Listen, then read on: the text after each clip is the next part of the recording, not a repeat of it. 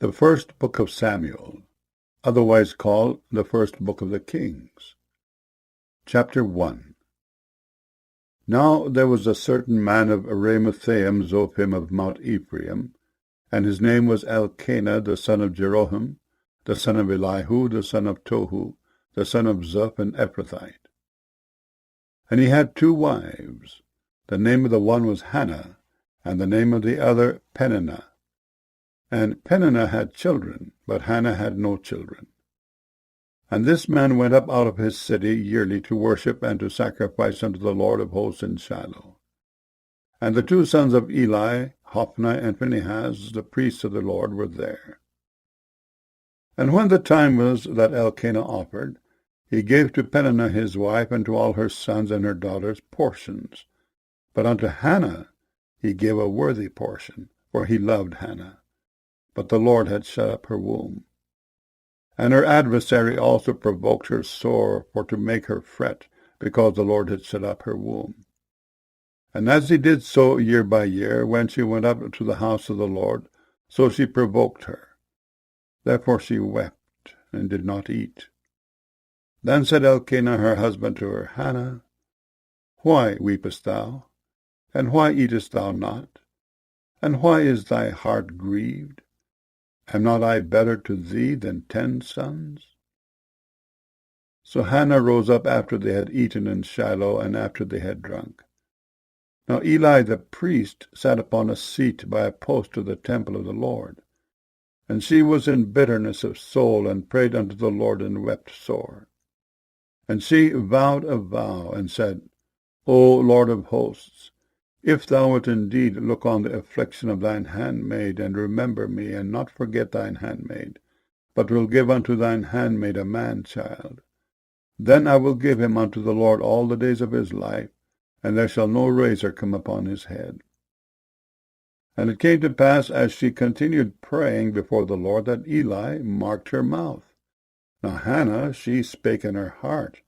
Only her lips moved, but her voice was not heard. Therefore Eli thought she had been drunken. And Eli said unto her, How long wilt thou be drunken? Put away thy wine from thee. And Hannah answered and said, No, my Lord. I am a woman of a sorrowful spirit. I have drunk neither wine nor strong drink, but have poured out my soul before the Lord. Count not thine handmaid for a daughter of Belial, for out of the abundance of my complaint and grief have I spoken hitherto. Then Eli answered and said, Go in peace, and the God of Israel grant thee thy petition that thou hast asked of him. And she said, Let thine handmaid find grace in thy sight. So the woman went her way, and did eat, and her countenance was no more sad. And they rose up in the morning early, and worshipped before the Lord, and returned, and came to their house to Ramah. And Elkanah knew Hannah his wife, and the Lord remembered her. Wherefore it came to pass, when the time was come about after Hannah had conceived, that she bare a son, and called his name Samuel, saying, Because I have asked him of the Lord. And the man Elkanah and all his house went up to offer unto the Lord the yearly sacrifice and his vow. But Hannah went not up, for she said unto her husband, I will not go up until the child be weaned, and then I will bring him, that he may appear before the Lord, and there abide for ever. And Elkanah her husband said unto her, Do what seemeth thee good. Tarry until thou have weaned him, only the Lord establish his word. So the woman abode, and gave her son suck until she weaned him. And when she had weaned him, she took him up with her with 3 bullocks, and 1 ephah of flour, and a bottle of wine, and brought him unto the house of the Lord in Shiloh. And the child was young. And they slew a bullock, and brought the child to Eli. And she said, O my Lord, as thy soul liveth, my Lord, I am the woman that stood by thee here praying unto the Lord. For this child I prayed, and the Lord hath given me my petition which I asked of him. Therefore also I have lent him to the Lord. As long as he liveth, he shall be lent to the Lord. And he worshipped the Lord there. 1 Samuel chapter 2. And Hannah prayed and said, My heart rejoiceth in the Lord, mine horn is exalted in the Lord. My mouth is enlarged over mine enemies, because I rejoice in thy salvation. There is none holy as the Lord, for there is none beside thee, neither is there any rock like our God. Talk no more so exceeding proudly. Let not arrogancy come out of your mouth. For the Lord is a God of knowledge, and by him actions are weighed. The bows of the mighty men are broken, and they that stumbled are girded with strength. They that were full have hired out themselves for bread, and they that were hungry ceased. So that the barren hath borne 7, and she that hath many children is waxed feeble. The Lord killeth and maketh alive. He bringeth down to the grave, and bringeth up. The Lord maketh poor, and maketh rich. He bringeth low, and lifteth up. He raiseth up the poor out of the dust, and lifteth up the beggar from the dunghill, to set them among princes, and to make them inherit the throne of glory. For the pillars of the earth are the Lord's, and he hath set the world upon them. He will keep the feet of his saints, and the wicked shall be silent in darkness, for by strength shall no man prevail. The adversaries of the Lord shall be broken to pieces. Out of heaven shall he thunder upon them. The Lord shall judge the ends of the earth, and he shall give strength unto his king, and exalt the horn of his anointed. And Elkanah went to Ramah to his house, and the child did minister unto the Lord before Eli the priest. Now the sons of Eli were sons of Belial. They knew not the Lord. And the priest's custom with the people was, that when any man offered sacrifice, the priest's servant came while the flesh was in seething, with a flesh hook of 3 teeth in his hand, and he struck it into the pan, or kettle, or cauldron, or pot. All that the flesh hook brought up, the priest took for himself. So they did in Shiloh unto all the Israelites that came thither. Also before they burnt the fat, the priest's servant came and said to the man that sacrificed, Give flesh to roast for the priest, for he will not have sodden flesh of thee, but raw. And if any man said unto him, Let them not fail to burn the fat presently, and then take as much as thy soul desireth. Then he would answer him, Nay, but thou shalt give it me now, and if not, I will take it by force. Wherefore the sin of the young men was very great before the Lord, for men abhorred the offering of the Lord. But Samuel ministered before the Lord, being a child, girded with a linen ephod. Moreover his mother made him a little coat, and brought it to him from year to year, when she came up with her husband to offer the yearly sacrifice. And Eli blessed Elkanah and his wife, and said, The Lord give thee seed of this woman for the loan which is lent to the Lord. And they went unto their own home. And the Lord visited Hannah, so that she conceived and bare 3 sons and 2 daughters. And the child Samuel grew before the Lord. Now Eli was very old, and heard all that his sons did unto all Israel, and how they lay with the women that assembled at the door of the tabernacle of the congregation. And he said unto them, Why do ye such things? For I hear of your evil dealings by all this people. Nay, my sons, for it is no good report that I hear.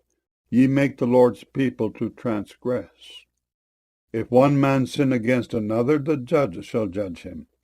But if a man sin against the Lord, who shall entreat for him? Notwithstanding, they hearkened not unto the voice of their father, because the Lord would slay them. And the child Samuel grew on, and was in favor both with the Lord and also with men. And there came a man of God unto Eli, and said unto him, Thus saith the Lord, Did I plainly appear unto the house of thy father when they were in Egypt in Pharaoh's house? And did I choose him out of all the tribes of Israel to be my priest, to offer upon mine altar, to burn incense, to wear an ephod before me? And did I give unto the house of thy father all the offerings made by fire of the children of Israel? Wherefore kick ye at my sacrifice, and at mine offering, which I have commanded in my habitation, and honourest thy sons above me, to make yourselves fat with the chiefest of all the offerings of Israel my people? Wherefore the Lord God of Israel saith, I said indeed that thy house and the house of thy father should walk before me forever. But now the Lord saith, Be it far from me. For them that honour me I will honour, and they that despise me shall be lightly esteemed. Behold, the days come that I will cut off thine arm, and the arm of thy father's house, that there shall not be an old man in thine house.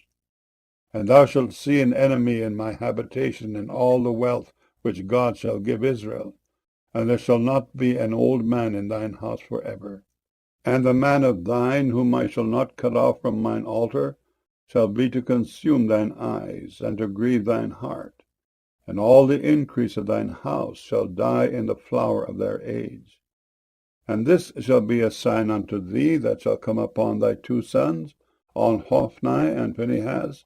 In one day they shall die both of them. And I will raise me up a faithful priest, that shall do according to that which is in mine heart and in my mind. And I will build him a sure house, and he shall walk before mine anointed forever. And it shall come to pass that every one that is left in thine house shall come and crouch to him for a piece of silver and a morsel of bread, and shall say, Put me, I pray thee, into one of the priest's offices, that I may eat a piece of bread. 1 Samuel chapter 3. And the child Samuel ministered unto the Lord before Eli. And the word of the Lord was precious in those days. There was no open vision. And it came to pass at that time, when Eli was laid down in his place, and his eyes began to wax dim, that he could not see. And ere the lamp of God went out in the temple of the Lord, where the ark of God was, and Samuel was laid down to sleep, that the Lord called Samuel. And he answered, Here am I.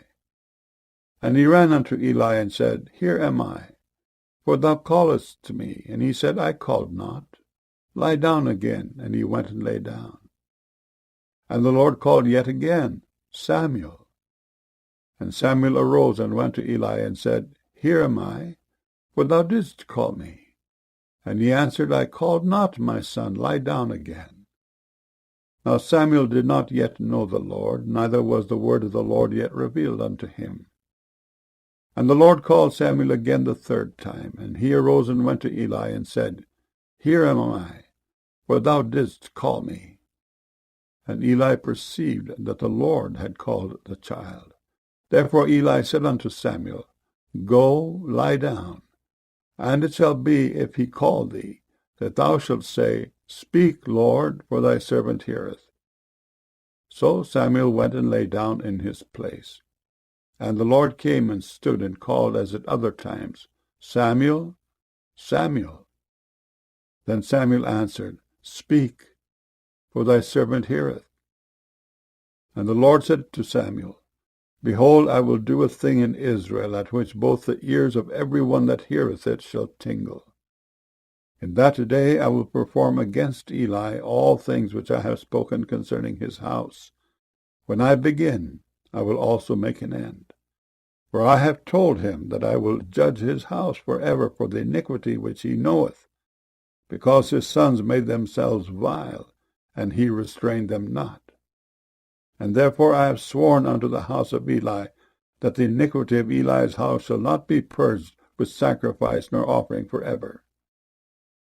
And Samuel lay until the morning, and opened the doors of the house of the Lord. And Samuel feared to show Eli the vision. Then Eli called Samuel, and said, Samuel, my son. And he answered, Here am I. And he said, What is the thing that the Lord hath said unto thee? I pray thee, hide it not from me. God do so to thee, and more also, if thou hide anything from me of all the things that he said unto thee. And Samuel told him every whit, and hid nothing from him. And he said, It is the Lord. Let him do what seemeth him good. And Samuel grew, and the Lord was with him, and did let none of his words fall to the ground. And all Israel, from Dan even to Beersheba, knew that Samuel was established to be a prophet of the Lord. And the Lord appeared again in Shiloh, for the Lord revealed himself to Samuel in Shiloh by the word of the Lord. 1 Samuel chapter 4. And the word of Samuel came to all Israel. Now Israel went out against the Philistines to battle, and pitched beside Ebenezer. And the Philistines pitched in Aphek. And the Philistines put themselves in array against Israel. And when they joined battle, Israel was smitten before the Philistines.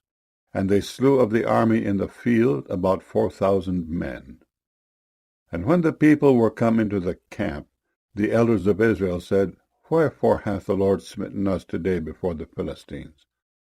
Let us fetch the ark of the covenant of the Lord out of Shiloh unto us, that, when it cometh among us, it may save us out of the hand of our enemies. So the people sent to Shiloh, that they might bring from thence the ark of the covenant of the Lord of hosts, which dwelleth between the cherubims. And the two sons of Eli, Hophni and Phinehas, were there with the ark of the covenant of God. And when the ark of the covenant of the Lord came into the camp, all Israel shouted with a great shout, so that the earth rang again. And when the Philistines heard the noise of the shout, they said, What meaneth the noise of this great shout in the camp of the Hebrews? And they understood that the ark of the Lord was come into the camp. And the Philistines were afraid, for they said, God is come into the camp. And they said, Woe unto us! For there hath not been such a thing heretofore. Woe unto us! Who shall deliver us out of the hand of these mighty gods? These are the gods that smote the Egyptians with all the plagues in the wilderness. Be strong, and quit yourselves like men, O ye Philistines, that ye be not servants unto the Hebrews, as they have been to you. Quit yourselves like men, and fight. And the Philistines fought, and Israel was smitten, and they fled every man into his tent. And there was a very great slaughter, for there fell of Israel 30,000 footmen. And the ark of God was taken, and the two sons of Eli, Hophni and Phinehas, were slain. And there ran a man of Benjamin out of the army, and came to Shiloh the same day with his clothes rent, and with earth upon his head. And when he came, lo, Eli sat upon a seat by the wayside watching, for his heart trembled for the ark of God. And when the man came into the city and told it, all the city cried out. And when Eli heard the noise of the crying, he said, What meaneth the noise of this tumult? And the man came in hastily and told Eli. Now Eli was 98 years old, and his eyes were dim, that he could not see. And the man said unto Eli, I am he that came out of the army, and I fled today out of the army. And he said, What is there done, my son? And the messenger answered and said, Israel is fled before the Philistines, and there hath been also a great slaughter among the people, and thy two sons also, Hophni and Phinehas, are dead, and the ark of God is taken. And it came to pass, when he made mention of the ark of God, that he fell from off the seat backward by the side of the gate, and his neck brake, and he died. For he was an old man and heavy, and he had judged Israel 40 years. And his daughter-in-law, Phinehas' wife, was with child near to be delivered. And when she heard the tidings that the ark of God was taken, and that her father-in-law and her husband were dead, she bowed herself and travailed, for her pains came upon her. And about the time of her death, the women that stood by her said unto her, Fear not, for thou hast borne a son. But she answered not, neither did she regard it. And she named the child Ichabod, saying, The glory is departed from Israel, because the ark of God was taken, and because of her father-in-law and her husband. And she said, The glory is departed from Israel, for the ark of God is taken. 1 Samuel chapter 5. And the Philistines took the ark of God, and brought it from Ebenezer unto Ashdod. When the Philistines took the ark of God, they brought it into the house of Dagon, and set it by Dagon. And when they of Ashdod arose early on the morrow, behold, Dagon was fallen upon his face to the earth before the ark of the Lord. And they took Dagon, and set him in his place again. And when they arose early on the morrow morning, behold, Dagon was fallen upon his face to the ground before the ark of the Lord. And the head of Dagon and both the palms of his hands were cut off upon the threshold. Only the stump of Dagon was left to him. Therefore neither the priests of Dagon, nor any that come into Dagon's house, tread on the threshold of Dagon in Ashdod unto this day. But the hand of the Lord was heavy upon them of Ashdod, and he destroyed them, and smote them with emerods, even Ashdod and the coasts thereof. And when the men of Ashdod saw that it was so, they said, The ark of the God of Israel shall not abide with us, for his hand is sore upon us, and upon Dagon our God. They sent therefore and gathered all the lords of the Philistines unto them, and said, What shall we do with the ark of the God of Israel? And they answered, Let the ark of the God of Israel be carried about unto Gath. And they carried the ark of the God of Israel about thither. And it was so, that after they had carried it about, the hand of the Lord was against the city with a very great destruction. And he smote the men of the city, both small and great, and they had emerods in their secret parts. Therefore they sent the ark of God to Ekron. And it came to pass, as the ark of God came to Ekron, that the Ekronites cried out, saying, They have brought about the ark of the God of Israel to us, to slay us and our people. So they sent and gathered together all the lords of the Philistines, and said, Send away the ark of the God of Israel, and let it go again to his own place, that it slay us not and our people. For there was a deadly destruction throughout all the city. The hand of God was very heavy there. And the men that died not were smitten with the emerods. And the cry of the city went up to heaven. 1 Samuel chapter 6. And the ark of the Lord was in the country of the Philistines 7 months. And the Philistines called for the priests and the diviners, saying, What shall we do to the ark of the Lord? Tell us wherewith we shall send it to his place. And they said, If we send away the ark of the God of Israel, send it not empty, but in any wise return him a trespass offering. Then ye shall be healed, and it shall be known to you why his hand is not removed from you. Then they said, What shall be the trespass offering which we shall return to him? They answered, 5 golden emerods and 5 golden mice, according to the number of the lords of the Philistines. For one plague was on you all, and on your lords. Wherefore ye shall make images of your emerods, and images of your mice that mar the land. And ye shall give glory unto the God of Israel. Peradventure he will lighten his hand from off you, and from off your gods, and from off your land. Wherefore then do ye harden your hearts as the Egyptians and Pharaoh hardened their hearts? When he had wrought wonderfully among them, did they not let the people go, and they departed? Now therefore make a new cart, and take 2 milch kine on which there hath come no yoke, and tie the kine to the cart, and bring their calves home from them. And take the ark of the Lord, and lay it upon the cart, and put the jewels of gold which you return him for a trespass offering in a coffer by the side thereof, and send it away that it may go. And see, if it goeth up by the way of his own coast to Bethshemesh, then he hath done us this great evil. But if not, then we shall know that it is not his hand that smote us, it was a chance that happened to us. And the men did so, and took 2 milch kine, and tied them to the cart, and shut up their calves at home. And they laid the ark of the Lord upon the cart, and the coffer with the mice of gold, and the images of their emerods. And the kine took the straight way to the way of Bethshemesh, and went along the highway, lowing as they went, and turned not aside to the right hand or to the left. And the lords of the Philistines went after them unto the border of Bethshemesh. And they of Bethshemesh were reaping their wheat harvest in the valley. And they lifted up their eyes and saw the ark, and rejoiced to see it. And the cart came into the field of Joshua a Bethshemite, and stood there, where there was a great stone. And they clave the wood of the cart, and offered the kine a burnt offering unto the Lord. And the Levites took down the ark of the Lord, and the coffer that was with it, wherein the jewels of gold were, and put them on the great stone.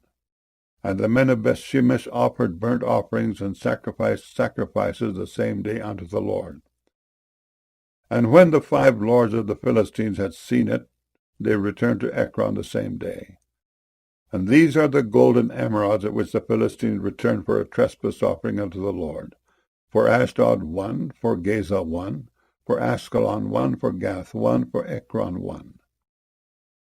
And the golden mice, according unto the number of all the cities of the Philistines belonging to the 5 lords, both of fenced cities and of country villages, even unto the great stone of Abel, whereon they set down the ark of the Lord, which stone remaineth unto this day in the field of Joshua the Bethshemite. And he smote the men of Bethshemesh, because they had looked into the ark of the Lord, even he smote of the people 50,000 threescore men. And the people lamented, because the Lord had smitten many of the people with a great slaughter. And the men of Bethshemesh said, Who is able to stand before this holy Lord God? And to whom shall he go up from us? And they sent messengers to the inhabitants of Kirjath-jearim, saying, The Philistines have brought again the ark of the Lord. Come ye down, and fetch it up to you. 1 Samuel chapter 7. And the men of Kirjath-jearim came, and fetched up the ark of the Lord, and brought it into the house of Abinadab in the hill, and sanctified Eleazar his son to keep the ark of the Lord. And it came to pass, while the ark abode in Kirjath-jearim, that the time was long, for it was 20 years. And all the house of Israel lamented after the Lord. And Samuel spake unto all the house of Israel, saying, If ye do return unto the Lord with all your hearts, then put away the strange gods and Ashtaroth from among you, and prepare your hearts unto the Lord, and serve him only, and he will deliver you out of the hand of the Philistines. Then the children of Israel did put away Baalim and Ashtaroth, and served the Lord only. And Samuel said, Gather all Israel to Mizpeh, and I will pray for you unto the Lord. And they gathered together to Mizpeh, and drew water, and poured it out before the Lord, and fasted on that day, and said there, We have sinned against the Lord. And Samuel judged the children of Israel in Mizpeh. And when the Philistines heard that the children of Israel were gathered together to Mizpeh, the lords of the Philistines went up against Israel. And when the children of Israel heard it, they were afraid of the Philistines. And the children of Israel said to Samuel, Cease not to cry unto the Lord our God for us, that he will save us out of the hand of the Philistines. And Samuel took a sucking lamb, and offered it for a burnt offering holy unto the Lord. And Samuel cried unto the Lord for Israel, and the Lord heard him. And as Samuel was offering up the burnt offering, the Philistines drew near to battle against Israel. But the Lord thundered with a great thunder on that day upon the Philistines, and discomfited them, and they were smitten before Israel. And the men of Israel went out of Mizpeh, and pursued the Philistines, and smote them, until they came unto Bethkar. Then Samuel took a stone, and set it between Mizpeh and Shen, and called the name of it Ebenezer, saying, Hitherto hath the Lord helped us. So the Philistines were subdued, and they came no more into the coast of Israel, and the hand of the Lord was against the Philistines all the days of Samuel. And the cities which the Philistines had taken from Israel were restored to Israel, from Ekron even unto Gath. And the coast thereof did Israel deliver out of the hands of the Philistines. and there was peace between Israel and the Amorites. And Samuel judged Israel all the days of his life. And he went from year to year in circuit to Bethel and Gilgal and Mizpeh, and judged Israel in all those places.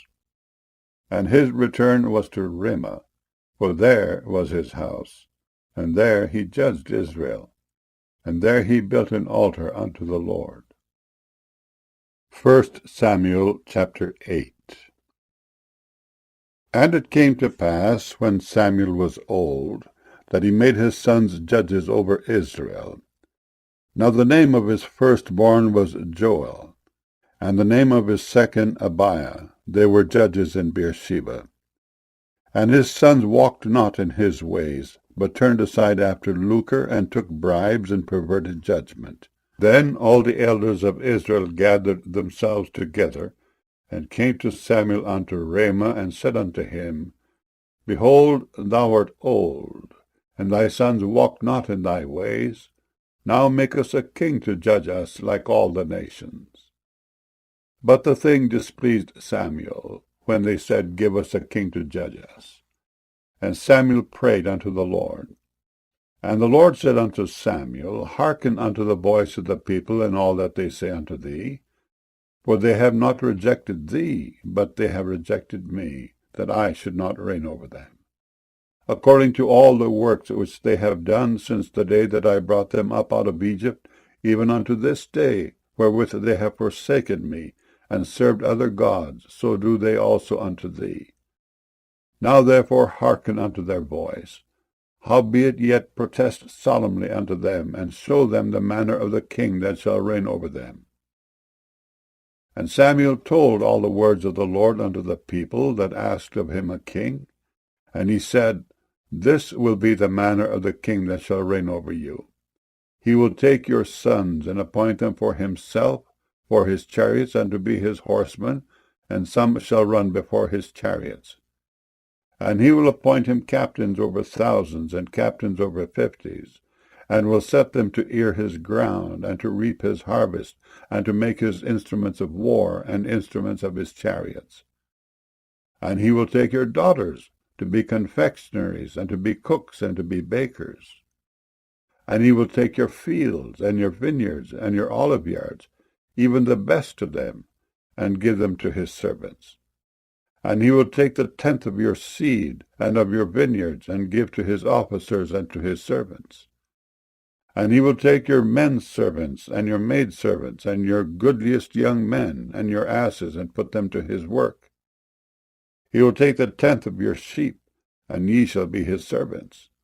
And ye shall cry out in that day because of your king which ye shall have chosen you. And the Lord will not hear you in that day. Nevertheless the people refused to obey the voice of Samuel. And they said, Nay, but we will have a king over us, that we also may be like all the nations, and that our king may judge us, and go out before us, and fight our battles. And Samuel heard all the words of the people, and he rehearsed them in the ears of the Lord. And the Lord said to Samuel, Hearken unto their voice, and make them a king. And Samuel said unto the men of Israel, Go ye every man unto his city. 1 Samuel chapter 9. Now there was a man of Benjamin, whose name was Kish, the son of Abiel, the son of Zeror, the son of Bechorath, the son of Aphiah, a Benjamite, a mighty man of power.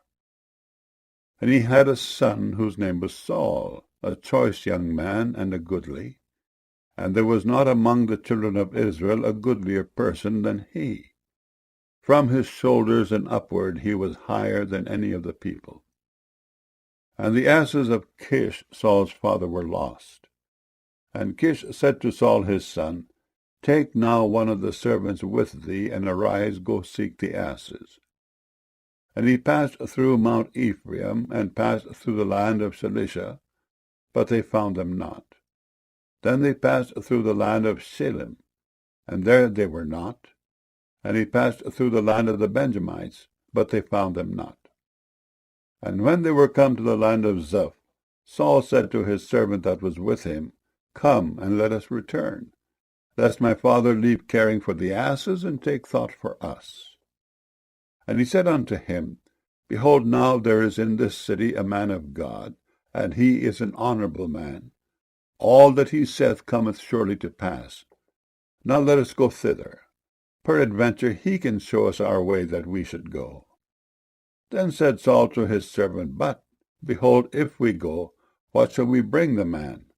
For the bread is spent in our vessels, and there is not a present to bring to the man of God. What have we? And the servant answered Saul again, and said, Behold, I have here at hand the 4th part of a shekel of silver. That will I give to the man of God to tell us our way. Beforetime in Israel, when a man went to inquire of God, thus he spake, Come, and let us go to the seer, for he that is now called a prophet was beforetime called a seer. Then said Saul to his servant, Well said, Come, let us go. So they went unto the city where the man of God was. And as they went up the hill to the city, they found young maidens going out to draw water, and said unto them, Is the seer here? And they answered them and said, He is. Behold, he is before you. Make haste now, for he came today to the city, for there is a sacrifice of the people today in the high place. As soon as he be come into the city, he shall straightway find him before he go up to the high place to eat. For the people will not eat until he come, because he doth bless the sacrifice, and afterwards they eat that be bidden. Now therefore get you up, for about this time ye shall find him. And they went up into the city, and when they were come into the city, behold, Samuel came out against them for to go up to the high place. Now the Lord had told Samuel in his ear a day before Saul came, saying, Tomorrow about this time I will send thee a man out of the land of Benjamin, and thou shalt anoint him to be captain over my people Israel, that he may save my people out of the hand of the Philistines. For I have looked upon my people, because their cry is come unto me. And when Samuel saw Saul, the Lord said unto him, Behold the man whom I spake to thee of. This same shall reign over my people. Then Saul drew near to Samuel in the gate, and said, Tell me, I pray thee, where the seer's house is. And Samuel answered Saul, and said, I am the seer. Go up before me unto the high place, where ye shall eat with me today, and tomorrow I will let thee go, and will tell thee all that is in thine heart. And as for thine asses that were lost 3 days ago, set not thy mind on them, for they are found. And on whom is all the desire of Israel? Is it not on thee, and on all thy father's house? And Saul answered and said, Am not I a Benjamite of the smallest of the tribes of Israel, and my family the least of all the families of the tribe of Benjamin? Wherefore then speakest thou so to me? And Samuel took Saul and his servant, and brought them into the parlor, and made them sit in the chiefest place among them that were bidden, which were about 30 persons. And Samuel said unto the cook, Bring the portion which I gave thee, of which I said unto thee, Set it by thee. And the cook took up the shoulder, and that which was upon it, and set it before Saul. And Samuel said, Behold that which is left, set it before thee, and eat. For unto this time hath it been kept for thee, since I said, I have invited the people. So Saul did eat with Samuel that day. And when they were come down from the high place into the city, Samuel communed with Saul upon the top of the house. And they arose early, and it came to pass about the spring of the day, that Samuel called Saul to the top of the house, saying, Up, that I may send thee away. And Saul arose, and they went out both of them, he and Samuel, abroad. And as they were going down to the end of the city, Samuel said to Saul, Bid the servant pass on before us. And he passed on. But stand thou still a while, that I may show thee the word of God. 1 Samuel chapter 10. Then Samuel took a vial of oil, and poured it upon his head, and kissed him, and said, Is it not because the Lord hath anointed thee to be captain over his inheritance? When thou art departed from me today, then thou shalt find 2 men by Rachel's sepulchre in the border of Benjamin at Zelzah. And they will say unto thee, The asses which thou wentest to seek are found. And lo, thy father hath left the care of the asses, and sorroweth for you, saying, What shall I do for my son? Then shalt thou go on forward from thence, and thou shalt come to the plain of Tabor, and there shall meet thee 3 men going up to God to Bethel, one carrying 3 kids, and another carrying 3 loaves of bread, and another carrying a bottle of wine. And they will salute thee, and give thee 2 loaves of bread, which thou shalt receive of their hands. After that thou shalt come to the hill of God, where is the garrison of the Philistines. And it shall come to pass, when thou art come thither to the city, that thou shalt meet a company of prophets coming down from the high place, with a psaltery, and a tabret, and a pipe, and a harp before them. And they shall prophesy, and the Spirit of the Lord will come upon thee, and thou shalt prophesy with them, and shalt be turned into another man. And let it be, when these signs are come unto thee, that thou do as occasion serve thee, for God is with thee. And thou shalt go down before me to Gilgal, and behold, I will come down unto thee to offer burnt offerings, and to sacrifice sacrifices of peace offerings. 7 days shalt thou tarry till I come to thee, and show thee what thou shalt do. And it was so, that when he had turned his back to go from Samuel, God gave him another heart.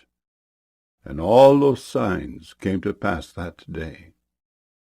And when they came thither to the hill, behold, a company of prophets met him, and the Spirit of God came upon him, and he prophesied among them. And it came to pass, when all that knew him beforetime saw that, behold, he prophesied among the prophets, then the people said one to another, What is this that is come unto the son of Kish? Is Saul also among the prophets? And one of the same place answered and said, But who is their father? Therefore it became a proverb, Is Saul also among the prophets? And when he had made an end of prophesying, he came to the high place. And Saul's uncle said unto him and to his servant, Whither went ye? And he said, To seek the asses. And when we saw that they were nowhere, we came to Samuel. And Saul's uncle said, Tell me, I pray thee, what Samuel said unto you. And Saul said unto his uncle, He told us plainly that the asses were found. But of the matter of the kingdom whereof Samuel spake, he told him not. And Samuel called the people together unto the Lord to Mizpeh, and said unto the children of Israel, Thus saith the Lord God of Israel, I brought up Israel out of Egypt, and delivered you out of the hand of the Egyptians, and out of the hand of all kingdoms, and of them that oppressed you.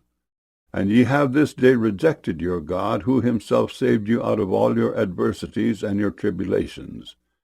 And ye have said unto him, Nay, but set a king over us. Now therefore present yourselves before the Lord by your tribes and by your thousands. And when Samuel had caused all the tribes of Israel to come near, the tribe of Benjamin was taken. When he had caused the tribe of Benjamin to come near by their families, the family of Matri was taken, and Saul the son of Kish was taken. And when they sought him, he could not be found. Therefore they inquired of the Lord further, if the man should yet come thither. And the Lord answered, Behold, he hath hid himself among the steppe. And they ran and fetched him thence. And when he stood among the people, he was higher than any of the people from his shoulders and upward.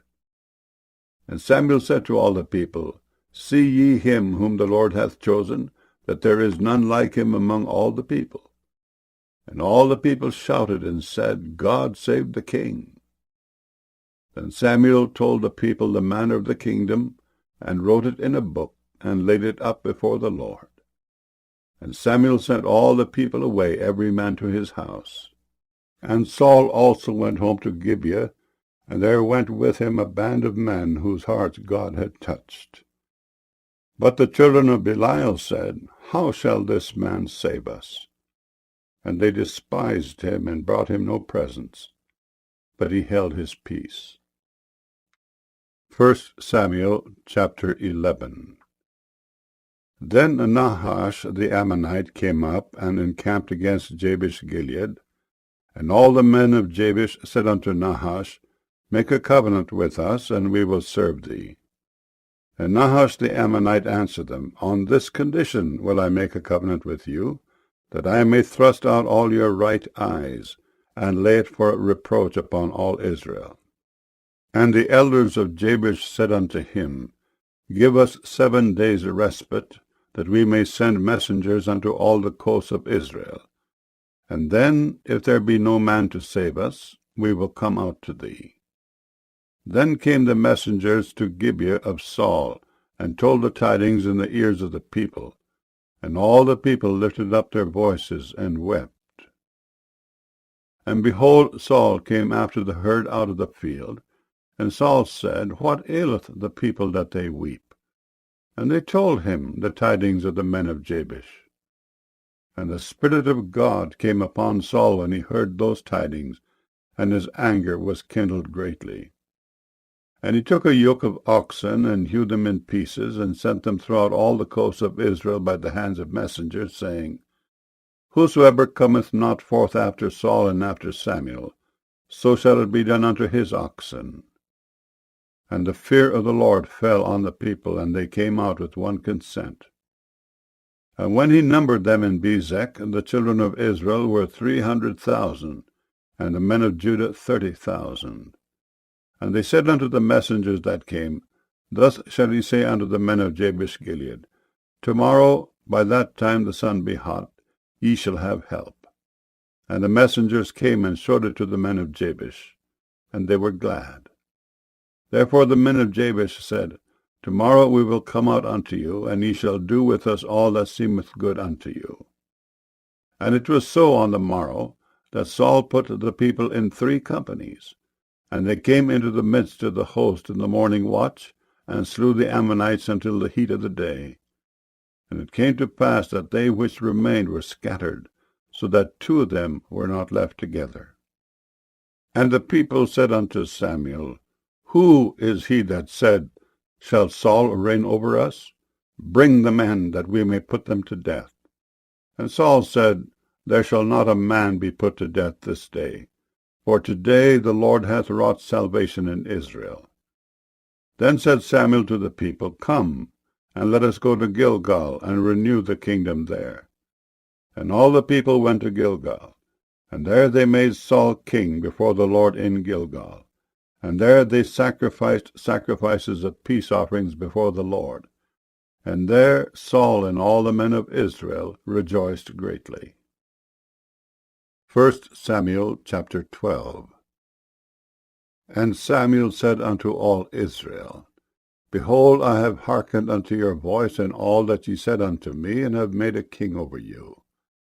And now, behold, the king walketh before you, and I am old and grey-headed, and behold, my sons are with you, and I have walked before you from my childhood unto this day.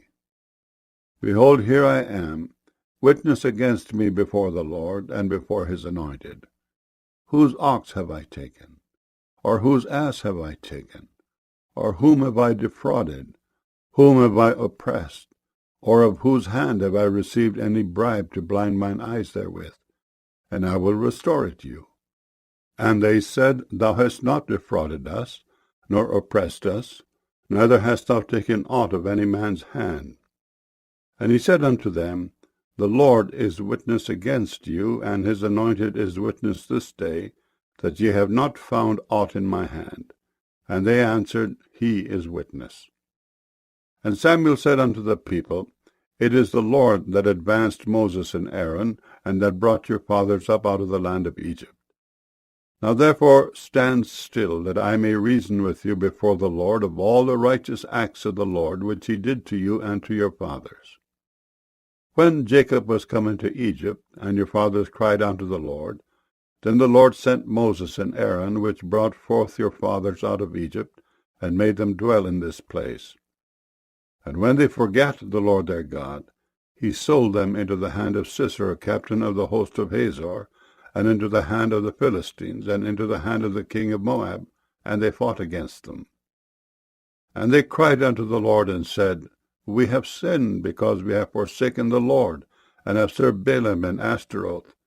But now deliver us out of the hand of our enemies, and we will serve thee. And the Lord sent Jerubbaal and Bedan, and Jephthah and Samuel, and delivered you out of the hand of your enemies on every side, and ye dwelled safe. And when ye saw that Nahash the king of the children of Ammon came against you, ye said unto me, Nay, but a king shall reign over us, when the Lord your God was your king. Now therefore behold the king whom ye have chosen, and whom ye have desired. And behold, the Lord hath set a king over you. If ye will fear the Lord, and serve him, and obey his voice, and not rebel against the commandment of the Lord, then shall both ye and also the king that reigneth over you continue following the Lord your God. But if ye will not obey the voice of the Lord, but rebel against the commandment of the Lord, then shall the hand of the Lord be against you, as it was against your fathers. Now therefore stand and see this great thing which the Lord will do before your eyes. Is it not wheat harvest today? I will call unto the Lord, and he shall send thunder and rain, that ye may perceive and see that your wickedness is great, which ye have done in the sight of the Lord, in asking you a king. So Samuel called unto the Lord, and the Lord sent thunder and rain that day, and all the people greatly feared the Lord and Samuel. And all the people said unto Samuel, Pray for thy servants unto the Lord thy God, that we die not, for we have added unto all our sins this evil, to ask us a king. And Samuel said unto the people, Fear not, ye have done all this wickedness, yet turn not aside from following the Lord, but serve the Lord with all your heart, and turn ye not aside, for then should ye go after vain things which cannot profit nor deliver, for they are vain.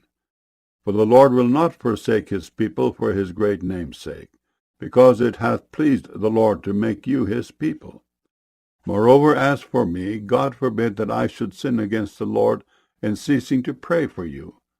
But I will teach you the good and the right way. Only fear the Lord, and serve him in truth with all your heart. For consider how great things he hath done for you. But if ye shall still do wickedly, ye shall be consumed, both ye and your king. 1 Samuel chapter 13. Saul reigned 1 year. And when he had reigned 2 years over Israel, Saul chose him 3,000 men of Israel, whereof 2,000 were with Saul in Michmash and in Mount Bethel, and 1,000 were with Jonathan in Gibeah of Benjamin. And the rest of the people he sent every man to his tent. And Jonathan smote the garrison of the Philistines that was in Gibeah, and the Philistines heard of it. And Saul blew the trumpet throughout all the land, saying, Let the Hebrews hear. And all Israel heard say that Saul had smitten the garrison of the Philistines, and that Israel also was had in abomination with the Philistines. And the people were called together after Saul to Gilgal. And the Philistines gathered themselves together to fight with Israel, 30,000 chariots, and 6,000 horsemen, and people as the sand which is on the seashore in multitude. And they came up and pitched in Michmash eastward from Beth-aven. When the men of Israel saw that they were in a strait, for the people were distressed, then the people did hide themselves in caves, and in thickets, and in rocks, and in high places, and in pits. And some of the Hebrews went over Jordan to the land of Gad and Gilead. As for Saul, he was yet in Gilgal, and all the people followed him trembling. And he tarried 7 days, according to the set time that Samuel had appointed. But Samuel came not to Gilgal, and the people were scattered from him. And Saul said, Bring hither a burnt offering to me, and peace offerings. And he offered the burnt offering. And it came to pass that as soon as he had made an end of offering the burnt offering, behold, Samuel came. And Saul went out to meet him, that he might salute him. And Samuel said, What hast thou done? And Saul said, Because I saw that the people were scattered from me, and that thou camest not within the days appointed, and that the Philistines gathered themselves together at Michmash. Therefore, said I, the Philistines will come down now upon me to Gilgal, and I have not made application unto the Lord. I forced myself, therefore, and offered a burnt offering. And Samuel said to Saul, Thou hast done foolishly. Thou hast not kept the commandment of the Lord thy God, which he commanded thee. For now would the Lord have established thy kingdom upon Israel for ever. But now thy kingdom shall not continue.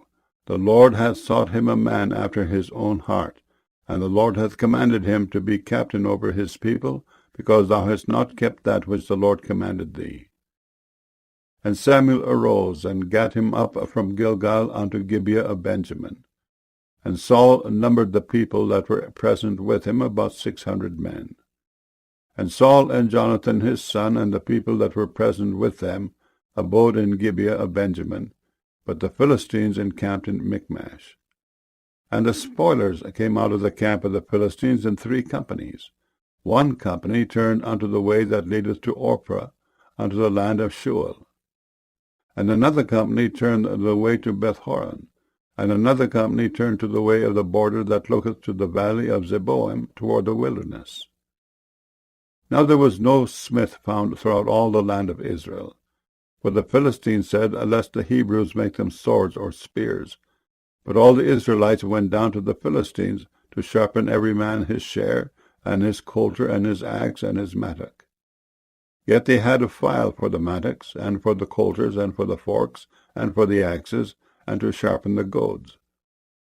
So it came to pass in the day of battle, that there was neither sword nor spear found in the hand of any of the people that were with Saul and Jonathan, but with Saul and with Jonathan his son was there found. And the garrison of the Philistines went out to the passage of Michmash. 1 Samuel chapter 14. Now it came to pass upon a day that Jonathan the son of Saul said unto the young man that bare his armor, Come, and let us go over to the Philistines' garrison that is on the other side. But he told not his father. And Saul tarried in the uttermost part of Gibeah under a pomegranate tree, which is in Migron, and the people that were with him were about 600 men. And Ahiah, the son of Ahitub, Ichabod's brother, the son of Phinehas, the son of Eli, the Lord's priest in Shiloh, wearing an ephod. And the people knew not that Jonathan was gone. And between the passages by which Jonathan sought to go over unto the Philistines' garrison, there was a sharp rock on the one side, and a sharp rock on the other side. And the name of the one was Bozez, and the name of the other Seni.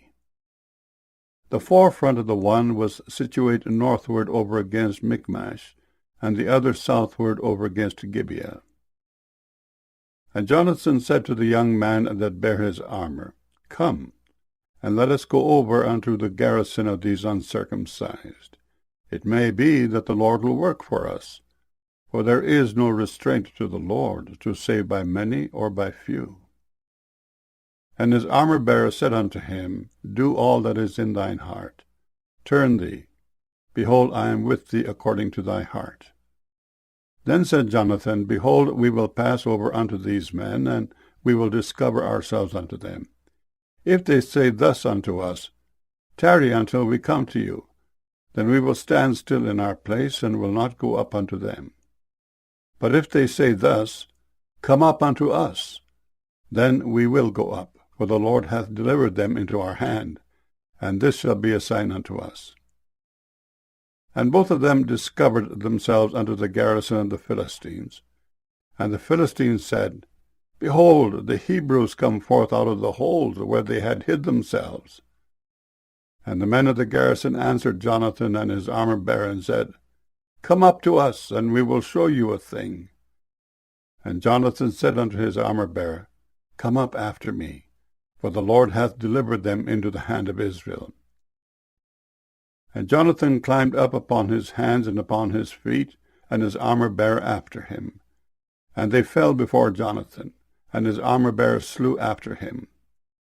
And that first slaughter which Jonathan and his armor-bearer made was about 20 men within as it were an half acre of land, which a yoke of oxen might plough.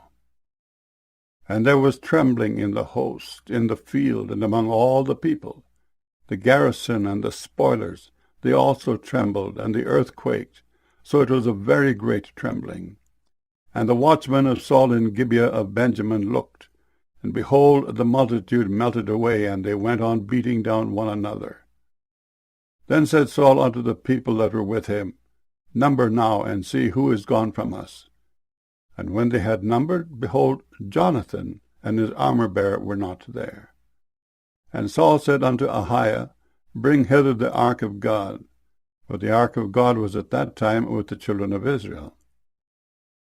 And it came to pass, while Saul talked unto the priest, that the noise that was in the host of the Philistines went on and increased. And Saul said unto the priest, Withdraw thine hand. And Saul and all the people that were with him assembled themselves, and they came to the battle. And behold, every man's sword was against his fellow, and there was a very great discomfiture. Moreover, the Hebrews that were with the Philistines before that time, which went up with them into the camp from the country round about, even they also turned to be with the Israelites that were with Saul and Jonathan. Likewise all the men of Israel which had hid themselves in Mount Ephraim, when they heard that the Philistines fled, even they also followed hard after them in the battle. So the Lord saved Israel that day, and the battle passed over unto Bethaven. And the men of Israel were distressed that day, for Saul had adjured the people, saying, Cursed be the man that eateth any food until evening, that I may be avenged on mine enemies. So none of the people tasted any food. And all they of the land came to a wood, and there was honey upon the ground. And when the people were come into the wood, behold, the honey dropped. But no man put his hand to his mouth, for the people feared the oath. But Jonathan heard not when his father charged the people with the oath, wherefore he put forth the end of the rod that was in his hand, and dipped it in an honeycomb, and put his hand to his mouth, and his eyes were enlightened. Then answered one of the people, and said, Thy father straitly charged the people with an oath, saying, Cursed be the man that eateth any food this day. And the people were faint. Then said Jonathan, My father hath troubled the land. See, I pray you, how mine eyes have been enlightened, because I tasted a little of this honey. How much more if haply the people had eaten freely today of the spoil of their enemies, which they found? Or had there not been now a much greater slaughter among the Philistines? And they smote the Philistines that day from Michmash to Aijalon, and the people were very faint. And the people flew upon the spoil, and took sheep and oxen and calves, and slew them on the ground, and the people did eat them with the blood. Then they told Saul, saying, Behold, the people sin against the Lord, in that they eat with the blood. And he said, Ye have transgressed. Roll a great stone unto me this day. And Saul said, Disperse yourselves among the people, and say unto them, Bring me hither every man his ox, and every man his sheep, and slay them here, and eat.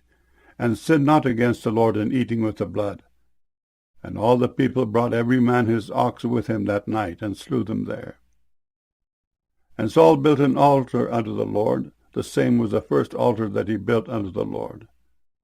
And Saul said, Let us go down after the Philistines by night, and spoil them until the morning light, and let us not leave a man of them. And they said, Do whatsoever seemeth good unto thee. Then said the priest, Let us draw near hither unto God. And Saul asked counsel of God, Shall I go down after the Philistines? Wilt thou deliver them into the hand of Israel? But he answered him not that day. And Saul said, Draw ye near hither, all the chief of the people, and know and see wherein this sin hath been this day. For as the Lord liveth, which saveth Israel, though it be in Jonathan my son, he shall surely die. But there was not a man among all the people that answered him. Then said he unto all Israel, Be ye on one side, and I and Jonathan my son will be on the other side. And the people said unto Saul, Do what seemeth good unto thee. Therefore Saul said unto the Lord God of Israel, Give a perfect lot. And Saul and Jonathan were taken, but the people escaped. And Saul said, Cast lots between me and Jonathan my son. And Jonathan was taken. Then Saul said to Jonathan, Tell me what thou hast done. And Jonathan told him, and said, I did but taste a little honey with the end of the rod that was in mine hand, and lo, I must die. And Saul answered, God do so and more also, for thou shalt surely die, Jonathan. And the people said unto Saul, Shall Jonathan die, who hath wrought this great salvation in Israel? God forbid. As the Lord liveth, there shall not one hair of his head fall to the ground, for he hath wrought with God this day. So the people rescued Jonathan, that he died not. Then Saul went up from following the Philistines, and the Philistines went to their own place. So Saul took the kingdom over Israel, and fought against all his enemies on every side, against Moab, and against the children of Ammon, and against Edom, and against the kings of Zobah, and against the Philistines. And whithersoever he turned himself, he vexed them. And he gathered in hosts, and smote the Amalekites, and delivered Israel out of the hands of them that spoiled them. Now the sons of Saul were Jonathan, and Ishui, and Melchishua, and the names of his 2 daughters were these, the name of the firstborn Merab, and the name of the younger Michal. And the name of Saul's wife was Ahinoam, the daughter of Ahimaaz. And the name of the captain of his host was Abner, the son of Ner, Saul's uncle. And Kish was the father of Saul. And Ner, the father of Abner, was the son of Abiel. And there was sore war against the Philistines all the days of Saul. And when Saul saw any strong man or any valiant man, he took him unto him. 1 Samuel chapter 15. Samuel also said unto Saul, The Lord sent me to anoint thee to be king over his people, over Israel. Now therefore hearken thou unto the voice of the words of the Lord. Thus saith the Lord of hosts, I remember that which Amalek did to Israel, how he laid wait for him in the way, when he came up from Egypt. Now go and smite Amalek, and utterly destroy all that they have, and spare them not. But slay both man and woman, infant and suckling, ox and sheep, camel and ass. And Saul gathered the people together, and numbered them in Telaim, 200,000 footmen, and 10,000 men of Judah. And Saul came to the city of Amalek, and laid wait in the valley. And Saul said unto the Kenites, Go, depart, get you down from among the Amalekites, lest I destroy you with them. For ye showed kindness to all the children of Israel when they came up out of Egypt. So the Kenites departed from among the Amalekites. And Saul smote the Amalekites from Havilah until thou comest to Shur, that is over against Egypt. And he took Agag, the king of the Amalekites, alive, and utterly destroyed all the people with the edge of the sword. But Saul and the people spared Agag, and the best of the sheep, and of the oxen, and of the fatlings, and the lambs, and all that was good, and would not utterly destroy them. But everything that was vile and refuse, that they destroyed utterly. Then came the word of the Lord unto Samuel, saying, It repenteth me that I have set up Saul to be king, for he is turned back from following me, and hath not performed my commandments. And it grieved Samuel, and he cried unto the Lord all night. And when Samuel rose early to meet Saul in the morning, it was told Samuel, saying, Saul came to Carmel, and behold, he set him up a place, and is gone about, and passed on, and gone down to Gilgal. And Samuel came to Saul, and Saul said unto him, Blessed be thou of the Lord, I have performed the commandment of the Lord. And Samuel said, What meaneth then this bleating of the sheep in mine ears, and the lowing of the oxen which I hear? And Saul said, They have brought them from the Amalekites, for the people spared the best of the sheep and of the oxen to sacrifice unto the Lord thy God, and the rest we have utterly destroyed. Then Samuel said unto Saul, Stay, and I will tell thee what the Lord hath said to me this night. And he said unto him, Say on. And Samuel said, When thou wast little in thine own sight, wast thou not made the head of the tribes of Israel, and the Lord anointed thee king over Israel? And the Lord sent thee on a journey, and said, Go and utterly destroy the sinners, the Amalekites, and fight against them until they be consumed? Wherefore then didst thou not obey the voice of the Lord, but didst fly upon the spoil, and didst evil in the sight of the Lord? And Saul said unto Samuel, Yea, I have obeyed the voice of the Lord, and have gone the way which the Lord sent me, and have brought Agag the king of Amalek, and have utterly destroyed the Amalekites. But the people took of the spoil sheep and oxen, the chief of the things which should have been utterly destroyed, to sacrifice unto the Lord thy God in Gilgal.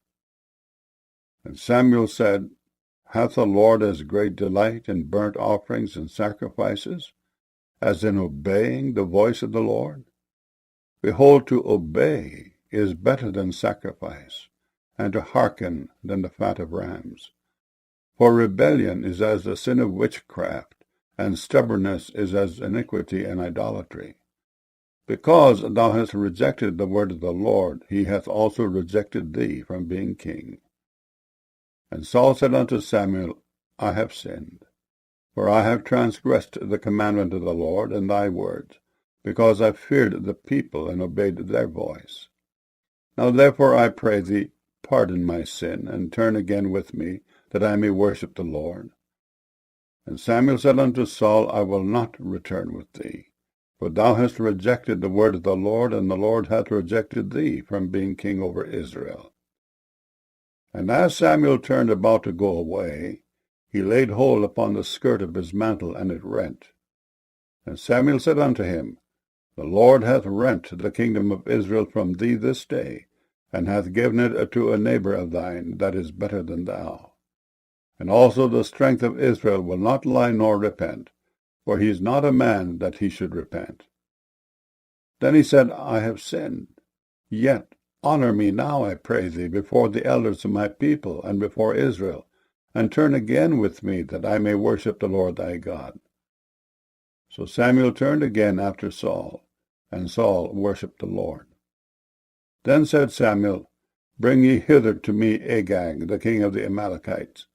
And Agag came unto him delicately. And Agag said, Surely the bitterness of death is past. And Samuel said, As thy sword hath made women childless, so shall thy mother be childless among women. And Samuel hewed Agag in pieces before the Lord in Gilgal. Then Samuel went to Ramah, and Saul went up to his house to Gibeah of Saul. And Samuel came no more to see Saul until the day of his death. Nevertheless Samuel mourned for Saul, and the Lord repented that he had made Saul king over Israel. 1 Samuel chapter 16.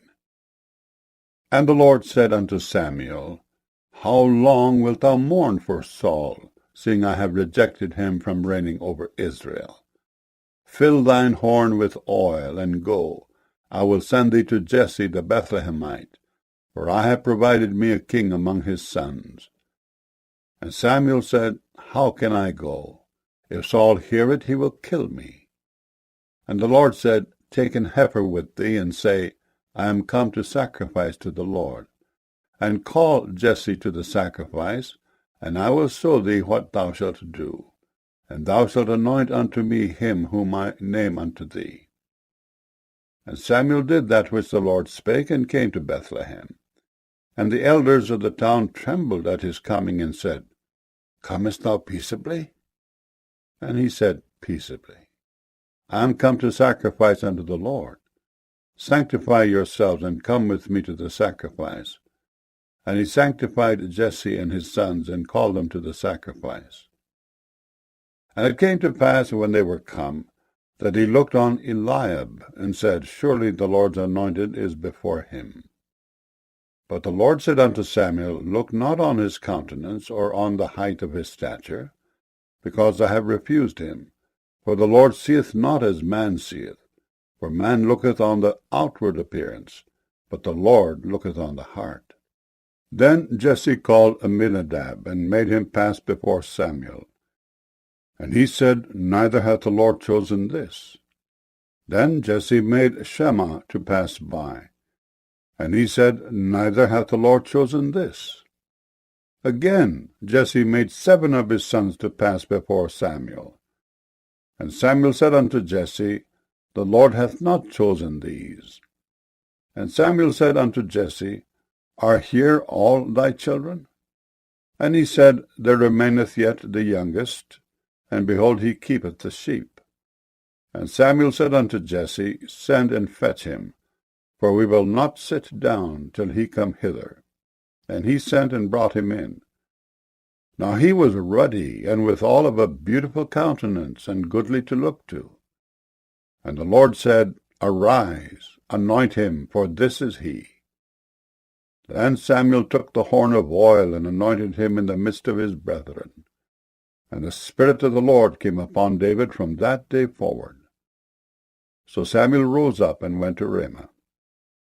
But the Spirit of the Lord departed from Saul, and an evil spirit from the Lord troubled him. And Saul's servant said unto him, Behold, now an evil spirit from God troubleth thee. Then our Lord now command thy servants which are before thee to seek out a man who is a cunning player on an harp. And it shall come to pass, when the evil spirit from God is upon thee, that he shall play with his hand, and thou shalt be well. And Saul said unto his servants, Provide me now a man that can play well, and bring him to me. Then answered one of the servants and said, Behold, I have seen the son of Jesse the Bethlehemite, that is cunning in playing, and a mighty valiant man, and a man of war, and prudent in matters, and a comely person, and the Lord is with him. Wherefore Saul sent messengers unto Jesse, and said, Send me David thy son, which is with the sheep. And Jesse took an ass laden with bread, and a bottle of wine, and a kid, and sent them by David his son unto Saul. And David came to Saul, and stood before him. And he loved him greatly, and he became his armor-bearer. And Saul sent to Jesse, saying, Let David, I pray thee, stand before me, for he hath found favor in my sight. And it came to pass, when the evil spirit from God was upon Saul, that David took an harp and played with his hand. So Saul was refreshed and was well, and the evil spirit departed from him. 1 Samuel chapter 17. Now the Philistines gathered together their armies to battle, and were gathered together at Shoco, which belongeth to Judah, and pitched between Shoco and Azekah in Ephesdammim. And Saul and the men of Israel were gathered together, and pitched by the valley of Elah, and set the battle in array against the Philistines. And the Philistines stood on a mountain on the one side, and Israel stood on a mountain on the other side, and there was a valley between them. And there went out a champion out of the camp of the Philistines, named Goliath of Gath, whose height was 6 cubits and a span.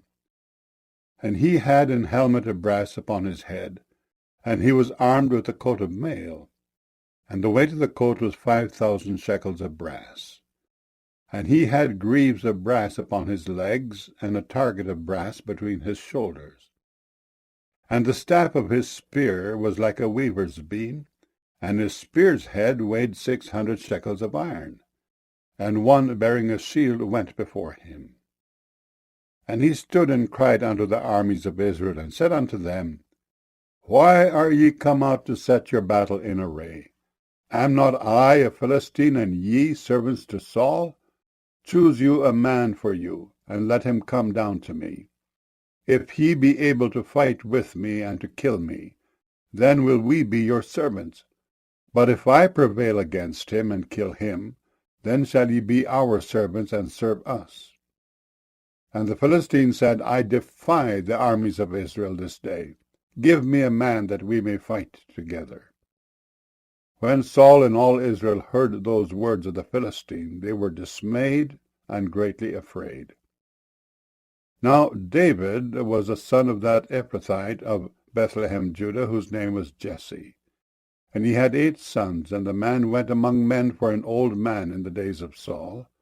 And the 3 eldest sons of Jesse went and followed Saul to the battle.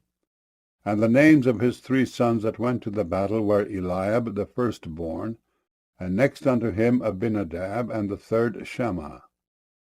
And David was the youngest, and the 3 eldest followed Saul. But David went and returned from Saul to feed his father's sheep at Bethlehem. And the Philistine drew near morning and evening, and presented himself 40 days. And Jesse said unto David his son, Take now for thy brethren an ephah of this parched corn, and these 10 loaves, and run to the camp to thy brethren, and carry these 10 cheeses unto the captain of their 1,000, and look how thy brethren fare, and take their pledge. Now Saul and they and all the men of Israel were in the valley of Elah fighting with the Philistines. And David rose up early in the morning, and left the sheep with the keeper, and took and went as Jesse had commanded him. And he came to the trench as the host was going forth to the fight, and shouted for the battle. For Israel and the Philistines had put the battle in array, army against army. And David left his carriage in the hand of the keeper of the carriage, and ran into the army, and came and saluted his brethren. And as he talked with them, behold, there came up the champion, the Philistine of Gath, Goliath by name, out of the armies of the Philistines, and spake according to the same words. And David heard them. And all the men of Israel, when they saw the man, fled from him, and were sore afraid. And the men of Israel said, Have ye seen this man that is come up? Surely to defy Israel is he come up. And it shall be that the man who killeth him, the king will enrich him with great riches, and will give him his daughter, and make his father's house free in Israel. And David spake to the men that stood by him, saying, What shall be done to the man that killeth this Philistine, and taketh away the reproach from Israel? For who is this uncircumcised Philistine, that he should defy the armies of the living God? And the people answered him after this manner, saying, So shall it be done to the man that killeth him. And Eliab his eldest brother heard when he spake unto the men. And Eliab's anger was kindled against David, and he said, Why camest thou down hither? And with whom hast thou left those few sheep in the wilderness? I know thy pride and the naughtiness of thine heart, for thou art come down that thou mightest see the battle. And David said, What have I now done? Is there not a cause? And he turned from him toward another, and spake after the same manner. And the people answered him again after the former manner. And when the words were heard which David spake, they rehearsed them before Saul, and he sent for him. And David said to Saul, Let no man's heart fail because of him. Thy servant will go and fight with this Philistine. And Saul said to David, Thou art not able to go against this Philistine to fight with him, for thou art but a youth, and he a man of war from his youth. And David said unto Saul, Thy servant kept his father's sheep, and there came a lion and a bear, and took a lamb out of the flock, and I went out after him, and smote him, and delivered it out of his mouth. And when he arose against me, I caught him by his beard, and smote him, and slew him. Thy servant slew both the lion and the bear, and this uncircumcised Philistine shall be as one of them, seeing he hath defied the armies of the living God. David said, Moreover, the Lord that delivered me out of the paw of the lion, and out of the paw of the bear, he will deliver me out of the hand of this Philistine.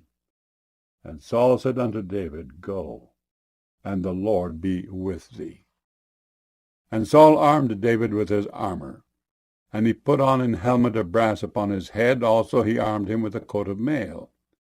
And David girded his sword upon his armor, and he essayed to go, for he had not proved it. And David said unto Saul, I cannot go with these, for I have not proved them. And David put them off him. And he took his staff in his hand, and chose him 5 smooth stones out of the brook, and put them in a shepherd's bag which he had, even in a scrip. And his sling was in his hand, and he drew near to the Philistine.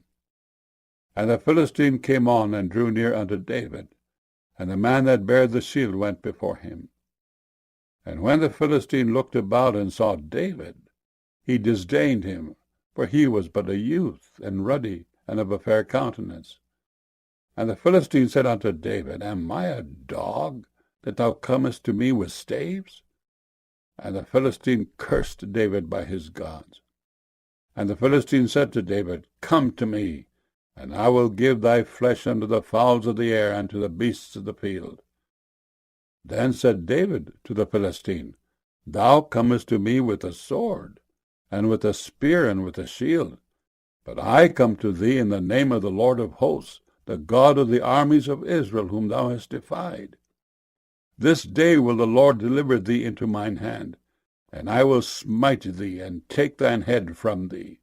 And I will give the carcasses of the host of the Philistines this day unto the fowls of the air, and to the wild beasts of the earth, that all the earth may know that there is a God in Israel. And all this assembly shall know that the Lord saveth not with sword and spear, for the battle is the Lord's, and he will give you into our hands. And it came to pass, when the Philistine arose, and came and drew nigh to meet David, that David hasted and ran toward the army to meet the Philistine.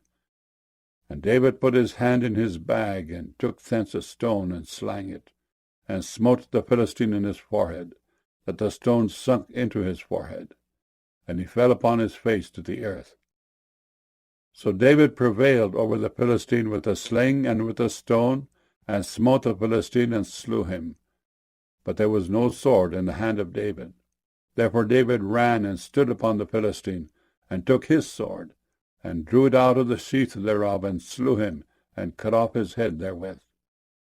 And when the Philistines saw their champion was dead, they fled. And the men of Israel and of Judah arose, and shouted, and pursued the Philistines, until thou come to the valley, and to the gates of Ekron. And the wounded of the Philistines fell down by the way to Shearaim, even unto Gath, and unto Ekron. And the children of Israel returned from chasing after the Philistines, and they spoiled their tents.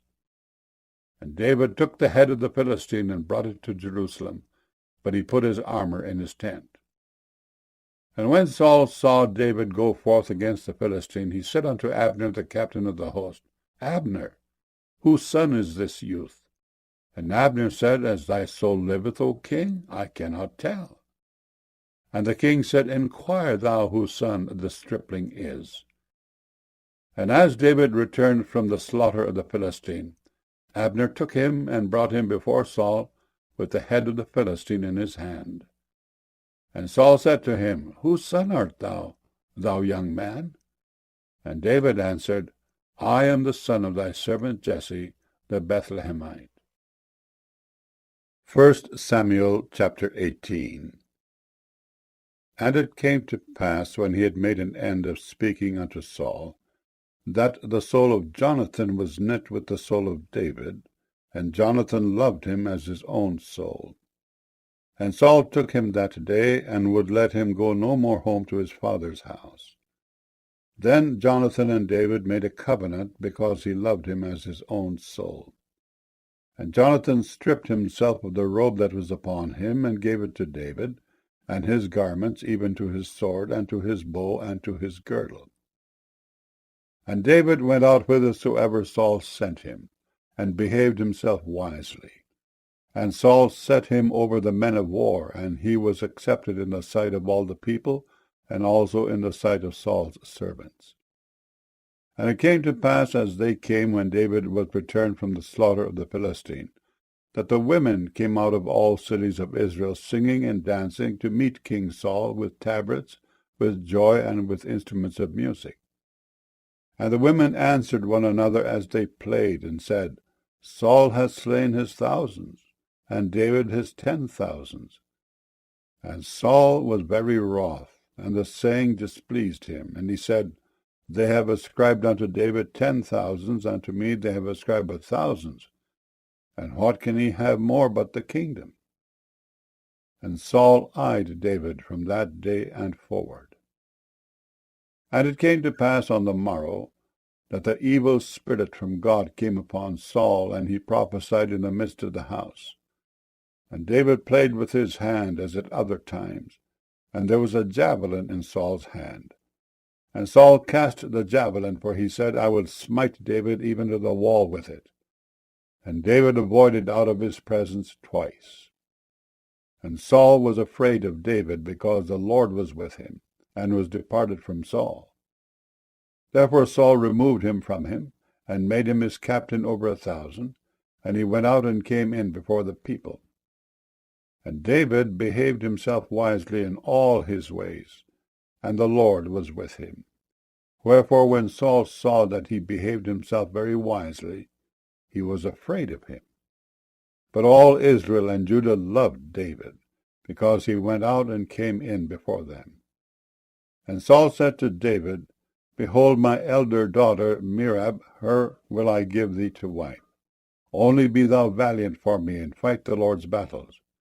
For Saul said, Let not mine hand be upon him, but let the hand of the Philistines be upon him.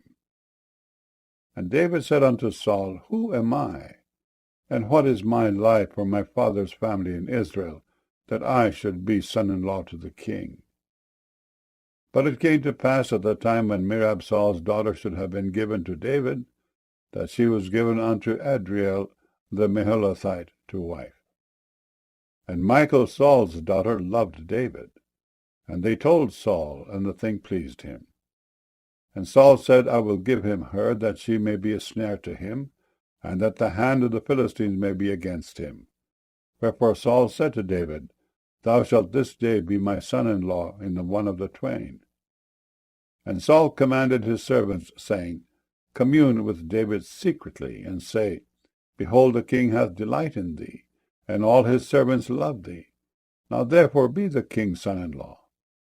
And Saul's servants spake those words in the ears of David. And David said, Seemeth it to you a light thing to be a king's son-in-law, seeing that I am a poor man and lightly esteemed? And the servants of Saul told him, saying, On this manner spake David. And Saul said, Thus shall he say to David, The king desireth not any dowry, but 100 foreskins of the Philistines to be avenged of the king's enemies. But Saul thought to make David fall by the hand of the Philistines. And when his servants told David these words, it pleased David well to be the king's son-in-law, and the days were not expired. Wherefore David arose and went, he and his men, and slew of the Philistines 200 men. And David brought their foreskins, and they gave them in full tale to the king, that he might be the king's son-in-law. And Saul gave him Michal, his daughter, to wife. And Saul saw and knew that the Lord was with David, and that Michal Saul's daughter loved him. And Saul was yet the more afraid of David, and Saul became David's enemy continually. Then the princes of the Philistines went forth, and it came to pass after they went forth, that David behaved himself more wisely than all the servants of Saul, so that his name was much set by. 1 Samuel chapter 19. And Saul spake to Jonathan his son, and to all his servants, that they should kill David. But Jonathan Saul's son delighted much in David. And Jonathan told David, saying, Saul my father seeketh to kill thee. Now therefore I pray thee, take heed to thyself until the morning, and abide in a secret place, and hide thyself. And I will go out and stand beside my father in the field where thou art, and I will commune with my father of thee, and what I see, that I will tell thee. And Jonathan spake good of David unto Saul his father, and said unto him, Let not the king sin against his servant, against David, because he hath not sinned against thee, and because his works have been to thee ward very good. For he did put his life in his hand, and slew the Philistine, and the Lord wrought a great salvation for all Israel. Thou sawest it, and didst rejoice. Wherefore then wilt thou sin against innocent blood, to slay David without a cause? And Saul hearkened unto the voice of Jonathan, and Saul sware, As the Lord liveth, he shall not be slain. And Jonathan called David, and Jonathan showed him all those things. And Jonathan brought David to Saul, and he was in his presence as in times past. And there was war again, and David went out and fought with the Philistines, and slew them with a great slaughter, and they fled from him. And the evil spirit from the Lord was upon Saul, as he sat in his house with his javelin in his hand. And David played with his hand. And Saul sought to smite David even to the wall with a javelin. But he slipped away out of Saul's presence, and he smote the javelin into the wall. And David fled and escaped that night. Saul also sent messengers unto David's house to watch him, and to slay him in the morning. And Michal, David's wife, told him, saying, If thou save not thy life tonight, tomorrow thou shalt be slain. So Michal let David down through a window, and he went and fled and escaped.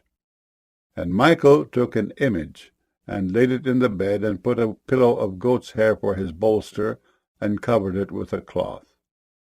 And when Saul sent messengers to take David, she said, He is sick. And Saul sent the messengers again to see David, saying, Bring him up to me in the bed, that I may slay him. And when the messengers were come in, behold, there was an image in the bed, with a pillow of goat's hair for his bolster. And Saul said unto Michal, Why hast thou deceived me so, and sent away mine enemy, that he is escaped? And Michal answered Saul, He said unto me, Let me go, why should I kill thee? So David fled and escaped, and came to Samuel to Ramah, and told him all that Saul had done to him. And he and Samuel went and dwelt in Naioth. And it was told Saul, saying, Behold, David is at Naioth in Ramah. And Saul sent messengers to take David. And when they saw the company of the prophets prophesying, and Samuel standing as appointed over them, the Spirit of God was upon the messengers of Saul, and they also prophesied. And when it was told Saul, he sent other messengers, and they prophesied likewise. And Saul sent messengers again the third time, and they prophesied also. Then went he also to Ramah, and came to a great well that is in Sichu. And he asked and said, Where are Samuel and David? And one said, Behold, they be at Naioth in Ramah. And he went thither to Naioth in Ramah, and the Spirit of God was upon him also. And he went on and prophesied until he came to Naioth in Ramah. And he stripped off his clothes also, and prophesied before Samuel in like manner, and lay down naked all that day and all that night. Wherefore they say, Is Saul also among the prophets? 1 Samuel chapter 20. And David fled from Naioth in Ramah, and came and said before Jonathan, What have I done? What is mine iniquity? And what is my sin before thy father, that he seeketh my life? And he said unto him, God forbid. Thou shalt not die. Behold, my father will do nothing either great or small, but that he will show it me. And why should my father hide this thing from me? It is not so. And David sware moreover, and said, Thy father certainly knoweth that I have found grace in thine eyes. And he saith, Let not Jonathan know this, lest he be grieved. But truly as the Lord liveth, and as thy soul liveth, there is but a step between me and death. Then said Jonathan unto David, Whatsoever thy soul desireth, I will even do it for thee. And David said unto Jonathan, Behold, tomorrow is the new moon, and I should not fail to sit with the king at meat. But let me go, that I may hide myself in the field unto the third day at even. If thy father at all miss me, then say, David earnestly asked leave of me, that he might run to Bethlehem his city, for there is a yearly sacrifice there for all the family. If he say thus, It is well, thy servant shall have peace. But if he be very wroth, then be sure that evil is determined by him. Therefore thou shalt deal kindly with thy servant, for thou hast brought thy servant into a covenant of the Lord with thee. Notwithstanding, if there be in me iniquity, slay me thyself. For why shouldest thou bring me to thy father? And Jonathan said, Far be it from thee. For if I knew certainly that evil were determined by my father to come upon thee, Then would not I tell it thee? Then said David to Jonathan, Who shall tell me? Or what if thy father answer thee roughly? And Jonathan said unto David, Come, and let us go out into the field. And they went out both of them into the field.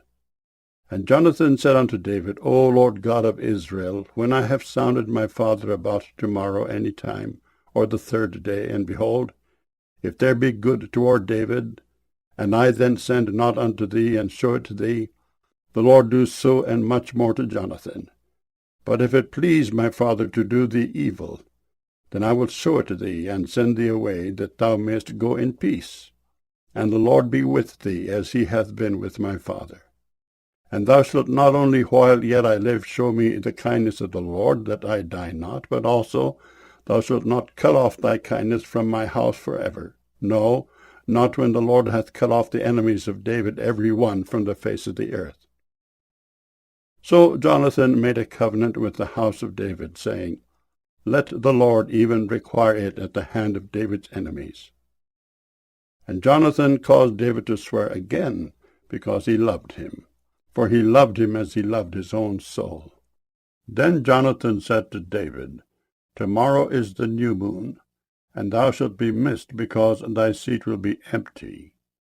And when thou hast stayed 3 days, then thou shalt go down quickly, and come to the place where thou didst hide thyself when the business was in hand, and shalt remain by the stone Ezel. And I will shoot 3 arrows on the side thereof, as though I shot at a mark. And behold, I will send a lad, saying, Go, find out the arrows. If I expressly say unto the lad, Behold, the arrows are on this side of thee, take them.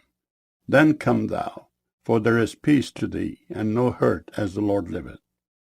But if I say thus unto the young man, Behold, the arrows are beyond thee, go thy way, for the Lord hath sent thee away. And as touching the matter which thou and I have spoken of, behold, the Lord be between thee and me forever. So David hid himself in the field. And when the new moon was come, the king sat him down to eat meat. And the king sat upon his seat as at other times, even upon a seat by the wall. And Jonathan arose, and Abner sat by Saul's side, and David's place was empty. Nevertheless Saul spake not anything that day, for he thought, Something hath befallen him, he is not clean. Surely he is not clean. And it came to pass on the morrow, which was the 2nd day of the month, that David's place was empty. And Saul said unto Jonathan his son, Wherefore cometh not the son of Jesse to meat, neither yesterday nor today? And Jonathan answered Saul, David earnestly asked leave of me to go to Bethlehem. And he said, Let me go, I pray thee, for our family hath a sacrifice in the city. And my brother, he hath commanded me to be there. And now, if I have found favor in thine eyes, let me get away, I pray thee, and see my brethren. Therefore he cometh not unto the king's table.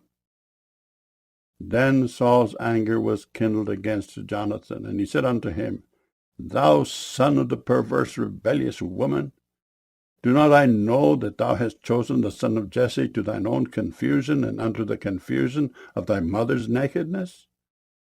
For as long as the son of Jesse liveth upon the ground, thou shalt not be established, nor thy kingdom. Wherefore now send and fetch him unto me, for he shall surely die. And Jonathan answered Saul his father, and said unto him, Wherefore shall he be slain? What hath he done? And Saul cast a javelin at him to smite him, whereby Jonathan knew that it was determined of his father to slay David. So Jonathan arose from the table in fierce anger, and did eat no meat the 2nd day of the month, for he was grieved for David, because his father had done him shame. And it came to pass in the morning, that Jonathan went out into the field at the time appointed with David, and a little lad with him. And he said unto his lad, Run, find out now the arrows which I shoot. And as the lad ran, he shot an arrow beyond him. And when the lad was come to the place of the arrow which Jonathan had shot, Jonathan cried after the lad, and said, Is not the arrow beyond thee? And Jonathan cried after the lad, Make speed, haste, stay not. And Jonathan's lad gathered up the arrows and came to his master. But the lad knew not anything, only Jonathan and David knew the matter. And Jonathan gave his artillery unto his lad, and said unto him, Go, carry them to the city. And as soon as the lad was gone, David arose out of a place toward the south, and fell on his face to the ground, and bowed himself 3 times. And they kissed one another, and wept one with another, until David exceeded. And Jonathan said to David, Go in peace, forasmuch as we have sworn both of us in the name of the Lord, saying, The Lord be between me and thee, and between my seed and thy seed forever. And he arose and departed, and Jonathan went into the city. 1 Samuel chapter 21. Then came David to Nob to Ahimelech the priest. And Ahimelech was afraid at the meeting of David, and said unto him, Why art thou alone, and no man with thee? And David said unto Ahimelech the priest, The king hath commanded me a business, and hath said unto me, Let no man know anything of the business whereabout I send thee, and what I have commanded thee. And I have appointed my servants to such and such a place. Now therefore what is under thine hand? Give me 5 loaves of bread in mine hand, or what there is present. And the priest answered David and said, There is no common bread under mine hand, but there is hallowed bread, if the young men have kept themselves at least from women. And David answered the priest and said unto him, Of a truth women have been kept from us about these 3 days, since I came out, and the vessels of the young men are holy, and the bread is in a manner common, yea, though it were sanctified this day in the vessel. So the priest gave him hallowed bread, for there was no bread there but the showbread, that was taken from before the Lord, to put hot bread in the day when it was taken away. Now a certain man of the servants of Saul was there that day, detained before the Lord, and his name was Doeg, an Edomite, the chiefest of the herdmen that belonged to Saul. And David said unto Ahimelech, And is there not here under thine hand spear or sword? For I have neither brought my sword nor my weapons with me, because the king's business required haste. And the priest said, The sword of Goliath, the Philistine whom thou slewest in the valley of Elah. Behold, it is here, wrapped in a cloth behind the ephod. If thou wilt take that, take it, for there is no other save that here. And David said, There is none like that. Give it me. And David arose and fled that day for fear of Saul, and went to Achish, the king of Gath. And the servants of Achish said unto him, Is not this David, the king of the land? Did they not sing one to another of him in dances, saying, Saul hath slain his thousands, and David his 10,000s? And David laid up these words in his heart, and was sore afraid of Achish the king of Gath. And he changed his behavior before them, and feigned himself mad in their hands, and scrabbled on the doors of the gate, and let his spittle fall down upon his beard. Then said Achish unto his servants, Lo, ye see, the man is mad. Wherefore then have ye brought him to me? Have I need of madmen, that ye have brought this fellow to play the madman in my presence? Shall this fellow come into my house? 1 Samuel chapter 22. David therefore departed thence, and escaped to the cave Adullam. And when his brethren and all his father's house heard it, they went down thither to him. And every one that was in distress, and every one that was in debt, and every one that was discontented, gathered themselves unto him. And he became a captain over them, and there were with him about 400 men. And David went thence to Mizpeh of Moab. And he said unto the king of Moab, Let my father and my mother, I pray thee, come forth and be with you, till I know what God will do for me. And he brought them before the king of Moab, and they dwelt with him all the while that David was in the hold. And the prophet Gad said unto David, Abide not in the hold, depart and get thee into the land of Judah. Then David departed, and came into the forest of Hareth. When Saul heard that David was discovered, and the men that were with him, now Saul abode in Gibeah under a tree in Ramah, having his spear in his hand, and all his servants were standing about him. Then Saul said unto his servants that stood about him, Hear now, ye Benjamites, will the son of Jesse give every one of you fields and vineyards, and make you all captains of thousands and captains of hundreds, that all of you have conspired against me? And there is none that showeth me that my son hath made a league with the son of Jesse, and there is none of you that is sorry for me, or showeth unto me that my son hath stirred up my servant against me, to lie in wait, as at this day. Then answered Doeg the Edomite, which was set over the servants of Saul, and said, I saw the son of Jesse coming to Nob, to Ahimelech the son of Ahitub, and he inquired of the Lord for him, and gave him victuals, and gave him the sword of Goliath the Philistine. Then the king sent to call Ahimelech the priest, the son of Ahitub, and all his father's house, the priests that were in Nob. And they came all of them to the king.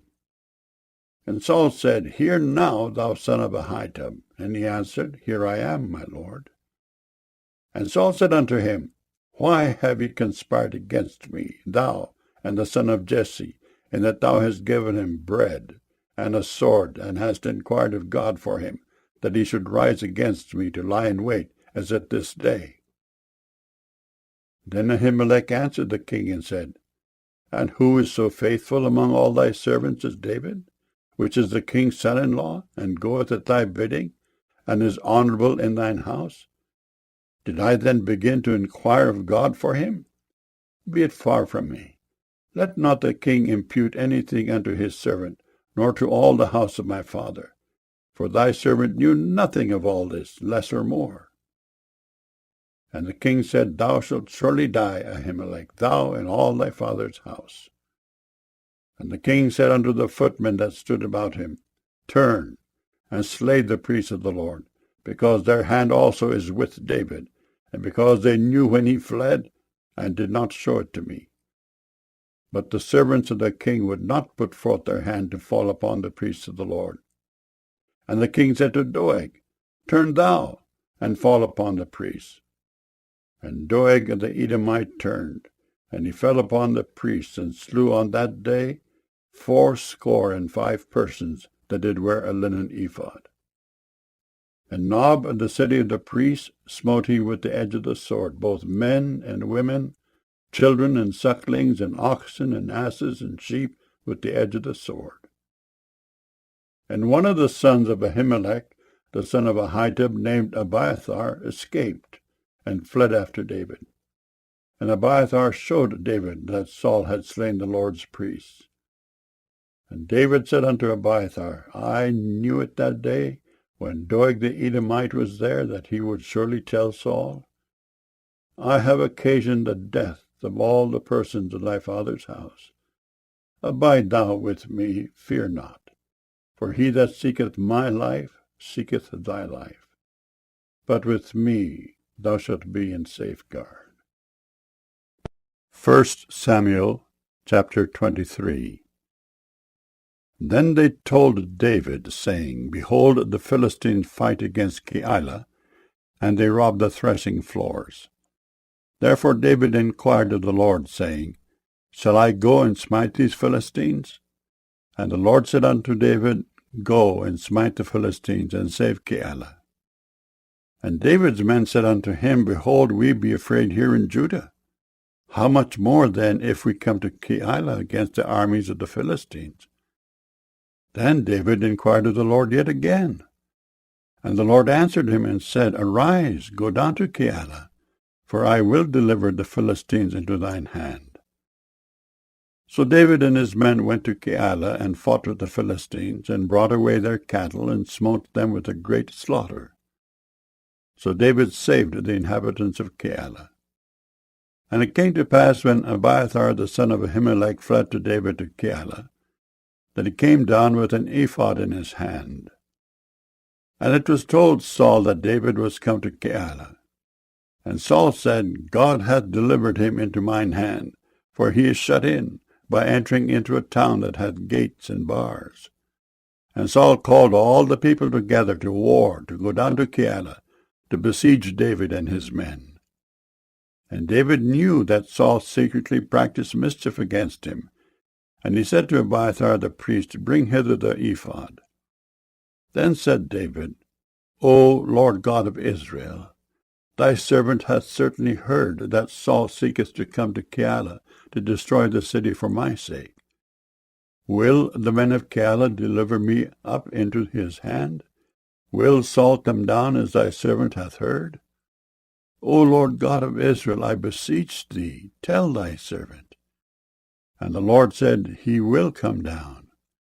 Then said David, Will the men of Keilah deliver me and my men into the hand of Saul? And the Lord said, They will deliver thee up. Then David and his men, which were about 600, arose and departed out of Keilah, and went whithersoever they could go. And it was told Saul that David was escaped from Keilah, and he forbare to go forth. And David abode in the wilderness in strongholds, and remained in a mountain in the wilderness of Ziph. And Saul sought him every day, but God delivered him not into his hand. And David saw that Saul was come out to seek his life, and David was in the wilderness of Ziph in a wood. And Jonathan, Saul's son, arose and went to David into the wood, and strengthened his hand in God. And he said unto him, Fear not, for the hand of Saul my father shall not find thee, and thou shalt be king over Israel, and I shall be next unto thee, and that also Saul my father knoweth. And they two made a covenant before the Lord, and David abode in the wood, and Jonathan went to his house. Then came up the Ziphites to Saul to Gibeah, saying, Doth not David hide himself with us in strongholds in the wood, in the hill of Hachilah, which is on the south of Jeshimon? Now therefore, O king, come down according to all the desire of thy soul to come down, and our part shall be to deliver him into the king's hand. And Saul said, Blessed be ye of the Lord, for ye have compassion on me. Go, I pray you, prepare yet, and know and see his place where his haunt is, and who hath seen him there? For it is told me that he dealeth very subtly. See therefore, and take knowledge of all the lurking places where he hideth himself, and come ye again to me with the certainty, and I will go with you. And it shall come to pass, if he be in the land, that I will search him out throughout all the thousands of Judah. And they arose and went to Ziph before Saul. But David and his men were in the wilderness of Maon, in the plain on the south of Jeshimon. Saul also and his men went to seek him, and they told David. Wherefore he came down into a rock, and abode in the wilderness of Maon. And when Saul heard that, he pursued after David in the wilderness of Maon. And Saul went on this side of the mountain, and David and his men on that side of the mountain. And David made haste to get away for fear of Saul, for Saul and his men compassed David and his men round about to take them. But there came a messenger unto Saul, saying, Haste thee and come, for the Philistines have invaded the land. Wherefore Saul returned from pursuing after David, and went against the Philistines. Therefore they called that place Selahammalekoth. And David went up from thence, and dwelt in strongholds at Engedi. 1 Samuel chapter 24. And it came to pass, when Saul was returned from following the Philistines, that it was told him, saying, Behold, David is in the wilderness of Engedi. Then Saul took 3,000 chosen men out of all Israel, and went to seek David and his men upon the rocks of the wild goats. And he came to the sheepcotes by the way, where was a cave. And Saul went in to cover his feet, And David and his men remained in the sides of the cave. And the men of David said unto him, Behold, the day of which the Lord said unto thee, Behold, I will deliver thine enemy into thine hand, that thou mayst do to him as it shall seem good unto thee. Then David arose and cut off the skirt of Saul's robe privily. And it came to pass afterward that David's heart smote him, because he had cut off Saul's skirt. And he said unto his men, The Lord forbid that I should do this thing unto my master, the Lord's anointed, to stretch forth mine hand against him, seeing he is the anointed of the Lord. So David stayed his servants with these words, and suffered them not to rise against Saul. But Saul arose up out of the cave and went on his way. David also rose afterward, and went out of the cave, and cried after Saul, saying, My Lord, the king. And when Saul looked behind him, David stooped with his face to the earth, and bowed himself. And David said to Saul, Wherefore hearest thou men's words, saying, Behold, David seeketh thy hurt?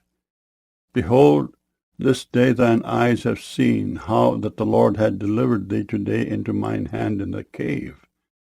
And some bade me kill thee, but mine eyes spared thee, and I said, I will not put forth mine hand against my Lord, for he is the Lord's anointed. Moreover, my father, see the skirt of thy robe in my hand. For in that I cut off the skirt of thy robe and killed thee not, know thou and see that there is neither evil nor transgression in mine hand, and I have not sinned against thee. Yet thou huntest my soul to take it. The Lord is judge between me and thee, and the Lord avenge me of thee. But mine hand shall not be upon thee. As saith the proverb of the ancients, Wickedness proceedeth from the wicked, but mine hand shall not be upon thee. After whom is the king of Israel come out? After whom dost thou pursue? After a dead dog, after a flea. The Lord therefore be judge, and judge between me and thee, and see and plead my cause, and deliver me out of thine hand. And it came to pass, when David had made an end of speaking these words unto Saul, that Saul said, Is this thy voice, my son David? And Saul lifted up his voice and wept. And he said to David, Thou art more righteous than I, for thou hast rewarded me good, whereas I have rewarded thee evil. And thou hast showed this day how that thou hast dealt well with me, forasmuch as when the Lord had delivered me into thine hand, thou killedst me not. For if a man find his enemy, will he let him go well away? Wherefore the Lord reward thee good for that thou hast done unto me this day. And now, behold, I know well that thou shalt surely be king, and that the kingdom of Israel shall be established in thine hand. Swear now therefore unto me by the Lord, that thou wilt not cut off my seed after me, and that thou wilt not destroy my name out of my father's house. And David sware unto Saul. And Saul went home, but David and his men gat them up unto the hold. 1 Samuel chapter 25. And Samuel died, and all the Israelites were gathered together, and lamented him, and buried him in his house at Ramah. And David arose and went down to the wilderness of Paran. And there was a man in Maon, whose possessions were in Carmel, and the man was very great, and he had 3,000 sheep and 1,000 goats, and he was shearing his sheep in Carmel. Now the name of the man was Nabal, and the name of his wife Abigail, and she was a woman of good understanding and of a beautiful countenance. But the man was churlish and evil in his doings, and he was of the house of Caleb. And David heard in the wilderness that Nabal did shear his sheep. And David sent out 10 young men, and David said unto the young men, Get you up to Carmel, and go to Nabal, and greet him in my name, And thus shall ye say to him that liveth in prosperity, Peace be both to thee, and peace be to thine house, and peace be unto all that thou hast. And now I have heard that thou hast shearers. Now thy shepherds which were with us, we hurt them not, neither was there aught missing unto them all the while they were in Carmel. Ask thy young men, and they will show thee. Wherefore let the young men find favor in thine eyes, for we come in a good day. Give, I pray thee, whatsoever cometh to thine hand unto thy servants, and to thy son David. And when David's young men came, they spake to Nabal according to all those words in the name of David, and ceased. And Nabal answered David's servants, and said, Who is David? And who is the son of Jesse? There be many servants nowadays that break away every man from his master. Shall I then take my bread and my water and my flesh that I have killed for my shearers, and give it unto men whom I know not whence they be? So David's young men turned their way, and went again, and came and told him all those sayings. And David said unto his men, Gird ye on every man his sword. And they girded on every man his sword, and David also girded on his sword. And there went up after David about 400 men, and 200 abode by the stuff. But one of the young men told Abigail, Nabal's wife, saying, Behold, David sent messengers out of the wilderness to salute our master, and he railed on them. But the men were very good unto us, and we were not hurt, neither missed we anything, as long as we were conversant with them when we were in the fields. They were a wall unto us both by night and day, all the while we were with them keeping the sheep. Now therefore know and consider what thou wilt do, for evil is determined against our master and against all his household, for he is such a son of Belial that a man cannot speak to him.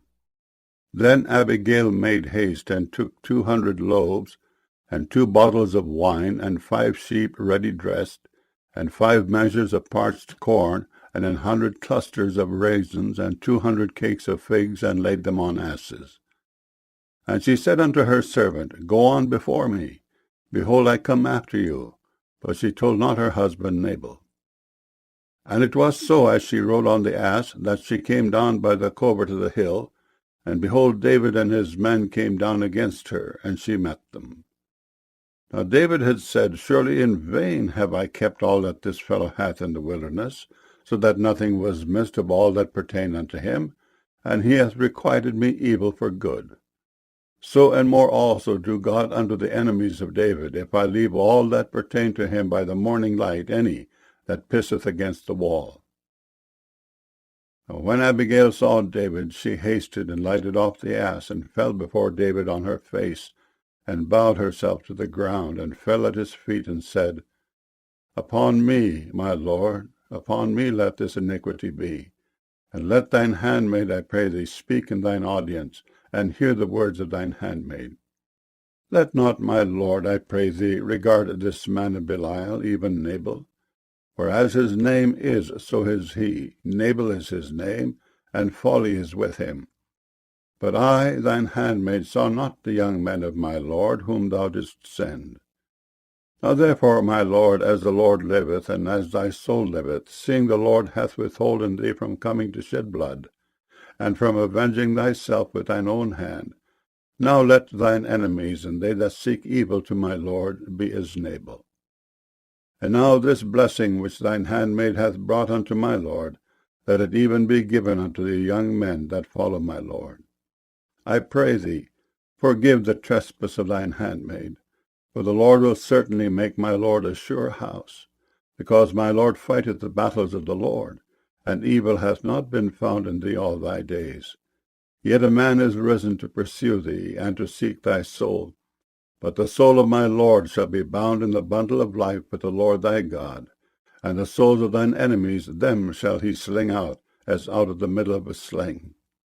And it shall come to pass, when the Lord shall have done to my lord according to all the good that he hath spoken concerning thee, and shall have appointed thee ruler over Israel, that this shall be no grief unto thee, nor offence of heart unto my lord, either that thou hast shed blood causeless, or that my Lord hath avenged himself.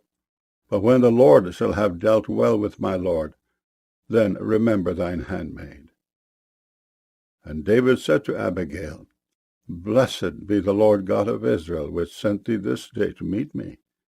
And blessed be thy advice, and blessed be thou, which hast kept me this day from coming to shed blood, and from avenging myself with mine own hand. For in very deed, as the Lord God of Israel liveth, which hath kept me back from hurting thee, except thou hast hasted and come to meet me, surely there had not been left unto Nabal by the morning light any that pisseth against the wall. So David received of her hand that which she had brought him, and said unto her, Go up in peace to thine house. See, I have hearkened to thy voice, and have accepted thy person. And Abigail came to Nabal, and behold, he held a feast in his house like the feast of a king. And Nabal's heart was merry within him, for he was very drunken. Wherefore she told him nothing, less or more, until the morning light. But it came to pass in the morning, when the wine was gone out of Nabal, and his wife had told him these things, that his heart died within him, and he became as a stone. And it came to pass about 10 days after, that the Lord smote Nabal, that he died. And when David heard that Nabal was dead, he said, Blessed be the Lord, that hath pleaded the cause of my reproach from the hand of Nabal, and hath kept his servant from evil. For the Lord hath returned the wickedness of Nabal upon his own head. And David sent and communed with Abigail to take her to him to wife. And when the servants of David were come to Abigail to Carmel, they spake unto her, saying, David sent us unto thee to take thee to him to wife. And she arose, and bowed herself on her face to the earth, and said, Behold, let thine handmaid be a servant to wash the feet of the servants of my Lord. And Abigail hasted, and arose, and rode upon an ass with 5 damsels of hers that went after her. And she went after the messengers of David, and became his wife. David also took Ahinoam of Jezreel, and they were also both of them his wives. But Saul had given Michal his daughter, David's wife, to Paltai the son of Laish, which was of Gallim. 1 Samuel chapter 26. And the Ziphites came unto Saul to Gibeah, saying, Doth not David hide himself in the hill of Hachilah, which is before Jeshimon? Then Saul arose, and went down to the wilderness of Ziph, having 3,000 chosen men of Israel with him, to seek David in the wilderness of Ziph. And Saul pitched in the hill of Hachilah, which is before Jeshimon, by the way. But David abode in the wilderness, and he saw that Saul came after him into the wilderness. David therefore sent out spies, and understood that Saul was come in very deed. And David arose, and came to the place where Saul had pitched. And David beheld the place where Saul lay, and Abner the son of Ner, the captain of his host. And Saul lay in the trench, and the people pitched round about him. Then answered David, and said to Ahimelech the Hittite, and to Abishai the son of Zeruiah, brother to Joab, saying, Who will go down with me to Saul to the camp?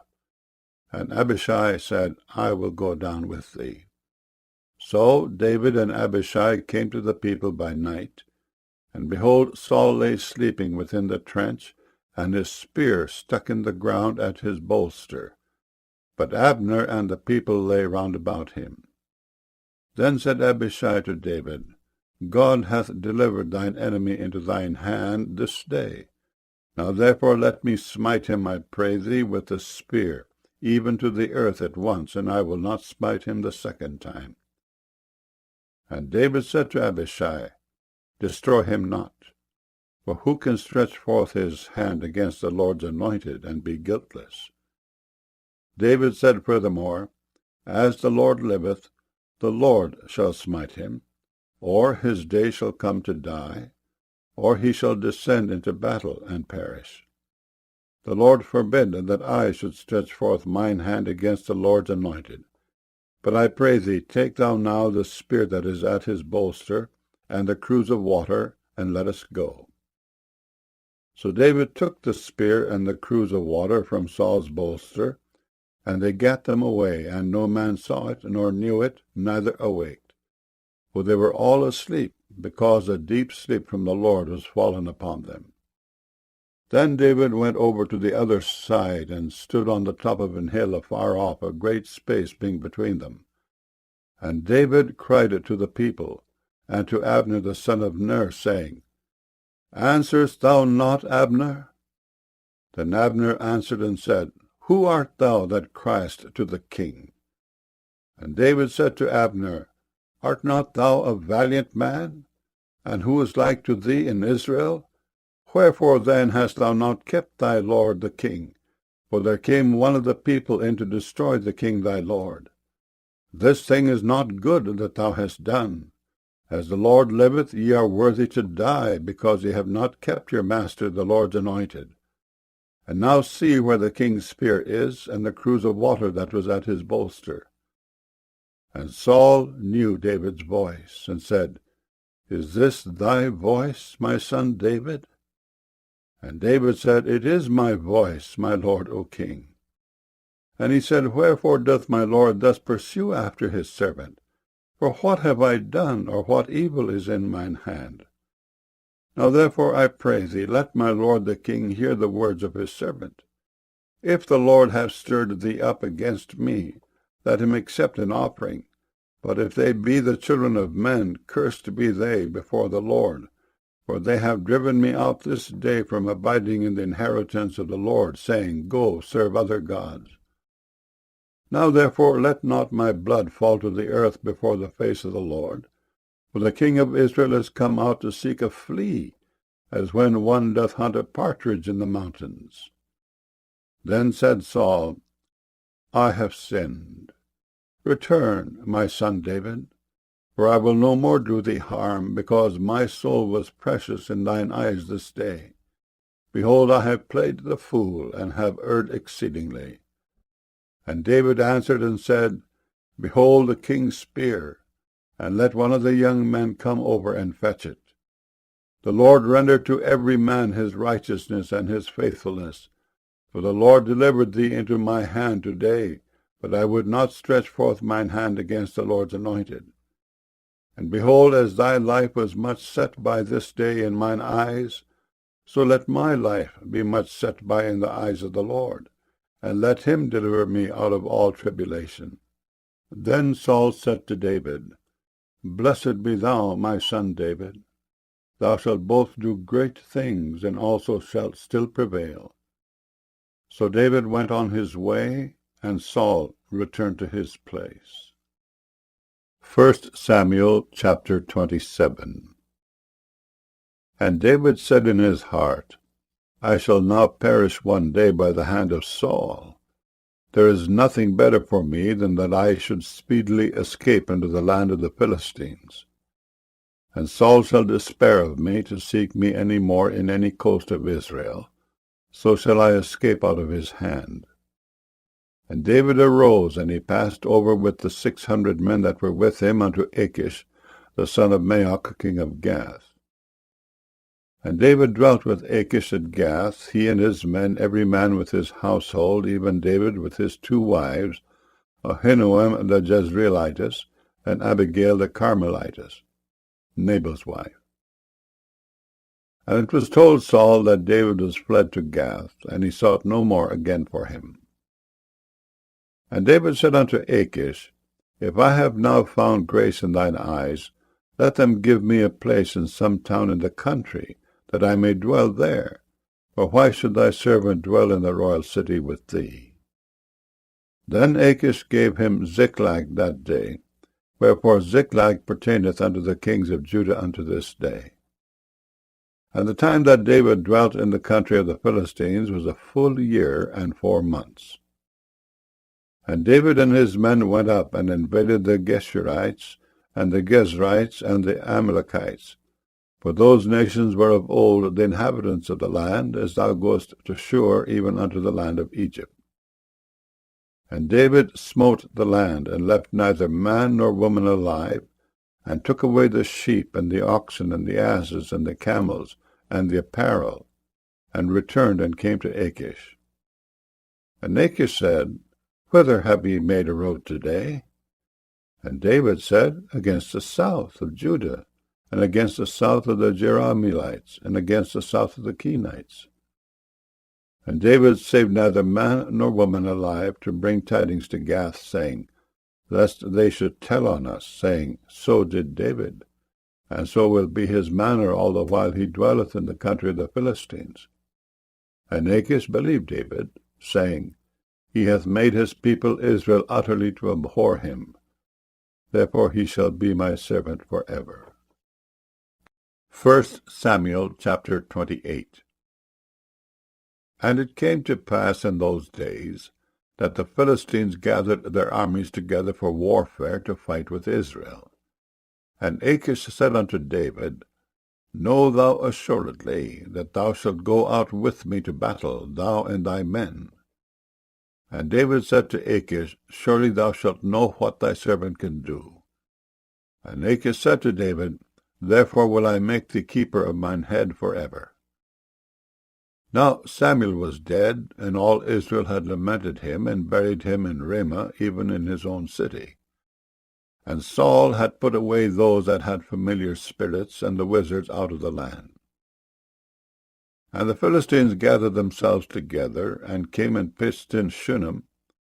And Saul gathered all Israel together, and they pitched in Gilboa. And when Saul saw the host of the Philistines, he was afraid, and his heart greatly trembled.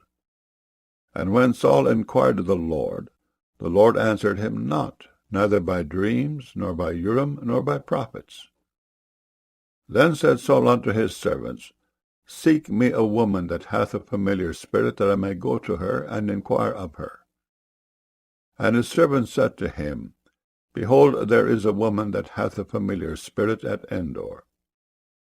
And Saul disguised himself, and put on other raiment, and he went, and 2 men with him, and they came to the woman by night. And he said, I pray thee, divine unto me by the familiar spirit, and bring me him up whom I shall name unto thee. And the woman said unto him, Behold, thou knowest what Saul hath done, how he hath cut off those that have familiar spirits, and the wizards out of the land. Wherefore then layest thou a snare for my life, to cause me to die? And Saul sware to her by the Lord, saying, As the Lord liveth, there shall no punishment happen to thee for this thing. Then said the woman, Whom shall I bring up unto thee? And he said, Bring me up Samuel. And when the woman saw Samuel, she cried with a loud voice. And the woman spake to Saul, saying, Why hast thou deceived me? For thou art Saul. And the king said unto her, Be not afraid, for what sawest thou? And the woman said unto Saul, I saw gods ascending out of the earth. And he said unto her, What form is he of? And she said, An old man cometh up, and he is covered with a mantle. And Saul perceived that it was Samuel. And he stooped with his face to the ground, and bowed himself. And Samuel said to Saul, Why hast thou disquieted me to bring me up? And Saul answered, I am sore distressed, for the Philistines make war against me, and God is departed from me, and answereth me no more, neither by prophets nor by dreams. Therefore I have called thee, that thou mayest make known unto me what I shall do. Then said Samuel, Wherefore then dost thou ask of me, seeing the Lord is departed from thee, and is become thine enemy? And the Lord hath done to him as he spake by me, for the Lord hath rent the kingdom out of thine hand, and given it to thy neighbor, even to David, because thou obeyest not the voice of the Lord, nor executest his fierce wrath upon Amalek. Therefore hath the Lord done this thing unto thee this day. Moreover, the Lord will also deliver Israel with thee into the hand of the Philistines. And tomorrow shalt thou and thy sons be with me. The Lord also shall deliver the host of Israel into the hand of the Philistines. Then Saul fell straightway all along on the earth, and was sore afraid because of the words of Samuel. And there was no strength in him, for he had eaten no bread all the day, nor all the night. And the woman came unto Saul, and saw that he was sore troubled, and said unto him, Behold, thine handmaid hath obeyed thy voice, and I have put my life in my hand, and have hearkened unto thy words which thou spakest unto me. Now therefore I pray thee, hearken thou also unto the voice of thine handmaid, and let me set a morsel of bread before thee, and eat, that thou mayest have strength when thou goest on thy way. But he refused, and said, I will not eat. But his servants, together with the woman, compelled him. And he hearkened unto their voice. So he arose from the earth, and sat upon the bed. And the woman had a fat calf in the house, and she hasted and killed it, and took flour, and kneaded it, and did bake unleavened bread thereof. And she brought it before Saul and before his servants, and they did eat. Then they rose up and went away that night. 1 Samuel chapter 29. Now the Philistines gathered together all their armies to Aphek, and the Israelites pitched by a fountain which is in Jezreel. And the lords of the Philistines passed on by hundreds and by thousands, but David and his men passed on in the reward with Achish. Then said the princes of the Philistines, What do these Hebrews here? And Achish said unto the princes of the Philistines, Is not this David, the servant of Saul the king of Israel, which hath been with me these days, or these years? And I have found no fault in him since he fell unto me unto this day. And the princes of the Philistines were wroth with him. And the princes of the Philistines said unto him, Make this fellow return, that he may go again to his place which thou hast appointed him, and let him not go down with us to battle, lest in the battle he be an adversary to us. For wherewith should he reconcile himself unto his master? Should it not be with the heads of these men? Is not this David, of whom they sang one to another in dances, saying, Saul slew his thousands, and David his 10,000s? Then Achish called David, and said unto him, Surely as the Lord liveth, thou hast been upright, and thy going out and thy coming in with me in the host is good in my sight. For I have not found evil in thee since the day of thy coming unto me unto this day. Nevertheless, the Lord's favour thee not. Wherefore now return, and go in peace, that thou displease not the lords of the Philistines. And David said unto Achish, But what have I done? And what hast thou found in thy servant so long as I have been with thee unto this day, that I may not go fight against the enemies of my lord the king? And Achish answered and said to David, I know that thou art good in my sight, as an angel of God. Notwithstanding, the princes of the Philistines have said, He shall not go up with us to the battle. Wherefore now rise up early in the morning with thy master's servants that are come with thee, and as soon as ye be up early in the morning, and have light, depart. So David and his men rose up early to depart in the morning, to return into the land of the Philistines, and the Philistines went up to Jezreel. 1 Samuel chapter 30. And it came to pass, when David and his men were come to Ziklag on the 3rd day, that the Amalekites had invaded the south and Ziklag, and smitten Ziklag, and burnt it with fire, and had taken the women captives that were therein. They slew not any, either great or small, but carried them away, and went on their way.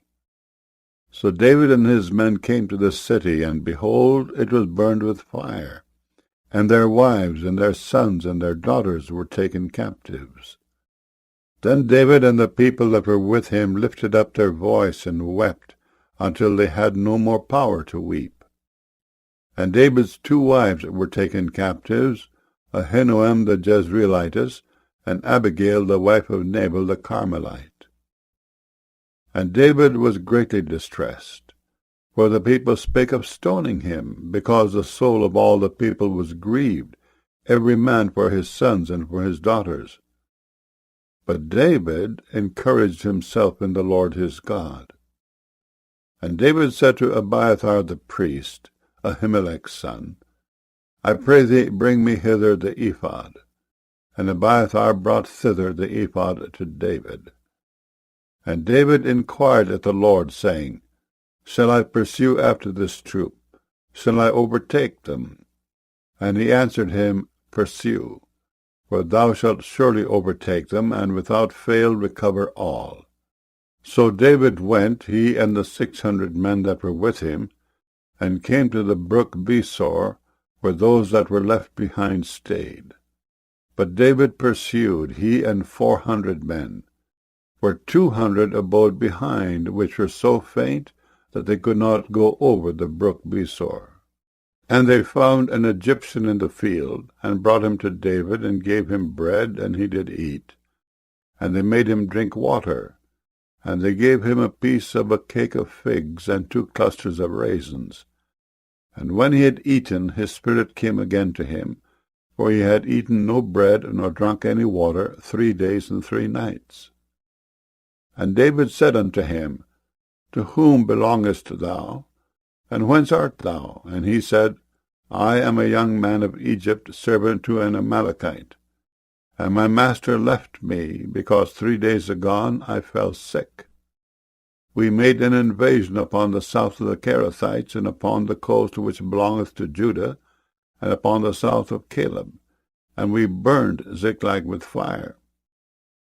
And David said to him, Canst thou bring me down to this company? And he said, Swear unto me by God, that thou wilt neither kill me, nor deliver me into the hands of my master, and I will bring thee down to this company.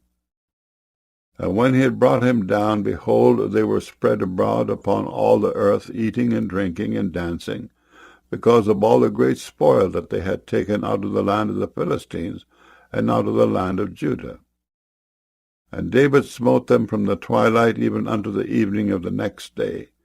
And there escaped not a man of them, save 400 young men which rode upon camels, and fled.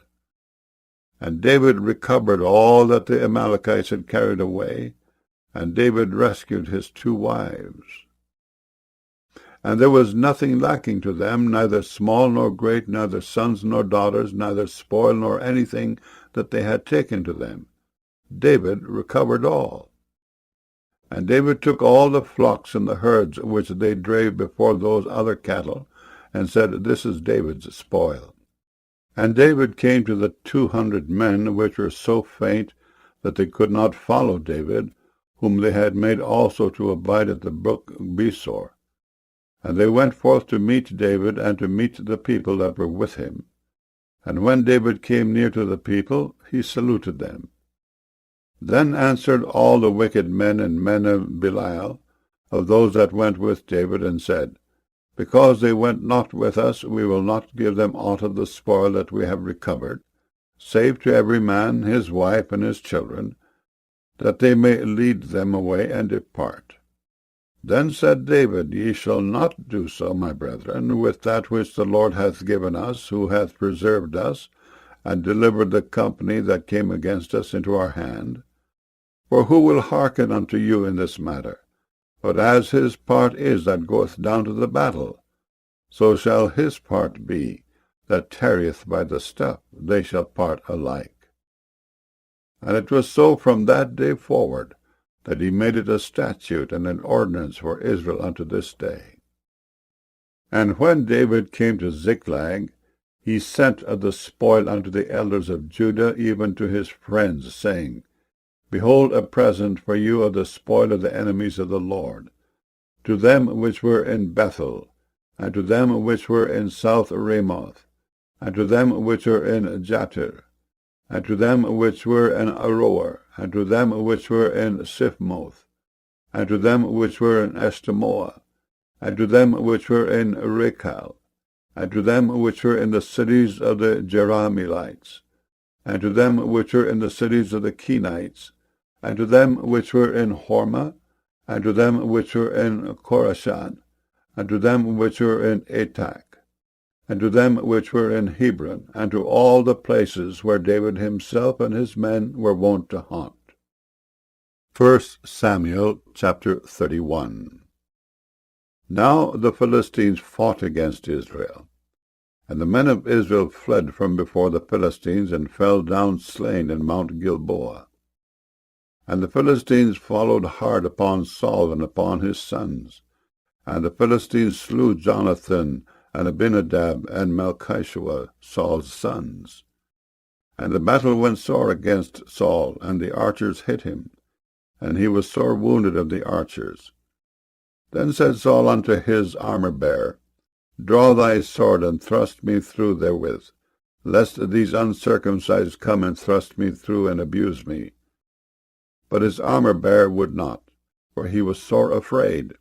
Therefore Saul took a sword, and fell upon it. And when his armor-bearer saw that Saul was dead, he fell likewise upon his sword, and died with him. So Saul died, and his 3 sons, and his armor-bearer, and all his men that same day together.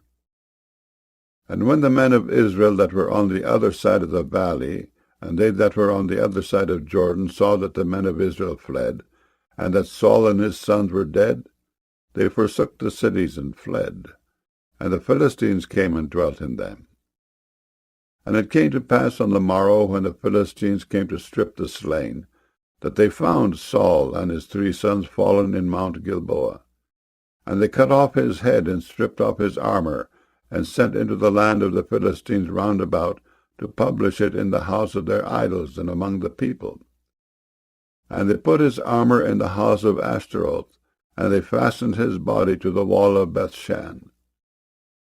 And when the inhabitants of Jabesh-Gilead heard of that which the Philistines had done to Saul, all the valiant men arose and went all night, and took the body of Saul and the bodies of his sons from the wall of Bethshan, and came to Jabesh, and burnt them there. And they took their bones, and buried them under a tree at Jabesh, and fasted 7 days. The second book of Samuel, otherwise called the second book of the Kings. Chapter 1.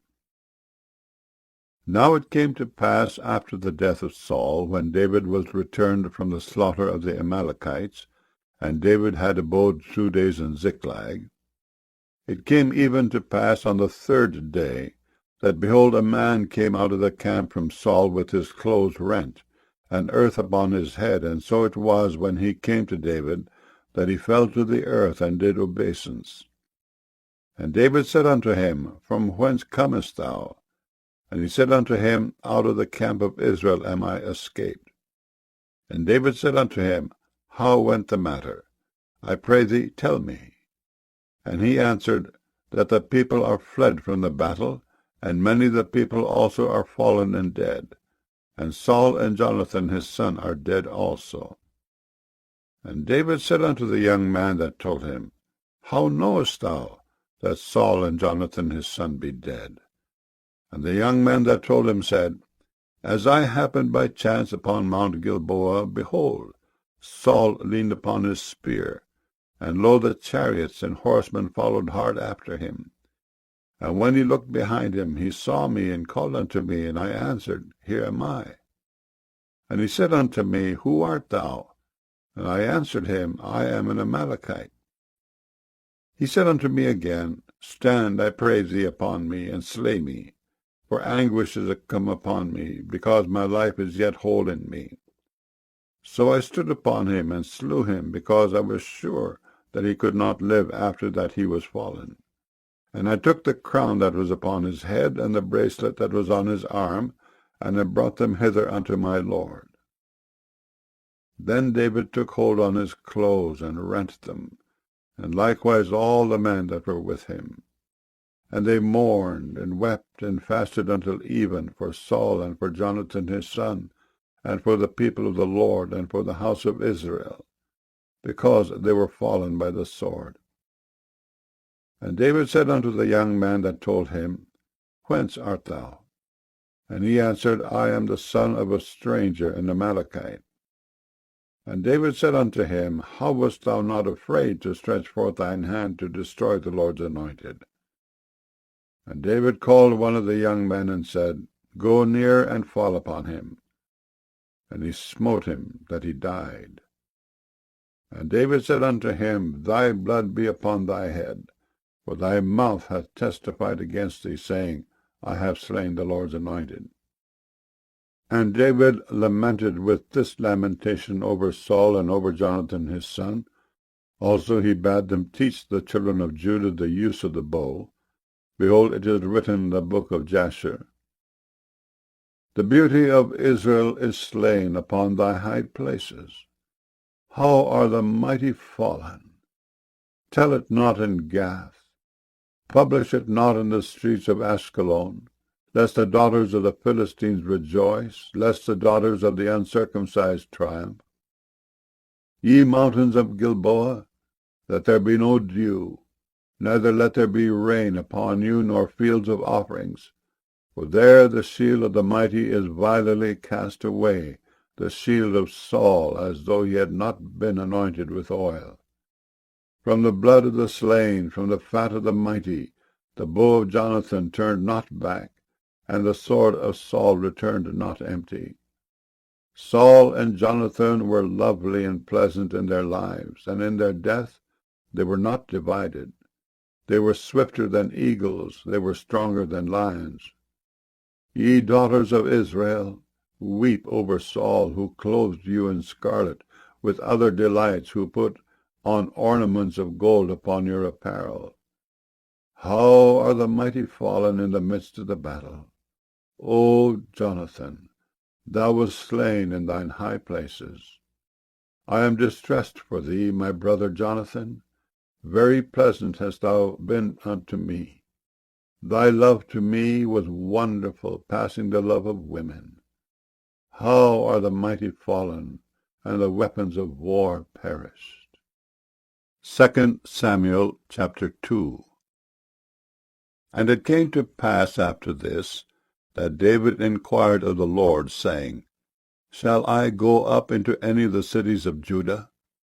And the Lord said unto him, Go up. And David said, Whither shall I go up? And he said, Unto Hebron. So David went up thither, and his two wives also, Ahinoam the Jezreelitess, and Abigail Nabal's wife the Carmelite. And his men that were with him did David bring up, every man with his household. And they dwelt in the cities of Hebron. And the men of Judah came, and there they anointed David king over the house of Judah. And they told David, saying, that the men of Jabesh-Gilead were they that buried Saul. And David sent messengers unto the men of Jabesh-Gilead, and said unto them, Blessed be ye of the Lord, that ye have showed this kindness unto your Lord, even unto Saul, and have buried him. And now the Lord show kindness and truth unto you. And I also will requite you this kindness, because ye have done this thing. Therefore now let your hands be strengthened, and be ye valiant. For your master Saul is dead, and also the house of Judah have anointed me king over them. But Abner the son of Ner, captain of Saul's host, took Ishbosheth the son of Saul, and brought him over to Mahanaim, and made him king over Gilead, and over the Ashurites, and over Jezreel, and over Ephraim, and over Benjamin, and over all Israel. Ishbosheth, Saul's son, was 40 years old when he began to reign over Israel, and reigned 2 years. But the house of Judah followed David. And the time that David was king in Hebron over the house of Judah was 7 years and 6 months. And Abner the son of Ner, and the servants of Ishbosheth the son of Saul, went out from Mahanaim to Gibeon. And Joab the son of Zeruiah, and the servants of David, went out, and met together by the pool of Gibeon. And they sat down, the one on the one side of the pool, and the other on the other side of the pool. And Abner said to Joab, Let the young men now arise and play before us. And Joab said, Let them arise. Then there arose and went over by number 12 of Benjamin, which pertained to Ishbosheth the son of Saul, and 12 of the servants of David. And they caught every one his fellow by the head, and thrust his sword in his fellow's side. So they fell down together. Wherefore that place was called Helkath Hazurim, which is in Gibeon. And there was a very sore battle that day. And Abner was beaten, and the men of Israel before the servants of David. And there were 3 sons of Zeruiah there, Joab, and Abishai, and Asahel. And Asahel was as light of foot as a wild roe. And Asahel pursued after Abner, and in going he turned not to the right hand nor to the left from following Abner. Then Abner looked behind him and said, Art thou Asahel? And he answered, I am. And Abner said to him, Turn thee aside to thy right hand or to thy left, and lay thee hold on one of the young men, and take thee his armor. But Asahel would not turn aside from following of him. And Abner said again to Asahel, Turn thee aside from following me. Wherefore should I smite thee to the ground? How then should I hold up my face to Joab thy brother? Howbeit he refused to turn aside. Wherefore Abner with the hinder end of the spear smote him under the 5th rib, that the spear came out behind him, and he fell down there and died in the same place. And it came to pass that as many as came to the place where Asahel fell down and died stood still. Joab also and Abishai pursued after Abner. And the sun went down when they were come to the hill of Ammah, that lieth before Giah, by the way of the wilderness of Gibeon. And the children of Benjamin gathered themselves together after Abner, and became one troop, and stood on the top of an hill. Then Abner called to Joab, and said, Shall the sword devour for ever? Knowest thou not that it will be bitterness in the latter end? How long shall it be then ere thou bid the people return from following their brethren? And Joab said, As God liveth, unless thou hadst spoken, surely then in the morning the people had gone up every one from following his brother. So Joab blew a trumpet, and all the people stood still, and pursued after Israel no more, neither fought they any more. And Abner and his men walked all that night through the plain, and passed over Jordan, and went through all Bithron, and they came to Mahanaim. And Joab returned from following Abner. And when he had gathered all the people together, there lacked of David's servants 19 men and Asahel. But the servants of David had smitten of Benjamin and of Abner's men, so that 360 men died.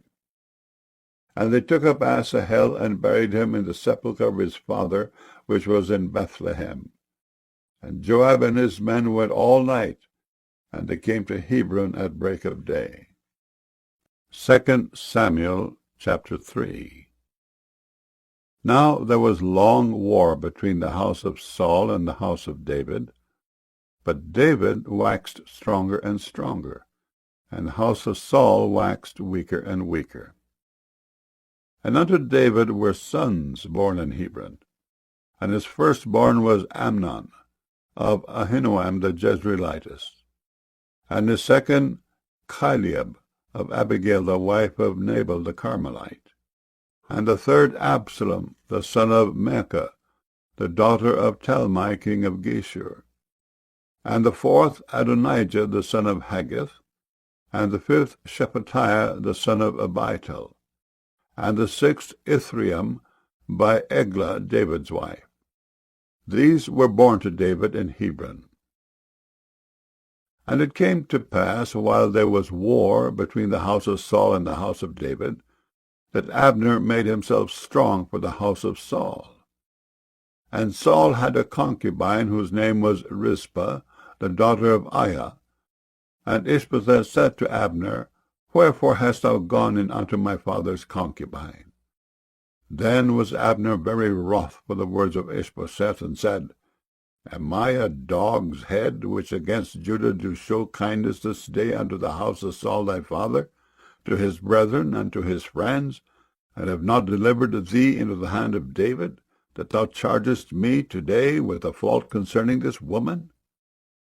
So do God to Abner, and more also, except, as the Lord has sworn to David, even so I do to him, to translate the kingdom from the house of Saul, and to set up the throne of David over Israel and over Judah, from Dan even to Beersheba. And he could not answer Abner a word again, because he feared him. And Abner sent messengers to David on his behalf, saying, Whose is the land? Saying also, Make thy league with me, and behold, my hand shall be with thee, to bring about all Israel unto thee. And he said, Well, I will make a league with thee, but one thing I require of thee, that is, thou shalt not see my face, except thou first bring Michal, Saul's daughter, when thou comest to see my face. And David sent messengers to Ishbosheth, Saul's son, saying, Deliver me my wife Michal, which I espoused to me for 100 foreskins of the Philistines. And Ishbosheth sent and took her from her husband, even from Phaltiel, the son of Laish. And her husband went with her along, weeping behind her to Bahurim. Then said Abner unto him, Go, return. And he returned.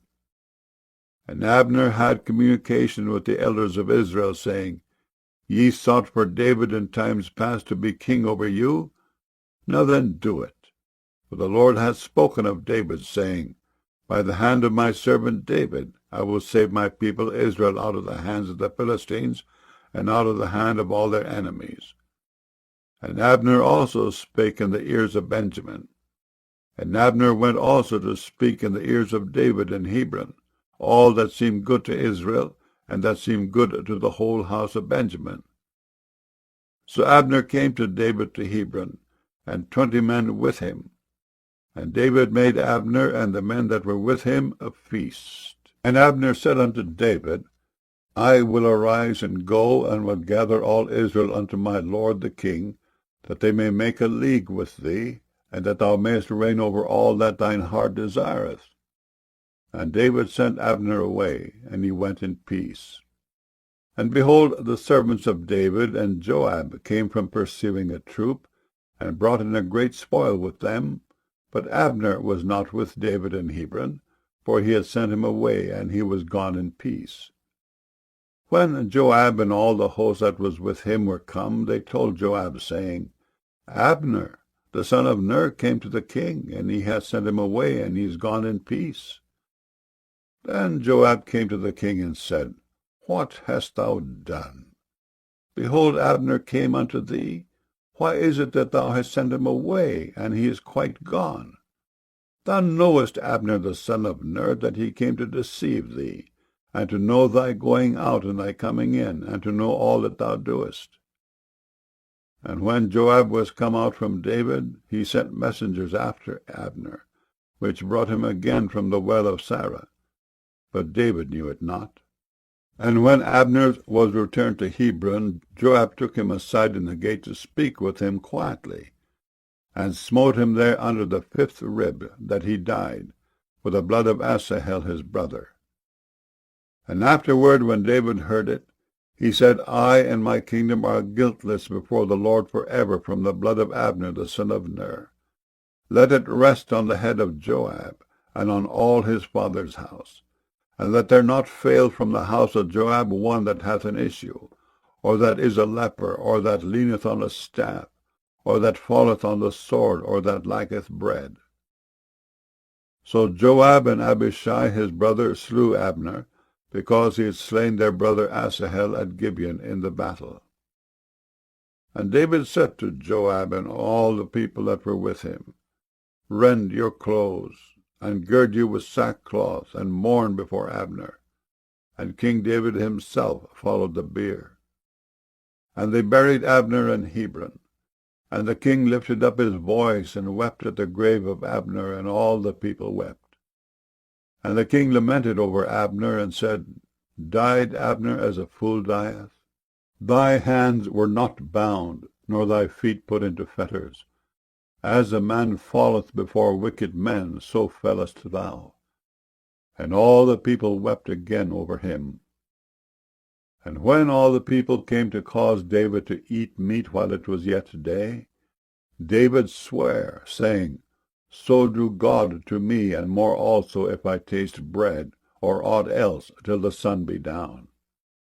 And all the people took notice of it, and it pleased them, as whatsoever the king did pleased all the people. For all the people and all Israel understood that day that it was not of the king to slay Abner the son of Ner. And the king said unto his servants, Know ye not that there is a prince and a great man fallen this day in Israel? And I am this day weak, though anointed king. And these men, the sons of Zeruiah, be too hard for me. The Lord shall reward the doer of evil according to his wickedness. 2 Samuel chapter 4. And when Saul's son heard that Abner was dead in Hebron, his hands were feeble, and all the Israelites were troubled. And Saul's son had 2 men that were captains of bands. The name of the one was Baanah, and the name of the other Rechab, the sons of Rimmon, a Beerothite, of the children of Benjamin. For Beeroth also was reckoned to Benjamin. And the Beerothites fled to Gittaim, and were sojourners there until this day. And Jonathan, Saul's son, had a son that was lame of his feet. He was 5 years old when the tidings came of Saul and Jonathan out of Jezreel, and his nurse took him up and fled. And it came to pass, as she made haste to flee, that he fell and became lame, and his name was Mephibosheth. And the sons of Rimmon the Beerothite, Rechab and Baanah, went, and came about the heat of the day to the house of Ishbosheth, who lay on a bed at noon. And they came thither into the midst of the house, as though they would have fetched wheat. And they smote him under the 5th rib, and Rechab and Baanah his brother escaped. For when they came into the house, he lay on his bed in his bedchamber, and they smote him, and slew him, and beheaded him, and took his head, and gat them away through the plain all night. And they brought the head of Ishbosheth unto David to Hebron, and said to the king, Behold, the head of Ishbosheth the son of Saul thine enemy, which sought thy life. And the Lord hath avenged my lord the king this day of Saul and of his seed. And David answered Rechab and Baanah his brother, the sons of Rimmon the Beerothite, and said unto them, As the Lord liveth, who hath redeemed my soul out of all adversity, when one told me, saying, Behold, Saul is dead, thinking to have brought good tidings, I took hold of him, and slew him in Ziklag, who thought that I would have given him a reward for his tidings. How much more, when wicked men have slain a righteous person in his own house upon his bed? Shall I not therefore now require his blood of your hand, and take you away from the earth? And David commanded his young men, and they slew them, and cut off their hands and their feet, and hanged them up over the pool in Hebron. But they took the head of Ishbosheth, and buried it in the sepulchre of Abner in Hebron. 2 Samuel chapter 5. Then came all the tribes of Israel to David unto Hebron, and spake, saying, Behold, we are thy bone and thy flesh.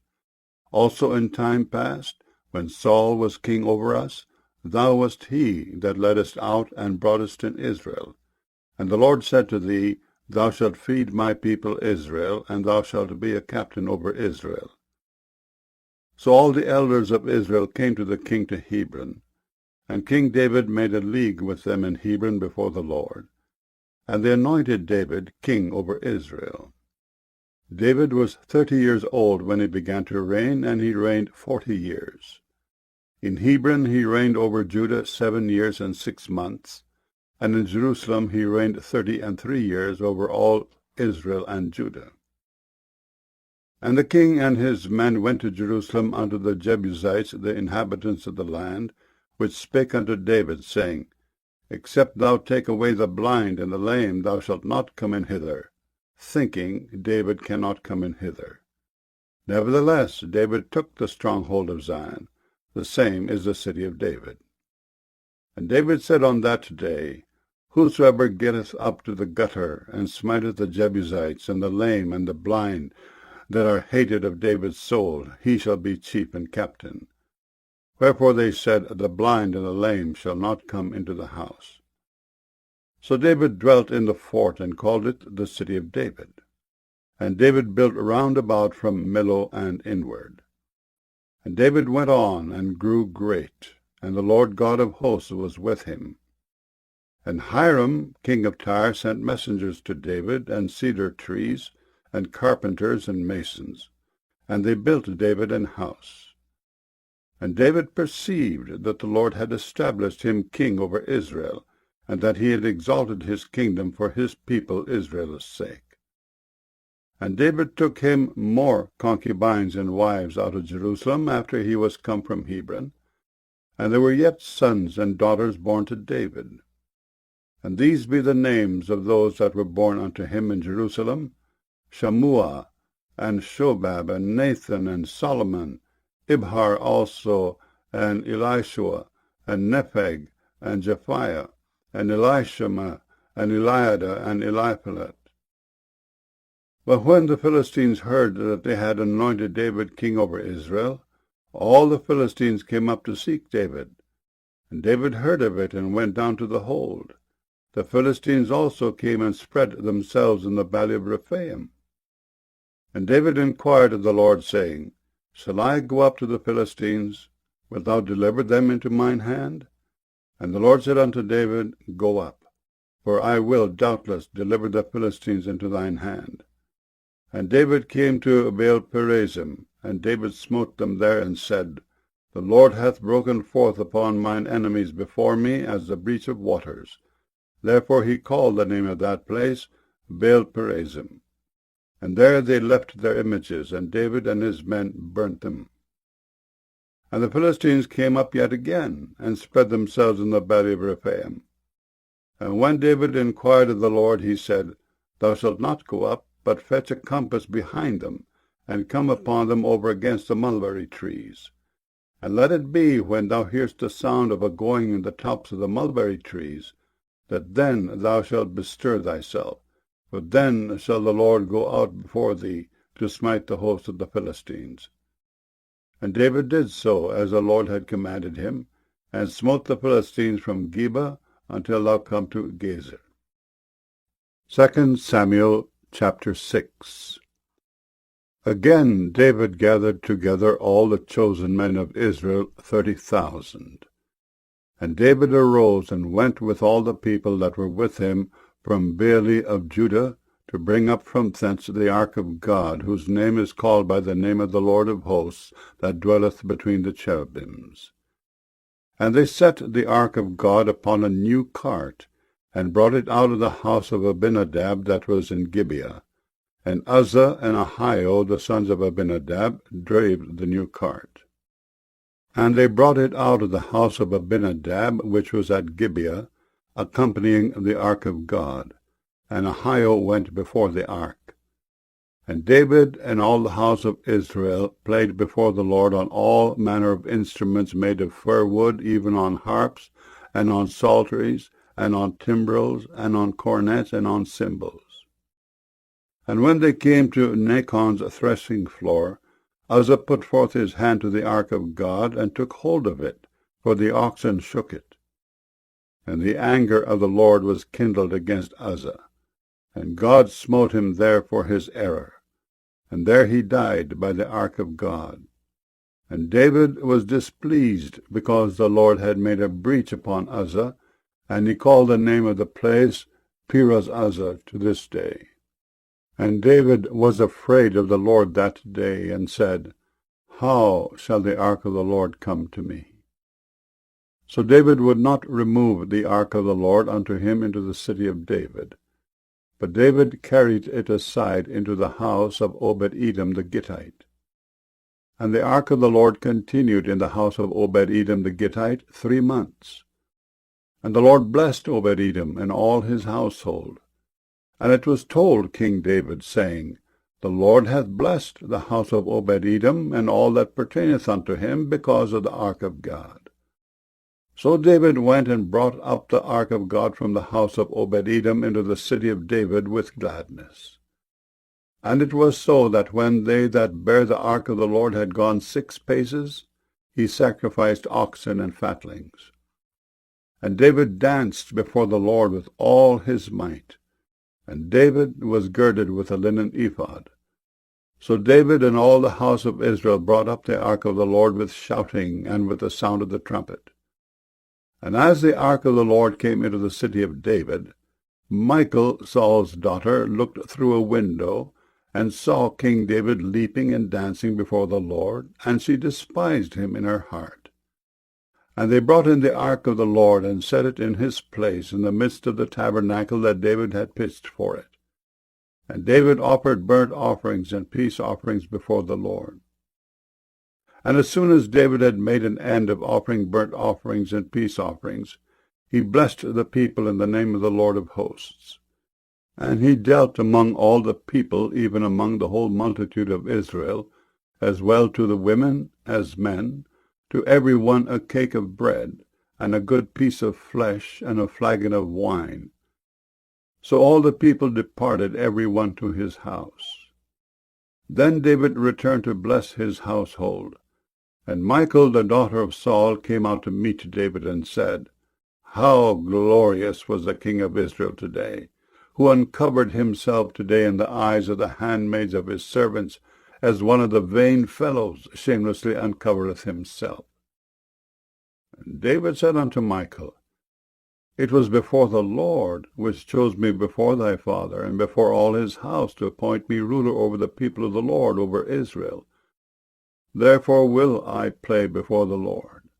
And I will yet be more vile than thus, and will be base in mine own sight. And of the maidservants which thou hast spoken of them shall I be had in honor. Therefore Michal, the daughter of Saul, had no child unto the day of her death. 2 Samuel chapter 7. And it came to pass, when the king sat in his house, and the Lord had given him rest round about from all his enemies, that the king said unto Nathan the prophet, See now, I dwell in an house of cedar, but the ark of God dwelleth within curtains. And Nathan said to the king, Go, do all that is in thine heart, for the Lord is with thee. And it came to pass that night, that the word of the Lord came unto Nathan, saying, Go and tell my servant David, Thus saith the Lord, Shalt thou build me an house for me to dwell in? Whereas I have not dwelt in any house since the time that I brought up the children of Israel out of Egypt, even to this day, but have walked in a tent and in a tabernacle. In all the places wherein I have walked with all the children of Israel, spake I a word with any of the tribes of Israel, whom I commanded to feed my people Israel, saying, Why build ye not me an house of cedar?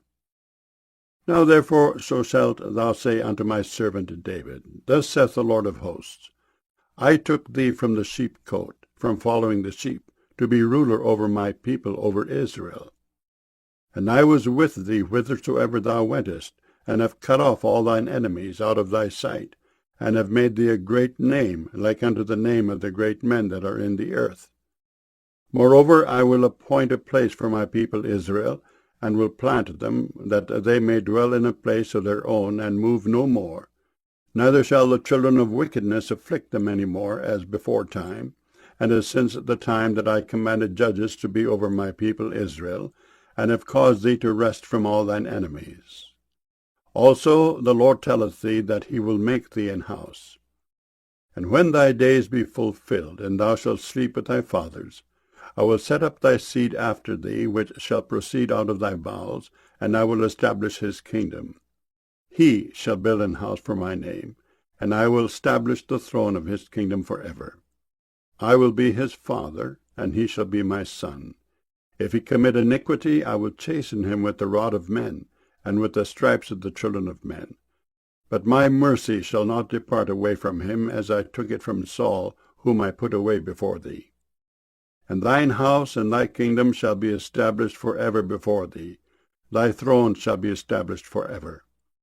According to all these words, and according to all this vision, so did Nathan speak unto David. Then went King David in and sat before the Lord, and he said, Who am I, O Lord God? And what is my house that thou hast brought me hitherto? And this was yet a small thing in thy sight, O Lord God. But thou hast spoken also of thy servant's house for a great while to come.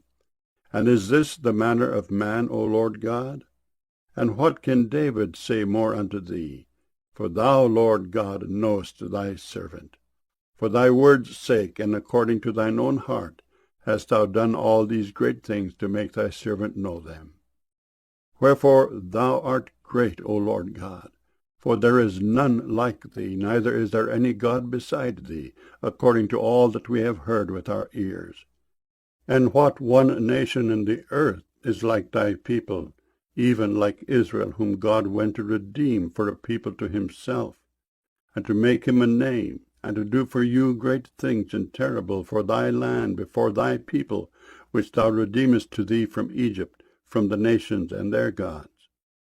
For thou hast confirmed to thyself thy people Israel to be a people unto thee for ever, and thou, Lord, art become their God. And now, O Lord God, the word that thou hast spoken concerning thy servant, and concerning his house, establish it forever, and do as thou hast said. And let thy name be magnified forever, saying, The Lord of hosts is the God over Israel. And let the house of thy servant David be established before thee. For thou, O Lord of hosts, God of Israel, hast revealed to thy servant, saying, I will build thee an house. Therefore hath thy servant found in his heart to pray this prayer unto thee. And now, O Lord God, thou art that God, and thy words be true, and thou hast promised this goodness unto thy servant. Therefore now let it please thee to bless the house of thy servant, that it may continue for ever before thee. For thou, O Lord God, hast spoken it, and with thy blessing let the house of thy servant be blessed for ever. 2 Samuel chapter 8. And after this it came to pass that David smote the Philistines and subdued them. And David took Methegama out of the hand of the Philistines. And he smote Moab, and measured them with a line, casting them down to the ground. Even with 2 lines measured he to put to death, and with 1 full line to keep alive. And so the Moabites became David's servants, and brought gifts. David smote also Hadadezer, the son of Rehob, king of Zobah, as he went to recover his border at the river Euphrates. And David took from him 1,000 chariots, and 700 horsemen, and 20,000 footmen. And David hoofed all the chariot horses, but reserved of them for 100 chariots. And when the Syrians of Damascus came to succor Hadadezer, king of Zobah, David slew of the Syrians 22,000 men. Then David put garrisons in Syria of Damascus, and the Syrians became servants to David and brought gifts. And the Lord preserved David whithersoever he went. And David took the shields of gold that were on the servants of Hadadezer, and brought them to Jerusalem. And from Betah and from Berothai, cities of Hadadezer, King David took exceeding much brass. When Toi, king of Hamath, heard that David had smitten all the host of Hadadezer, then Toi sent Joram his son unto King David to salute him and to bless him, because he had fought against Hadadezer and smitten him, for Hadadezer had wars with Toi. And Joram brought with him vessels of silver, and vessels of gold, and vessels of brass, which also King David did dedicate unto the Lord with the silver and gold that he had dedicated of all nations which he subdued, of Syria, and of Moab, and of the children of Ammon, and of the Philistines, and of Amalek, and of the spoil of Hadadezer, son of Rehob, king of Zobah. And David gat him a name when he returned from smiting of the Syrians in the valley of Salt, being 18,000 men. And he put garrisons in Edom, throughout all Edom put he garrisons, and all they of Edom became David's servants. And the Lord preserved David whithersoever he went. And David reigned over all Israel, and David executed judgment and justice unto all his people. And Joab the son of Zeruiah was over the host, and Jehoshaphat the son of Ahilud was recorder, and Zadok the son of Ahitub, and Ahimelech the son of Abiathar were the priests, and Sariah was the scribe, and Benaiah the son of Jehoiada was over both the Kerethites and the Pelethites, and David's sons were chief rulers. 2 Samuel chapter 9. And David said, Is there yet any that is left of the house of Saul, that I may show him kindness for Jonathan's sake? And there was of the house of Saul a servant whose name was Ziba. And when they had called him unto David, the king said unto him, Art thou Ziba? And he said, Thy servant is he. And the king said, Is there not yet any of the house of Saul, that I may show the kindness of God unto him? And Ziba said unto the king, Jonathan hath yet a son, which is lame on his feet. And the king said unto him, Where is he? And Ziba said unto the king, Behold, he is in the house of Machir, the son of Ammiel, in Lodebar. Then King David sent and fetched him out of the house of Machir, the son of Ammiel, from Lodebar. Now when Mephibosheth, the son of Jonathan, the son of Saul, was come unto David, he fell on his face and did reverence. And David said, Mephibosheth. And he answered, Behold thy servant. And David said unto him, Fear not, for I will surely show thee kindness for Jonathan thy father's sake, and will restore thee all the land of Saul thy father, and thou shalt eat bread at my table continually. And he bowed himself and said, What is thy servant, that thou shouldest look upon such a dead dog as I am? Then the king called to Ziba, Saul's servant, and said unto him, I have given unto thy master's son all that pertained to Saul and to all his house. Thou, therefore, and thy sons and thy servants shall till the land for him, and thou shalt bring in the fruits, that thy master's son may have food to eat. But Mephibosheth, thy master's son, shall eat bread alway at my table. Now Ziba had 15 sons and 20 servants. Then said Ziba unto the king, According to all that my lord the king hath commanded his servant, so shall thy servant do. As for Mephibosheth, said the king, he shall eat at my table as one of the king's sons. And Mephibosheth had a young son whose name was Micah. And all that dwelt in the house of Ziba were servants unto Mephibosheth. So Mephibosheth dwelt in Jerusalem, for he did eat continually at the king's table, and was lame on both his feet. 2 Samuel chapter 10. And it came to pass after this, that the king of the children of Ammon died, and Hanun his son reigned in his stead.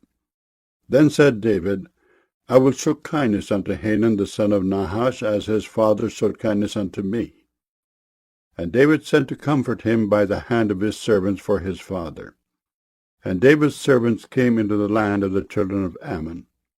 And the princes of the children of Ammon said unto Hanun their lord, Thinkest thou that David doth honour thy father, that he hath sent comforters unto thee? Hath not David rather sent his servants unto thee to search the city, and to spy it out, and to overthrow it? Wherefore Hanun took David's servants, and shaved off the one half of their beards, and cut off their garments in the middle even to their buttocks, and sent them away. When they told it unto David, he sent to meet them, because the men were greatly ashamed. And the king said, Tarry at Jericho until your beards be grown, and then return. And when the children of Ammon saw that they stank before David, the children of Ammon sent and hired the Syrians of Beth-rehob, and the Syrians of Zobah, 20,000 footmen, and of King Maacah 1,000 men, and of Ishtob 12,000 men. And when David heard of it, he sent Joab and all the host of the mighty men. And the children of Ammon came out, and put the battle in array at the entering in of the gate.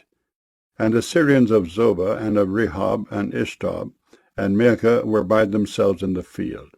When Joab saw that the front of the battle was against him before and behind, he chose of all the choice men of Israel, and put them in array against the Syrians.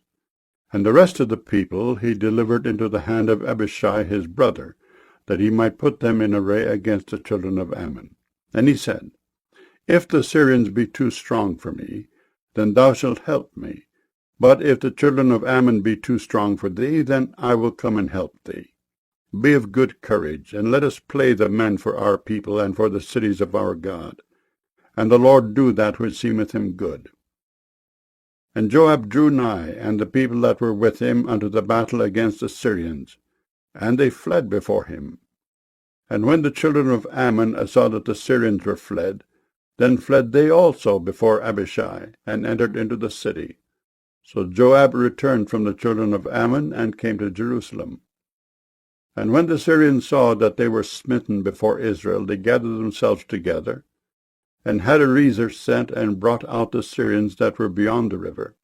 And they came to Helam, and Shobach the captain of the host of Hadarezer went before them. And when it was told David, he gathered all Israel together, and passed over Jordan, and came to Helam. And the Syrians set themselves in array against David, and fought with him. And the Syrians fled before Israel. And David slew the men of 700 chariots of the Syrians, and 40,000 horsemen, and smote Shobach the captain of their host, who died there. And when all the kings that were servants to Hadarezer saw that they were smitten before Israel, they made peace with Israel, and served them. So the Syrians feared to help the children of Ammon any more. 2 Samuel chapter 11. And it came to pass, after the year was expired, at the time when kings go forth to battle, that David sent Joab and his servants with him in all Israel. And they destroyed the children of Ammon, and besieged Rabbah. But David tarried still at Jerusalem. And it came to pass in an evening-tide, that David arose from off his bed, and walked upon the roof of the king's house. And from the roof he saw a woman washing herself, and the woman was very beautiful to look upon. And David sent and inquired after the woman. And one said, Is not this Bathsheba the daughter of Eliam, the wife of Uriah the Hittite? And David sent messengers, and took her. And she came in unto him, and he lay with her. For she was purified from her uncleanness, and she returned unto her house. And the woman conceived, and sent and told David, and said, I am with child. And David sent to Joab, saying, Send me Uriah the Hittite. And Joab sent Uriah to David. And when Uriah was come unto him, David demanded of him how Joab did, and how the people did, and how the war prospered. And David said to Uriah, Go down to thy house, and wash thy feet. And Uriah departed out of the king's house, and there followed him a mess of meat from the king. But Uriah slept at the door of the king's house with all the servants of his lord, and went not down to his house. And when they had told David, saying, Uriah went not down unto his house, David said unto Uriah, Camest thou not from thy journey? Why then didst thou not go down unto thine house? And Uriah said unto David, The ark and Israel and Judah abide in tents, and my lord Joab and the servants of my lord are encamped in the open fields. Shall I then go into mine house to eat and to drink and to lie with my wife? As thou livest, and as thy soul liveth, I will not do this thing. And David said to Uriah, Tarry here today also, and tomorrow I will let thee depart. So Uriah abode in Jerusalem that day and the morrow. And when David had called him, he did eat and drink before him, and he made him drunk. And at even he went out to lie on his bed with the servants of his lord, but went not down to his house. And it came to pass in the morning that David wrote a letter to Joab, and sent it by the hand of Uriah. And he wrote in the letter, saying, Set ye Uriah in the forefront of the hottest battle, and retire ye from him, that he may be smitten and die. And it came to pass, when Joab observed the city, that he assigned Uriah unto a place where he knew that valiant men were. And the men of the city went out and fought with Joab. And there fell some of the people of the servants of David, and Uriah the Hittite died also. Then Joab sent and told David all the things concerning the war, and charged the messengers, saying, When thou hast made an end of telling the matters of the war unto the king, and if so be that the king's wrath arise, and he say unto thee, Wherefore approached ye so nigh unto the city when ye did fight? Knew ye not that they would shoot from the wall? Who smote Abimelech the son of Jerubbesheth? Did not a woman cast a piece of a millstone upon him from the wall, that he died in Thebez? Why went ye nigh the wall? Then say thou, Thy servant Uriah the Hittite is dead also.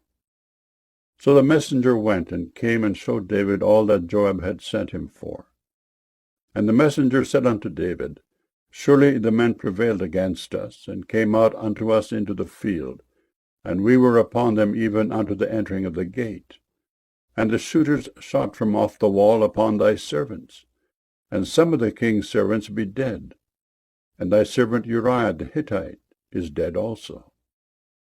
Then David said unto the messenger, Thus shalt thou say unto Joab, Let not this thing displease thee, for the sword devoureth one as well as another. Make thy battle more strong against the city, and overthrow it, and encourage thou him. And when the wife of Uriah heard that Uriah her husband was dead, she mourned for her husband. And when the mourning was past, David sent and fetched her to his house, and she became his wife, and bare him a son. But the thing that David had done displeased the Lord. 2 Samuel chapter 12. And the Lord sent Nathan unto David. And he came unto him, and said unto him, There were 2 men in one city, the one rich, and the other poor. The rich man had exceeding many flocks and herds, but the poor man had nothing, save one little ewe lamb, which he had bought and nourished up. And it grew up together with him and with his children. It did eat of his own meat, and drank of his own cup, and lay in his bosom, and was unto him as a daughter. And there came a traveller unto the rich man, and he spared to take of his own flock and of his own herd, to dress for the wayfaring man that was come unto him, but took the poor man's lamb, and dressed it for the man that was come to him. And David's anger was greatly kindled against the man, and he said to Nathan, As the Lord liveth, the man that hath done this thing shall surely die, and he shall restore the lamb fourfold, because he did this thing, and because he had no pity. And Nathan said to David, Thou art the man. Thus saith the Lord God of Israel, I anointed thee king over Israel, and I delivered thee out of the hand of Saul, and I gave thee thy master's house and thy master's wives into thy bosom, and gave thee the house of Israel and of Judah. And if that had been too little, I would moreover have given unto thee such and such things. Wherefore hast thou despised the commandment of the Lord to do evil in his sight? Thou hast killed Uriah the Hittite with the sword, and hast taken his wife to be thy wife, and hast slain him with the sword of the children of Ammon. Now therefore the sword shall never depart from thine house, because thou hast despised me, and hast taken the wife of Uriah the Hittite to be thy wife. Thus saith the Lord, Behold, I will raise up evil against thee out of thine own house, and I will take thy wives before thine eyes, and give them unto thy neighbor, and he shall lie with thy wives in the sight of this sun. For thou didst it secretly, but I will do this thing before all Israel, and before the sun. And David said unto Nathan, I have sinned against the Lord. And Nathan said unto David, The Lord also hath put away thy sin. Thou shalt not die. Howbeit, because by this deed thou hast given great occasion to the enemies of the Lord to blaspheme, the child also that is born unto thee shall surely die. And Nathan departed unto his house. And the Lord struck the child that Uriah's wife bare unto David, and it was very sick. David therefore besought God for the child. And David fasted, and went in, and lay all night upon the earth. And the elders of his house arose, and went to him to raise him up from the earth. But he would not, neither did he eat bread with them. And it came to pass on the 7th day that the child died. And the servants of David feared to tell him that the child was dead. For they said, Behold, while the child was yet alive, we spake unto him, and he would not hearken unto our voice. How will he then vex himself, if we tell him that the child is dead? But when David saw that his servants whispered, David perceived that the child was dead. Therefore David said unto his servants, Is the child dead? And they said, He is dead. Then David arose from the earth, and washed, and anointed himself, and changed his apparel, and came into the house of the Lord, and worshipped. Then he came to his own house, and when he required, they set bread before him, and he did eat. Then said his servants unto him, What thing is this that thou hast done? Thou didst fast and weep for the child while it was alive. But when the child was dead, thou didst rise and eat bread. And he said, While the child was yet alive, I fasted and wept. For I said, Who can tell whether God will be gracious to me that the child may live? But now he is dead, wherefore should I fast? Can I bring him back again? I shall go to him, but he shall not return to me. And David comforted Bathsheba his wife, and went in unto her, and lay with her. And she bare a son, and he called his name Solomon. And the Lord loved him. And he sent by the hand of Nathan the prophet, and he called his name Jedediah, because of the Lord. And Joab fought against Rabbah of the children of Ammon, and took the royal city. And Joab sent messengers to David, and said, I have fought against Rabbah, and have taken the city of waters. Now therefore gather the rest of the people together, and encamp against the city, and take it, lest I take the city, and it be called after my name. And David gathered all the people together, and went to Rabbah, and fought against it, and took it. And he took their king's crown from off his head, the weight whereof was a talent of gold with the precious stones, and it was set on David's head. And he brought forth the spoil of the city in great abundance. And he brought forth the people that were therein, and put them under saws, and under harrows of iron, and under axes of iron, and made them pass through the brick kiln. And thus did he unto all the cities of the children of Ammon. So David and all the people returned unto Jerusalem. 2 Samuel chapter 13. And it came to pass after this, that Absalom, the son of David, had a fair sister whose name was Tamar, and Amnon the son of David loved her. And Amnon was so vexed that he fell sick for his sister Tamar, for she was a virgin, and Amnon thought it hard for him to do anything to her. But Amnon had a friend whose name was Jonadab, the son of Shimeah, David's brother. And Jonadab was a very subtle man. And he said unto him, Why art thou, being the king's son, lean from day to day? Wilt thou not tell me? And Amnon said unto him, I love Tamar, my brother Absalom's sister. And Jonadab said unto him, Lay thee down on thy bed, and make thyself sick. And when thy father cometh to see thee, say unto him, I pray thee, let my sister Tamar come and give me meat, and dress the meat in my sight, that I may see it, and eat it at her hand. So Amnon lay down and made himself sick. And when the king was come to see him, Amnon said unto the king, I pray thee, let Tamar my sister come, and make me a couple of cakes in my sight, that I may eat at her hand.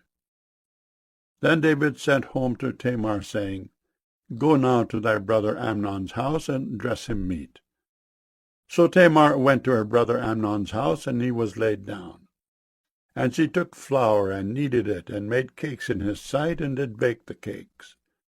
And she took a pan, and poured them out before him. But he refused to eat. And Amnon said, Have out all men from me.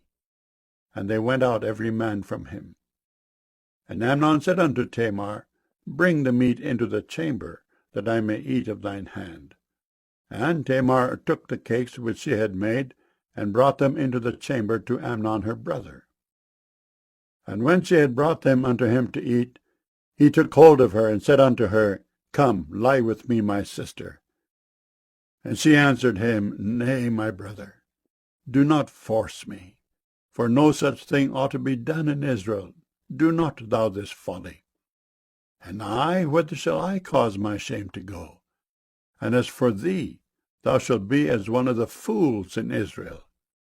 Now therefore, I pray thee, speak unto the king, for he will not withhold me from thee. Howbeit he would not hearken unto her voice, but being stronger than she, forced her, and lay with her. Then Amnon hated her exceedingly, so that the hatred wherewith he hated her was greater than the love wherewith he had loved her. And Amnon said unto her, Arise, be gone. And she said unto him, There is no cause. This evil in sending me away is greater than the other that thou didst unto me. But he would not hearken unto her. Then he called his servant that ministered unto him, and said, Put now this woman out from me, and bolt the door after her. And she had a garment of divers colours upon her, for with such robes were the king's daughters that were virgins apparelled. Then his servant brought her out, and bolted the door after her. And Tamar put ashes on her head, and rent her garment of divers colours that was on her, and laid her hand on her head, and went on crying. And Absalom her brother said unto her, Hath Amnon thy brother been with thee? But hold now thy peace, my sister, he is thy brother. Regard not this thing.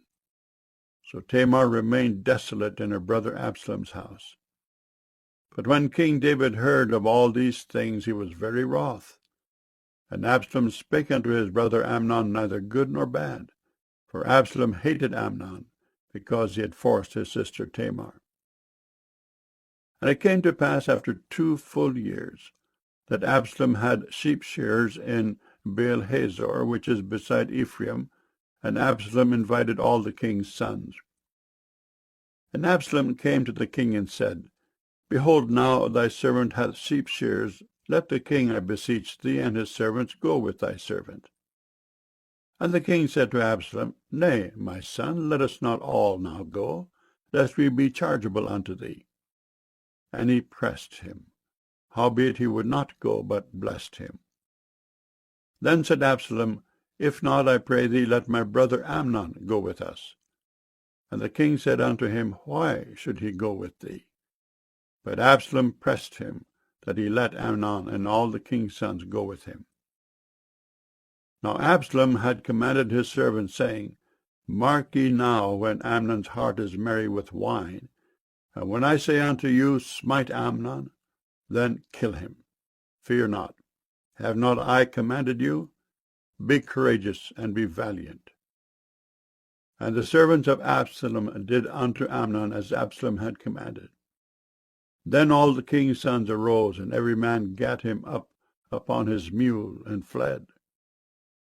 And it came to pass, while they were in the way, that tidings came to David, saying, Absalom hath slain all the king's sons, and there is not one of them left. Then the king arose, and tare his garments, and lay on the earth, and all his servants stood by with their clothes rent. And Jonadab, the son of Shimeah, David's brother, answered and said, Let not my lord suppose that they have slain all the young men, the king's sons, for Amnon only is dead. For by the appointment of Absalom this hath been determined from the day that he forced his sister Tamar. Now therefore let not my lord the king take the thing to his heart, to think that all the king's sons are dead, for Amnon only is dead. But Absalom fled, and the young man that kept the watch lifted up his eyes and looked, and behold, there came much people by the way of the hillside behind him. And Jonadab said unto the king, Behold, the king's sons come, as thy servant said, so it is. And it came to pass, as soon as he had made an end of speaking, that, behold, the king's sons came and lifted up their voice and wept. And the king also and all his servants wept very sore. But Absalom fled and went to Talmai, the son of Ammihud, king of Geshur. And David mourned for his son every day. So Absalom fled and went to Geshur, and was there 3 years. And the soul of King David longed to go forth unto Absalom, for he was comforted concerning Amnon, seeing he was dead. 2 Samuel chapter 14. Now Joab the son of Zeruiah perceived that the king's heart was toward Absalom. And Joab sent to Tekoa, and fetched thence a wise woman, and said unto her, I pray thee, feign thyself to be a mourner, and put on now mourning apparel, and anoint not thyself with oil, but be as a woman that had a long time mourned for the dead, and come to the king, and speak on this matter unto him. So Joab put the words in her mouth. And when the woman of Tekoa spake to the king, she fell on her face to the ground, and did obeisance, and said, Help, O king. And the king said unto her, What aileth thee? And she answered, I am indeed a widow woman, and mine husband is dead. And thy handmaid had 2 sons, and they 2 strove together in the field, and there was none to part them. But the one smote the other, and slew him. And behold, the whole family is risen against thine handmaid, and they said, Deliver him that smote his brother, that we may kill him, for the life of his brother whom he slew. And we will destroy the heir also, and so they shall quench my coal which is left, and shall not leave to my husband neither name nor remainder upon the earth. And the king said unto the woman, Go to thine house, and I will give charge concerning thee. And the woman of Tekoa said unto the king, My lord, O king, the iniquity be on me, and on my father's house, and the king and his throne be guiltless. And the king said, Whosoever saith aught unto thee, bring him to me, and he shall not touch thee any more. Then said she, I pray thee, let the king remember the Lord thy God, that thou wouldest not suffer the revengers of blood to destroy any more, lest they destroy my son. And he said, As the Lord liveth, there shall not one hair of thy son fall to the earth. Then the woman said, Let thine handmaid, I pray thee, speak one word unto my lord the king. And he said, Say on. And the woman said, Wherefore then hast thou thought such a thing against the people of God? For the king doth speak this thing as one which is faulty, in that the king doth not fetch home again his banished. For we must needs die, and are as waters spilt on the ground, which cannot be gathered up again. Neither doth God respect any person, yet doth he devise means, that his banished be not expelled from him. Now therefore that I am come to speak of this thing unto my lord the king, it is because the people have made me afraid. And thy handmaid said, I will now speak unto the king. It may be that the king will perform the request of his handmaid. For the king will hear to deliver his handmaid out of the hand of the man that would destroy me and my son together out of the inheritance of God. Then thine handmaid said, The word of my lord the king shall now be comfortable. For as an angel of God, so is my lord the king to discern good and bad. Therefore the Lord thy God will be with thee. Then the king answered and said unto the woman, Hide not from me, I pray thee, the thing that I shall ask thee. And the woman said, Let my lord the king now speak. And the king said, Is not the hand of Joab with thee in all this? And the woman answered and said, As thy soul liveth, my lord the king, none can turn to the right hand or to the left from aught that my lord the king hath spoken. For thy servant Joab, he bade me, and he put all these words in the mouth of thine handmaid. To fetch about this form of speech hath thy servant Joab done this thing. And my lord is wise, according to the wisdom of an angel of God, to know all things that are in the earth. And the king said unto Joab, Behold, now I have done this thing. Go therefore, bring the young man Absalom again. And Joab fell to the ground on his face, and bowed himself, and thanked the king. And Joab said, Today thy servant knoweth that I have found grace in thy sight, my lord, O king, in that the king hath fulfilled the request of his servant. So Joab arose and went to Geshur, and brought Absalom to Jerusalem. And the king said, Let him turn to his own house, and let him not see my face. So Absalom returned to his own house, and saw not the king's face. But in all Israel there was none to be so much praised as Absalom for his beauty. From the sole of his foot even to the crown of his head there was no blemish in him. And when he polled his head, for it was at every year's end that he polled it, because the hair was heavy on him, therefore he polled it, he weighed the hair of his head at 200 shekels after the king's weight. And unto Absalom there were born 3 sons and 1 daughter, whose name was Tamar. She was a woman of a fair countenance. So Absalom dwelt 2 full years in Jerusalem, and saw not the king's face. Therefore Absalom sent for Joab to have sent him to the king, but he would not come to him. And when he sent again the second time, he would not come. Therefore he said unto his servants, See, Joab's field is near mine, and he hath barley there. Go and set it on fire. And Absalom's servants set the field on fire. Then Joab arose and came to Absalom unto his house, and said unto him, Wherefore have thy servants set my field on fire? And Absalom answered Joab, Behold, I sent unto thee, saying, Come hither, that I may send thee to the king to say, Wherefore am I come from Geshur? It had been good for me to have been there still. Now therefore let me see the king's face, and if there be any iniquity in me, let him kill me. So Joab came to the king and told him. And when he had called for Absalom, he came to the king and bowed himself on his face to the ground before the king, and the king kissed Absalom. 2 Samuel chapter 15. And it came to pass after this, that Absalom prepared him chariots and horses, and 50 men to run before him. And Absalom rose up early, and stood beside the way of the gate. And it was so that when any man that had a controversy came to the king for judgment, then Absalom called unto him, and said, Of what city art thou? And he said, Thy servant is of one of the tribes of Israel. And Absalom said unto him, See, thy matters are good and right, but there is no man deputed of the king to hear thee. Absalom said moreover, O that I were made judge in the land, that every man which hath any suit or cause might come unto me, and I would do him justice.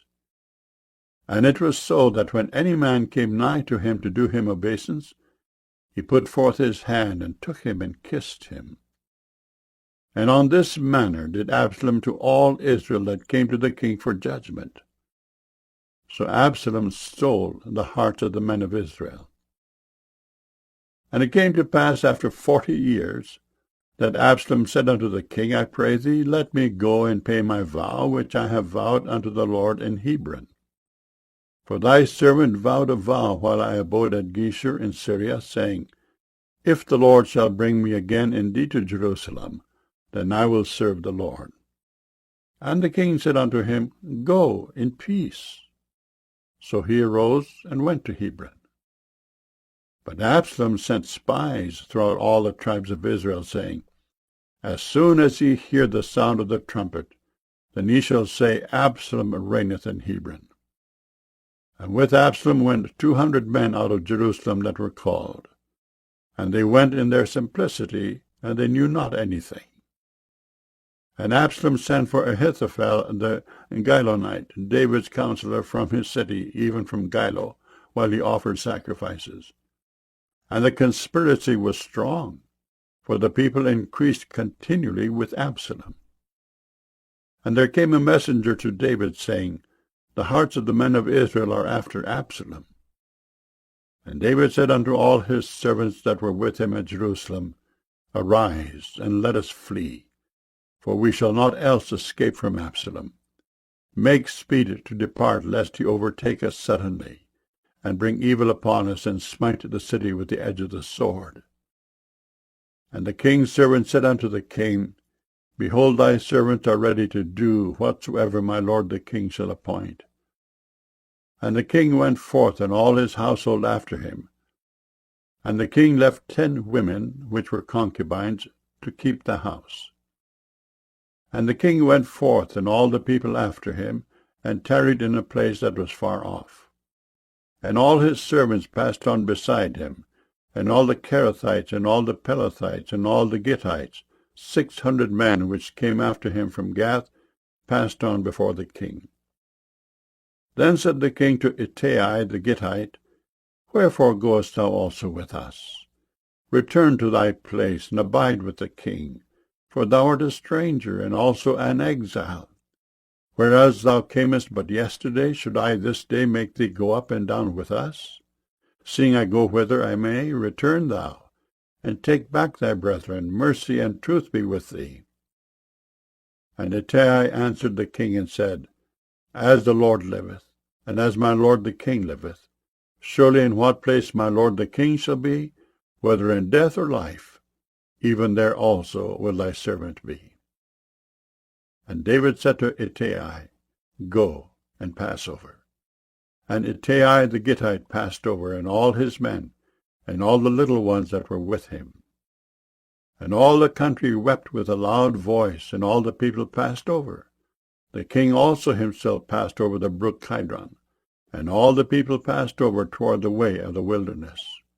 And lo, Zadok also and all the Levites were with him, bearing the ark of the covenant of God. And they set down the ark of God. And Abiathar went up until all the people had done passing out of the city.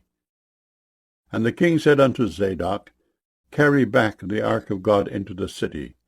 If I shall find favor in the eyes of the Lord, he will bring me again and show me both it and his habitation. But if he thus say, I have no delight in thee, behold, here am I, let him do to me as seemeth good unto him. The king said also unto Zadok the priest, Art not thou a seer? Return into the city in peace, and your 2 sons with you, Ahimaaz thy son, and Jonathan the son of Abiathar. See, I will tarry in the plain of the wilderness until there come word from you to certify me. Zadok therefore and Abiathar carried the ark of God again to Jerusalem, and they tarried there. And David went up by the ascent of Mount Olivet, and wept as he went up, and had his head covered, and he went barefoot. And all the people that was with him covered every man his head, and they went up weeping as they went up. And one told David, saying, Ahithophel is among the conspirators with Absalom. And David said, O Lord, I pray thee, turn the counsel of Ahithophel into foolishness. And it came to pass that when David was come to the top of the mount, where he worshipped God, behold, Hushai the Archite came to meet him, with his coat rent, and earth upon his head. Unto whom David said, If thou passest on with me, then thou shalt be a burden unto me. But if thou return to the city, and say unto Absalom, I will be thy servant, O king. As I have been thy father's servant hitherto, so will I now also be thy servant. Then mayest thou for me defeat the counsel of Ahithophel. And hast thou not there with thee Zadok and Abiathar the priests? Therefore it shall be, that what things soever thou shalt hear out of the king's house, thou shalt tell it to Zadok and Abiathar the priests. Behold, they have there with them their 2 sons, Ahimaaz Zadok's son, and Jonathan Abiathar's son. And by them ye shall send unto me everything that ye can hear. So Hushai, David's friend, came into the city, and Absalom came into Jerusalem. 2 Samuel chapter 16. And when David was a little past the top of the hill, behold, Ziba, the servant of Mephibosheth, met him, with a couple of asses saddled, and upon them 200 loaves of bread, and 100 bunches of raisins, and 100 of summer fruits, and a bottle of wine. And the king said unto Ziba, What meanest thou by these? And Ziba said, The asses be for the king's household to ride on, and the bread and summer fruit for the young men to eat, and the wine, that such as be faint in the wilderness may drink. And the king said, And where is thy master's son? And Ziba said unto the king, Behold, he abideth at Jerusalem. For he said, Today shall the house of Israel restore me the kingdom of my father. Then said the king to Ziba, Behold, thine are all that pertained unto Mephibosheth. And Ziba said, I humbly beseech thee that I may find grace in thy sight, my lord, O king. And when King David came to Bahurim, behold, thence came out a man of the family of the house of Saul, whose name was Shimei, the son of Gera. He came forth and cursed still as he came. And he cast stones at David and at all the servants of King David. And all the people and all the mighty men were on his right hand and on his left. And thus said Shimei when he cursed, come out, thou bloody man, and thou man of Belial. The Lord hath returned upon thee all the blood of the house of Saul, in whose stead thou hast reigned. And the Lord hath delivered the kingdom into the hand of Absalom thy son. And behold, thou art taken in thy mischief, because thou art a bloody man. Then said Abishai the son of Zeruiah unto the king, why should this dead dog curse my lord the king? Let me go over, I pray thee, and take off his head. And the king said, what have I to do with you, ye sons of Zeruiah? So let him curse, because the Lord hath said unto him, curse David. Who shall then say, wherefore hast thou done so? And David said to Abishai and to all his servants, behold, my son which came forth of my bowels seeketh my life. How much more now may this Benjamite do it? Let him alone, and let him curse, for the Lord hath bidden him. It may be that the Lord will look on mine affliction, and that the Lord will requite me good for his cursing this day. And as David and his men went by the way, Shimei went along on the hill's side over against him, and cursed as he went, and threw stones at him, and cast dust. And the king and all the people that were with him came weary, and refreshed themselves there. And Absalom and all the people, the men of Israel, came to Jerusalem, and Ahithophel with him. And it came to pass, when Hushai the Archite, David's friend, was come unto Absalom, that Hushai said unto Absalom, God save the king, God save the king. And Absalom said to Hushai, is this thy kindness to thy friend? Why wentest thou not with thy friend? And Hushai said unto Absalom, nay, but whom the Lord and this people and all the men of Israel choose, his will I be, and with him will I abide. And again, whom should I serve? Should I not serve in the presence of his son? As I have served in thy father's presence, so will I be in thy presence. Then said Absalom to Ahithophel, give counsel among you what we shall do. And Ahithophel said unto Absalom, go in unto thy father's concubines, which he hath left to keep the house, and all Israel shall hear that thou art abhorred of thy father. Then shall the hands of all that are with thee be strong. So they spread Absalom a tent upon the top of the house. And Absalom went in unto his father's concubines in the sight of all Israel. And the counsel of Ahithophel, which he counselled in those days, was as if a man had inquired at the oracle of God. So was all the counsel of Ahithophel, both with David and with Absalom. 2 Samuel chapter 17. Moreover, Ahithophel said unto Absalom, let me now choose out 12,000 men, and I will arise and pursue after David this night. And I will come upon him while he is weary and weak-handed, and will make him afraid, and all the people that are with him shall flee, and I will smite the king only.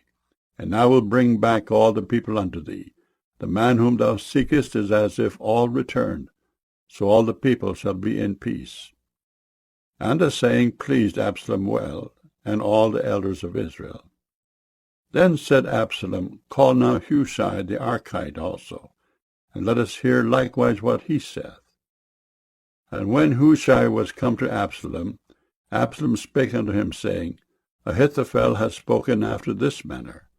Shall we do after his saying? If not, speak thou.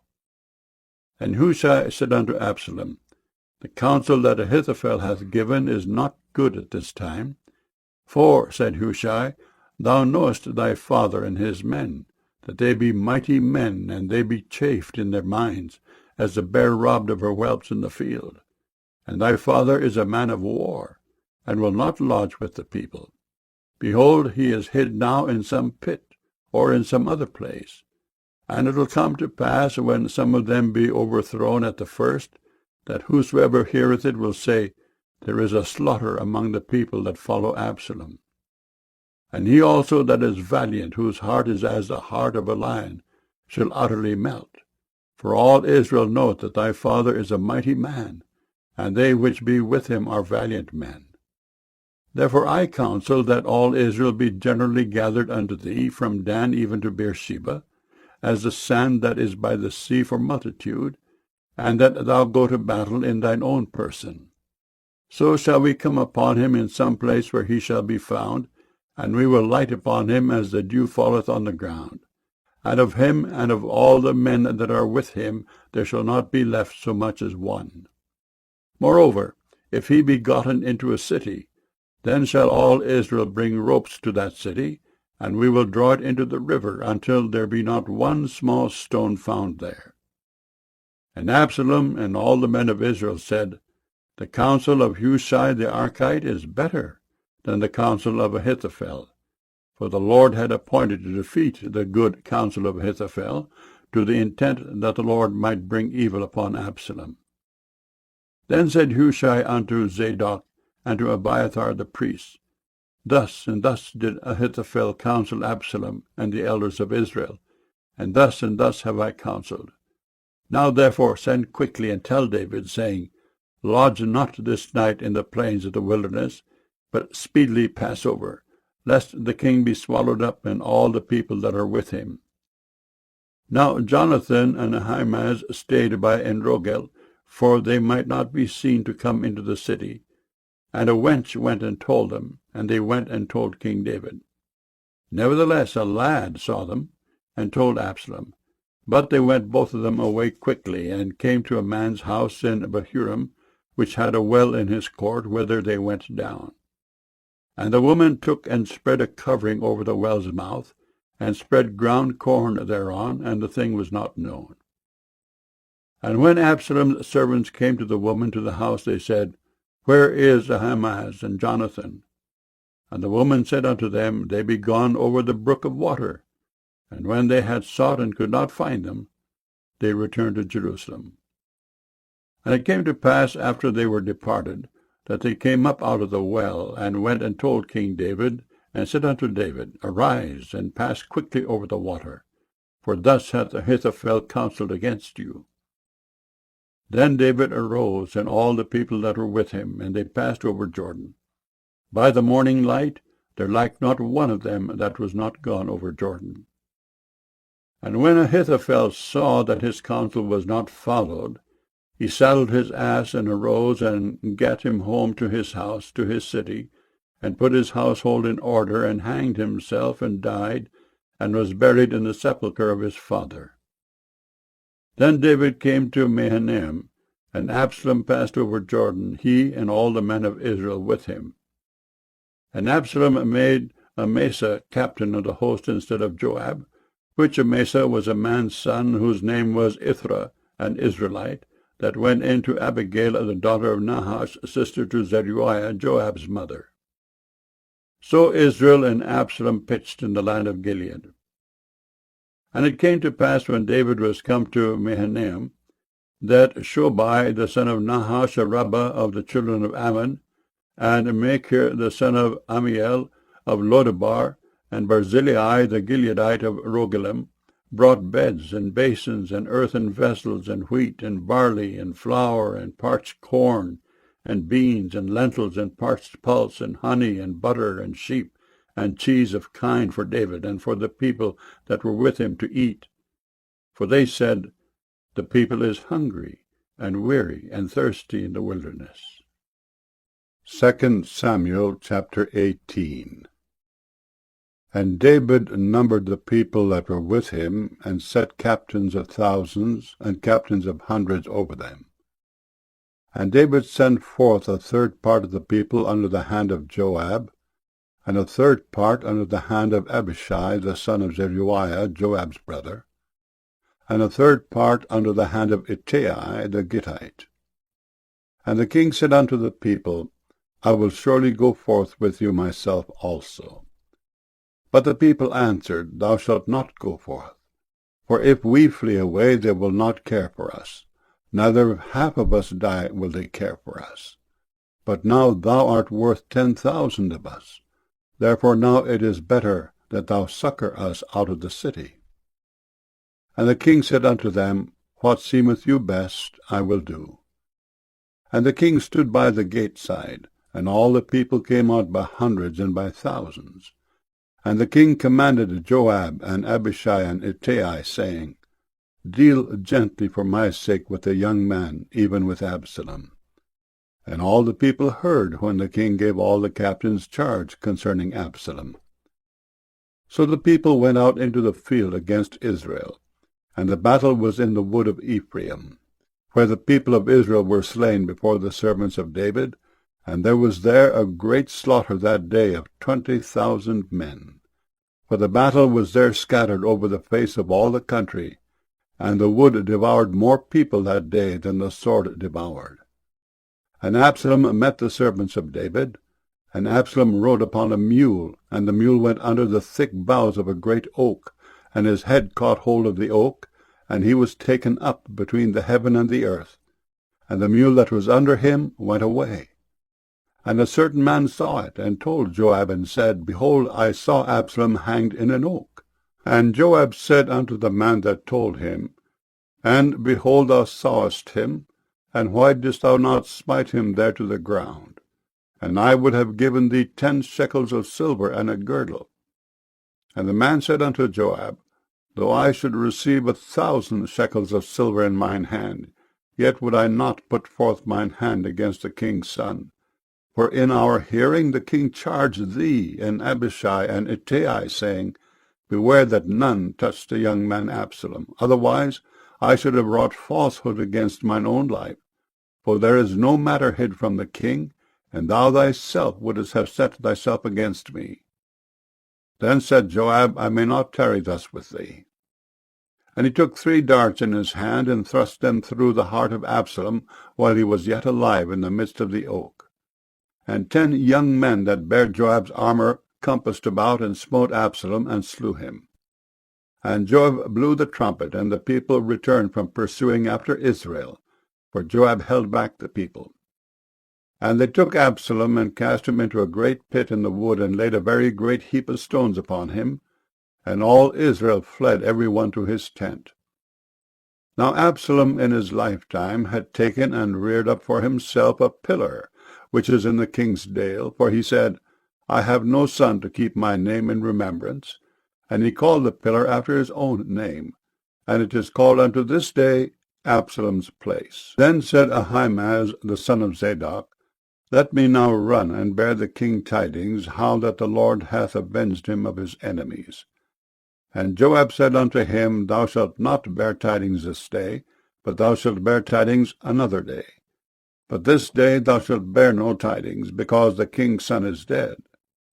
Then said Joab to Cushai, Go, tell the king what thou hast seen. And Cushai bowed himself unto Joab, and ran. Then said Ahimaaz the son of Zadok yet again to Joab, But howsoever, let me, I pray thee, also run after Cushai. And Joab said, Wherefore wilt thou run, my son, seeing that thou hast no tidings ready? But howsoever, said he, Let me run. And he said unto him, Run. Then Ahimaaz ran by the way of the plain, and overran Cushai. And David sat between the 2 gates. And the watchman went up to the roof over the gate unto the wall, and lifted up his eyes, and looked, and behold, a man running alone. And the watchman cried, and told the king. And the king said, If he be alone, there is tidings in his mouth. And he came apace, and drew near. And the watchman saw another man running.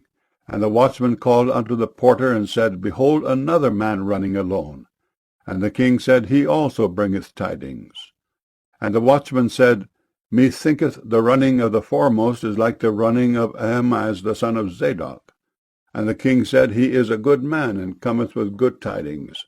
And Ahimaaz called and said unto the king, All is well. And he fell down to the earth upon his face before the king, and said, Blessed be the Lord thy God, which hath delivered up the men that lifted up their hand against my lord the king. And the king said, Is the young man Absalom safe? And Ahimaaz answered, When Joab sent the king's servant and me thy servant, I saw a great tumult, but I knew not what it was. And the king said unto him, Turn aside, and stand here. And he turned aside and stood still. And behold, Cushai came. And Cushai said, Tidings, my lord the king, for the Lord hath avenged thee this day of all them that rose up against thee. And the king said unto Cushai, Is the young man Absalom safe?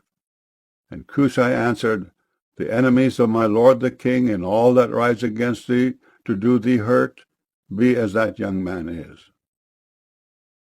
And the king was much moved, and went up to the chamber over the gate, and wept.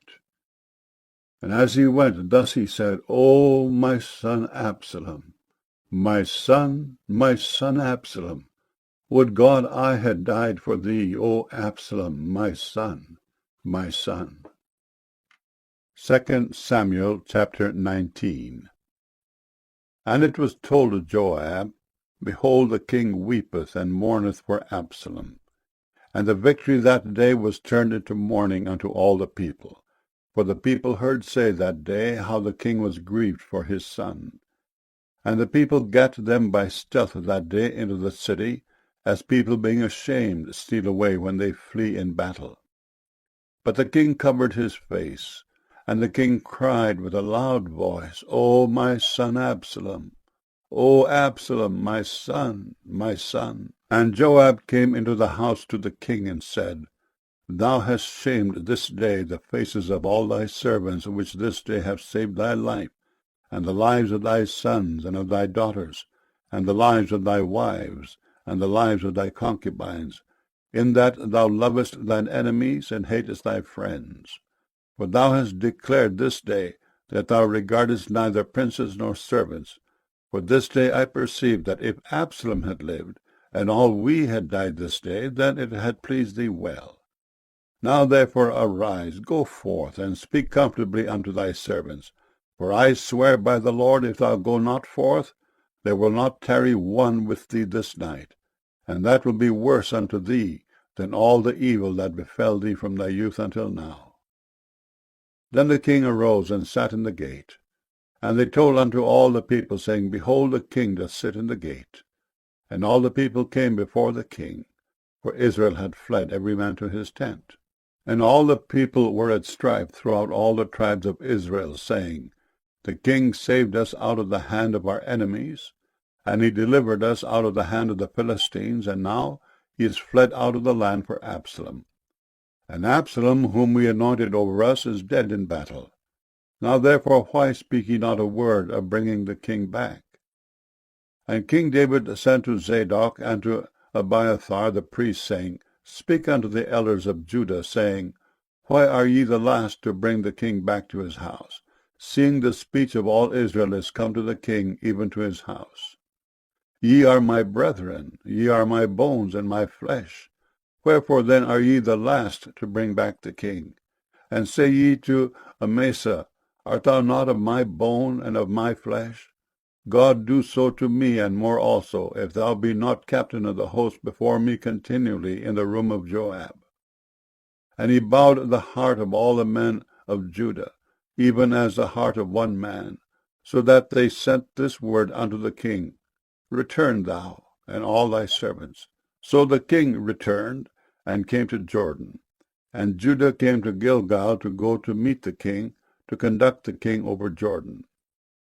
And Shimei the son of Gera, a Benjamite, which was of Bahurim, hasted and came down with the men of Judah to meet King David. And there were 1,000 men of Benjamin with him, and Ziba the servant of the house of Saul, and his 15 sons, and his 20 servants with him. And they went over Jordan before the king. And there went over a ferry boat to carry over the king's household, and to do what he thought good. And Shimei the son of Gera fell down before the king as he was come over Jordan, and said unto the king, Let not my lord impute iniquity unto me. Neither do thou remember that which thy servant did perversely the day that my lord the king went out of Jerusalem, that the king should take it to his heart. For thy servant doth know that I have sinned. Therefore, behold, I am come the first this day of all the house of Joseph to go down to meet my lord the king. But Abishai the son of Zeruiah answered and said, Shall not Shimei be put to death for this, because he cursed the Lord's anointed? And David said, What have I to do with you, ye sons of Zeruiah, that ye should this day be adversaries unto me? Shall there any man be put to death this day in Israel? For do not I know that I am this day king over Israel? Therefore the king said unto Shimei, Thou shalt not die. And the king sware unto him. And Mephibosheth the son of Saul came down to meet the king, and had neither dressed his feet, nor trimmed his beard, nor washed his clothes from the day the king departed until the day he came again in peace. And it came to pass, when he was come to Jerusalem to meet the king, that the king said unto him, Wherefore wentest not thou with me, Mephibosheth? And he answered, My lord, O king, my servant deceived me. For thy servant said, I will saddle me an ass, that I may ride thereon, and go to the king, because thy servant is lame. And he has slandered thy servant unto my lord the king. But my lord the king is as an angel of God. Do therefore what is good in thine eyes. For all of my father's house were but dead men before my lord the king. Yet didst thou set thy servant among them that did eat at thine own table. What right therefore have I yet to cry any more unto the king?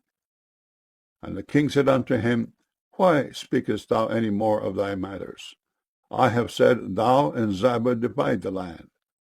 And Mephibosheth said unto the king, Yea, let him take all, forasmuch as my lord the king is come again in peace unto his own house. And Barzillai the Gileadite came down from Rogelim, and went over Jordan with the king to conduct him over Jordan. Now Barzillai was a very aged man, even 80 years old, and he had provided the king of sustenance while he lay at Mahanaim, for he was a very great man. And the king said unto Barzillai, Come thou over with me, and I will feed thee with me in Jerusalem. And Barzillai said unto the king, How long have I to live, that I should go up with the king unto Jerusalem? I am this day 80 years old. And can I discern between good and evil? Can thy servant taste what I eat or what I drink? Can I hear any more the voice of singing men and singing women? Wherefore then should thy servant be yet a burden unto my lord the king? Thy servant will go a little way over Jordan with the king. And why should the king recompense it me with such a reward? Let thy servant, I pray thee, turn back again, that I may die in mine own city, and be buried by the grave of my father and of my mother. But behold thy servant Chimham. Let him go over with my lord the king, and do to him what shall seem good unto thee. And the king answered, Chimham shall go over with me, and I will do to him that which shall seem good unto thee. And whatsoever thou shalt require of me, that will I do for thee. And all the people went over Jordan. And when the king was come over, the king kissed Barzillai, and blessed him. And he returned unto his own place. Then the king went on to Gilgal, and Chimham went on with him, and all the people of Judah conducted the king, and also half the people of Israel. And behold, all the men of Israel came to the king, and said unto the king, Why have our brethren the men of Judah stolen thee away, and have brought the king and his household and all David's men with him over Jordan? And all the men of Judah answered the men of Israel, Because the king is near of kin to us. Wherefore then be ye angry for this matter? Have we eaten at all of the king's cost, or hath he given us any gift? And the men of Israel answered the men of Judah, and said, We have 10 parts in the king, and we have also more right in David than ye. Why then did ye despise us, that our advice should not be first had in bringing back our king? And the words of the men of Judah were fiercer than the words of the men of Israel. 2 Samuel chapter 20. And there happened to be there a man of Belial, whose name was Sheba, the son of Bichri, a Benjamite.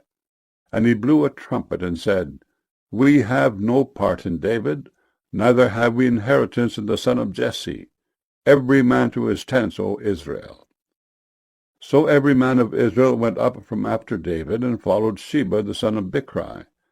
But the men of Judah clave unto their king from Jordan even to Jerusalem.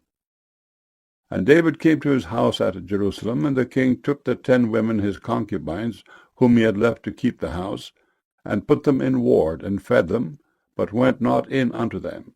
So they were shut up unto the day of their death, living in widowhood. Then said the king to Amasa, Assemble me the men of Judah within 3 days, and be thou here present. So Amasa went to assemble the men of Judah. But he tarried longer than the set time which he had appointed him. And David said to Abishai, Now shall Sheba the son of Bichri do us more harm than did Absalom.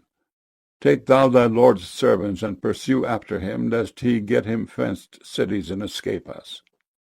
And there went out after him Joab's men, and the Cherethites, and the Pelethites, and all the mighty men. And they went out of Jerusalem to pursue after Sheba the son of Bichri. When they were at the great stone which is in Gibeon, Amasa went before them. And Joab's garment that he had put on was girded unto him, and upon it a girdle with a sword fastened upon his loins in the sheath thereof. And as he went forth, it fell out. And Joab said to Amasa, Art thou in health, my brother? And Joab took Amasa by the beard with the right hand to kiss him. But Amasa took no heed to the sword that was in Joab's hand. So he smote him therewith in the 5th rib, and shed out his bowels to the ground, and struck him not again, and he died. So Joab and Abishai his brother pursued after Sheba the son of Bichri. And one of Joab's men stood by him, and said, He that favoureth Joab, and he that is for David, let him go after Joab. And Amasa wallowed in blood in the midst of the highway. And when the man saw that all the people stood still, he removed Amasa out of the highway into the field, and cast a cloth upon him, when he saw that every one that came by him stood still. When he was removed out of the highway, all the people went on after Joab to pursue after Sheba the son of Bichri. And he went through all the tribes of Israel unto Abel, and to Bethmaachah, and all the Beerites, and they were gathered together, and went also after him.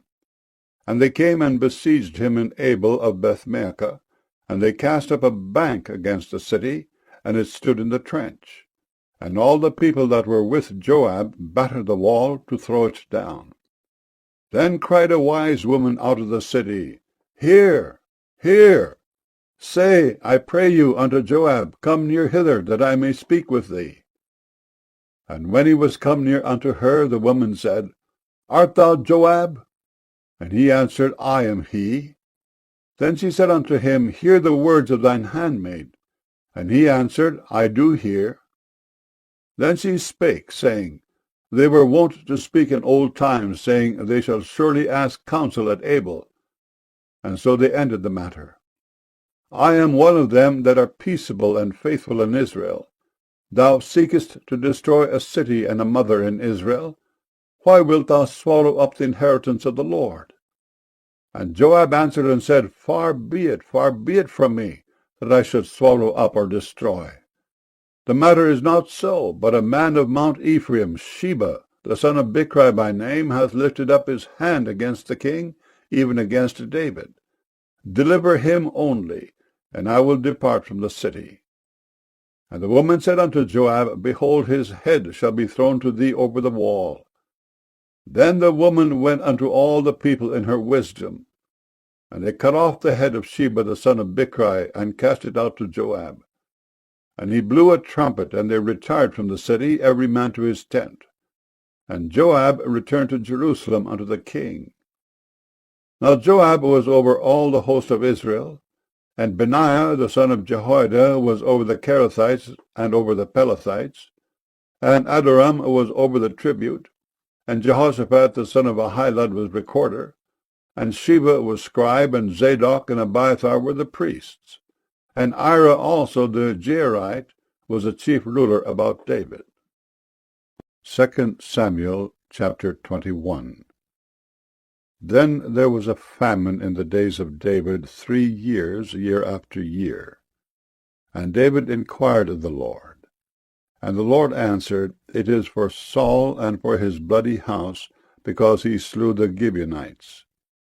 And the king called the Gibeonites, and said unto them, Now the Gibeonites were not of the children of Israel, but of the remnant of the Amorites. And the children of Israel had sworn unto them. And Saul sought to slay them in his zeal to the children of Israel and Judah. Wherefore David said unto the Gibeonites, What shall I do for you?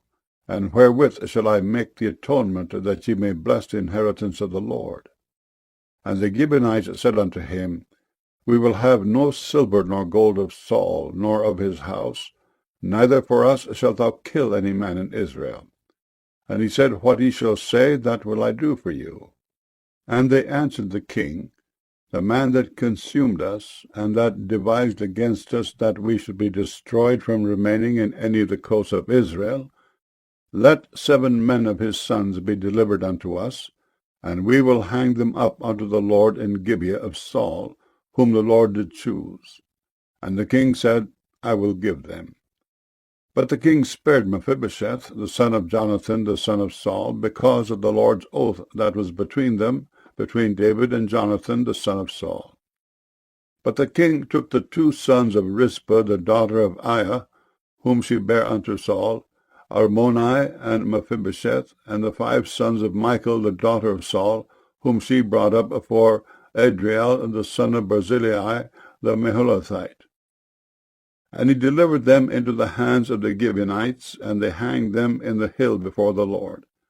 And they fell all 7 together, and were put to death in the days of harvest, in the first days in the beginning of barley harvest.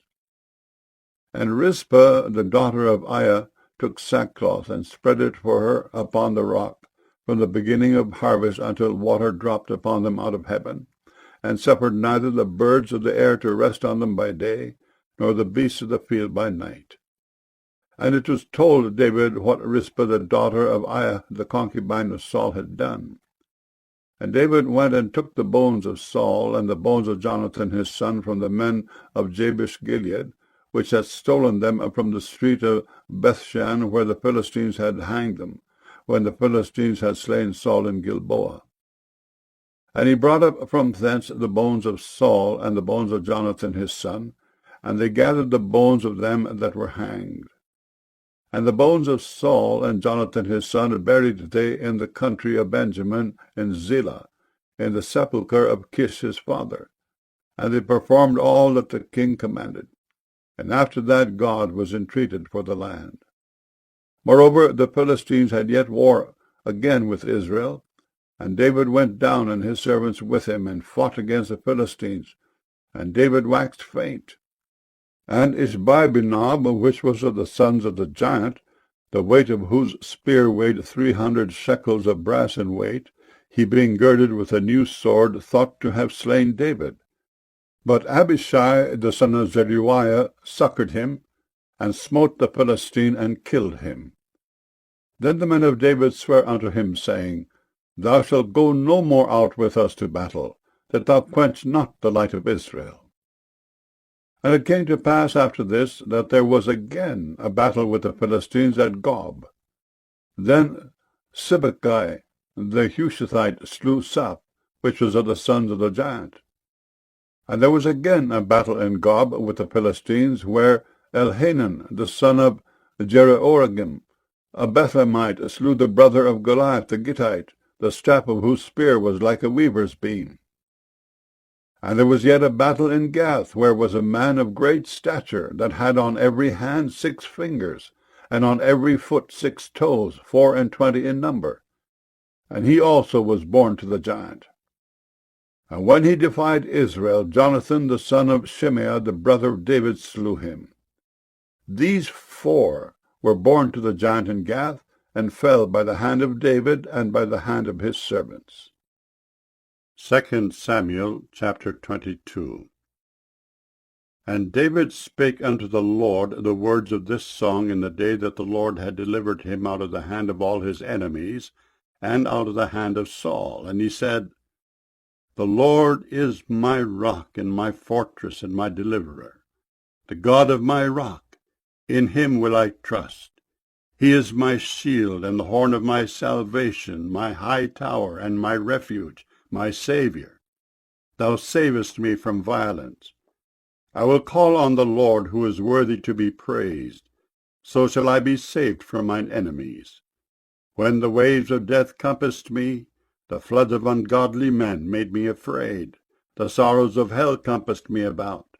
The snares of death prevented me. In my distress I called upon the Lord, and cried to my God. And he did hear my voice out of his temple, and my cry did enter into his ears. Then the earth shook and trembled. The foundations of heaven moved and shook, because he was wroth. There went up a smoke out of his nostrils, and fire out of his mouth devoured. Coals were kindled by it. He bowed the heavens also, and came down, and darkness was under his feet. And he rode upon a cherub, and did fly, and he was seen upon the wings of the wind. And he made darkness pavilions round about him, dark waters, and thick clouds of the skies. Through the brightness before him were coals of fire kindled. The Lord thundered from heaven, and the Most High uttered his voice. And he sent out arrows, and scattered them, lightning, and discomfited them. And the channels of the sea appeared. The foundations of the world were discovered at the rebuking of the Lord, at the blast of the breath of his nostrils. He sent from above, he took me. He drew me out of many waters. He delivered me from my strong enemy, and from them that hated me, for they were too strong for me. They prevented me in the day of my calamity, but the Lord was my stay. He brought me forth also into a large place. He delivered me because he delighted in me. The Lord rewarded me according to my righteousness. According to the cleanness of my hands hath he recompensed me. For I have kept the ways of the Lord, and have not wickedly departed from my God. For all his judgments were before me, and as for his statutes, I did not depart from them. I was also upright before him, and have kept myself from mine iniquity. Therefore the Lord hath recompensed me according to my righteousness, according to my cleanness in his eyesight. With the merciful thou wilt show thyself merciful, and with the upright man thou wilt show thyself upright. With the pure thou wilt show thyself pure, and with the froward thou wilt show thyself unsavory. And the afflicted people thou wilt save, but thine eyes are upon the haughty, that thou mayest bring them down. For thou art my lamp, O Lord, and the Lord will lighten my darkness. For by thee I have run through a troop, by my God have I leaped over a wall. As for God, his way is perfect. The word of the Lord is tried. He is a buckler to all them that trust in him. For who is God, save the Lord? And who is a rock, save our God? God is my strength and power, and he maketh my way perfect. He maketh my feet like hinds' feet, and setteth me upon my high places. He teacheth my hands to war, so that a bow of steel is broken by mine arms. Thou hast also given me the shield of thy salvation, and thy gentleness hath made me great. Thou hast enlarged my steps under me, so that my feet did not slip. I have pursued mine enemies and destroyed them, and turned not again until I had consumed them. And I have consumed them and wounded them, that they could not arise, yea, they are fallen under my feet. For thou hast girded me with strength to battle. Them that rose up against me hast thou subdued under me. Thou hast also given me the necks of mine enemies, that I might destroy them that hate me. They looked, but there was none to save, even unto the Lord, but he answered them not. Then did I beat them as small as the dust of the earth. I did stamp them as the mire of the street, and did spread them abroad. Thou also hast delivered me from the strivings of my people. Thou hast kept me to be head of the heathen. A people which I knew not shall serve me. Strangers shall submit themselves unto me. As soon as they hear, they shall be obedient unto me. Strangers shall fade away, and they shall be afraid out of their close places. The Lord liveth, and blessed be my rock, and exalted be the God of the rock of my salvation. It is God that avengeth me, and that bringeth down the people under me, and that bringeth me forth from mine enemies. Thou also hast lifted me up on high above them that rose up against me. Thou hast delivered me from the violent man. Therefore I will give thanks unto thee, O Lord, among the heathen, and I will sing praises unto thy name. He is the tower of salvation for his king, and showeth mercy to his anointed, unto David, and to his seed for evermore. 2 Samuel chapter 23. Now these be the last words of David. David the son of Jesse said, and the man who was raised up on high, the anointed of the God of Jacob, and the sweet psalmist of Israel said, The Spirit of the Lord spake by me, and his word was in my tongue. The God of Israel said, The rock of Israel spake to me. He that ruleth over men must be just, ruling in the fear of God. And he shall be as the light of the morning, when the sun riseth, even a morning without clouds, as the tender grass springing out of the earth by clear shining after rain. Although my house be not so with God, yet he hath made with me an everlasting covenant, ordered in all things and sure. For this is all my salvation and all my desire, although he make it not to grow. But the sons of Belial shall be all of them as thorns thrust away, because they cannot be taken with hands. But the man that shall touch them must be fenced with iron and the staff of a spear, and they shall be utterly burned with fire in the same place. These be the names of the mighty men whom David had. The Tachmonite that sat in the seat, chief among the captains, the same was Adino, the Ezonite. He lifted up his spear against 800, whom he slew at one time. And after him was Eleazar the son of Dodo the Ahohite, one of the 3 mighty men with David, when they defied the Philistines that were there gathered together to battle, and the men of Israel were gone away. He arose and smote the Philistines until his hand was weary, and his hand clave unto the sword. And the Lord wrought a great victory that day, and the people returned after him only to spoil. And after him was Shammah the son of Agi the Hararite. And the Philistines were gathered together into a troop, where was a piece of ground full of lentils. And the people fled from the Philistines, but he stood in the midst of the ground, and defended it, and slew the Philistines. And the Lord wrought a great victory. And 3 of the 30 chief went down and came to David in the harvest time under the cave of Adullam. And the troop of the Philistines pitched in the valley of Rephaim. And David was then in an hold, and the garrison of the Philistines was then in Bethlehem. And David longed and said, Oh, that one would give me drink of the water of the well of Bethlehem, which is by the gate. And the 3 mighty men brake through the host of the Philistines, and drew water out of the well of Bethlehem, that was by the gate, and took it, and brought it to David. Nevertheless he would not drink thereof, but poured it out unto the Lord. Then he said, Be it far from me, O Lord, that I should do this. Is not this the blood of the men that went in jeopardy of their lives? Therefore he would not drink it. These things did these 3 mighty men. And Abishai, the brother of Joab, the son of Zeruiah, was chief among 3.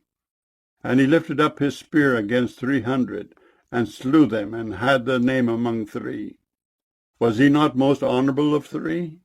Therefore he was their captain, howbeit he attained not unto the first 3. And Benaiah the son of Jehoiada, the son of a valiant man of Kabzeel, who had done many acts, he slew 2 lion-like men of Moab. He went down also and slew a lion in the midst of a pit in time of snow. And he slew an Egyptian, a goodly man, and the Egyptian had a spear in his hand. But he went down to him with a staff, and plucked the spear out of the Egyptian's hand, and slew him with his own spear. These things did Benaiah the son of Jehoiada, and had the name among 3 mighty men. He was more honorable than the 30, but he attained not to the first 3, and David set him over his guard. Asahel, the brother of Joab, was one of the 30.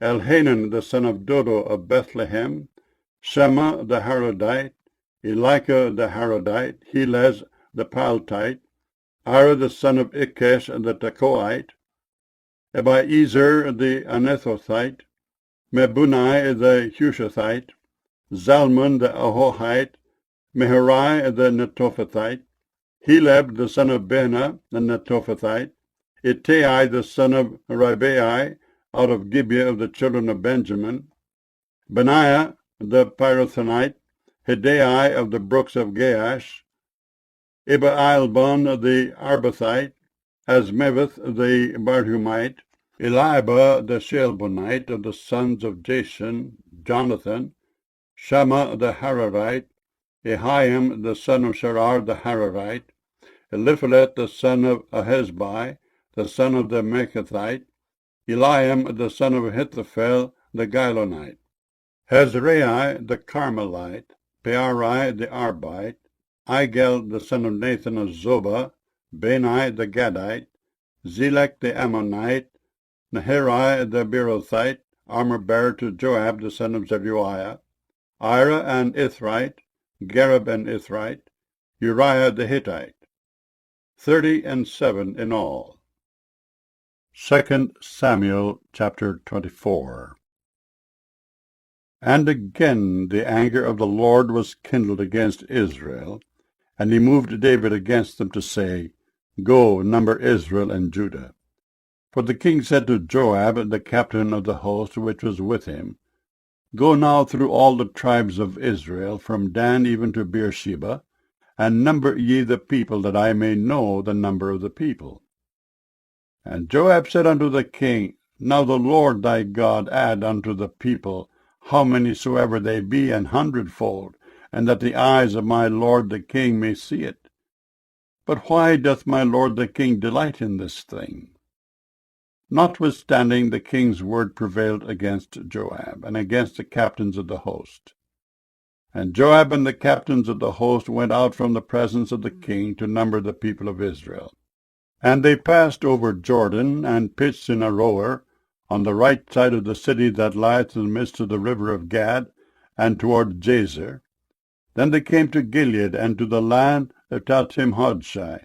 And they came to Danjain, and about to Zidon, and came to the stronghold of Tyre, and to all the cities of the Hivites and of the Canaanites.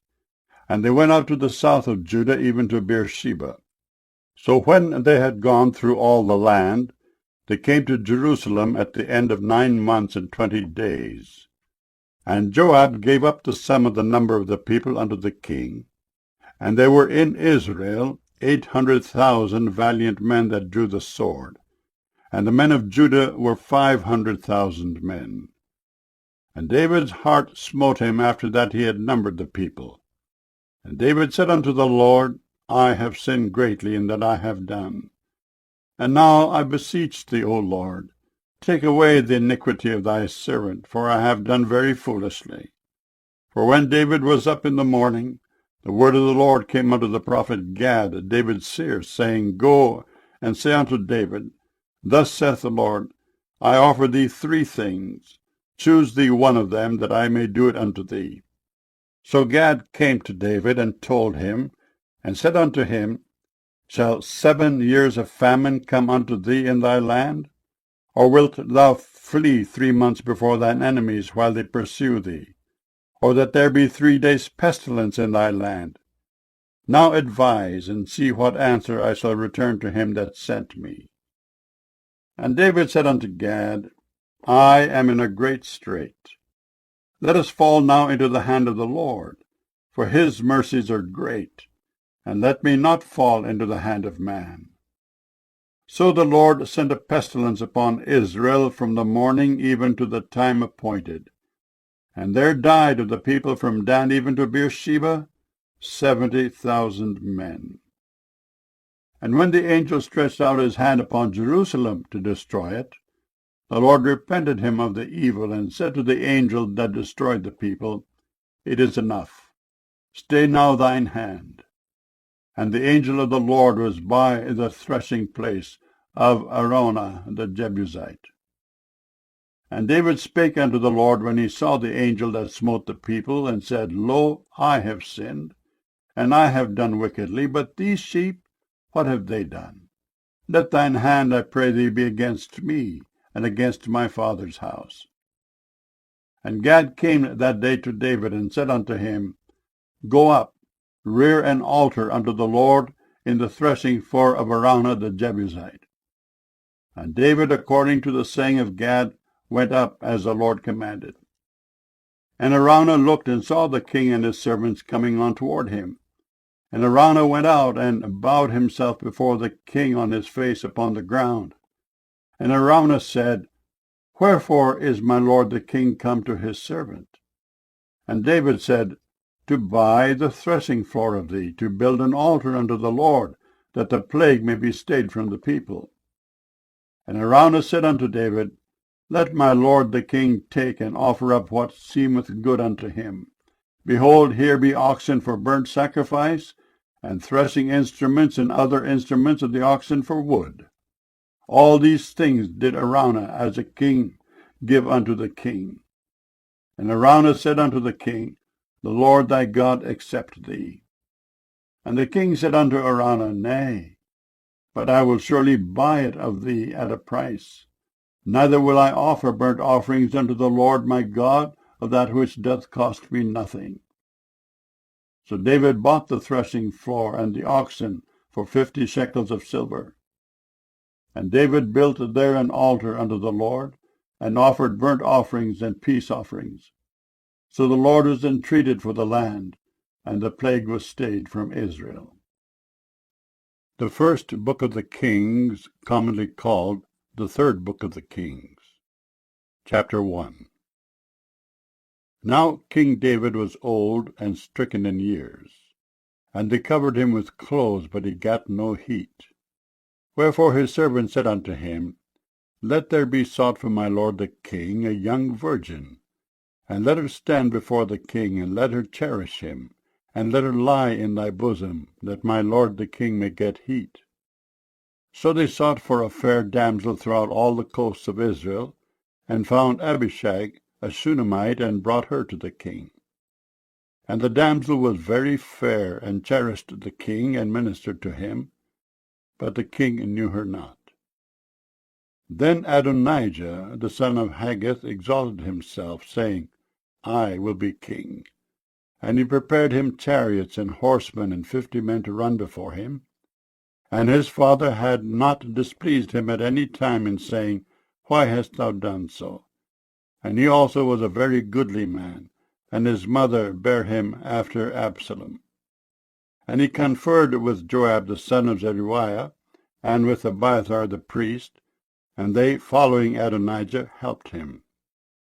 But Zadok the priest, and Benaiah the son of Jehoiada, and Nathan the prophet, and Shimei and Rei, and the mighty men which belonged to David, were not with Adonijah. And Adonijah slew sheep and oxen and fat cattle by the stone of Zoheleth, which is by Enrogel, and called all his brethren the king's sons, and all the men of Judah the king's servants, but Nathan the prophet, and Benaiah, and the mighty men, and Solomon his brother, he called not. Wherefore Nathan spake unto Bathsheba the mother of Solomon, saying, Hast thou not heard that Adonijah the son of Haggith doth reign, and David our Lord knoweth it not? Now therefore come, let me, I pray thee, give thee counsel, that thou mayst save thine own life, and the life of thy son Solomon. Go and get thee in unto King David, and say unto him, Didst not thou, my lord, O king, swear unto thine handmaid, saying, Assuredly Solomon thy son shall reign after me, and he shall sit upon my throne? Why then doth Adonijah reign? Behold, while thou yet talkest there with the king, I also will come in after thee, and confirm thy words. And Bathsheba went in unto the king into the chamber.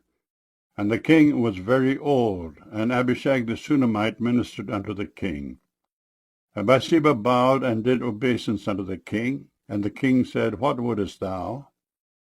And she said unto him, My lord, thou swarest by the Lord thy God unto thine handmaid, saying, Assuredly Solomon thy son shall reign after me, and he shall sit upon my throne. And now, behold, Adonijah reigneth. And now, my lord the king, thou knowest it not. And he hath slain oxen and fat cattle and sheep in abundance, and hath called all the sons of the king, and Abiathar the priest, and Joab the captain of the host. But Solomon thy servant hath he not called. And thou, my lord, O king, the eyes of all Israel are upon thee, that thou shouldest tell them who shall sit on the throne of my lord the king after him. Otherwise it shall come to pass, when my lord the king shall sleep with his fathers, that I and my son Solomon shall be counted offenders. And lo, while she yet talked with the king, Nathan the prophet also came in. And they told the king, saying, Behold Nathan the prophet. And when he was come in before the king, he bowed himself before the king with his face to the ground. And Nathan said, My lord, O king, hast thou said, Adonijah shall reign after me, and he shall sit upon my throne? For he is gone down this day, and hath slain oxen and fat cattle and sheep in abundance, and hath called all the king's sons and the captains of the host, and Abiathar the priest. And behold, they eat and drink before him, and say, God save King Adonijah. But me, even me thy servant, and Zadok the priest, and Benaiah the son of Jehoiada, and thy servant Solomon hath he not called. Is this thing done by my lord the king? And thou hast not showed it unto thy servant, who should sit on the throne of my lord the king after him? Then King David answered and said, Call me Bathsheba. And she came into the king's presence, and stood before the king. And the king sware and said, As the Lord liveth, that hath redeemed my soul out of all distress, even as I swear unto thee by the Lord God of Israel, saying, Assuredly Solomon thy son shall reign after me, and he shall sit upon my throne in my stead. Even so will I certainly do this day. Then Bathsheba bowed with her face to the earth, and did reverence to the king, and said, Let my lord King David live for ever. And King David said, Call me Zadok the priest, and Nathan the prophet, and Benaiah the son of Jehoiada. And they came before the king. The king also said unto them, Take with you the servants of your lord, and cause Solomon my son to ride upon mine own mule, and bring him down to Gihon, and let Zadok the priest and Nathan the prophet anoint him there king over Israel. And blow ye with the trumpet, and say, God save King Solomon. Then he shall come up after him, that he may come and sit upon my throne, for he shall be king in my stead. And I have appointed him to be ruler over Israel and over Judah. And Benaiah the son of Jehoiada answered the king and said, Amen. The Lord God of my lord the king say so too. As the Lord hath been with my lord the king, even so be he with Solomon, and make his throne greater than the throne of my lord King David. So Zadok the priest, and Nathan the prophet, and Benaiah the son of Jehoiada, and the Kerethites, and the Pelethites went down and caused Solomon to ride upon King David's mule, and brought him to Gihon. And Zadok the priest took an horn of oil out of the tabernacle, and anointed Solomon. And they blew the trumpet, and all the people said, God save King Solomon. And all the people came up after him, and the people piped with pipes, and rejoiced with great joy, so that the earth rent with the sound of them. And Adonijah and all the guests that were with him heard it, as they had made an end of eating. And when Joab heard the sound of the trumpet, he said, Wherefore is this noise of the city being in an uproar? And while he yet spake, behold, Jonathan the son of Abiathar the priest came. And Adonijah said unto him, Come in, for thou art a valiant man, and bringest good tidings. And Jonathan answered and said to Adonijah, Verily our lord King David hath made Solomon king, and the king hath sent with him Zadok the priest, and Nathan the prophet, and Benaiah the son of Jehoiada, and the Kerethites, and the Pelethites, and they have caused him to ride upon the king's mule. And Zadok the priest and Nathan the prophet have anointed him king in Gihon. And they are come up from thence rejoicing, so that the city rang again. This is the noise that ye have heard. And also Solomon sitteth on the throne of the kingdom. And moreover, the king's servants came to bless our Lord King David, saying, God make the name of Solomon better than thy name, and make his throne greater than thy throne. And the king bowed himself upon the bed. And also thus said the king, Blessed be the Lord God of Israel, which hath given one to sit on my throne this day, mine eyes even seeing it. And all the guests that were with Adonijah were afraid, and rose up, and went every man his way. And Adonijah feared because of Solomon, and arose, and went, and caught hold on the horns of the altar. And it was told Solomon, saying, Behold, Adonijah feareth King Solomon, for lo, he hath caught hold on the horns of the altar, saying, Let King Solomon swear unto me today, that he will not slay his servant with the sword. And Solomon said, If he will show himself a worthy man, there shall not an hair of him fall to the earth. But if wickedness shall be found in him, he shall die. So King Solomon sent, and they brought him down from the altar. And he came and bowed himself to King Solomon. And Solomon said unto him, Go to thine house. 1 Kings chapter 2. Now the days of David drew nigh that he should die.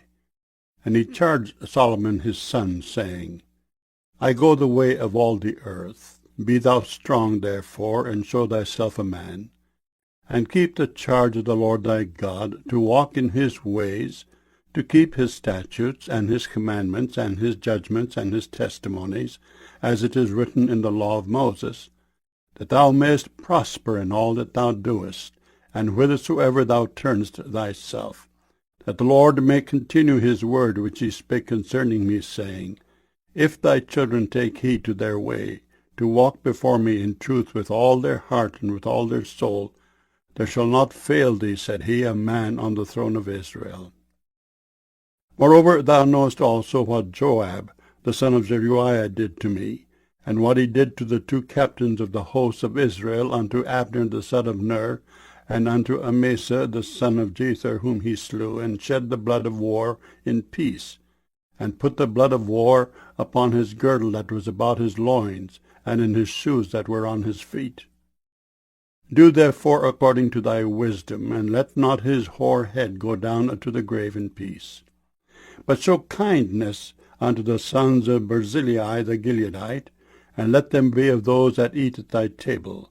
For so they came to me when I fled because of Absalom thy brother. And behold, thou hast with thee Shimei the son of Gera, a Benjamite of Bahurim, which cursed me with a grievous curse in the day when I went to Mahanaim. But he came down to meet me at Jordan, and I swear to him by the Lord, saying, I will not put thee to death with the sword. Now therefore hold him not guiltless, for thou art a wise man, and knowest what thou oughtest to do unto him. But his hoar head bring thou down to the grave with blood. So David slept with his fathers, and was buried in the city of David. And the days that David reigned over Israel were 40 years. 7 years reigned he in Hebron, and 33 years reigned he in Jerusalem. Then sat Solomon upon the throne of David his father, and his kingdom was established greatly. And Adonijah the son of Haggith came to Bathsheba the mother of Solomon, and she said, Comest thou peaceably? And he said, Peaceably. He said, Moreover, I have somewhat to say unto thee. And she said, Say on. And he said, Thou knowest that the kingdom was mine, and that all Israel set their faces on me, that I should reign. Howbeit the kingdom is turned about, and is become my brother's, for it was his from the Lord. And now I ask one petition of thee, deny me not. And she said unto him, Say on. And he said, Speak, I pray thee, unto Solomon the king, for he will not say thee nay, that he give me Abishag the Shunammite to wife. And Bathsheba said, Well, I will speak for thee unto the king. Bathsheba therefore went unto King Solomon to speak unto him for Adonijah. And the king rose up to meet her, and bowed himself unto her, and sat down on his throne, and caused a seat to be set for the king's mother, and she sat on his right hand. Then she said, I desire one small petition of thee. I pray thee, say me not nay. And the king said unto her, Ask on, my mother, for I will not say thee nay. And she said, Let Abishag the Shunammite be given to Adonijah thy brother to wife. And King Solomon answered and said unto his mother, And why dost thou ask Abishag the Shunammite for Adonijah? Ask for him the kingdom also, for he is mine elder brother, even for him, and for Abiathar the priest, and for Joab the son of Zeruiah. Then King Solomon sware by the Lord, saying, God do so to me and more also, if Adonijah have not spoken this word against his own life. Now therefore, as the Lord liveth, which hath established me, and set me on the throne of David my father, and who hath made me an house as he promised, Adonijah shall be put to death this day. And King Solomon sent by the hand of Benaiah the son of Jehoiada, and he fell upon him that he died. And unto Abiathar the priest said the king, Get thee to Anathoth unto thine own fields, for thou art worthy of death. But I will not at this time put thee to death, because thou bearest the ark of the Lord God before David my father, and because thou hast been afflicted in all wherein my father was afflicted. So Solomon thrust out Abiathar from being priest unto the Lord, that he might fulfill the word of the Lord, which he spake concerning the house of Eli in Shiloh. Then tidings came to Joab, for Joab had turned after Adonijah, though he turned not after Absalom. And Joab fled unto the tabernacle of the Lord, and caught hold on the horns of the altar. And it was told King Solomon that Joab was fled unto the tabernacle of the Lord, and behold, he is by the altar. Then Solomon sent Benaiah the son of Jehoiada, saying, Go, fall upon him. And Benaiah came to the tabernacle of the Lord, and said unto him, Thus saith the king, Come forth. And he said, Nay, but I will die here. And Benaiah brought the king word again, saying, Thus said Joab, and thus he answered me. And the king said unto him, Do as he hath said, and fall upon him, and bury him, that thou mayest take away the innocent blood which Joab shed from me and from the house of my father. And the Lord shall return his blood upon his own head, who fell upon 2 men more righteous and better than he, and slew them with a sword, my father David not knowing thereof, to wit, Abner the son of Ner, captain of the host of Israel, and Amasa the son of Jether, captain of the host of Judah. Their blood shall therefore return upon the head of Joab, and upon the head of his seed forever. But upon David, and upon his seed, and upon his house, and upon his throne, shall there be peace forever from the Lord. So Benaiah the son of Jehoiada went up and fell upon him, and slew him, and he was buried in his own house in the wilderness. And the king put Benaiah the son of Jehoiada in his room over the host, and Zadok the priest did the king put in the room of Abiathar. And the king sent and called for Shimei, and said unto him, Build thee an house in Jerusalem, and dwell there, and go not forth thence any whither. For it shall be, that on the day that thou goest out, and passest over the brook Kidron, thou shalt know for certain that thou shalt surely die. Thy blood shall be upon thine own head. And Shimei said unto the king, The saying is good. As my lord the king hath said, so will thy servant do. And Shimei dwelt in Jerusalem many days. And it came to pass at the end of 3 years, that 2 of the servants of Shimei ran away unto Achish son of Maachah king of Gath. And they told Shimei, saying, Behold, thy servants be in Gath. And Shimei arose, and saddled his ass, and went to Gath to Achish to seek his servants. And Shimei went and brought his servants from Gath. And it was told Solomon that Shimei had gone from Jerusalem to Gath, and was come again. And the king sent and called for Shimei, and said unto him, Did I not make thee to swear by the Lord, and protested unto thee, saying, Know for a certain, on the day thou goest out, and walkest abroad any whither, that thou shalt surely die? And thou saidst unto me, The word that I have heard is good. Why then hast thou not kept the oath of the Lord, and the commandment that I have charged thee with? The king said moreover to Shimei, Thou knowest all the wickedness which thine heart is privy to. that thou didst to David my father. Therefore the Lord shall return thy wickedness upon thine own head.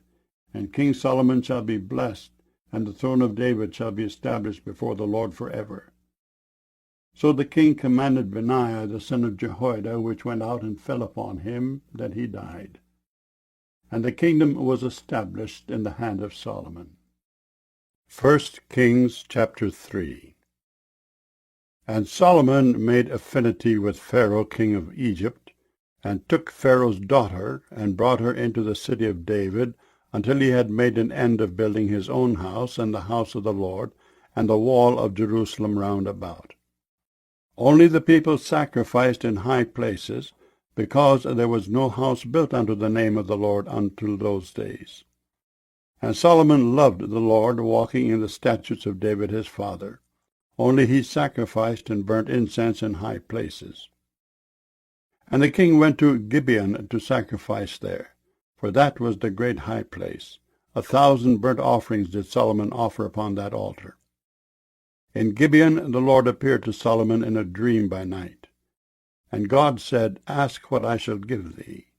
And Solomon said, Thou hast showed unto thy servant David my father great mercy, according as he walked before thee in truth, and in righteousness, and in uprightness of heart with thee.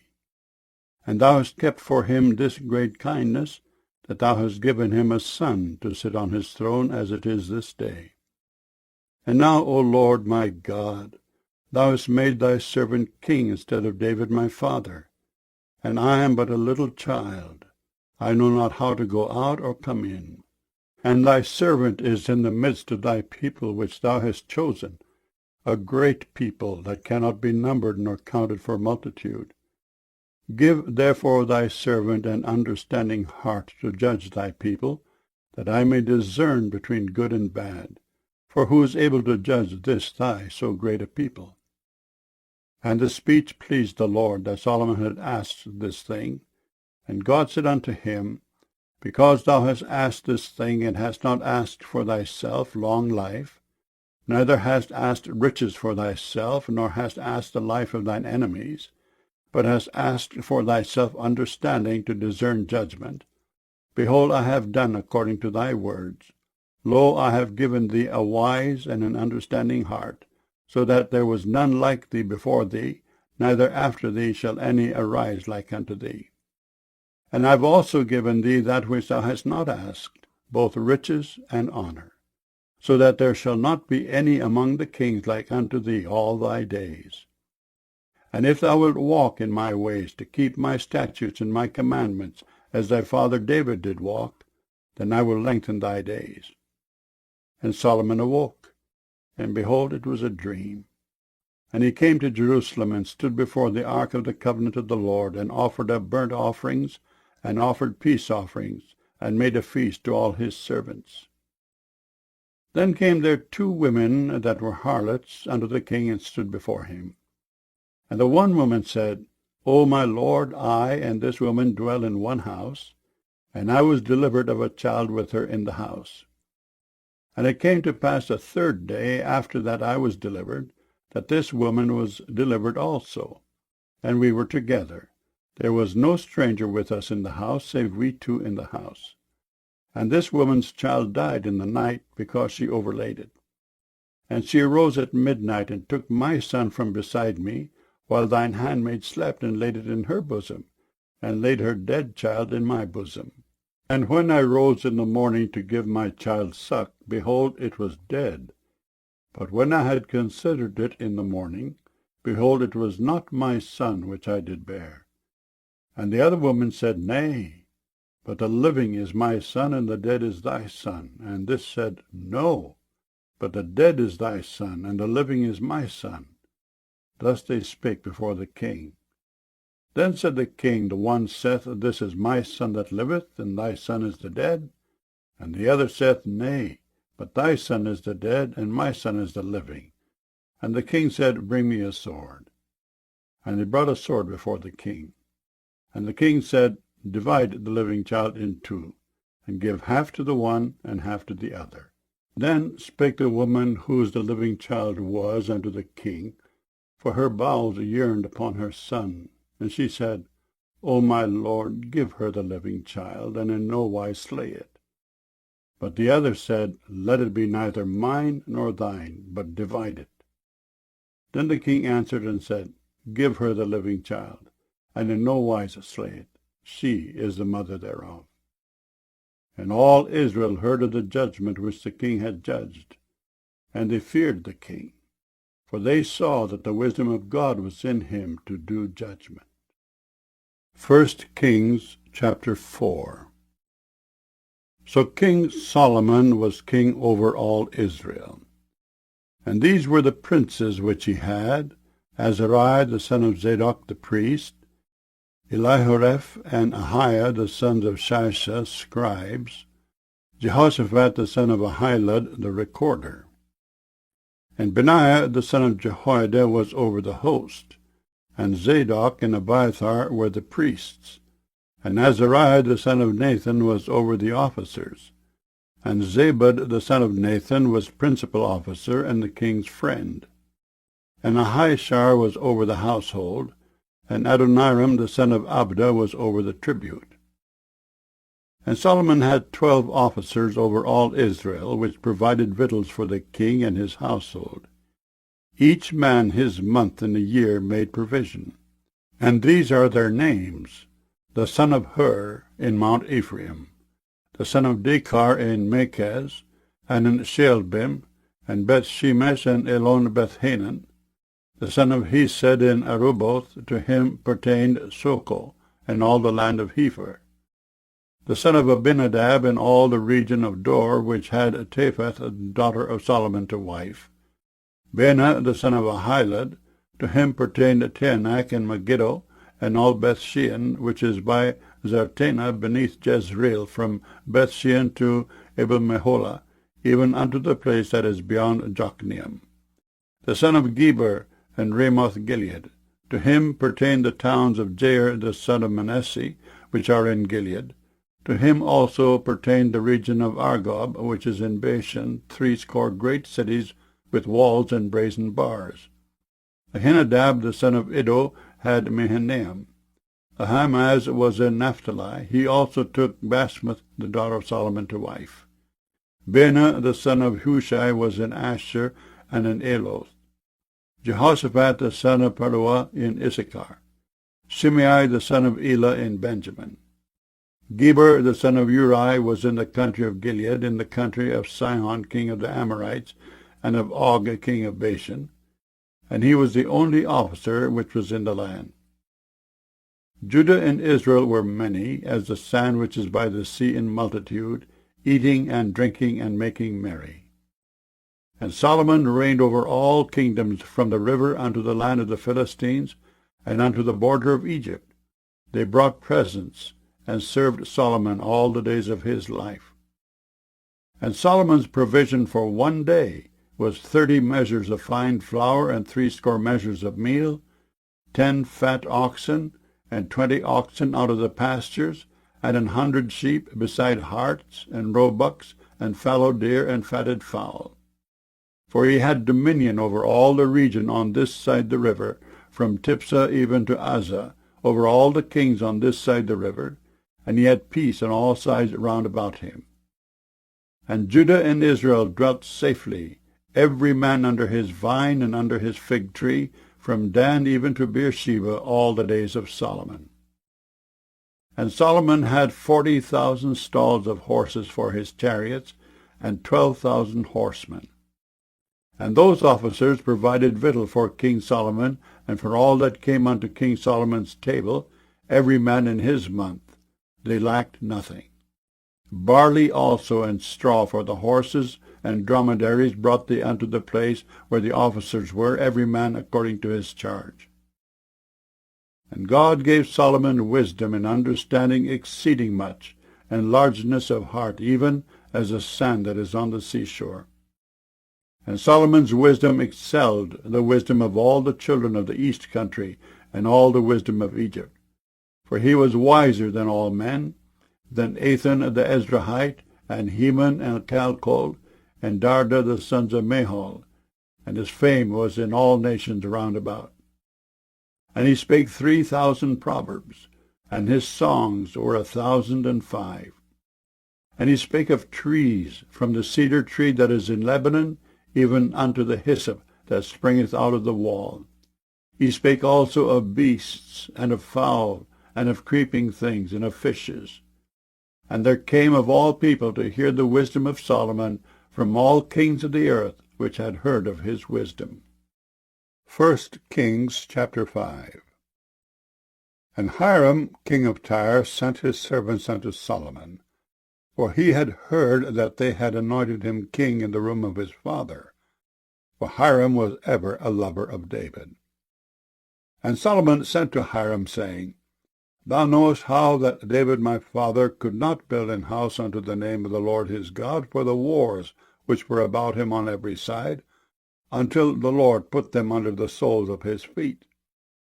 But now the Lord my God hath given me rest on every side, so that there is neither adversary nor evil occurrent. And behold, I purpose to build an house unto the name of the Lord my God, as the Lord spake unto David my father, saying, Thy son, whom I will set upon thy throne in thy room, he shall build an house unto my name.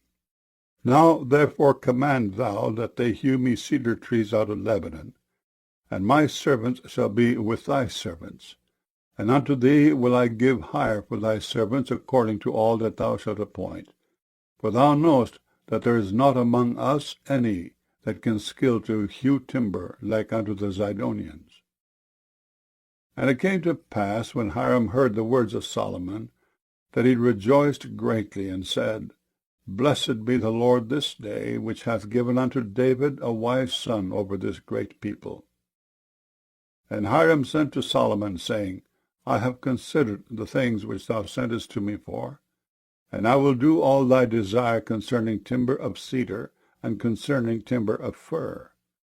My servants shall bring them down from Lebanon unto the sea, and I will convey them by sea in floats unto the place that thou shalt appoint me, and will cause them to be discharged there, and thou shalt receive them. And thou shalt accomplish my desire in giving food for my household.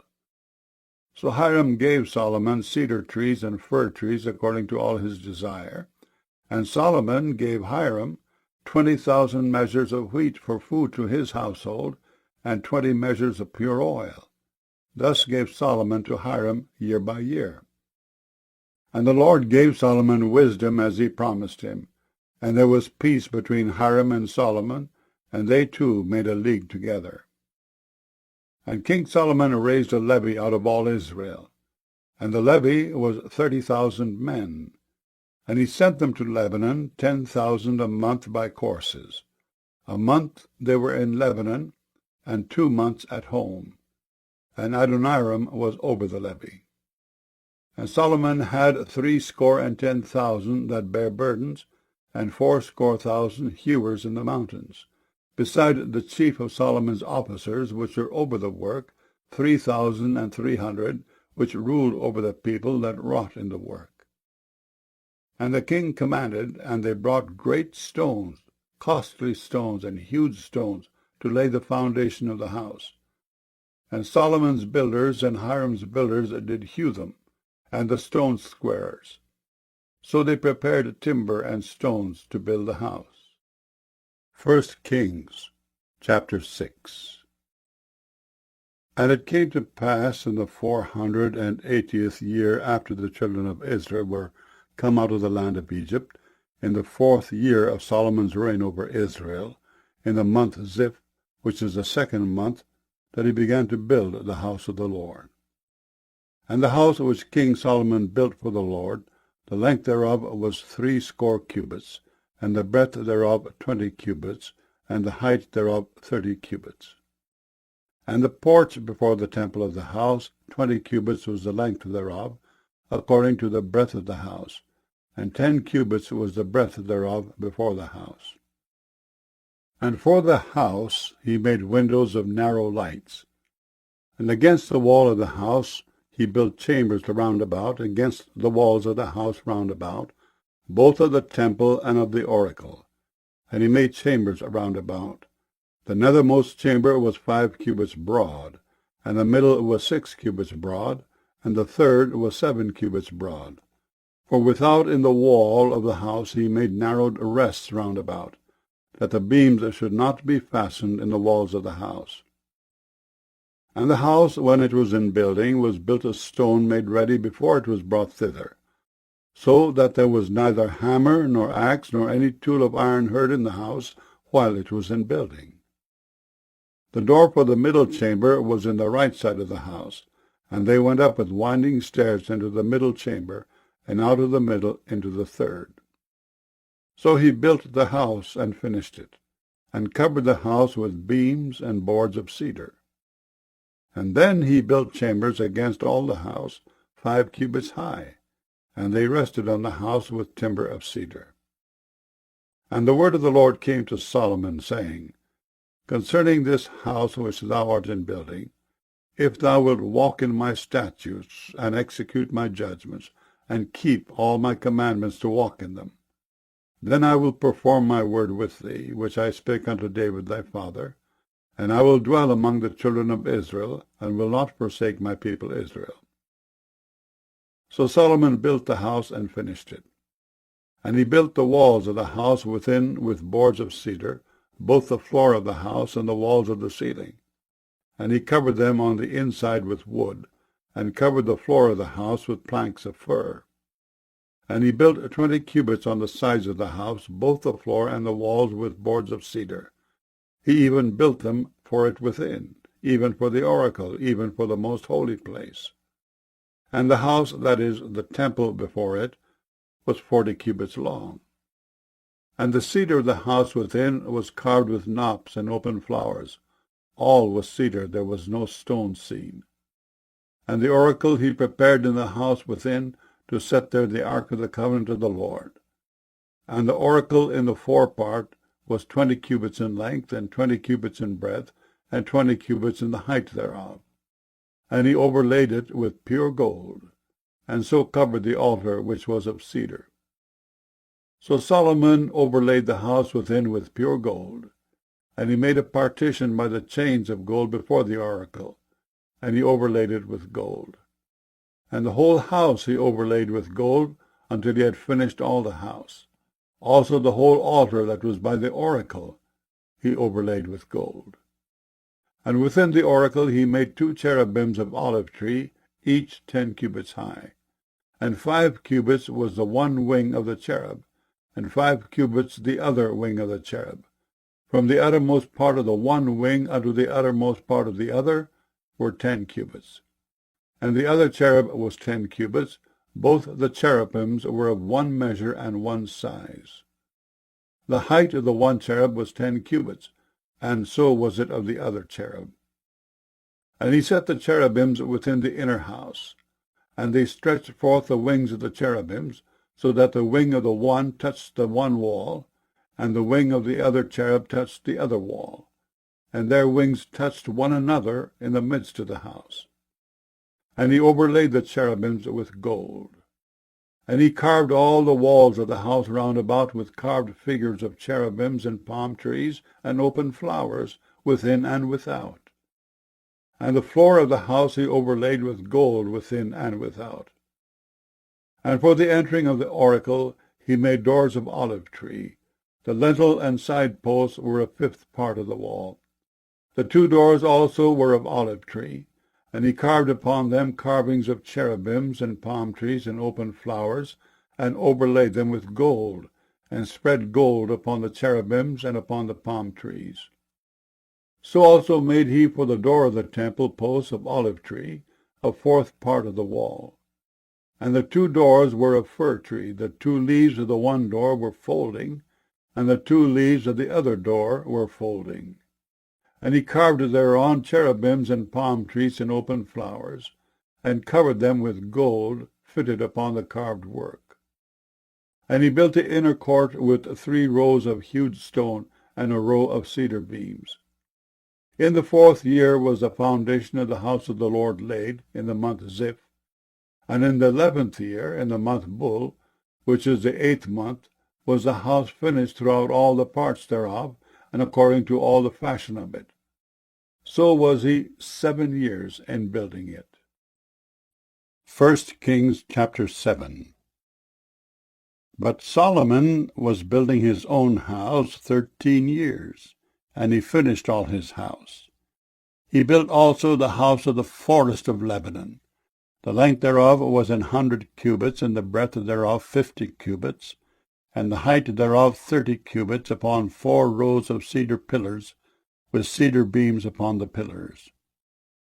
And it was covered with cedar above upon the beams, that lay on 45 pillars, 15 in a row.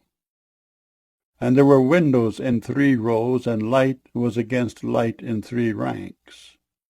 And all the doors and posts were square with the windows, and light was against light in 3 ranks. And he made a porch of pillars. The length thereof was 50 cubits, and the breadth thereof 30 cubits. And the porch was before them. And the other pillars and the thick beam were before them. Then he made a porch for the throne where he might judge, even the porch of judgment. And it was covered with cedar from one side of the floor to the other.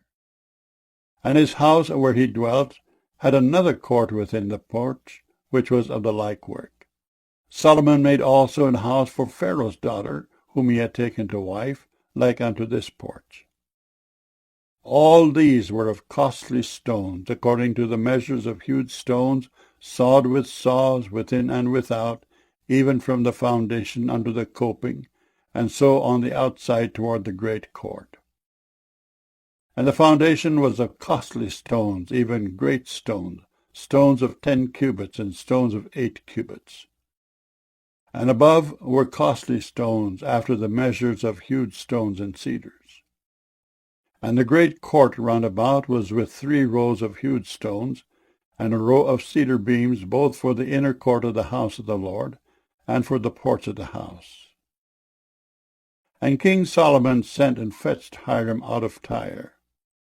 He was a widow's son of the tribe of Naphtali, and his father was a man of Tyre, a worker in brass. And he was filled with wisdom and understanding, and cunning to work all works in brass. And he came to King Solomon, and wrought all his work. For he cast 2 pillars of brass of 18 cubits high apiece, and a line of 12 cubits did compass either of them about. And he made 2 chapiters of molten brass to set upon the tops of the pillars. The height of the one chapiter was 5 cubits, and the height of the other chapiter was 5 cubits, and nets of checker work, and wreaths of chain work for the chapiters which were upon the top of the pillars, 7 for the one chapiter, and 7 for the other chapiter. And he made the pillars, and 2 rows round about upon the one network, to cover the chapiters that were upon the top with pomegranates. And so did he for the other chapiter. And the chapiters that were upon the top of the pillars were of lily work in the porch, 4 cubits. And the chapiters upon the 2 pillars had pomegranates also above, over against the belly, which was by the network.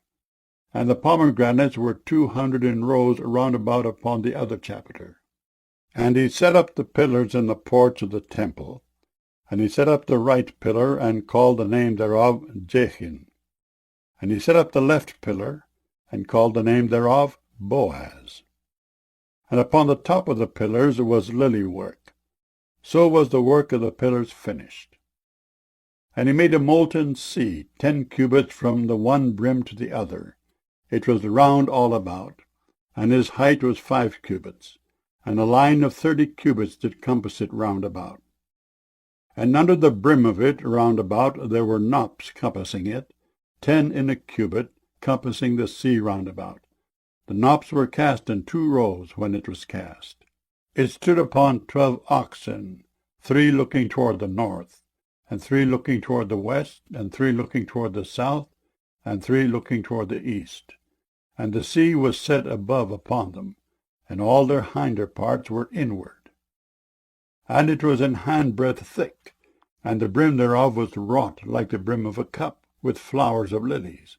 It contained 2,000 baths. And he made 10 bases of brass, 4 cubits was the length of one base, and 4 cubits the breadth thereof, and 3 cubits the height of it. And the work of the bases was on this manner. They had borders, and the borders were between the ledges, and on the borders that were between the ledges were lions, oxen, and cherubims. And upon the ledges there was a base above, and beneath the lions and oxen were certain additions made of thin work. And every base had 4 brazen wheels and plates of brass, and the 4 corners thereof had undersetters. Under the laver were undersetters molten at the side of every addition. And the mouth of it within the chapiter and above was a cubit, but the mouth thereof was round after the work of the base, a cubit and an half. And also upon the mouth of it were gravings with their borders 4 square, not round. And under the borders were 4 wheels, and the axle trees of the wheels were joined to the base. And the height of a wheel was a cubit and half a cubit. And the work of the wheels was like the work of a chariot wheel. Their axle trees and their naves and their felloes and their spokes were all molten. And there were 4 undersetters to the 4 corners of one base, and the undersetters were of the very base itself. And in the top of the base was there a round compass of half a cubit high, and on the top of the base the ledges thereof and the borders thereof were of the same. For on the plates of the ledges thereof and on the borders thereof he graved cherubims, lions, and palm trees, according to the proportion of every one, and additioned round about.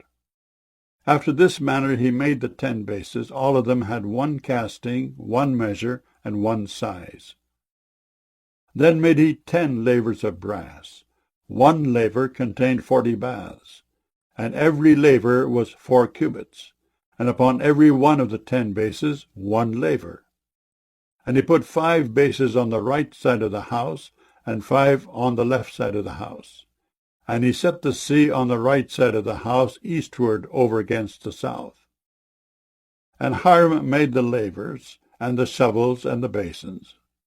So Hiram made an end of doing all the work that he made King Solomon for the house of the Lord, the 2 pillars, and the 2 bowls of the chapiters that were on the top of the 2 pillars, and the 2 networks to cover the 2 bowls of the chapiters, which were upon the top of the pillars, and 400 pomegranates for the 2 networks, even 2 rows of pomegranates for 1 network, to cover the 2 bowls of the chapiters that were upon the pillars, and the 10 bases, and 10 lavers on the bases, and 1 sea, and 12 oxen under the sea, and the pots, and the shovels, and the basins.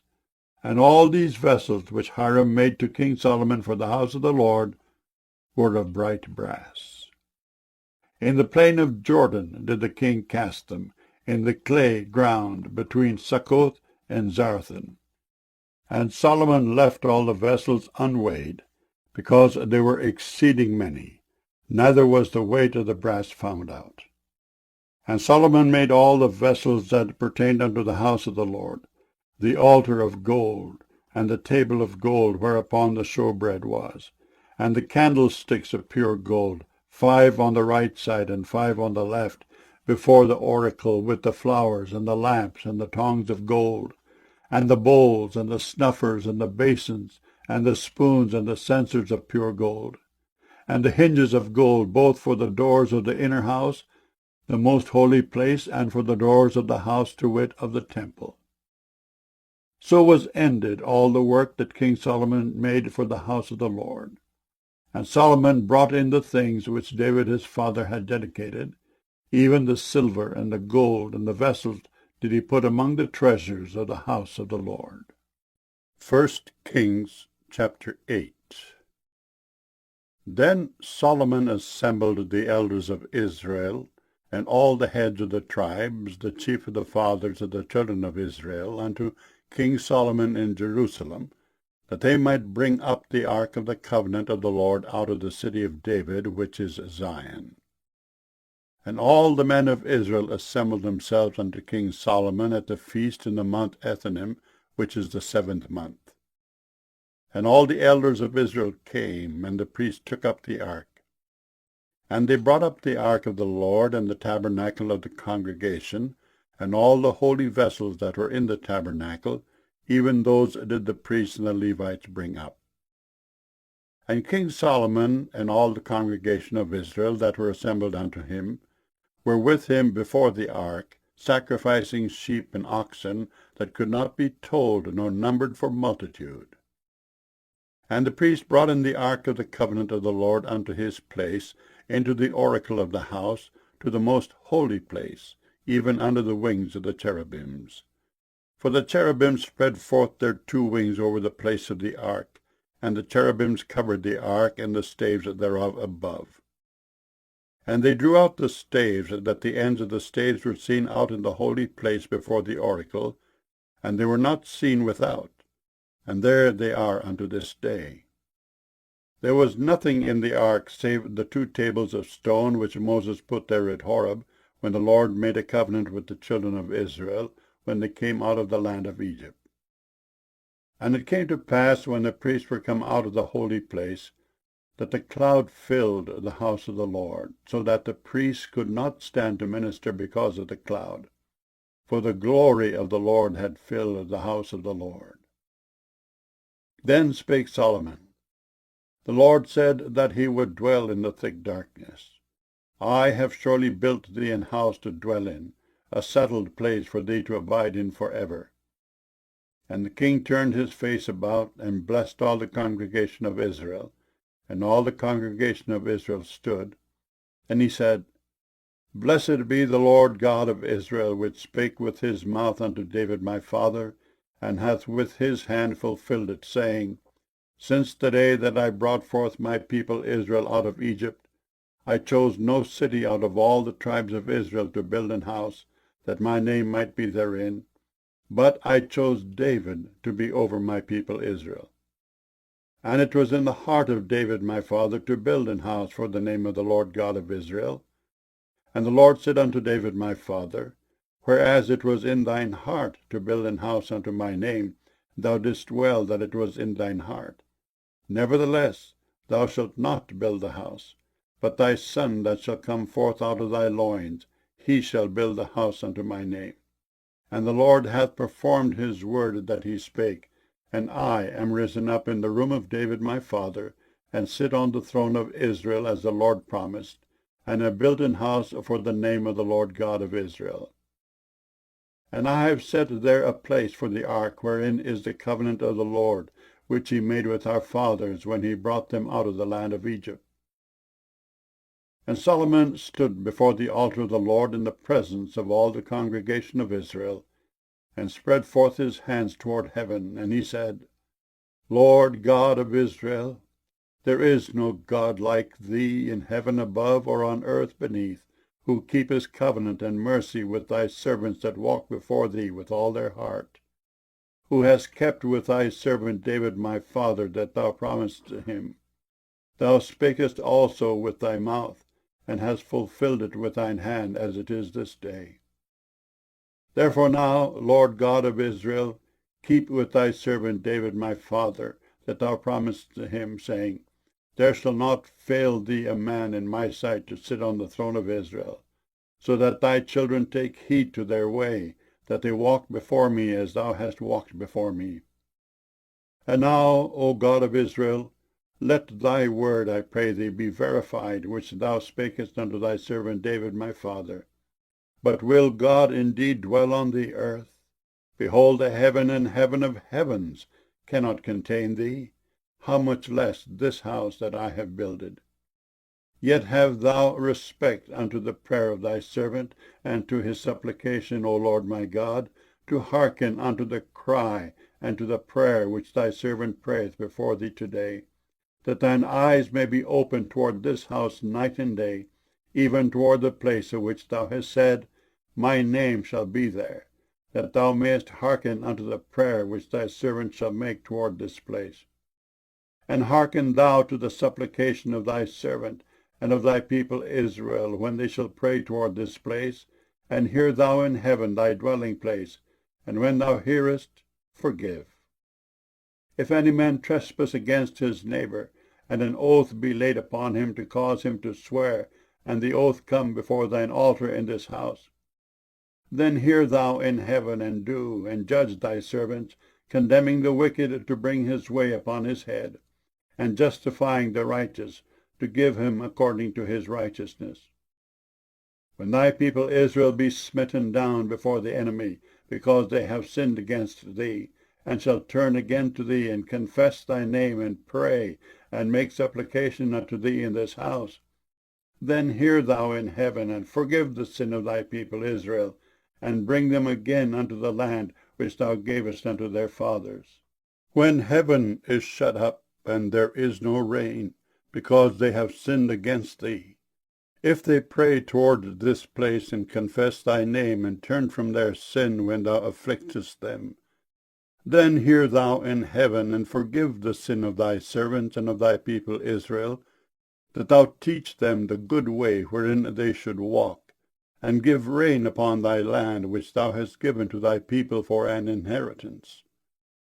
If there be in the land famine, if there be pestilence, blasting, mildew, locust, or if there be caterpillar, if their enemy besiege them in the land of their cities, whatsoever plague, whatsoever sickness there be, what prayer and supplication soever be made by any man, or by all thy people Israel, which shall know every man the plague of his own heart, and spread forth his hands toward this house, then hear thou in heaven thy dwelling place, and forgive, and do, and give to every man according to his ways, whose heart thou knowest.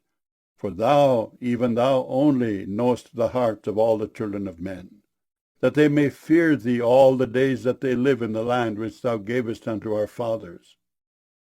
Moreover, concerning a stranger that is not of thy people Israel, but cometh out of a far country for thy name's sake, for they shall hear of thy great name, and of thy strong hand, and of thy stretched out arm, when he shall come and pray toward this house, hear thou in heaven thy dwelling place, and do according to all that the stranger calleth to thee for, that all people of the earth may know thy name, to fear thee, as do thy people Israel, and that they may know that this house which I have builded is called by thy name. If thy people go out to battle against their enemy, whithersoever thou shalt send them, and shall pray unto the Lord toward the city which thou hast chosen, and toward the house that I have built for thy name, then hear thou in heaven their prayer and their supplication, and maintain their cause. If they sin against thee, for there is no man that sinneth not, and thou be angry with them, and deliver them to the enemy, so that they carry them away captives unto the land of the enemy, far or near, yet if they shall bethink themselves in the land whither they were carried captives, and repent, and make supplication unto thee in the land of them that carried them captives, saying, We have sinned, and have done perversely, we have committed wickedness, and so return unto thee with all their heart, and with all their soul in the land of their enemies, which led them away captive, and pray unto thee toward their land, which thou gavest unto their fathers, the city which thou hast chosen, and the house which I have built for thy name, then hear thou their prayer and their supplication in heaven thy dwelling place, and maintain their cause, and forgive thy people that have sinned against thee, and all their transgressions wherein they have transgressed against thee, and give them compassion before them who carried them captive, that they may have compassion on them. For they be thy people, and thine inheritance, which thou broughtest forth out of Egypt from the midst of the furnace of iron, that thine eyes may be open unto the supplication of thy servant, and unto the supplication of thy people Israel, to hearken unto them in all that they call for unto thee. For thou didst separate them from among all the people of the earth, to be thine inheritance, as thou spakest by the hand of Moses thy servant, when thou broughtest our fathers out of Egypt, O Lord God. And it was so, that when Solomon had made an end of praying all this prayer and supplication unto the Lord, he arose from before the altar of the Lord, from kneeling on his knees with his hands spread up to heaven. And he stood and blessed all the congregation of Israel with a loud voice, saying, Blessed be the Lord that hath given rest unto his people Israel, according to all that he promised. There hath not failed one word of all his good promise, which he promised by the hand of Moses his servant. The Lord our God be with us, as he was with our fathers. Let him not leave us nor forsake us, that he may incline our hearts unto him to walk in all his ways, and to keep his commandments and his statutes and his judgments, which he commanded our fathers. And let these my words wherewith I have made supplication before the Lord be nigh unto the Lord our God day and night, that he maintain the cause of his servant and the cause of his people Israel at all times, as the matter shall require, that all the people of the earth may know that the Lord is God, and that there is none else. Let your heart therefore be perfect with the Lord our God, to walk in his statutes, and to keep his commandments as at this day. And the king and all Israel with him offered sacrifice before the Lord. And Solomon offered a sacrifice of peace offerings, which he offered unto the Lord 22,000 oxen, and 120,000 sheep. So the king and all the children of Israel dedicated the house of the Lord. The same day did the king hallow the middle of the court that was before the house of the Lord, for there he offered burnt offerings and meat offerings, and the fat of the peace offerings, because the brazen altar that was before the Lord was too little to receive the burnt offerings and meat offerings and the fat of the peace offerings. And at that time Solomon held a feast, and all Israel with him, a great congregation, from the entering in of Hamath unto the river of Egypt before the Lord our God, 7 days and 7 days, even 14 days. On the 8th day he sent the people away, and they blessed the king, and went unto their tents joyful and glad of heart, for all the goodness that the Lord had done for David his servant, and for Israel his people. 1 Kings chapter 9. And it came to pass, when Solomon had finished the building of the house of the Lord, and the king's house, and all Solomon's desire which he was pleased to do, that the Lord appeared to Solomon the second time, as he had appeared unto him at Gibeon. And the Lord said unto him, I have heard thy prayer and thy supplication that thou hast made before me. I have hallowed this house which thou hast built, to put my name there for ever, and mine eyes and mine heart shall be there perpetually. And if thou wilt walk before me as David thy father walked, in integrity of heart, and in uprightness, to do according to all that I have commanded thee, and wilt keep my statutes and my judgments, then I will establish the throne of thy kingdom upon Israel for ever, as I promised to David thy father, saying, There shall not fail thee a man upon the throne of Israel. But if ye shall at all turn from following me, ye or your children, and will not keep my commandments and my statutes which I have set before you, but go and serve other gods and worship them, then will I cut off Israel out of the land which I have given them, and this house which I have hallowed for my name will I cast out of my sight. And Israel shall be a proverb and a byword among all people. And at this house which is high, every one that passeth by it shall be astonished, and shall hiss, and they shall say, Why hath the Lord done thus unto this land and to this house?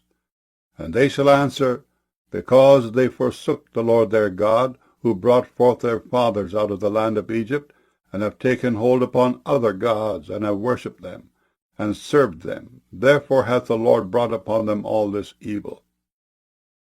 And it came to pass at the end of 20 years, when Solomon had built the 2 houses, the house of the Lord and the king's house. Now Hiram the king of Tyre had furnished Solomon with cedar trees and fir trees, and with gold, according to all his desire. That then King Solomon gave Hiram 20 cities in the land of Galilee. And Hiram came out from Tyre to see the cities which Solomon had given him, and they pleased him not. And he said, What cities are these which thou hast given me, my brother? And he called them the land of Cabul unto this day. And Hiram sent to the king 60 talents of gold.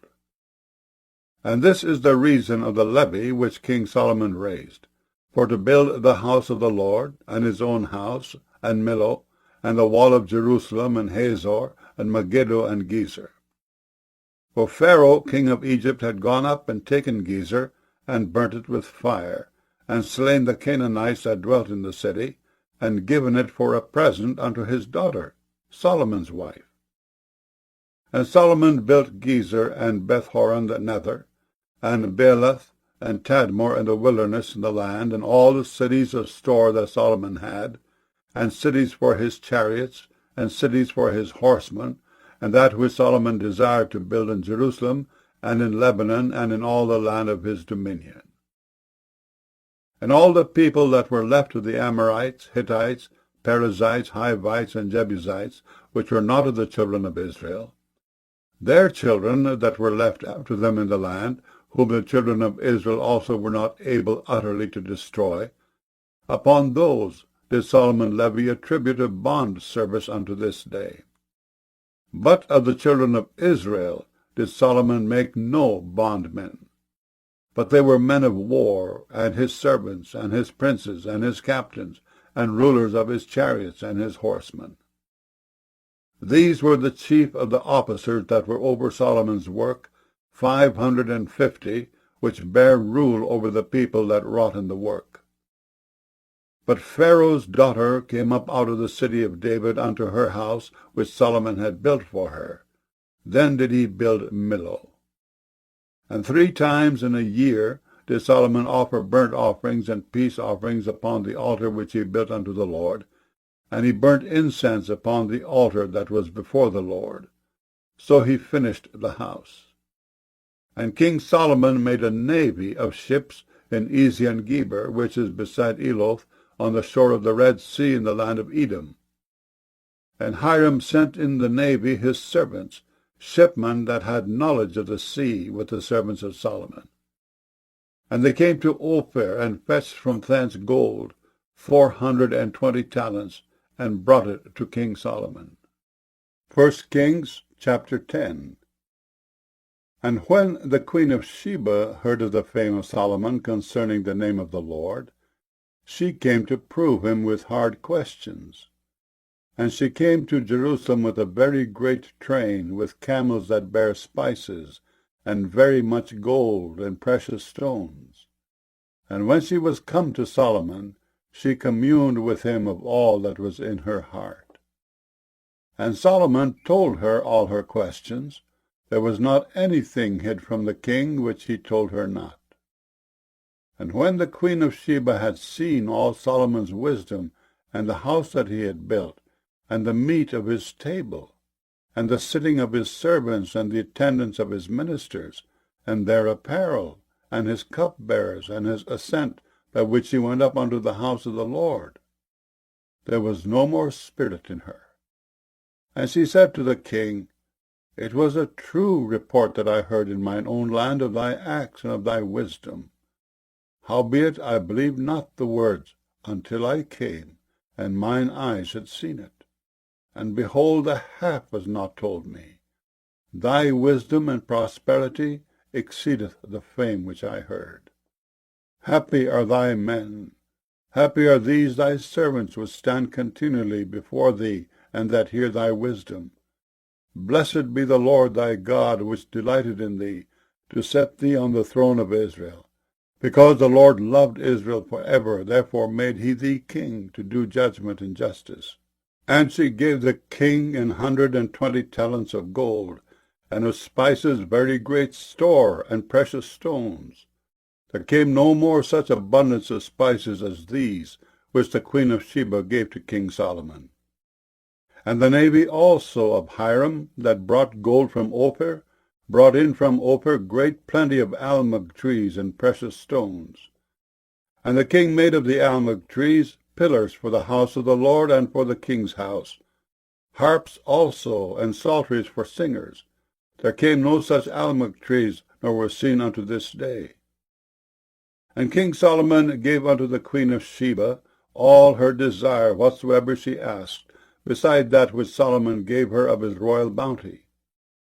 So she turned and went to her own country, she and her servants. Now the weight of gold that came to Solomon in 1 year was 666 talents of gold, beside that he had of the merchantmen, and of the traffic of the spice merchants, and of all the kings of Arabia, and of the governors of the country. And King Solomon made 200 targets of beaten gold. 600 shekels of gold went to one target. And he made 300 shields of beaten gold. 3 pounds of gold went to one shield. And the king put them in the house of the forest of Lebanon. Moreover, the king made a great throne of ivory, and overlaid it with the best gold. The throne had 6 steps, and the top of the throne was round behind. And there were stays on either side on the place of the seat, and 2 lions stood beside the stays. And 12 lions stood there on the one side and on the other upon the 6 steps. There was not the like made in any kingdom. And all King Solomon's drinking vessels were of gold, and all the vessels of the house of the forest of Lebanon were of pure gold. None were of silver. It was nothing accounted of in the days of Solomon. For the king had at sea a navy of Tarshish with the navy of Hiram. Once in 3 years came the navy of Tarshish, bringing gold and silver, ivory, and apes and peacocks. So King Solomon exceeded all the kings of the earth for riches and for wisdom. And all the earth sought to Solomon to hear his wisdom which God had put in his heart. And they brought every man his present, vessels of silver, and vessels of gold, and garments, and armor, and spices, horses, and mules, a rate year by year. And Solomon gathered together chariots and horsemen. And he had 1,400 chariots and 12,000 horsemen, whom he bestowed in the cities for chariots, and with the king at Jerusalem. And the king made silver to be in Jerusalem as stones, and cedars made he to be as the sycamore trees that are in the vale for abundance. And Solomon had horses brought out of Egypt, and linen yarn. The king's merchants received the linen yarn at a price. And a chariot came up and went out of Egypt for 600 shekels of silver, and an horse for 150. And so for all the kings of the Hittites and for the kings of Syria did they bring them out by their means. 1 Kings chapter 11. But King Solomon loved many strange women, together with the daughter of Pharaoh, women of the Moabites, Ammonites, Edomites, Zidonians, and Hittites, of the nations concerning which the Lord said unto the children of Israel, Ye shall not go into them, neither shall they come in unto you, for surely they will turn away your heart after their gods. Solomon clave unto these in love. And he had 700 wives, princesses, and 300 concubines, and his wives turned away his heart. For it came to pass when Solomon was old, that his wives turned away his heart after other gods, and his heart was not perfect with the Lord his God, as was the heart of David his father. For Solomon went after Ashtoreth, the goddess of the Zidonians, and after Milcom, the abomination of the Ammonites. And Solomon did evil in the sight of the Lord, and went not fully after the Lord, as did David his father. Then did Solomon build an high place for Chemosh, the abomination of Moab, in the hill that is before Jerusalem, and for Molech, the abomination of the children of Ammon. And likewise did he for all his strange wives, which burnt incense and sacrificed unto their gods.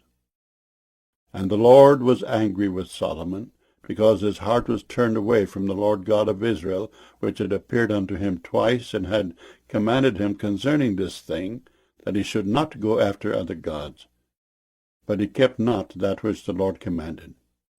Wherefore the Lord said unto Solomon, Forasmuch as this is done of thee, and thou hast not kept my covenant and my statutes, which I have commanded thee, I will surely rend the kingdom from thee, and will give it to thy servant. Notwithstanding, in thy days I will not do it, for David thy father's sake, but I will rend it out of the hand of thy son. Howbeit I will not rend away all the kingdom, but will give one tribe to thy son for David my servant's sake, and for Jerusalem's sake, which I have chosen. And the Lord stirred up an adversary unto Solomon, Hadad the Edomite. He was of the king's seed in Edom. For it came to pass, when David was in Edom, and Joab, the captain of the host, was gone up to bury the slain, after he had smitten every male in Edom. For 6 months did Joab remain there with all Israel, until he had cut off every male in Edom, that Hadad fled, he and certain Edomites of his father's servants with him, to go into Egypt, Hadad being yet a little child. And they arose out of Midian, and came to Paran. And they took men with them out of Paran, and they came to Egypt, unto Pharaoh king of Egypt, which gave him an house, and appointed him victuals, and gave him land. And Hadad found great favor in the sight of Pharaoh, so that he gave him to wife the sister of his own wife, the sister of Taphanes the queen. And the sister of Taphanes bare him Genubath his son, whom Taphanes weaned in Pharaoh's house. And Genubath was in Pharaoh's household among the sons of Pharaoh. And when Hadad heard in Egypt that David slept with his fathers, and that Joab the captain of the host was dead, Hadad said to Pharaoh, Let me depart, that I may go to mine own country. Then Pharaoh said unto him, But what hast thou lacked with me, that, behold, thou seekest to go to thine own country? And he answered nothing. Howbeit, let me go in any wise. And God stirred him up another adversary, Rezon the son of Eliada, which fled from his lord Hadadezer king of Zobah. And he gathered men unto him, and became captain over a band, when David slew them of Zobah. And they went to Damascus, and dwelt therein, and reigned in Damascus. And he was an adversary to Israel all the days of Solomon, beside the mischief that Hadad did. And he abhorred Israel, and reigned over Syria. And Jeroboam the son of Nebat, an Ephrathite, of Zerida, Solomon's servant, whose mother's name was Zeruah, a widow woman, even he lifted up his hand against the king. And this was the cause that he lifted up his hand against the king. Solomon built Millo, and repaired the breaches of the city of David his father. And the man Jeroboam was a mighty man of valor, and Solomon, seeing the young man that he was industrious, he made him ruler over all the charge of the house of Joseph. And it came to pass at that time, when Jeroboam went out of Jerusalem, that the prophet Ahijah the Shilonite found him in the way. And he had clad himself with a new garment, and they two were alone in the field. And Ahijah caught the new garment that was on him, and rent it in 12 pieces. And he said to Jeroboam, Take thee 10 pieces, for thus saith the Lord, the God of Israel, Behold, I will rend the kingdom out of the hand of Solomon, and will give 10 tribes to thee. But he shall have 1 tribe for my servant David's sake, and for Jerusalem's sake, the city which I have chosen out of all the tribes of Israel.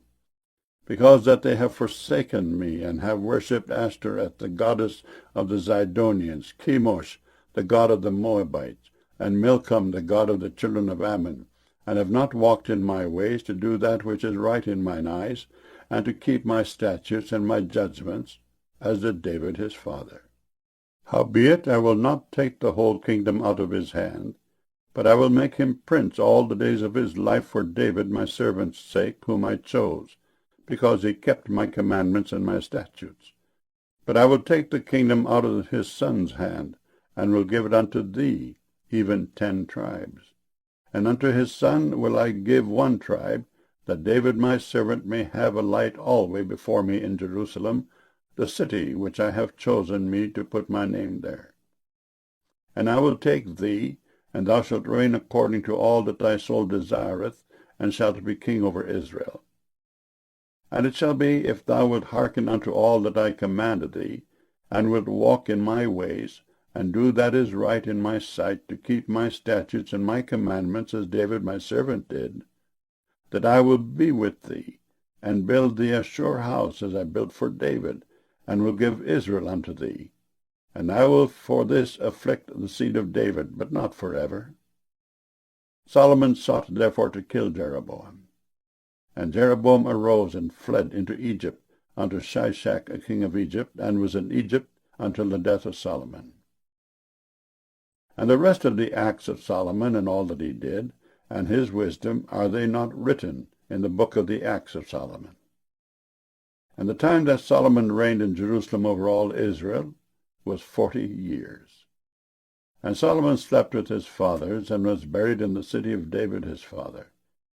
And Rehoboam his son reigned in his stead. 1 Kings chapter 12.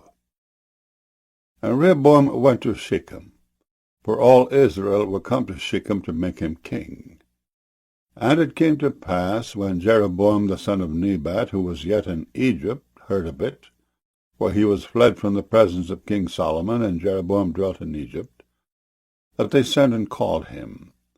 And Jeroboam and all the congregation of Israel came, and spake unto Rehoboam, saying, Thy father made our yoke grievous.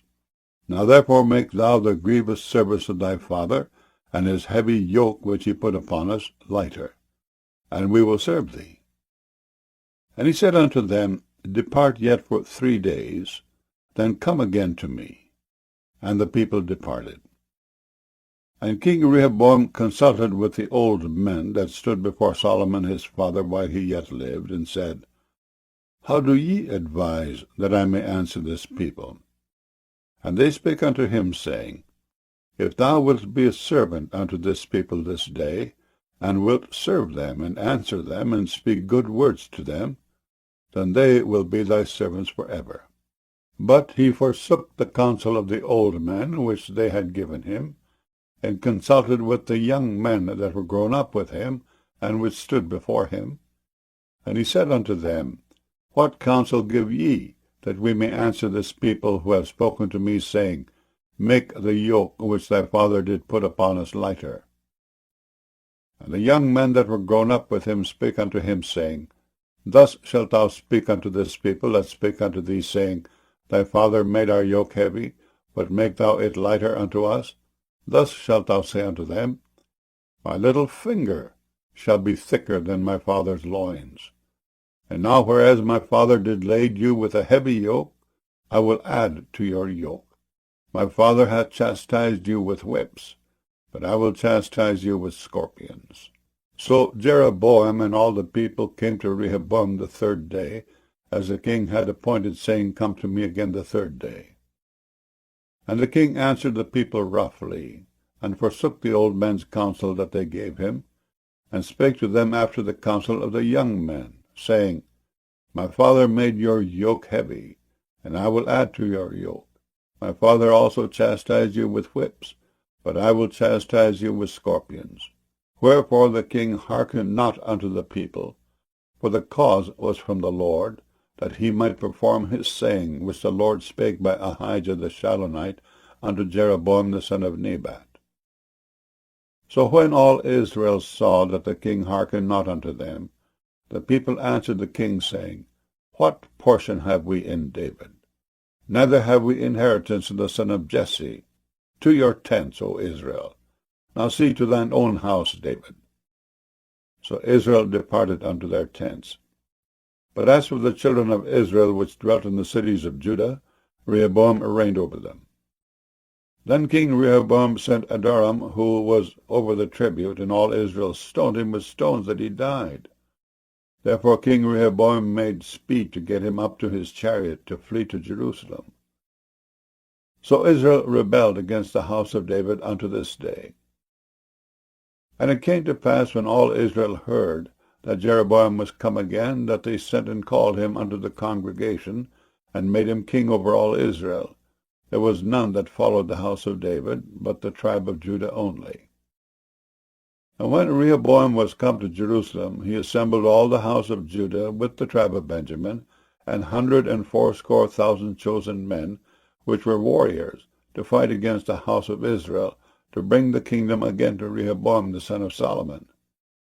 But the word of God came unto Shemaiah the man of God, saying, Speak unto Rehoboam the son of Solomon king of Judah, and unto all the house of Judah and Benjamin, and to the remnant of the people, saying, Thus saith the Lord, Ye shall not go up, nor fight against your brethren the children of Israel.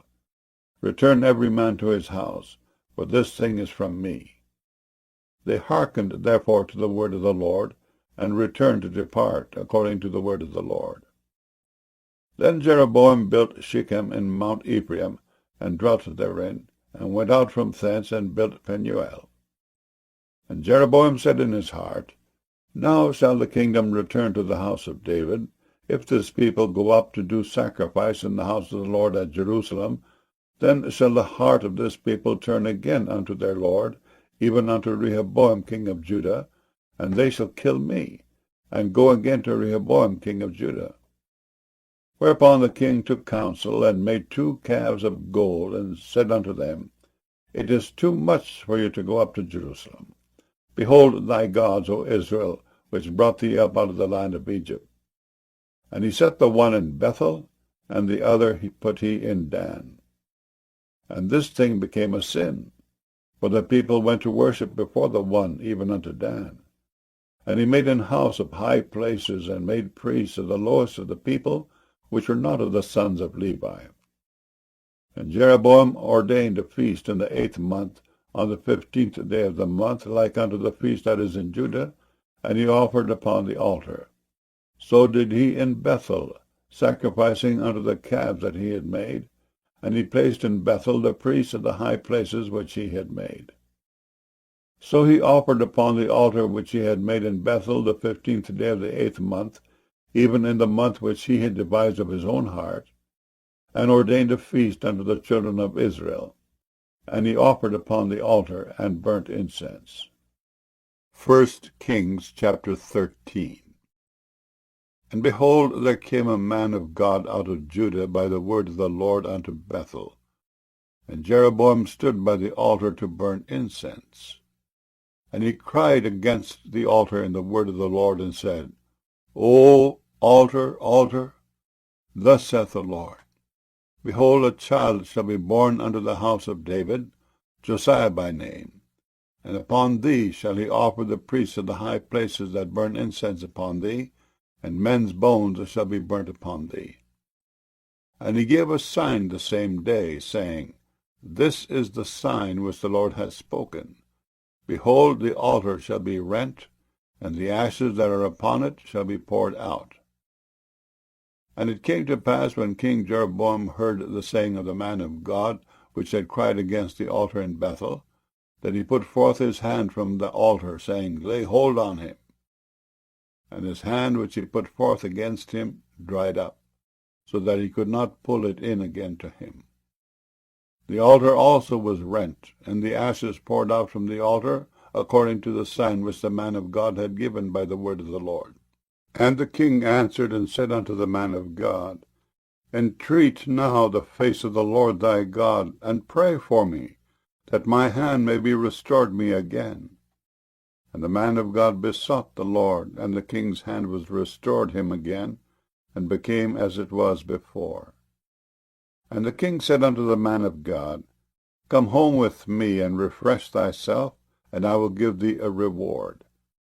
And the man of God said unto the king, If thou wilt give me half thine house, I will not go in with thee, neither will I eat bread nor drink water in this place. For so was it charged me by the word of the Lord, saying, Eat no bread, nor drink water, nor turn again by the same way that thou camest. So he went another way, and returned not by the way that he came to Bethel.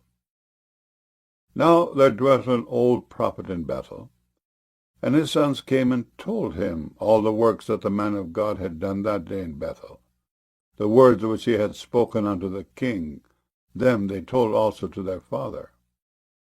And their father said unto them, What way went he?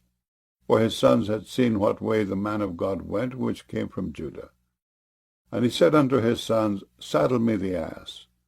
So they saddled him the ass, and he rode thereon, and went after the man of God, and found him sitting under an oak.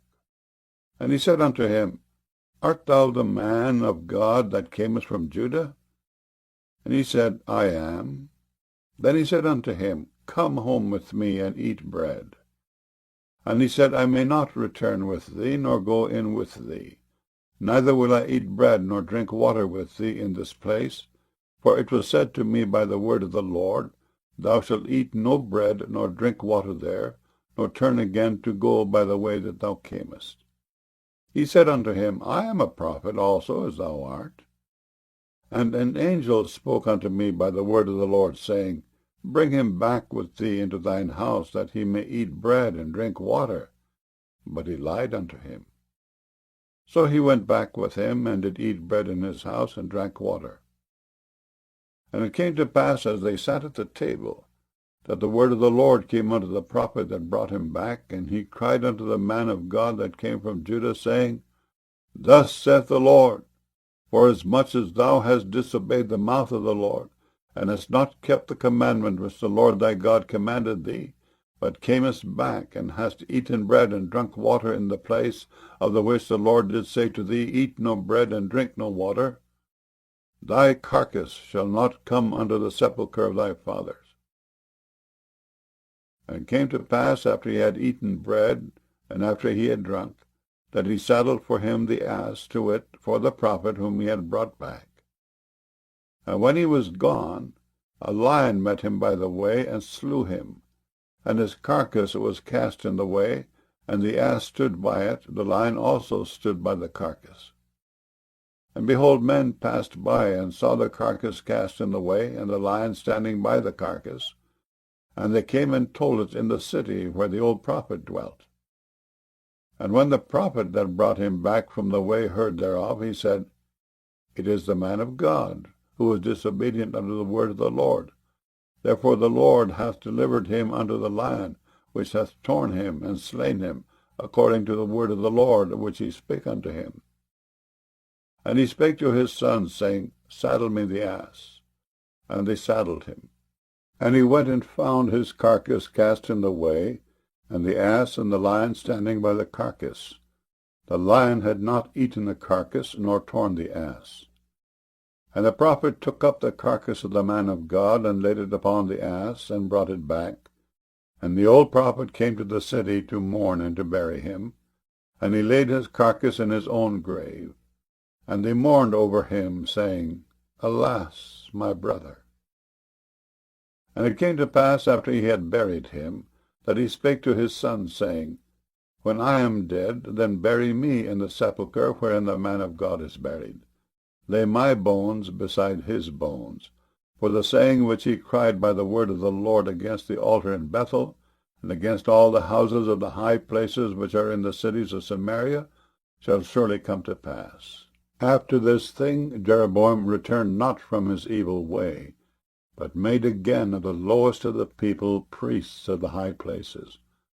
Whosoever would, he consecrated him, and he became one of the priests of the high places. And this thing became sin unto the house of Jeroboam, even to cut it off, and to destroy it from off the face of the earth. 1 Kings chapter 14. At that time Abijah the son of Jeroboam fell sick.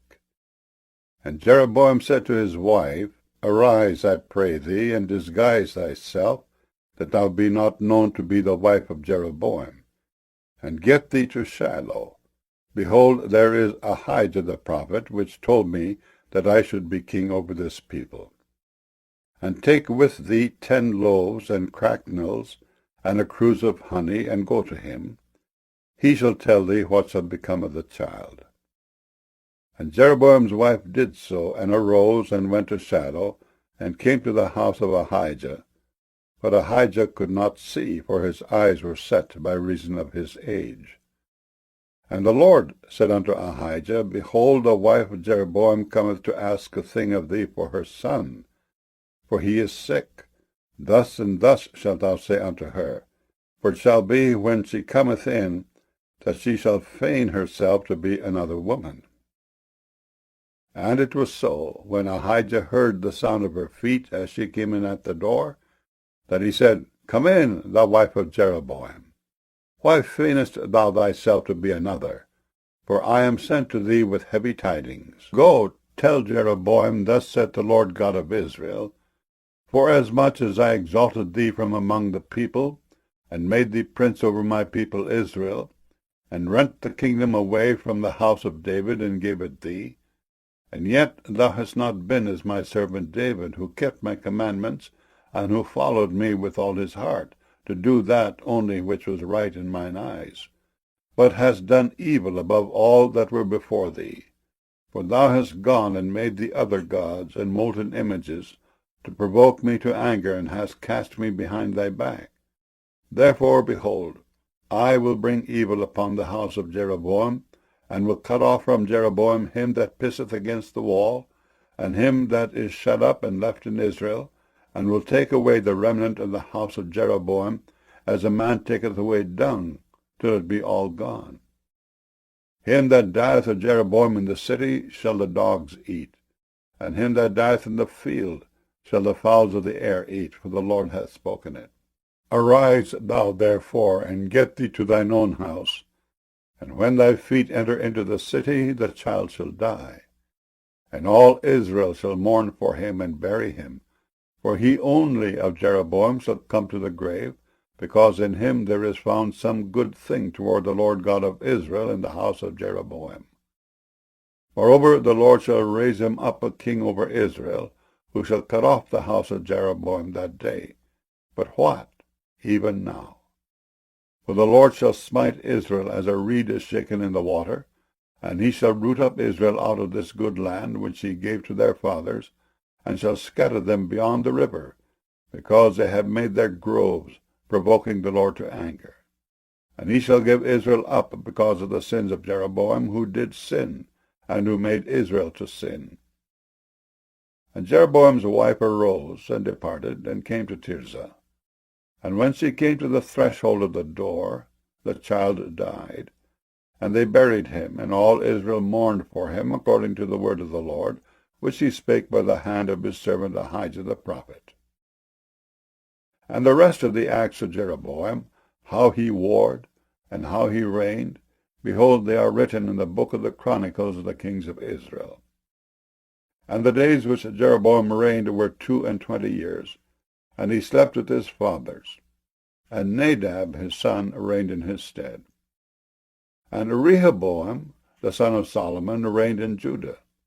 Rehoboam was 41 years old when he began to reign, and he reigned 17 years in Jerusalem, the city which the Lord did choose out of all the tribes of Israel, to put his name there.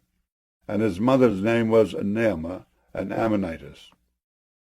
And Judah did evil in the sight of the Lord, and they provoked him to jealousy with their sins which they had committed above all that their fathers had done. For they also built them high places, and images, and groves, on every high hill, and under every green tree. And there were also Sodomites in the land, and they did according to all the abominations of the nations which the Lord cast out before the children of Israel. And it came to pass in the 5th year of King Rehoboam, that Shishak king of Egypt came up against Jerusalem, and he took away the treasures of the house of the Lord, and the treasures of the king's house. He even took away all. And he took away all the shields of gold which Solomon had made. And King Rehoboam made in their stead brazen shields, and committed them unto the hands of the chief of the guard, which kept the door of the king's house. And it was so, when the king went into the house of the Lord, that the guard bare them, and brought them back into the guard chamber. Now the rest of the acts of Rehoboam, and all that he did, are they not written in the book of the Chronicles of the kings of Judah? And there was war between Rehoboam and Jeroboam all their days. And Rehoboam slept with his fathers, and was buried with his fathers in the city of David.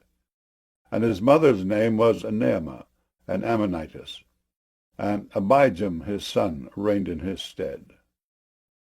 1 Kings chapter 15. Now in the 18th year of King Jeroboam the son of Nebat reigned Abijam over Judah. 3 years reigned he in Jerusalem. And his mother's name was Maacah, the daughter of Abishalom. And he walked in all the sins of his father, which he had done before him. And his heart was not perfect with the Lord his God, as the heart of David his father.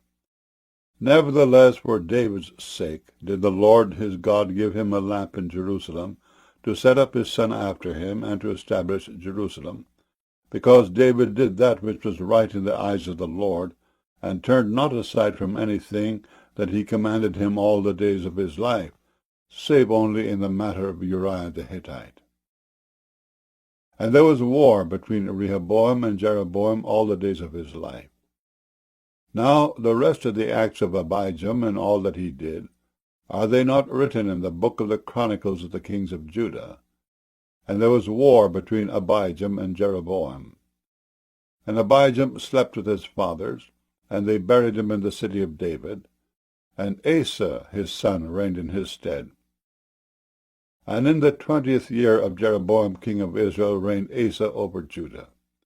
And 41 years reigned he in Jerusalem, and his mother's name was Maachah, the daughter of Abishalom.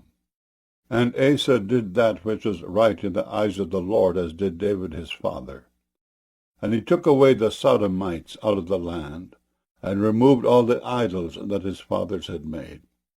And also Maachah his mother, even her he removed from being queen, because she had made an idol in a grove. And Asa destroyed her idol, and burnt it by the brook Kidron. But the high places were not removed.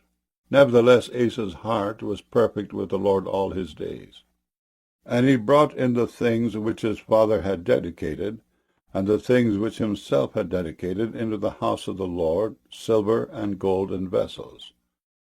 And there was war between Asa and Baasha king of Israel all their days. And Baasha king of Israel went up against Judah, and built Ramah, that he might not suffer any to go out or come in to Asa king of Judah. Then Asa took all the silver and the gold that were left in the treasures of the house of the Lord, and the treasures of the king's house, and delivered them into the hand of his servants. And King Asa sent them to Ben-Hadad, the son of Tabrimon, the son of Hezion, king of Syria, that dwelt at Damascus, saying, There is a league between me and thee, and between my father and thy father.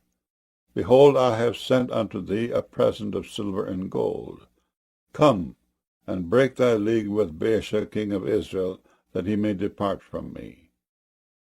So Ben-Hadad hearkened unto King Asa, and sent the captains of the host which he had against the cities of Israel, and smote Ijon and Dan, and Abel-Beth-Maachah, and all Cinneroth, with all the land of Naphtali. And it came to pass, when Baasha heard thereof, that he left off building of Ramah, and dwelt in Tirzah. Then King Asa made a proclamation throughout all Judah. None was exempted. And they took away the stones of Ramah, and the timber thereof, wherewith Baasha had builded. And King Asa built with them Geba of Benjamin, and Mizpah. The rest of all the acts of Asa, and all his might, and all that he did, and the cities which he built, are they not written in the book of the Chronicles of the kings of Judah? Nevertheless, in the time of his old age, he was diseased in his feet. And Asa slept with his fathers, and was buried with his fathers in the city of David his father. And Jehoshaphat his son reigned in his stead. And Nadab the son of Jeroboam began to reign over Israel in the 2nd year of Asa king of Judah, and reigned over Israel 2 years. And he did evil in the sight of the Lord, and walked in the way of his father, and in his sin wherewith he made Israel to sin. And Baasha the son of Ahijah of the house of Issachar conspired against him. And Baasha smote him in Gibbethon, which belonged to the Philistines, for Nadab and all Israel laid siege to Gibbethon. Even in the 3rd year of Asa king of Judah did Baasha slay him, and reigned in his stead. And it came to pass, when he reigned, that he smote all the house of Jeroboam. He left not to Jeroboam any that breathed, until he had destroyed him, according unto the saying of the Lord, which he spake by his servant Ahijah the Shilonite, because of the sins of Jeroboam which he sinned, and which he made Israel sin by his provocation, wherewith he provoked the Lord God of Israel to anger. Now the rest of the acts of Nadab, and all that he did, Are they not written in the book of the Chronicles of the kings of Israel? And there was war between Asa and Baasha king of Israel all their days. In the 3rd year of Asa king of Judah began Baasha the son of Ahijah to reign over all Israel in Tirzah 24 years. And he did evil in the sight of the Lord, and walked in the way of Jeroboam, and in his sin, wherewith he made Israel to sin. 1 Kings chapter 16. Then the word of the Lord came to Jehu the son of Hanani against Baasha, saying, Forasmuch as I exalted thee out of the dust, and made thee prince over my people Israel, and thou hast walked in the way of Jeroboam, and hast made my people Israel to sin, to provoke me to anger with their sins, behold, I will take away the posterity of Baasha and the posterity of his house, and will make thy house like the house of Jeroboam the son of Nebat. Him that dieth of Baasha in the city shall the dogs eat, and him that dieth of his in the field shall the fowls of the air eat.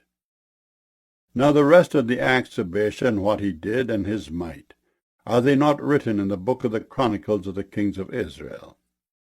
So Baasha slept with his fathers, and was buried in Tirzah, and Elah his son reigned in his stead.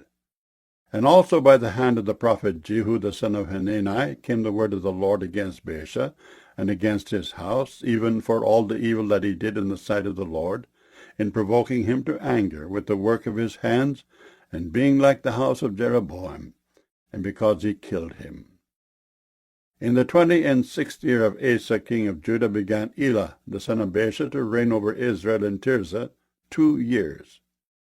And his servant Zimri, captain of half his chariots, conspired against him, as he was in Tirzah drinking himself drunk in the house of Arza, steward of his house in Tirzah. And Zimri went in and smote him, and killed him, in the 27th year of Asa king of Judah, and reigned in his stead.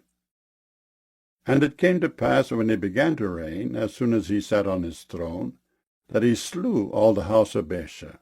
He left him not one that pisseth against a wall, neither of his kinsfolks, nor of his friends. Thus did Zimri destroy all the house of Baasha, according to the word of the Lord, which he spake against Baasha by Jehu the prophet, for all the sins of Baasha, and the sins of Elah his son, by which they sinned, and by which they made Israel to sin, in provoking the Lord God of Israel to anger with their vanities. Now the rest of the acts of Elah, and all that he did, are they not written in the book of the Chronicles of the kings of Israel? In the 27th year of Asa king of Judah did Zimri reign 7 days in Tirzah. And the people were encamped against Gibbethon, which belonged to the Philistines. And the people that were encamped heard say, Zimri hath conspired, and hath also slain the king. Wherefore all Israel made Omri, the captain of the host, king over Israel that day in the camp. And Omri went up from Gibbethon, and all Israel with him, and they besieged Tirzah. And it came to pass, when Zimri saw that the city was taken, that he went into the palace of the king's house, and burnt the king's house over him with fire, and died, for his sins which he sinned in doing evil in the sight of the Lord, in walking in the way of Jeroboam, and in his sin which he did to make Israel to sin. Now the rest of the acts of Zimri, and his treason that he wrought, are they not written in the book of the Chronicles of the kings of Israel? Then were the people of Israel divided into 2 parts. Half of the people followed Tibni the son of Ginath to make him king, and half followed Omri. But the people that followed Omri prevailed against the people that followed Tibni the son of Ginath, so Tibni died, and Omri reigned. In the 31st year of Asa king of Judah began Omri to reign over Israel 12 years. 6 years reigned he in Tirzah. And he bought the hill Samaria of Shemer for 2 talents of silver, and built on the hill, and called the name of the city which he built, after the name of Shemer, owner of the hill, Samaria. But Omri wrought evil in the eyes of the Lord, and did worse than all that were before him. For he walked in all the way of Jeroboam the son of Nebat, and in his sin wherewith he made Israel to sin, to provoke the Lord God of Israel to anger with their vanities. Now the rest of the acts of Omri which he did, and his might that he showed, are they not written in the book of the Chronicles of the kings of Israel? So Omri slept with his fathers, and was buried in Samaria. And Ahab his son reigned in his stead. And in the 38th year of Asa king of Judah began Ahab the son of Omri to reign over Israel. And Ahab the son of Omri reigned over Israel in Samaria 22 years. And Ahab the son of Omri did evil in the sight of the Lord above all that were before him.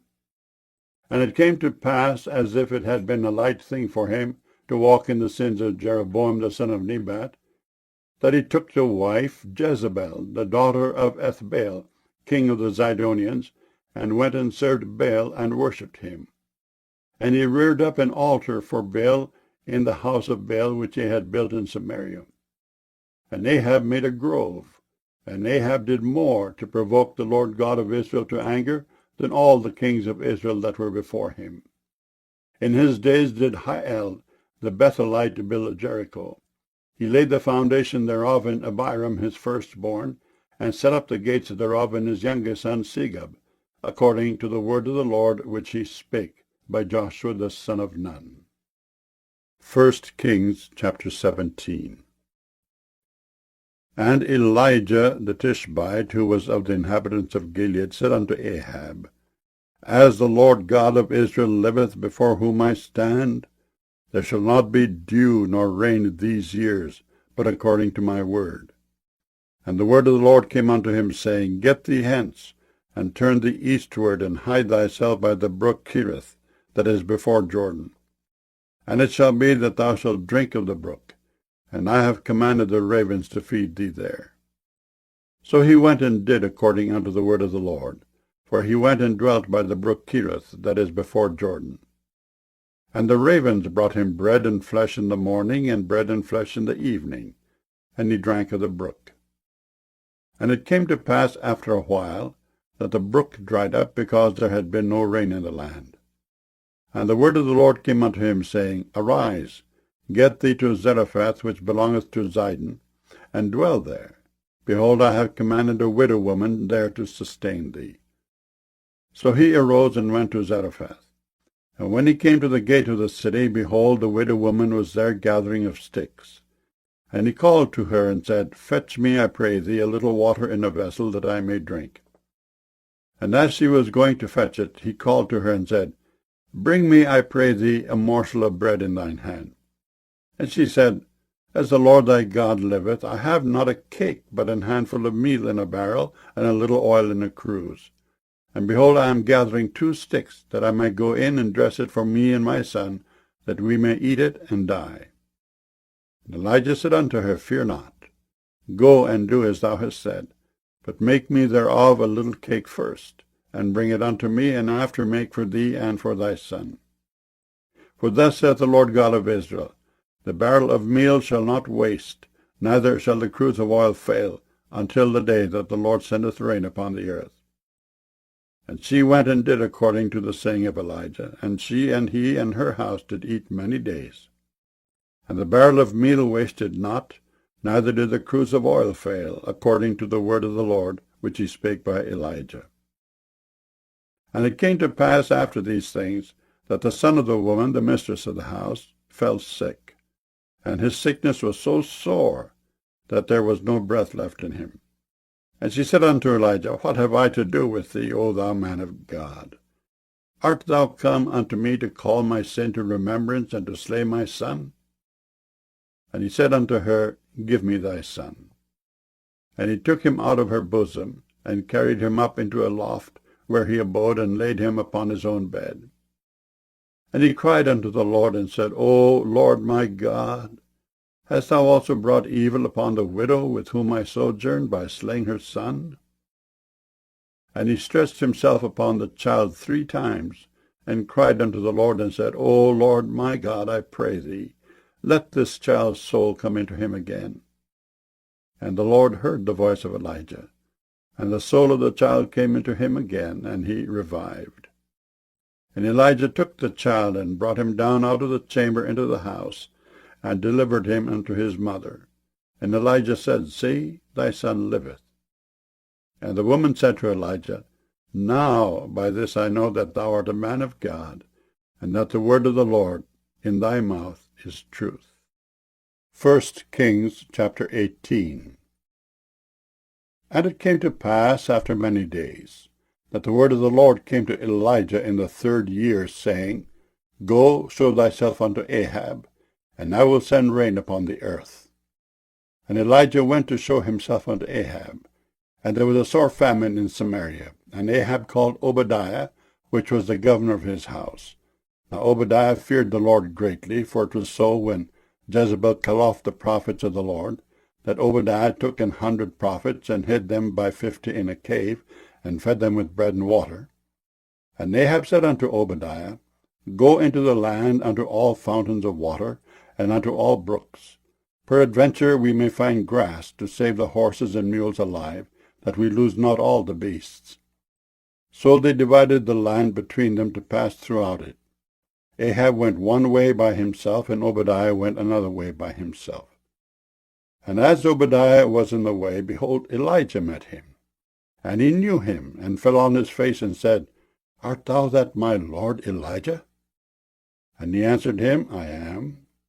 Go tell thy lord, behold, Elijah is here. And he said, What have I sinned, that thou wouldest deliver thy servant into the hand of Ahab, to slay me? As the Lord thy God liveth, there is no nation or kingdom whither my Lord hath not sent to seek thee. And when they said, He is not there, he took an oath of the kingdom and nation that they found thee not. And now thou sayest, Go, tell thy Lord, behold, Elijah is here. And it shall come to pass, as soon as I am gone from thee, that the Spirit of the Lord shall carry thee whither I know not. And so when I come and tell Ahab, and he cannot find thee, he shall slay me. But I thy servant feared the Lord from my youth. Was it not told my Lord what I did, when Jezebel slew the prophets of the Lord? How I hid 100 men of the Lord's prophets by 50 in a cave, and fed them with bread and water? And now thou sayest, Go, tell thy Lord, behold, Elijah is here, and he shall slay me. And Elijah said, As the Lord of hosts liveth, before whom I stand, I will surely show myself unto him today. So Obadiah went to meet Ahab, and told him. And Ahab went to meet Elijah. And it came to pass, when Ahab saw Elijah, that Ahab said unto him, Art thou he that troubleth Israel? And he answered, I have not troubled Israel, but thou and thy father's house, in that ye have forsaken the commandments of the Lord, and thou hast followed Baalim.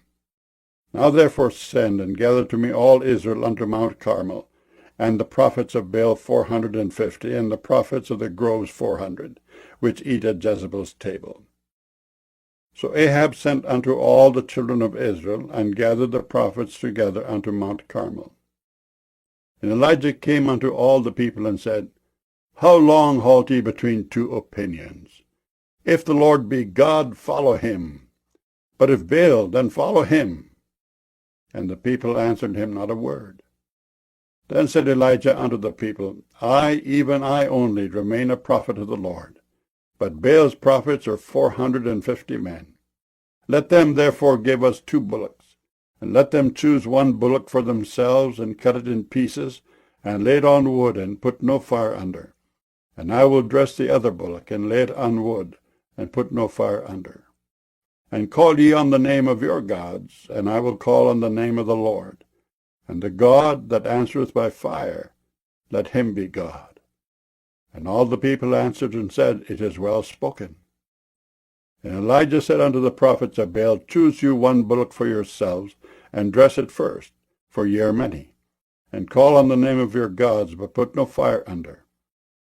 And they took the bullock which was given them, and they dressed it, and called on the name of Baal from morning even until noon, saying, O Baal, hear us. But there was no voice, nor any that answered. And they leaped upon the altar which was made.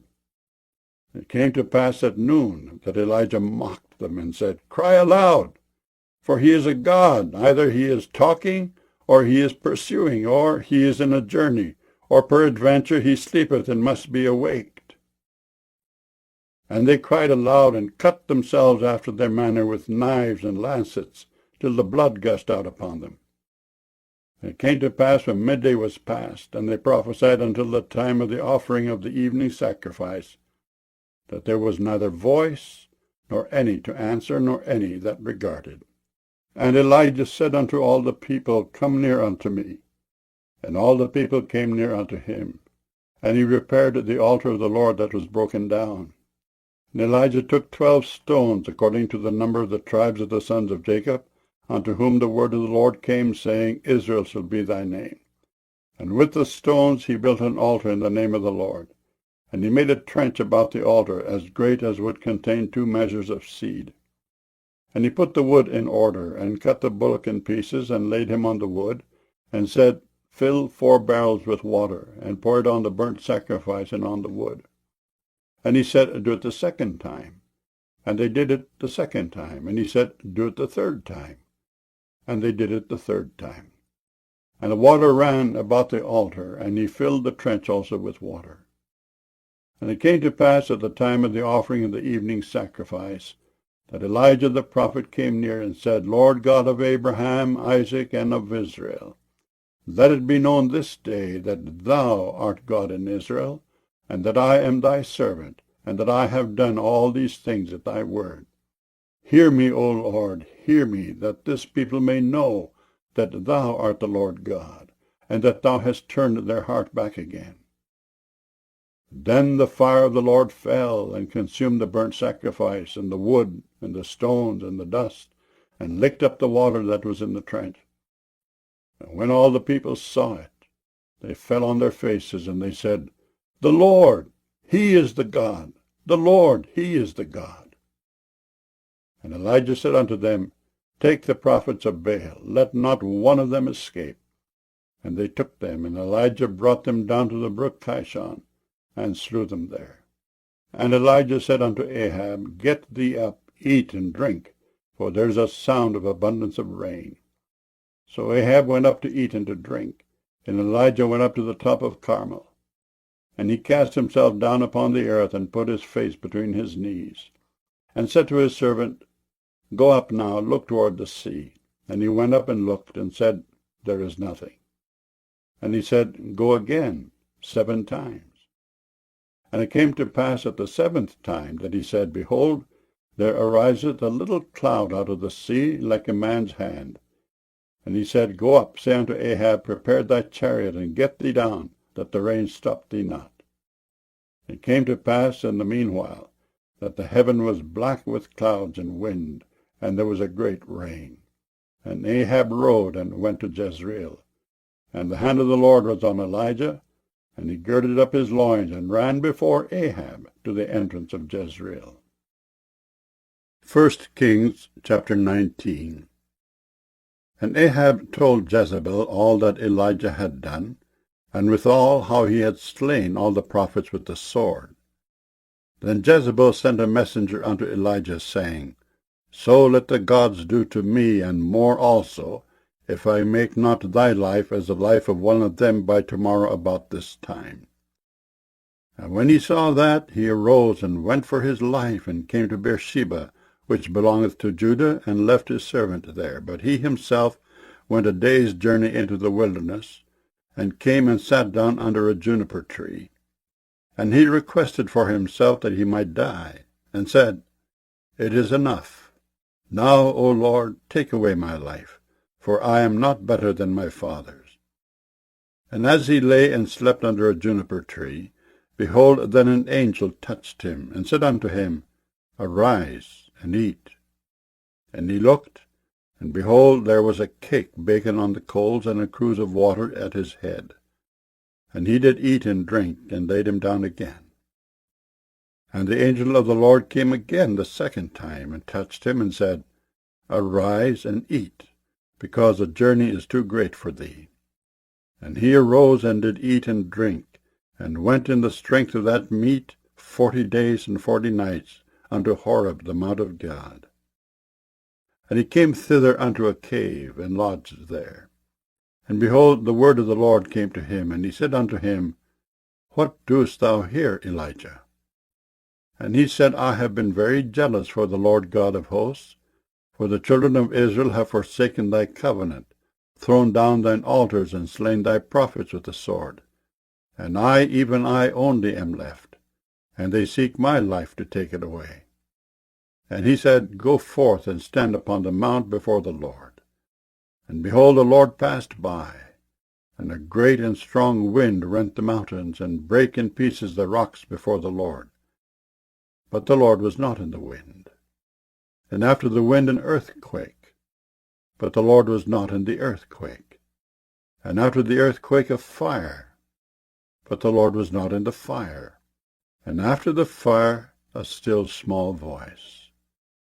And it was so when Elijah heard it, that he wrapped his face in his mantle, and went out and stood in the entering in of the cave. And behold, there came a voice unto him, and said, What doest thou here, Elijah? And he said, I have been very jealous for the Lord God of hosts, because the children of Israel have forsaken thy covenant, thrown down thine altars, and slain thy prophets with the sword. And I, even I only, am left, and they seek my life to take it away. And the Lord said unto him, Go, return on thy way to the wilderness of Damascus, and when thou comest, anoint Hazael to be king over Syria. And Jehu the son of Nimshi shalt thou anoint to be king over Israel. And Elisha the son of Shaphat of Abel-Meholah shalt thou anoint to be prophet in thy room. And it shall come to pass that him that escapeth the sword of Hazael shall Jehu slay, and him that escapeth from the sword of Jehu shall Elisha slay. Yet I have left me 7,000 in Israel, all the knees which have not bowed unto Baal, and every mouth which hath not kissed him. So he departed thence, and found Elisha the son of Shaphat, who was plowing with 12 yoke of oxen before him, and he with the 12th. And Elijah passed by him, and cast his mantle upon him. And he left the oxen, and ran after Elijah, and said, Let me, I pray thee, kiss my father and my mother, and then I will follow thee. And he said unto him, Go back again, for what have I done to thee? And he returned back from him, and took a yoke of oxen, and slew them, and boiled their flesh with the instruments of the oxen, and gave unto the people, and they did eat. Then he arose, and went after Elijah, and ministered unto him. 1 Kings chapter 20. And Ben-Hadad, the king of Syria, gathered all his host together, and there were 32 kings with him, and horses and chariots. And he went up and besieged Samaria, and warred against it. And he sent messengers to Ahab king of Israel into the city, and said unto him, Thus saith Ben-Hadad, Thy silver and thy gold is mine. Thy wives also, and thy children, even the goodliest, are mine. And the king of Israel answered and said, My lord, O king, according to thy saying, I am thine, and all that I have. And the messengers came again, and said, Thus speaketh Ben-Hadad, saying, Although I have sent unto thee, saying, Thou shalt deliver me thy silver and thy gold, and thy wives and thy children, yet I will send my servants unto thee tomorrow about this time, and they shall search thine house and the houses of thy servants. And it shall be that whatsoever is pleasant in thine eyes, they shall put it in their hand, and take it away. Then the king of Israel called all the elders of the land, and said, Mark, I pray you, and see how this man seeketh mischief. For he sent unto me for my wives, and for my children, and for my silver, and for my gold, and I denied him not. And all the elders and all the people said unto him, Hearken not unto him, nor consent. Wherefore he said unto the messengers of Ben-Hadad, Tell my lord the king, all that thou didst send for to thy servant at the first, I will do, but this thing I may not do. And the messengers departed, and brought him word again. And Ben-Hadad sent unto him, and said, The gods do so unto me, and more also, if the dust of Samaria shall suffice for handfuls for all the people that follow me. And the king of Israel answered and said, Tell him, Let not him that girdeth on his harness boast himself as he that putteth it off.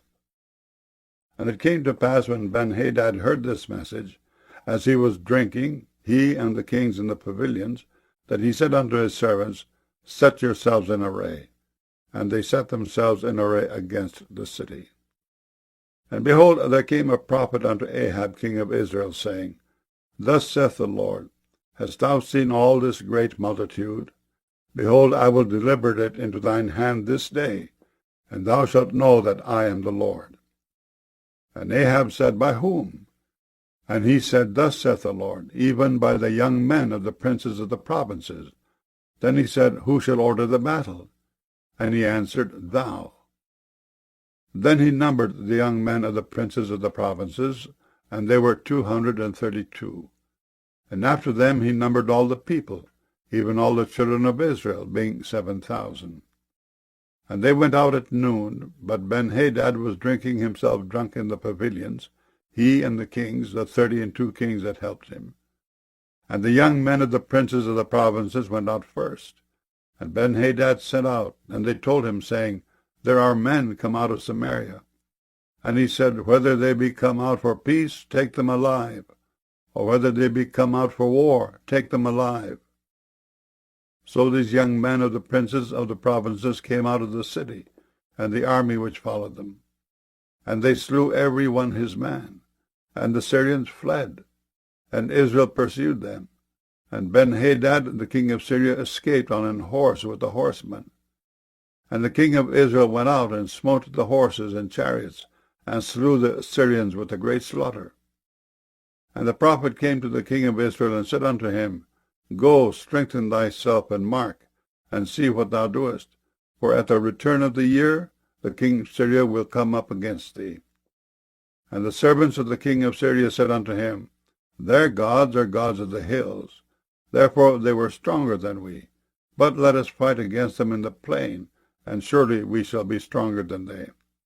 And do this thing, take the kings away, every man out of his place, and put captains in their rooms, and number thee an army, like the army that thou hast lost, horse for horse, and chariot for chariot. And we will fight against them in the plain, and surely we shall be stronger than they.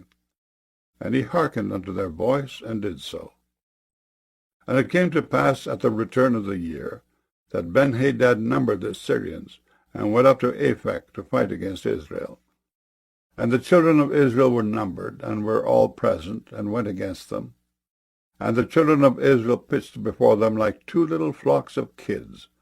But the Syrians filled the country. And there came a man of God, and spake unto the king of Israel, and said, Thus saith the Lord, Because the Syrians have said, The Lord is God of the hills, but he is not God of the valleys, therefore will I deliver all this great multitude into thine hand, and ye shall know that I am the Lord. And they pitched one over against the other 7 days. And so it was that in the 7th day the battle was joined. And the children of Israel slew of the Syrians 100,000 footmen in 1 day. But the rest fled to Aphek into the city, and there a wall fell upon 27,000 of the men that were left. And Benhadad fled, and came into the city into an inner chamber. And his servant said unto him, Behold, now we have heard that the kings of the house of Israel are merciful kings. Let us, I pray thee, put sackcloth on our loins, and robes upon our heads, and go out to the king of Israel. Peradventure he will save thy life. So they girded sackcloth on their loins, and put ropes on their heads, and came to the king of Israel, and said, Thy servant Benhadad saith, I pray thee, let me live. And he said, Is he yet alive? He is my brother. Now the men did diligently observe whether anything would come from him, and did hastily catch it. And they said, Thy brother Benhadad. Then he said, Go ye, bring him. Then Benhadad came forth to him, and he caused him to come up into the chariot. And Benhadad said unto him, The cities which my father took from thy father I will restore, and thou shalt make streets for thee in Damascus, as my father made in Samaria. Then said Ahab, I will send thee away with this covenant. So he made a covenant with him, and sent him away. And a certain man of the sons of the prophets said unto his neighbor in the word of the Lord, Smite me, I pray thee. And the man refused to smite him. Then said he unto him, Because thou hast not obeyed the voice of the Lord, behold, as soon as thou art departed from me, a lion shall slay thee. And as soon as he was departed from him, a lion found him, and slew him. Then he found another man, and said, Smite me, I pray thee. And the man smote him, so that in smiting he wounded him. So the prophet departed, and waited for the king by the way, and disguised himself with ashes upon his face. And as the king passed by, he cried unto the king. And he said, Thy servant went out into the midst of the battle. And behold, a man turned aside, and brought a man unto me, and said, Keep this man. If by any means he be missing, then shall thy life be for his life, or else thou shalt pay a talent of silver. And as thy servant was busy here and there, he was gone. And the king of Israel said unto him, So shall thy judgment be. Thyself hast decided it. And he hasted and took the ashes away from his face. And the king of Israel discerned him, that he was of the prophets. And he said unto him, Thus saith the Lord, Because thou hast let go out of thy hand a man whom I appointed to utter destruction, therefore thy life shall go for his life, and thy people for his people. And the king of Israel went to his house heavy and displeased, and came to Samaria. 1 Kings chapter 21. And it came to pass after these things, that Naboth the Jezreelite had a vineyard, which was in Jezreel, hard by the palace of Ahab king of Samaria. And Ahab spake unto Naboth, saying, Give me thy vineyard, that I may have it for a garden of herbs, because it is near unto my house. And I will give thee for it a better vineyard than it. Or if it seem good to thee, I will give thee the worth of it in money. And Naboth said to Ahab, The Lord forbid it me that I should give the inheritance of my fathers unto thee. And Ahab came into his house heavy and displeased, because of the word which Naboth the Jezreelite had spoken to him. For he had said, I will not give thee the inheritance of my fathers. And he laid him down upon his bed, and turned away his face, and would eat no bread. But Jezebel his wife came to him, and said unto him, Why is thy spirit so sad, that thou eatest no bread? And he said unto her, Because I spake unto Naboth the Jezreelite, and said unto him, Give me thy vineyard for money, or else, if it please thee, I will give thee another vineyard for it. And he answered, I will not give thee my vineyard. And Jezebel his wife said unto him, Dost thou now govern the kingdom of Israel? Arise, and eat bread, and let thine heart be merry. I will give thee the vineyard of Naboth the Jezreelite. So she wrote letters in Ahab's name, and sealed them with his seal, and sent the letters unto the elders and to the nobles that were in his city dwelling with Naboth. And she wrote in the letters, saying, Proclaim a fast, and set Naboth on high among the people, and set 2 men, sons of Belial, before him, to bear witness against him, saying, Thou didst blaspheme God and the king. And then carry him out, and stone him, that he may die. And the men of his city, even the elders and the nobles who were the inhabitants in his city, did as Jezebel had sent unto them, and as it was written in the letters which she had sent unto them. They proclaimed a fast, and set Naboth on high among the people. And there came in 2 men, children of Belial, and sat before him. And the men of Belial witnessed against him, even against Naboth, in the presence of the people, saying, Naboth did blaspheme God and the king. Then they carried him forth out of the city, and stoned him with stones, that he died. Then they sent to Jezebel, saying, Naboth is stoned, and is dead.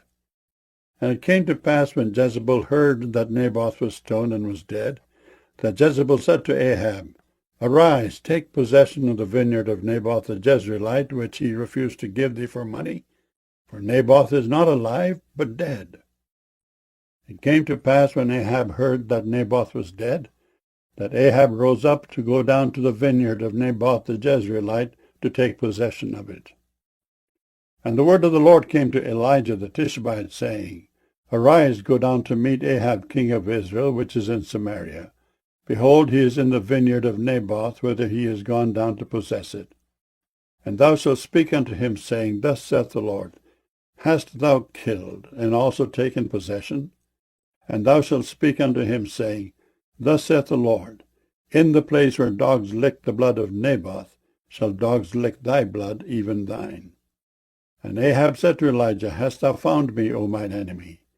And he answered, I have found thee, because thou hast sold thyself to work evil in the sight of the Lord. Behold, I will bring evil upon thee, and will take away thy posterity, and will cut off from Ahab him that pisseth against the wall, and him that is shut up and left in Israel, and will make thine house like the house of Jeroboam the son of Nebat, and like the house of Baasha the son of Ahijah, for the provocation wherewith thou hast provoked me to anger, and made Israel to sin. And of Jezebel also spake the Lord, saying, The dogs shall eat Jezebel by the wall of Jezreel. Him that dieth of Ahab in the city, the dogs shall eat, and him that dieth in the field shall the fowls of the air eat. But there was none like unto Ahab, which did sell himself to work wickedness in the sight of the Lord, whom Jezebel his wife stirred up. And he did very abominably in following idols, according to all things as did the Amorites, whom the Lord cast out before the children of Israel. And it came to pass, when Ahab heard those words, that he rent his clothes, and put sackcloth upon his flesh, and fasted, and lay in sackcloth, and went softly. And the word of the Lord came to Elijah the Tishbite, saying, Seest thou how Ahab humbleth himself before me? Because he humbleth himself before me, I will not bring the evil in his days, but in his son's days will I bring the evil upon his house. 1 Kings chapter 22. And they continued 3 years without war between Syria and Israel. And it came to pass in the 3rd year that Jehoshaphat the king of Judah came down to the king of Israel. And the king of Israel said unto his servants, Know ye that Ramoth in Gilead is ours, and we be still, and take it not out of the hand of the king of Syria? And he said unto Jehoshaphat, Wilt thou go with me to battle to Ramoth Gilead? And Jehoshaphat said to the king of Israel, I am as thou art, my people as thy people, my horses as thy horses. And Jehoshaphat said unto the king of Israel, Inquire, I pray thee, at the word of the Lord today. Then the king of Israel gathered the prophets together, about 400 men, and said unto them, Shall I go against Ramoth Gilead to battle, or shall I forbear? And they said, Go up, for the Lord shall deliver it into the hand of the king. And Jehoshaphat said, Is there not here a prophet of the Lord, besides, that we might inquire of him?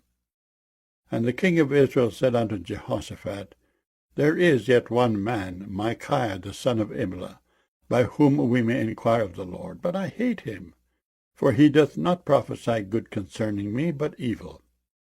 And Jehoshaphat said, Let not the king say so. Then the king of Israel called an officer, and said, Hasten hither Micaiah the son of Imlah. And the king of Israel and Jehoshaphat and the king of Judah sat each on his throne, having put on their robes in a void place in the entrance of the gate of Samaria. And all the prophets prophesied before them.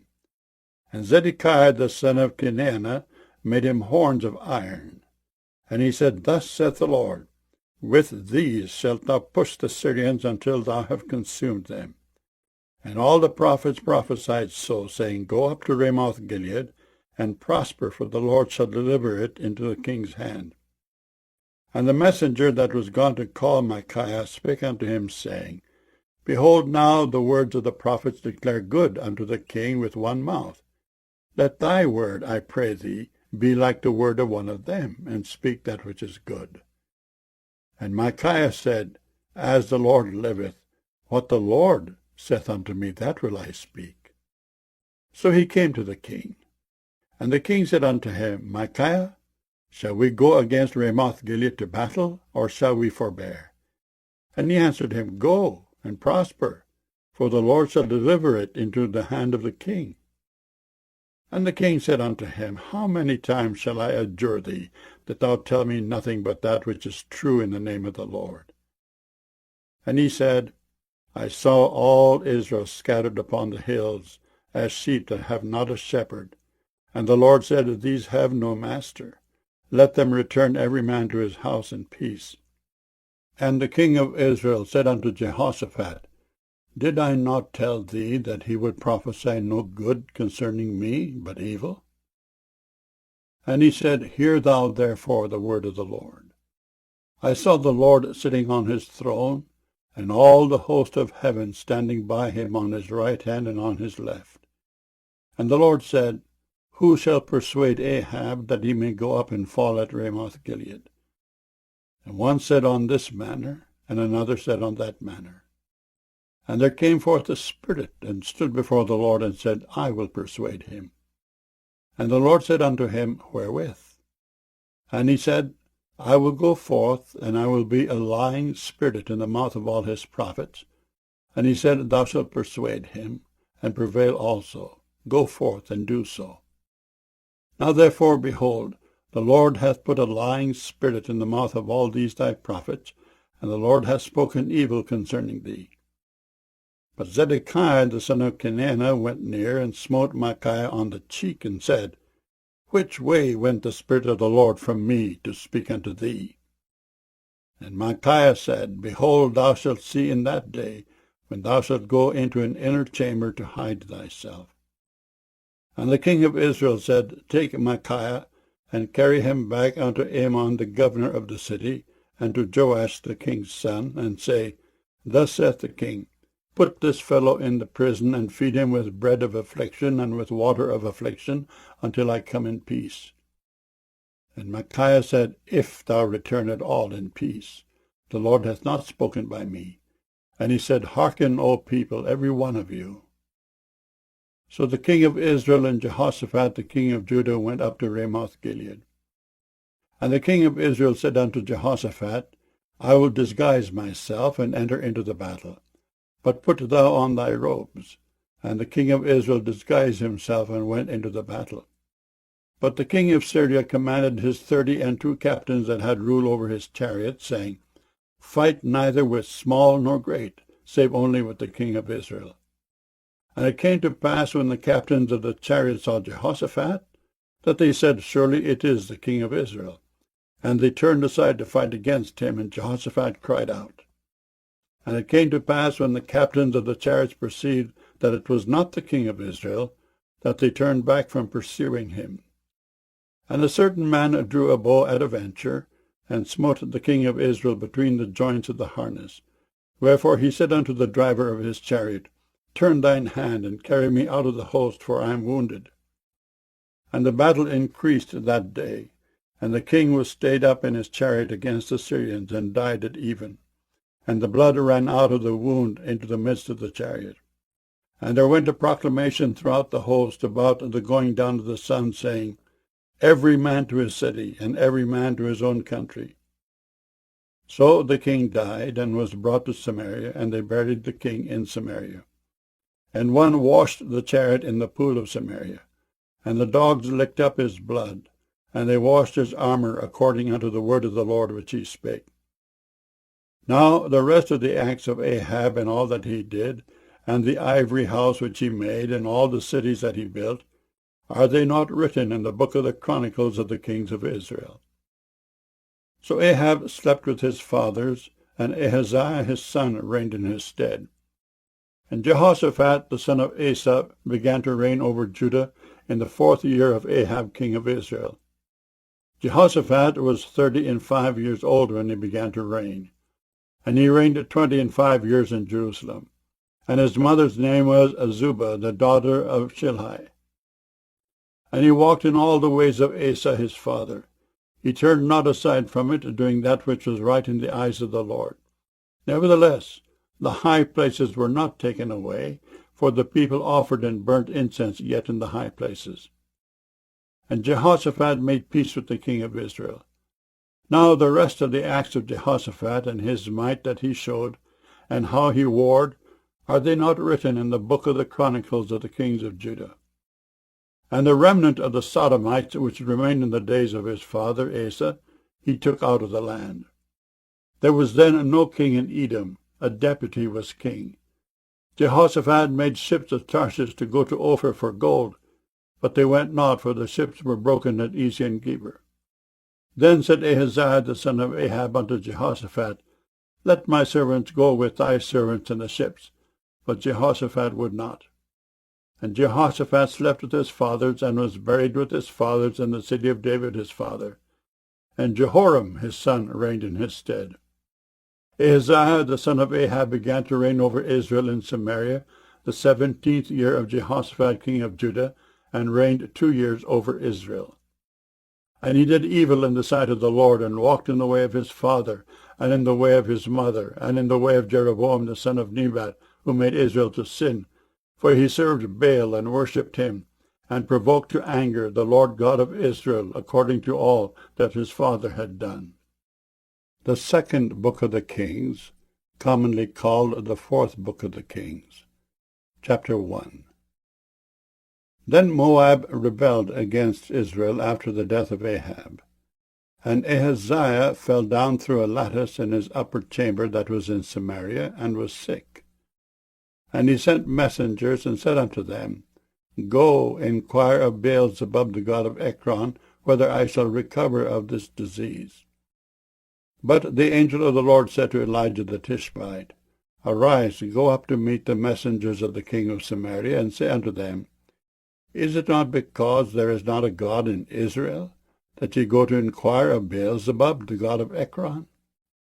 Now therefore thus saith the Lord, Thou shalt not come down from that bed on which thou art gone up, but shalt surely die. And Elijah departed. And when the messengers turned back unto him, he said unto them, Why are you now turned back? And they said unto him, There came a man up to meet us, and said unto us, Go, turn again unto the king that sent you, and say unto him, Thus saith the Lord, Is it not because there is not a God in Israel, that thou sendest to inquire of Beelzebub the god of Ekron? Therefore thou shalt not come down from that bed on which thou art gone up, but shalt surely die. And he said unto them, What manner of man was he which came up to meet you, and told you these words? And they answered him, He was an hairy man, and girt with a girdle of leather about his loins. And he said, It is Elijah the Tishbite. Then the king sent unto him a captain of 50 with his 50. And he went up to him, and behold, he sat on the top of an hill. And he spake unto him, Thou man of God, the king hath said, Come down.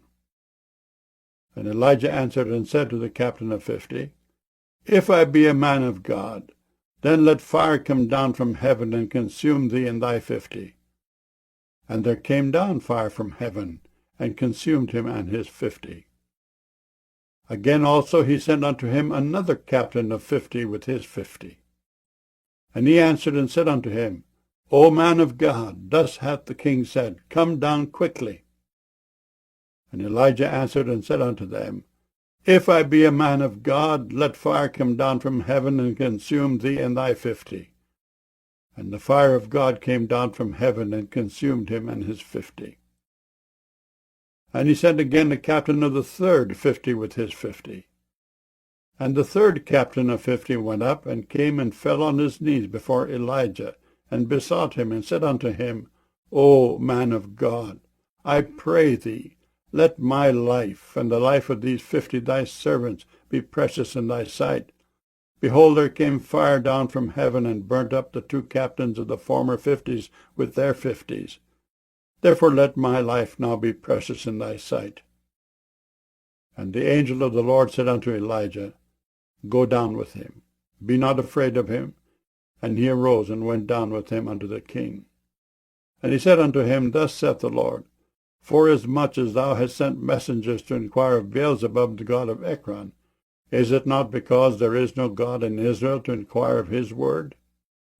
Therefore thou shalt not come down off that bed on which thou art gone up, but shalt surely die.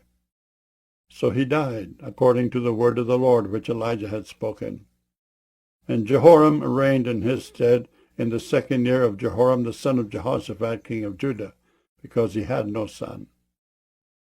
Now the rest of the acts of Ahaziah which he did, are they not written in the book of the Chronicles of the kings of Israel? 2 Kings chapter 2. And it came to pass, when the Lord would take up Elijah into heaven by a whirlwind, that Elijah went with Elisha from Gilgal. And Elijah said unto Elisha, Tarry here, I pray thee, for the Lord hath sent me to Bethel. And Elisha said unto him, As the Lord liveth, and as thy soul liveth, I will not leave thee. So they went down to Bethel. And the sons of the prophets that were at Bethel came forth to Elisha, and said unto him, Knowest thou that the Lord will take away thy master from thy head today? And he said, Yea, I know it. Hold ye your peace. And Elijah said unto him, Elisha, tarry here, I pray thee, for the Lord hath sent me to Jericho. And he said, As the Lord liveth, and as thy soul liveth, I will not leave thee. So they came to Jericho. And the sons of the prophets that were at Jericho came to Elisha, and said unto him, Knowest thou that the Lord will take away thy master from thy head today? And he answered, Yea, I know it. Hold ye your peace. And Elijah said unto him, Tarry, I pray thee here, for the Lord hath sent me to Jordan. And he said, As the Lord liveth, and as thy soul liveth, I will not leave thee. And they two went on. And 50 men of the sons of the prophets went and stood to view afar off, and they two stood by Jordan. And Elijah took his mantle, and wrapped it together, and smote the waters, and they were divided hither and thither, so that they two went over on dry ground. And it came to pass, when they were gone over, that Elijah said unto Elisha, Ask what I shall do for thee, before I be taken away from thee. And Elisha said, I pray thee, let a double portion of thy spirit be upon me. And he said, Thou hast asked a hard thing. Nevertheless, if thou see me when I am taken from thee, it shall be so unto thee. But if not, it shall not be so. And it came to pass, as they still went on and talked, that behold, there appeared a chariot of fire, and horses of fire, and parted them both asunder. And Elijah went up by a whirlwind into heaven. And Elisha saw it, and he cried, My father, the chariot of Israel, and the horsemen thereof. And he saw him no more. And he took hold of his own clothes, and rent them in 2 pieces. He took up also the mantle of Elijah that fell from him, and went back, and stood by the bank of Jordan. And he took the mantle of Elijah that fell from him, and smote the waters, and said, Where is the Lord God of Elijah? And when he also had smitten the waters, they parted hither and thither, and Elisha went over. And when the sons of the prophets which were to view at Jericho saw him, they said, The spirit of Elijah doth rest on Elisha. And they came to meet him, and bowed themselves to the ground before him. And they said unto him, Behold, now there be with thy servants 50 strong men. Let them go, we pray thee, and seek thy master, lest peradventure the Spirit of the Lord hath taken him up, and cast him upon some mountain or into some valley. And he said, Ye shall not send. And when they urged him till he was ashamed, he said, Send. They sent therefore 50 men, and they sought 3 days, but found him not. And when they came again to him, for he tarried at Jericho, he said unto them, Did I not say unto you, Go not? And the men of the city said unto Elisha, Behold, I pray thee, the situation of this city is pleasant, as my Lord seeth, but the water is not, and the ground barren. And he said, Bring me a new cruse, and put salt therein. And they brought it to him. And he went forth unto the spring of the waters, and cast the salt in there, and said, Thus saith the Lord, I have healed these waters. There shall not be from thence any more death or barren land. So the waters were healed unto this day, according to the saying of Elisha which he spake. And he went up from thence unto Bethel. And as he was going up by the way, there came forth little children out of the city, and mocked him, and said unto him, Go up, thou bald head, go up, thou bald head. And he turned back and looked on them, and cursed them in the name of the Lord. And there came forth 2 she-bears out of the wood, and tare 42 children of them. And he went from thence to Mount Carmel, and from thence he returned to Samaria. 2 Kings chapter 3. Now Jehoram the son of Ahab began to reign over Israel in Samaria the 18th year of Jehoshaphat king of Judah, and reigned 12 years. And he wrought evil in the sight of the Lord, but not like his father and like his mother, for he put away the image of Baal that his father had made. Nevertheless he cleaved unto the sins of Jeroboam the son of Nebat, which made Israel to sin. He departed not therefrom. And Mesha king of Moab was a sheep master, and rendered unto the king of Israel 100,000 lambs, and 100,000 rams with the wool. But it came to pass, when Ahab was dead, that the king of Moab rebelled against the king of Israel.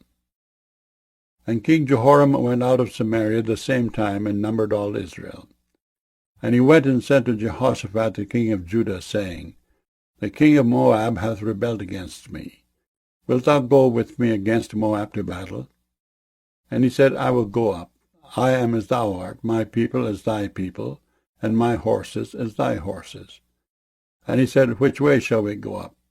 And he answered, The way through the wilderness of Edom.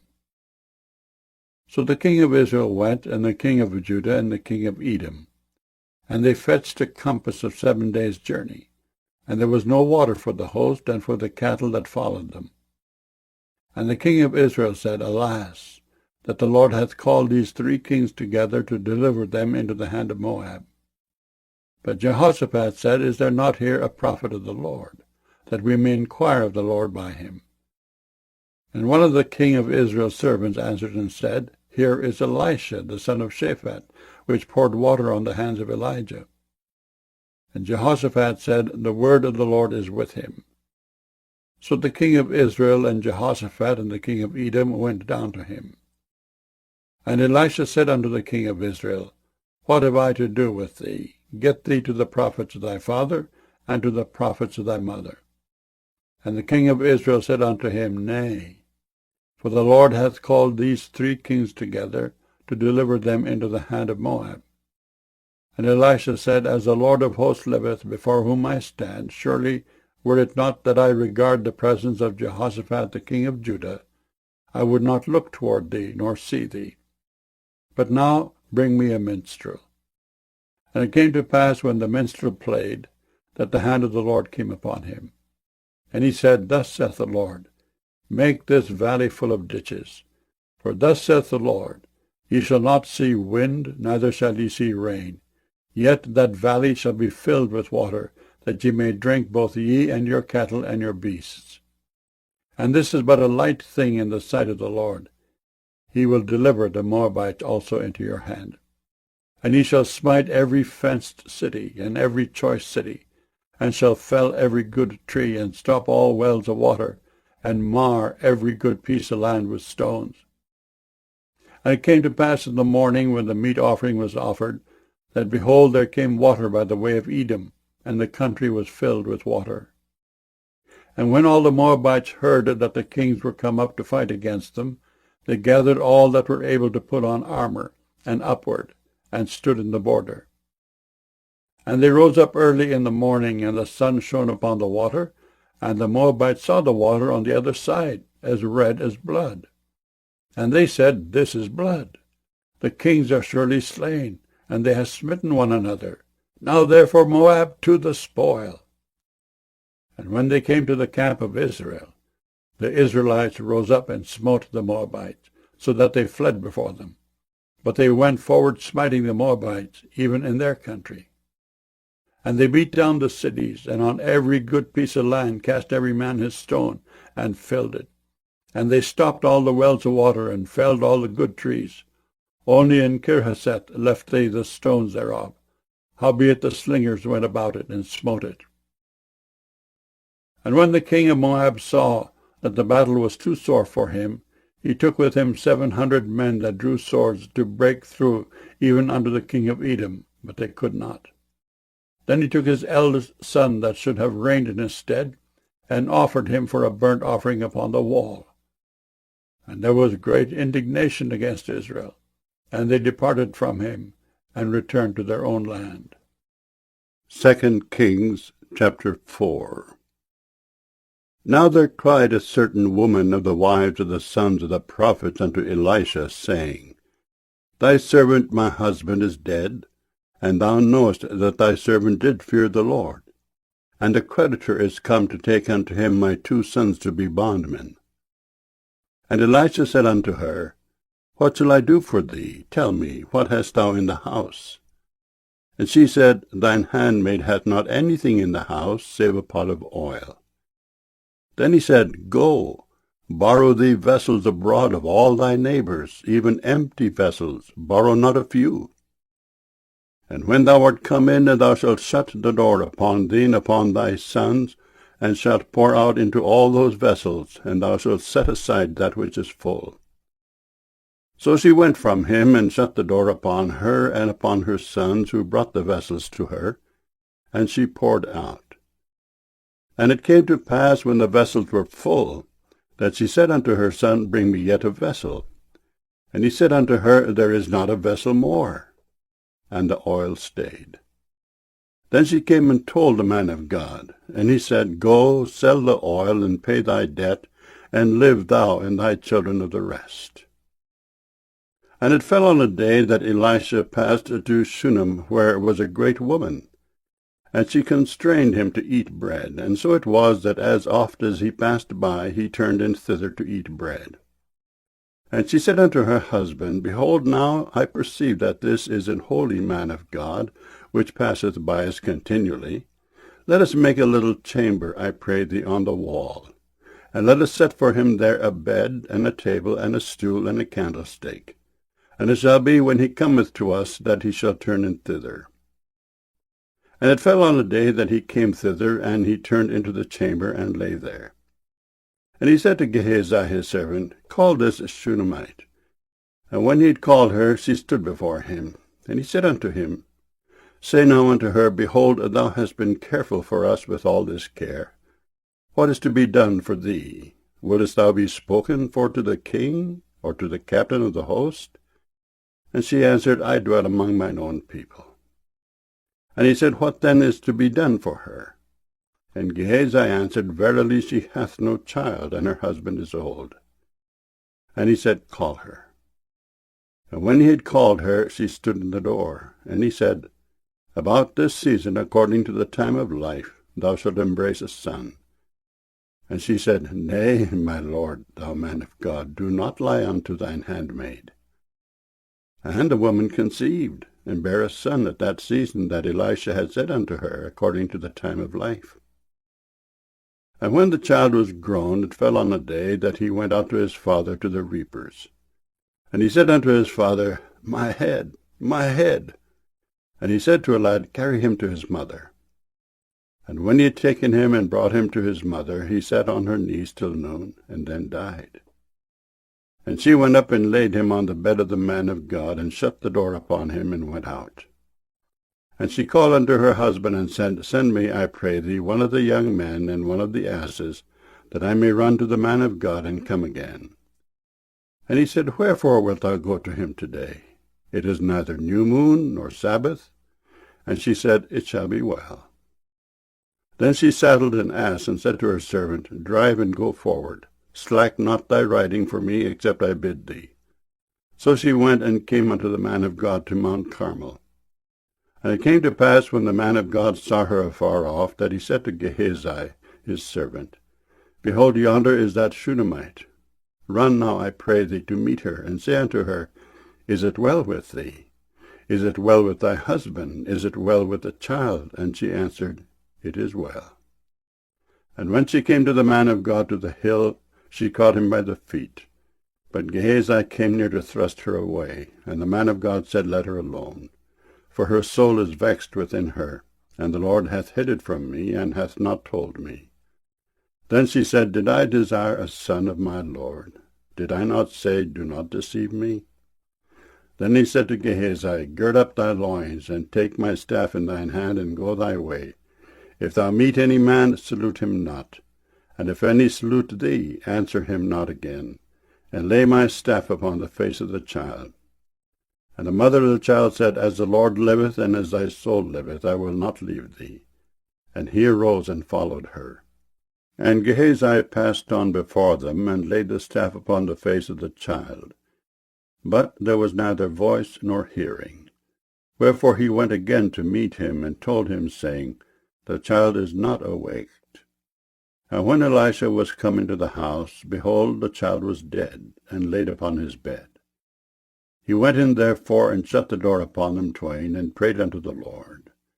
And he went up, and lay upon the child, and put his mouth upon his mouth, and his eyes upon his eyes, and his hands upon his hands. And he stretched himself upon the child, and the flesh of the child waxed warm. Then he returned, and walked in the house to and fro, and went up and stretched himself upon him. And the child sneezed 7 times, and the child opened his eyes. And he called Gehazi, and said, Call this Shunammite. So he called her. And when she was coming unto him, he said, Take up thy son. Then she went in, and fell at his feet, and bowed herself to the ground, and took up her son, and went out. And Elisha came again to Gilgal. And there was a dearth in the land, and the sons of the prophets were sitting before him. And he said unto his servant, Set on the great pot, and seethe pottage for the sons of the prophets. And one went out into the field to gather herbs, and found a wild vine, and gathered thereof wild gourds his lap full, and came and shred them into the pot of pottage, for they knew them not. So they poured out for the men to eat. And it came to pass, as they were eating of the pottage, that they cried out and said, O thou man of God, there is death in the pot. And they could not eat thereof. But he said, Then bring meal. And he cast it into the pot, and he said, Pour out for the people, that they may eat. And there was no harm in the pot. And there came a man from Baal-shalisha, and brought the man of God bread of the firstfruits, 20 loaves of barley, and full ears of corn in the husk thereof.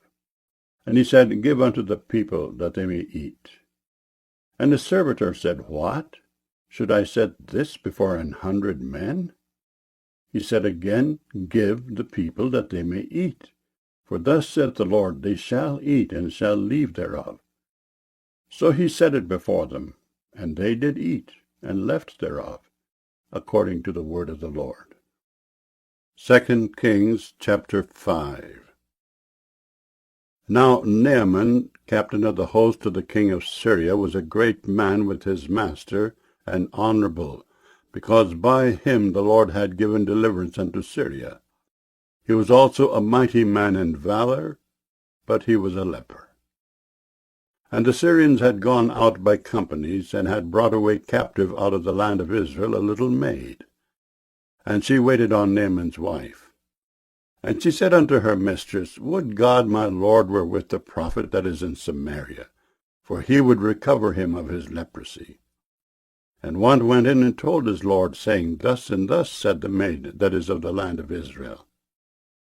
And the king of Syria said, Go, and I will send a letter unto the king of Israel. And he departed, and took with him 10 talents of silver, and 6,000 pieces of gold, and 10 changes of raiment. And he brought the letter to the king of Israel, saying, Now when this letter is come unto thee, behold, I have therewith sent Naaman my servant to thee, that thou mayest recover him of his leprosy. And it came to pass, when the king of Israel had read the letter, that he rent his clothes, and said, Am I God, to kill and to make alive, that this man doth send unto me to recover a man of his leprosy? Wherefore consider, I pray you, and see how he seeketh a quarrel against me. And it was so, when Elisha the man of God had heard that the king of Israel had rent his clothes, that he sent to the king, saying, Wherefore hast thou rent thy clothes? Let him come now to me, and he shall know that there is a prophet in Israel. So Naaman came with his horses and with his chariot, and stood at the door of the house of Elisha. And Elisha sent a messenger unto him, saying, Go and wash in Jordan 7 times, and thy flesh shall come again to thee, and thou shalt be clean. But Naaman was wroth, and went away and said, Behold, I thought he will surely come out to me, and stand, and call on the name of the Lord his God, and strike his hand over the place, and recover the leper. Are not Abana and Pharpar rivers of Damascus better than all the waters of Israel? May I not wash in them and be clean? So he turned and went away in a rage. And his servants came near, and spake unto him, and said, My father, if the prophet had bid thee do some great thing, wouldest thou not have done it? How much rather then when he saith to thee, Wash and be clean? Then went he down and dipped himself 7 times in Jordan, according to the saying of the man of God. And his flesh came again like unto the flesh of a little child, and he was clean. And he returned to the man of God, he and all his company, and came and stood before him. And he said, Behold, now I know that there is no God in all the earth but in Israel. Now therefore I pray thee, take a blessing of thy servant. But he said, As the Lord liveth, before whom I stand, I will receive none. And he urged him to take it, but he refused. And Naaman said, Shall there not then, I pray thee, be given to thy servant 2 mules' burden of earth? For thy servant will henceforth offer neither burnt offering nor sacrifice unto other gods, but unto the Lord. And this thing the Lord pardon thy servant, that when my master goeth into the house of Rimmon to worship there, and he leaneth on my hand, and I bow myself in the house of Rimmon, when I bow down myself in the house of Rimmon, the Lord pardon thy servant in this thing. And he said unto him, Go in peace. So he departed from him a little way. But Gehazi, the servant of Elisha the man of God, said, Behold, my master hath spared Naaman the Syrian, in not receiving at his hands that which he brought. But as the Lord liveth, I will run after him, and take somewhat of him. So Gehazi followed after Naaman. And when Naaman saw him running after him, he lighted down from the chariot to meet him, and said, Is all well? And he said, All is well. My master hath sent me, saying, Behold, even now there be come to me from Mount Ephraim 2 young men of the sons of the prophets. Give them, I pray thee, a talent of silver, and 2 changes of garments. And Naaman said, Be content, take 2 talents. And he urged him, and bound 2 talents of silver in 2 bags, with 2 changes of garments, and laid them upon 2 of his servants, and they bare them before him. And when he came to the tower, he took them from their hand, and bestowed them in the house, and he let the men go, and they departed. But he went in and stood before his master. And Elisha said unto him, Whence comest thou, Gehazi? And he said, Thy servant went no whither. And he said unto him, Went not mine heart with thee, when the man turned again from his chariot to meet thee? Is it a time to receive money, and to receive garments, and olive yards, and vineyards, and sheep, and oxen, and men servants, and maidservants? The leprosy therefore of Naaman shall cleave unto thee, and unto thy seed for ever. And he went out from his presence a leper, as white as snow. 2 Kings chapter 6. And the sons of the prophet said unto Elisha, Behold, now the place where we dwell with thee is too strait for us. Let us go, we pray thee, unto Jordan, and take thence every man a beam, and let us make us a place there where we may dwell. And he answered, Go ye. And one said, Be content, I pray thee, and go with thy servants. And he answered, I will go. So he went with them, and when they came to Jordan, they cut down wood. But as one was felling a beam, the axe head fell into the water, and he cried and said, Alas, master, for it was borrowed. And the man of God said, Where fell it? And he showed him the place. And he cut down a stick, and cast it in thither, and the iron did swim. Therefore said he, Take it up to thee. And he put out his hand, and took it. Then the king of Syria warred against Israel, and took counsel with his servants, saying, In such and such a place shall be my camp. And the man of God sent unto the king of Israel, saying, Beware that thou pass not such a place, for thither the Syrians are come down. And the king of Israel sent to the place which the man of God told him, and warned him of, and saved himself there not once nor twice. Therefore the heart of the king of Syria was sore troubled for this thing. And he called his servants, and said unto them, Will ye not show me which of us is for the king of Israel? And one of his servants said, None, my lord, O king. But Elisha, the prophet that is in Israel, telleth the king of Israel the words that thou speakest in thy bedchamber. And he said, Go and spy where he is, that I may send and fetch him.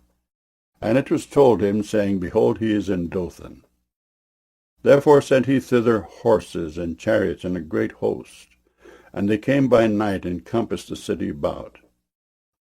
And when the servant of the man of God was risen early and gone forth, behold, an host compassed the city both with horses and chariots.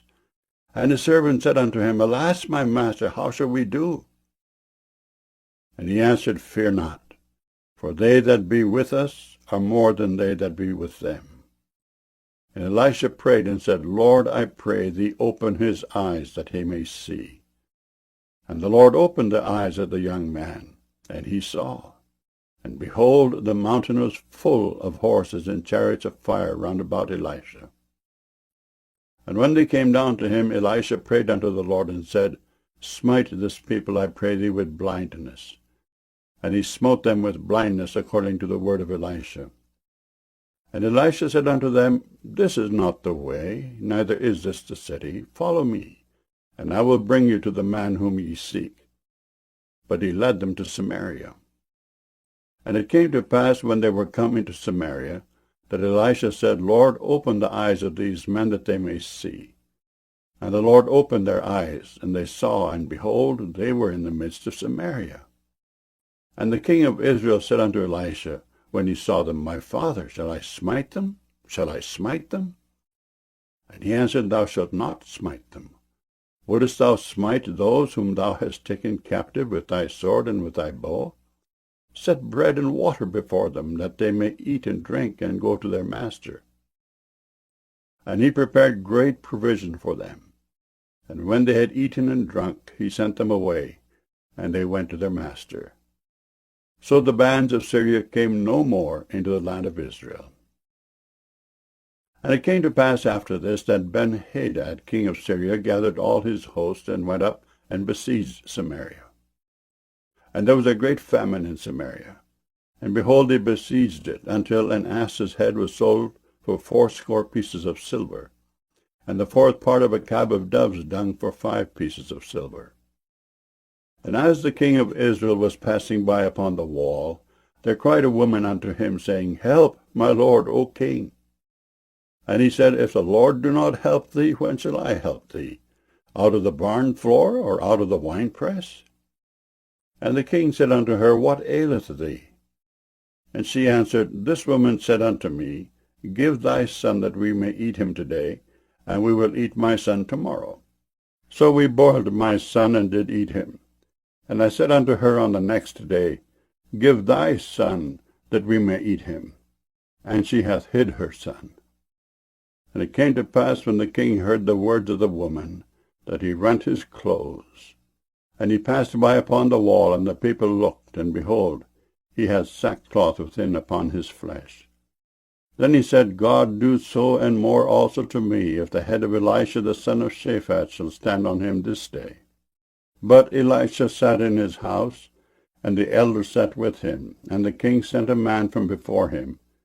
But ere the messenger came to him, he said to the elders, See ye how this son of a murderer hath sent to take away mine head? Look, when the messenger cometh, shut the door, and hold him fast at the door. Is not the sound of his master's feet behind him? And while he yet talked with them, behold, the messenger came down unto him. And he said, Behold, this evil is of the Lord. What, should I wait for the Lord any longer? 2 Kings chapter 7. Then Elisha said, Hear ye the word of the Lord. Thus saith the Lord, Tomorrow about this time shall a measure of fine flour be sold for a shekel, and 2 measures of barley for a shekel in the gate of Samaria. Then a lord on whose hand the king leaned answered the man of God, and said, Behold, if the Lord would make windows in heaven, might this thing be? And he said, Behold, thou shalt see it with thine eyes, but shalt not eat thereof. And there were 4 leprous men at the entering in of the gate, and they said one to another, Why sit we here until we die? If we say, We will enter into the city, then the famine is in the city, and we shall die there. And if we sit still here, we die also.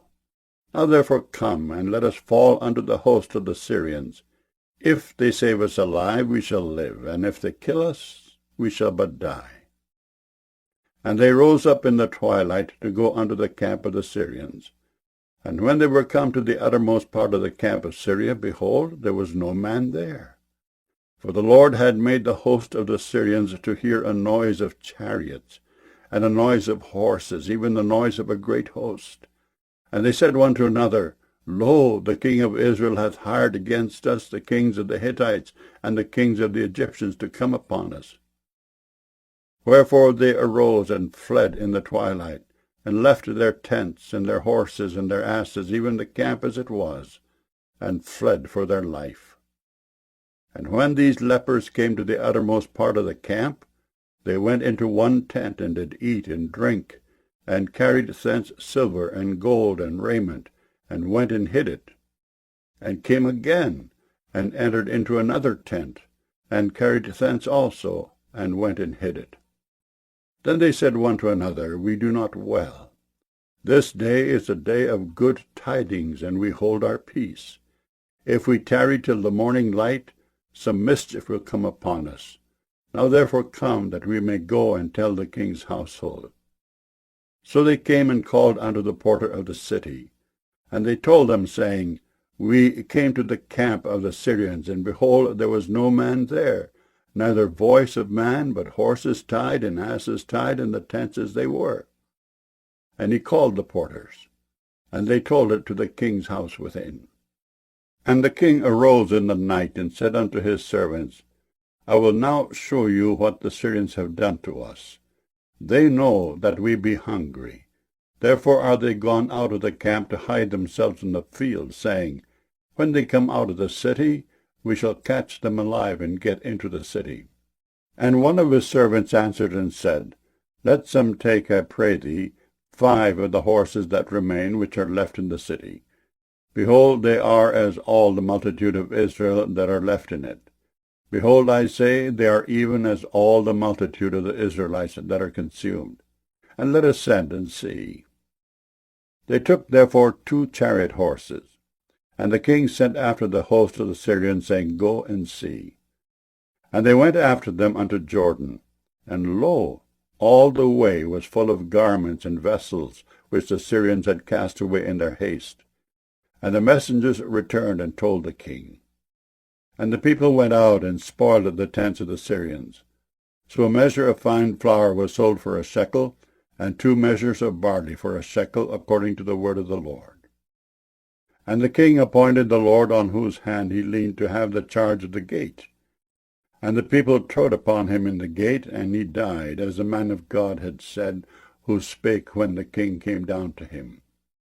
And it came to pass, as the man of God had spoken to the king, saying, 2 measures of barley for a shekel, and a measure of fine flour for a shekel, shall be tomorrow about this time in the gate of Samaria. And that Lord answered the man of God, and said, Now, behold, if the Lord should make windows in heaven, might such a thing be? And he said, Behold, thou shalt see it with thine eyes, but shalt not eat thereof. And so it fell out unto him, for the people trode upon him in the gate, and he died. 2 Kings chapter 8. Then spake Elisha unto the woman whose son he had restored to life, saying, Arise, and go thou and thine household, and sojourn wheresoever thou canst sojourn.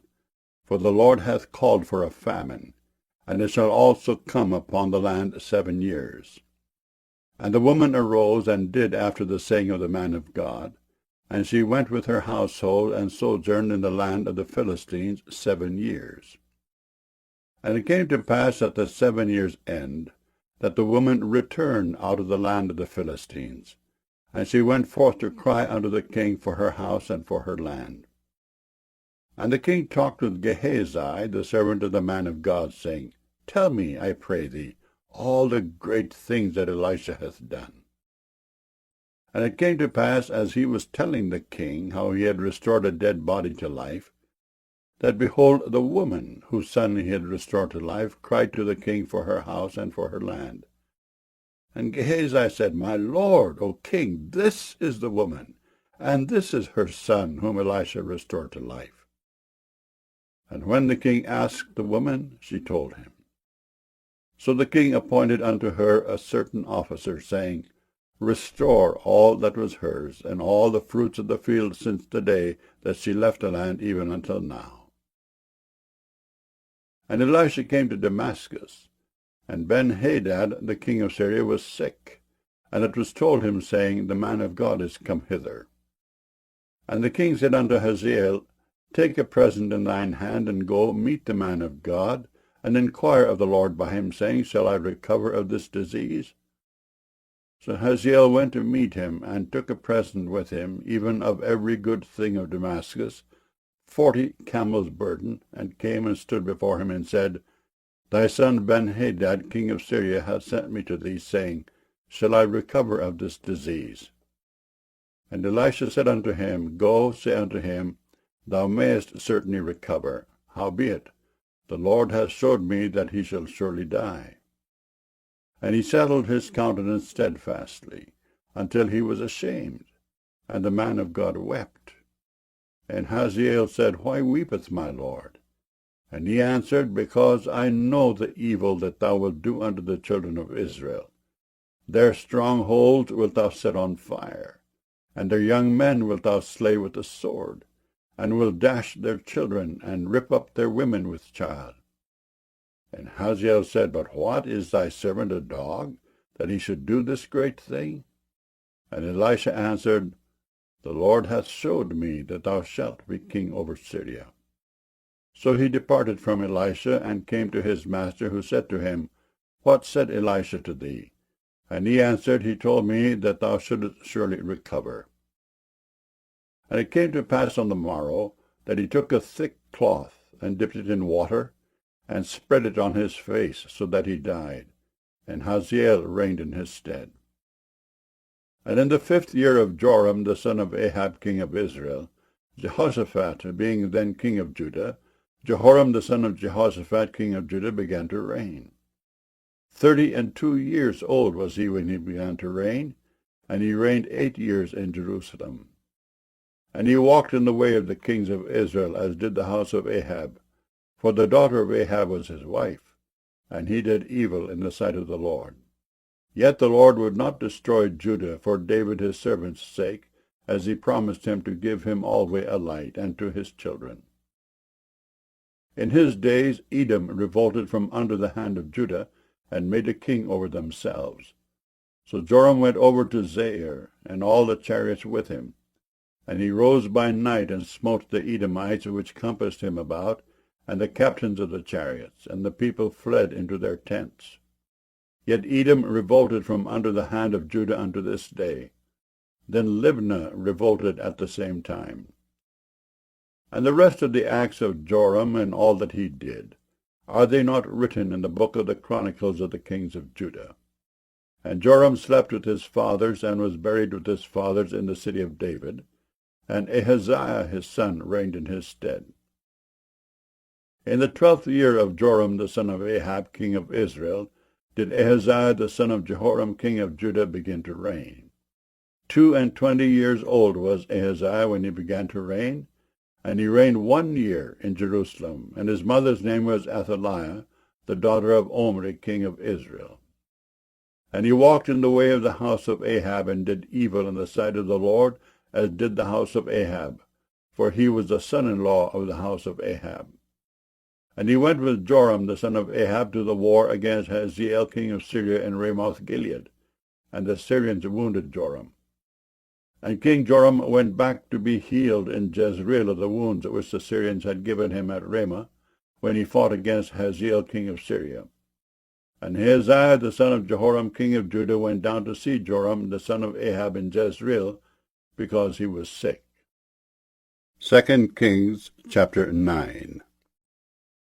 And Elisha the prophet called one of the children of the prophets, and said unto him, Gird up thy loins, and take this box of oil in thine hand, and go to Ramoth Gilead, and when thou comest thither, look out there Jehu, the son of Jehoshaphat, the son of Nimshi, and go in and make him arise up from among his brethren, and carry him to an inner chamber.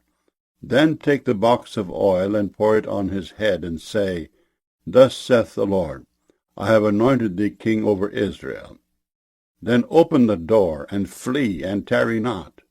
So the young man, even the young man the prophet, went to Ramoth Gilead. And when he came, behold, the captains of the host were sitting. And he said, I have an errand to thee, O captain. And Jehu said, Unto which of all us? And he said, To thee, O captain. And he arose and went into the house. And he poured the oil on his head, and said unto him, Thus saith the Lord God of Israel, I have anointed thee king over the people of the Lord, even over Israel. And thou shalt smite the house of Ahab thy master, that I may avenge the blood of my servants the prophets, and the blood of all the servants of the Lord at the hand of Jezebel. For the whole house of Ahab shall perish, and I will cut off from Ahab him that pisseth against the wall, and him that is shut up and left in Israel. And I will make the house of Ahab like the house of Jeroboam the son of Nebat, and like the house of Baasha the son of Ahijah. And the dogs shall eat Jezebel in the portion of Jezreel, and there shall be none to bury her. And he opened the door and fled. Then Jehu came forth to the servants of his Lord, and one said unto him, Is all well? Wherefore came this mad fellow to thee? And he said unto them, Ye know the man and his communication. And they said, It is false.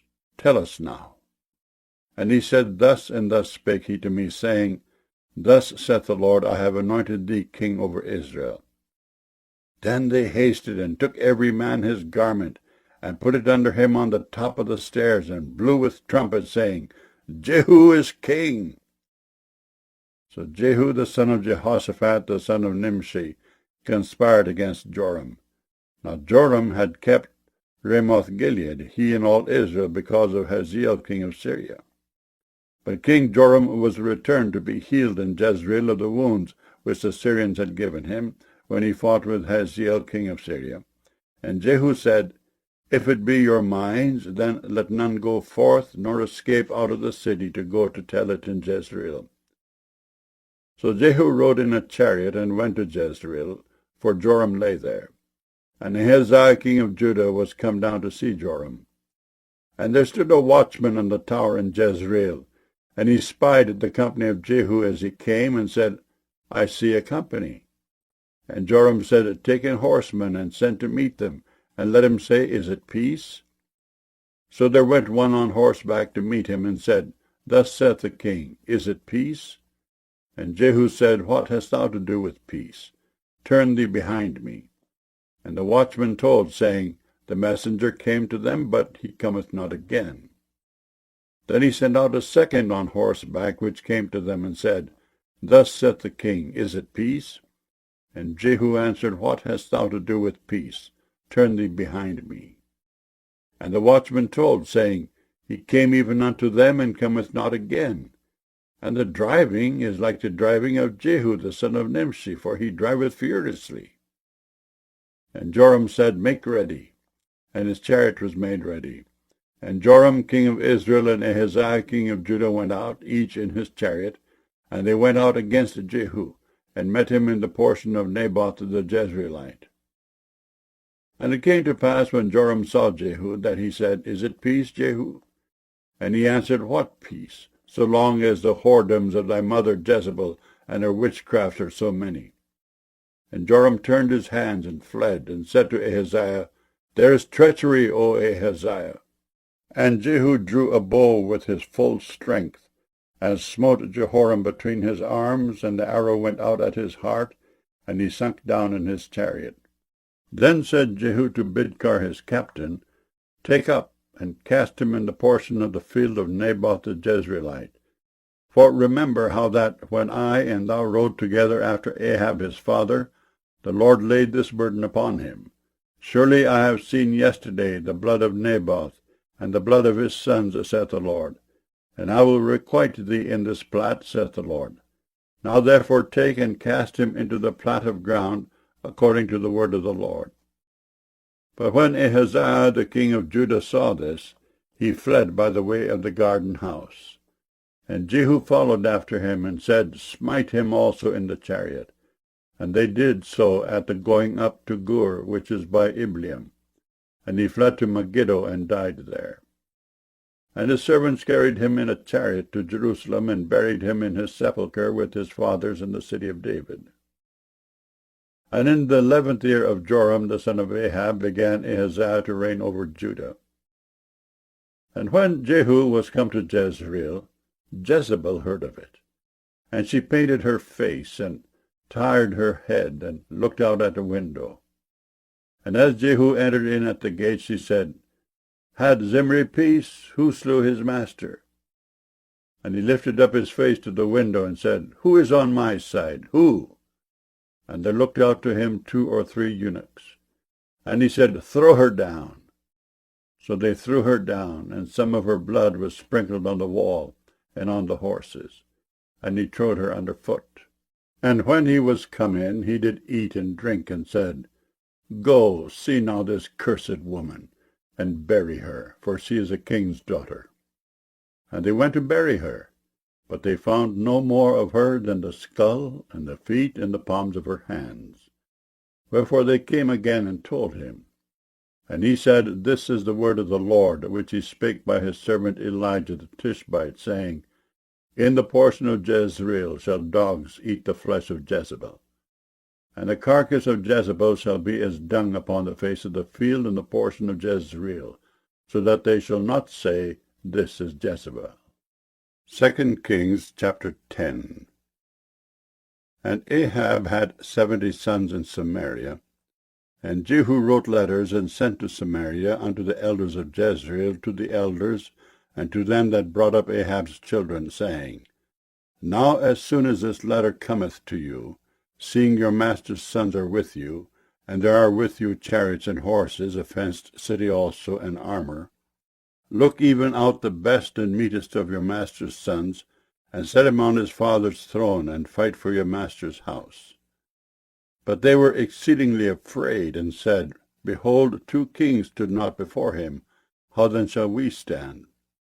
And he that was over the house, and he that was over the city, the elders also, and the bringers up of the children, sent to Jehu, saying, We are thy servants, and will do all that thou shalt bid us. We will not make any king. Do thou that which is good in thine eyes. Then he wrote a letter the 2nd time to them, saying, If ye be mine, and if ye will hearken unto my voice, take ye the heads of the men your master's sons, and come to me to Jezreel by tomorrow this time. Now the king's sons, being 70 persons, were with the great men of the city which brought them up. And it came to pass, when the letter came to them, that they took the king's sons, and slew 70 persons, and put their heads in baskets, and sent him them to Jezreel. And there came a messenger, and told him, saying, They have brought the heads of the king's sons. And he said, Lay ye them in 2 heaps at the entering in of the gate until the morning. And it came to pass in the morning, that he went out and stood, and said to all the people, Ye be righteous. Behold, I conspired against my master, and slew him. But who slew all these? Know now that there shall fall unto the earth nothing of the word of the Lord, which the Lord spake concerning the house of Ahab. For the Lord hath done that which he spake by his servant Elijah. So Jehu slew all that remained of the house of Ahab in Jezreel, and all his great men, and his kinfolks, and his priests, until he left him none remaining.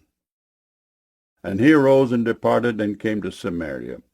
And as he was at the shearing house in the way, Jehu met him with the brethren of Ahaziah king of Judah, and said, Who are ye? And they answered, We are the brethren of Ahaziah, and we go down to salute the children of the king and the children of the queen. And he said, Take them alive. And they took them alive, and slew them at the pit of the shearing house, even 42 men, neither left he any of them. And when he was departed thence, he lighted on Jehonadab the son of Rechab, coming to meet him. And he saluted him, and said to him, Is thine heart right, as my heart is with thy heart? And Jehonadab answered, It is. If it be, give me thine hand. And he gave him his hand, and he took him up to him into the chariot. And he said, Come with me, and see my zeal for the Lord. So they made him ride in his chariot.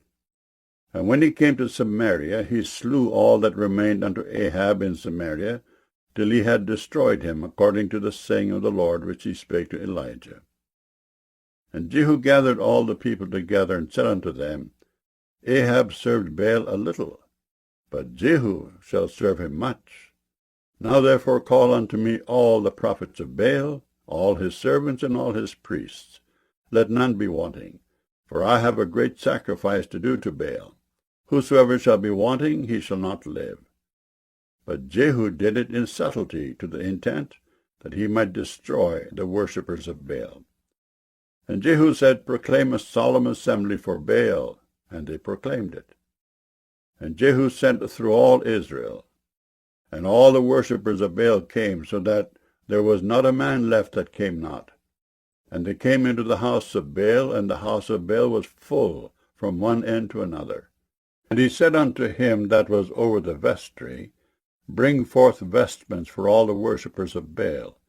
And he brought them forth vestments. And Jehu went and Jehonadab the son of Rechab into the house of Baal, and said unto the worshippers of Baal, Search, and look that there be here with you none of the servants of the Lord, but the worshippers of Baal only. And when they went in to offer sacrifices and burnt offerings, Jehu appointed 80 men without, and said, If any of the men whom I have brought into your hands escape, he that letteth him go, his life shall be for the life of him. And it came to pass, as soon as he had made an end of offering the burnt offering, that Jehu said to the guard and to the captains, Go in and slay them, let none come forth. And they smote them with the edge of the sword. And the guard and the captains cast them out, and went to the city of the house of Baal. And they brought forth the images out of the house of Baal, and burned them. And they brake down the image of Baal, and brake down the house of Baal, and made it a draught house unto this day. Thus Jehu destroyed Baal out of Israel. Howbeit from the sins of Jeroboam the son of Nebat, who made Israel to sin, Jehu departed not from after them, to wit, the golden calves that were in Bethel and that were in Dan. And the Lord said unto Jehu, Because thou hast done well in executing that which is right in mine eyes, and hast done unto the house of Ahab according to all that was in mine heart, thy children of the 4th generation shall sit on the throne of Israel. But Jehu took no heed to walk in the law of the Lord God of Israel with all his heart, for he departed not from the sins of Jeroboam, which made Israel to sin. In those days the Lord began to cut Israel short, and Hazael smote them in all the coasts of Israel, from Jordan eastward, all the land of Gilead, the Gadites, and the Reubenites, and the Manassites, from Aroer, which is by the river Arnon, even Gilead and Bashan. Now the rest of the acts of Jehu, and all that he did, and all his might, are they not written in the book of the Chronicles of the kings of Israel? And Jehu slept with his fathers, and they buried him in Samaria. And Jehoahaz his son reigned in his stead. And the time that Jehu reigned over Israel and Samaria was 28 years. 2 Kings chapter 11. And when Athaliah, the mother of Ahaziah, saw that her son was dead, she arose and destroyed all the seed royal. But Jehosheba, the daughter of King Joram, sister of Ahaziah, took Joash the son of Ahaziah, and stole him from among the king's sons which were slain. And they hid him, even him and his nurse, in the bedchamber from Athaliah, so that he was not slain. And he was with her hid in the house of the Lord 6 years. And Athaliah did reign over the land. And the 7th year Jehoiada sent and fetched the rulers over hundreds with the captains and the guard, and brought them to him into the house of the Lord, and made a covenant with them, and took an oath of them in the house of the Lord, and showed them the king's son. And he commanded them, saying, This is the thing that ye shall do. A third part of you that enter in on the Sabbath shall even be keepers of the watch of the king's house, and a third part shall be at the gate of Sur, and a third part at the gate behind the guard. So shall ye keep the watch of the house, that it be not broken down. And 2 parts of all you that go forth on the Sabbath, even they shall keep the watch of the house of the Lord about the king. And ye shall compass the king round about, every man with his weapons in his hand. And he that cometh within the ranges, let him be slain. And be ye with the king as he goeth out, and as he cometh in. And the captains over the hundreds did according to all things that Jehoiada the priest commanded. And they took every man his men that were to come in on the Sabbath, with them that should go out on the Sabbath, and came to Jehoiada the priest. And to the captains over hundreds did the priests give King David spears and shields that were in the temple of the Lord. And the guards stood, every man with his weapons in his hand, round about the king, from the right corner of the temple to the left corner of the temple, along by the altar and the temple. And he brought forth the king's son, and put the crown upon him, and gave him the testimony. And they made him king, and anointed him. And they clapped their hands, and said, God save the king. And when Athaliah heard the noise of the guard and of the people, she came to the people into the temple of the Lord. And when she looked, behold, the king stood by a pillar, as the manner was, and the princes and the trumpeters by the king, and all the people of the land rejoiced, and blew with trumpets. And Athaliah rent her clothes, and cried, Treason! Treason! But Jehoiada the priest commanded the captains of the hundreds, the officers of the host, and said unto them, Have her forth without the ranges, and him that followeth her kill with the sword. For the priest had said, Let her not be slain in the house of the Lord. And they laid hands on her, and she went by the way by the which the horses came into the king's house, and there was she slain. And Jehoiada made a covenant between the Lord and the king and the people, that they should be the Lord's people, between the king also and the people. And all the people of the land went into the house of Baal, and brake it down. His altars and his images brake they in pieces thoroughly, and slew Mattan the priest of Baal before the altars. And the priest appointed officers over the house of the Lord. And he took the rulers over hundreds, and the captains, and the guard, and all the people of the land. And they brought down the king from the house of the Lord, and came by the way of the gate of the guard to the king's house. And he sat on the throne of the kings. And all the people of the land rejoiced, and the city was in quiet. And they slew Athaliah with the sword beside the king's house. 7 years old was Jehoash when he began to reign.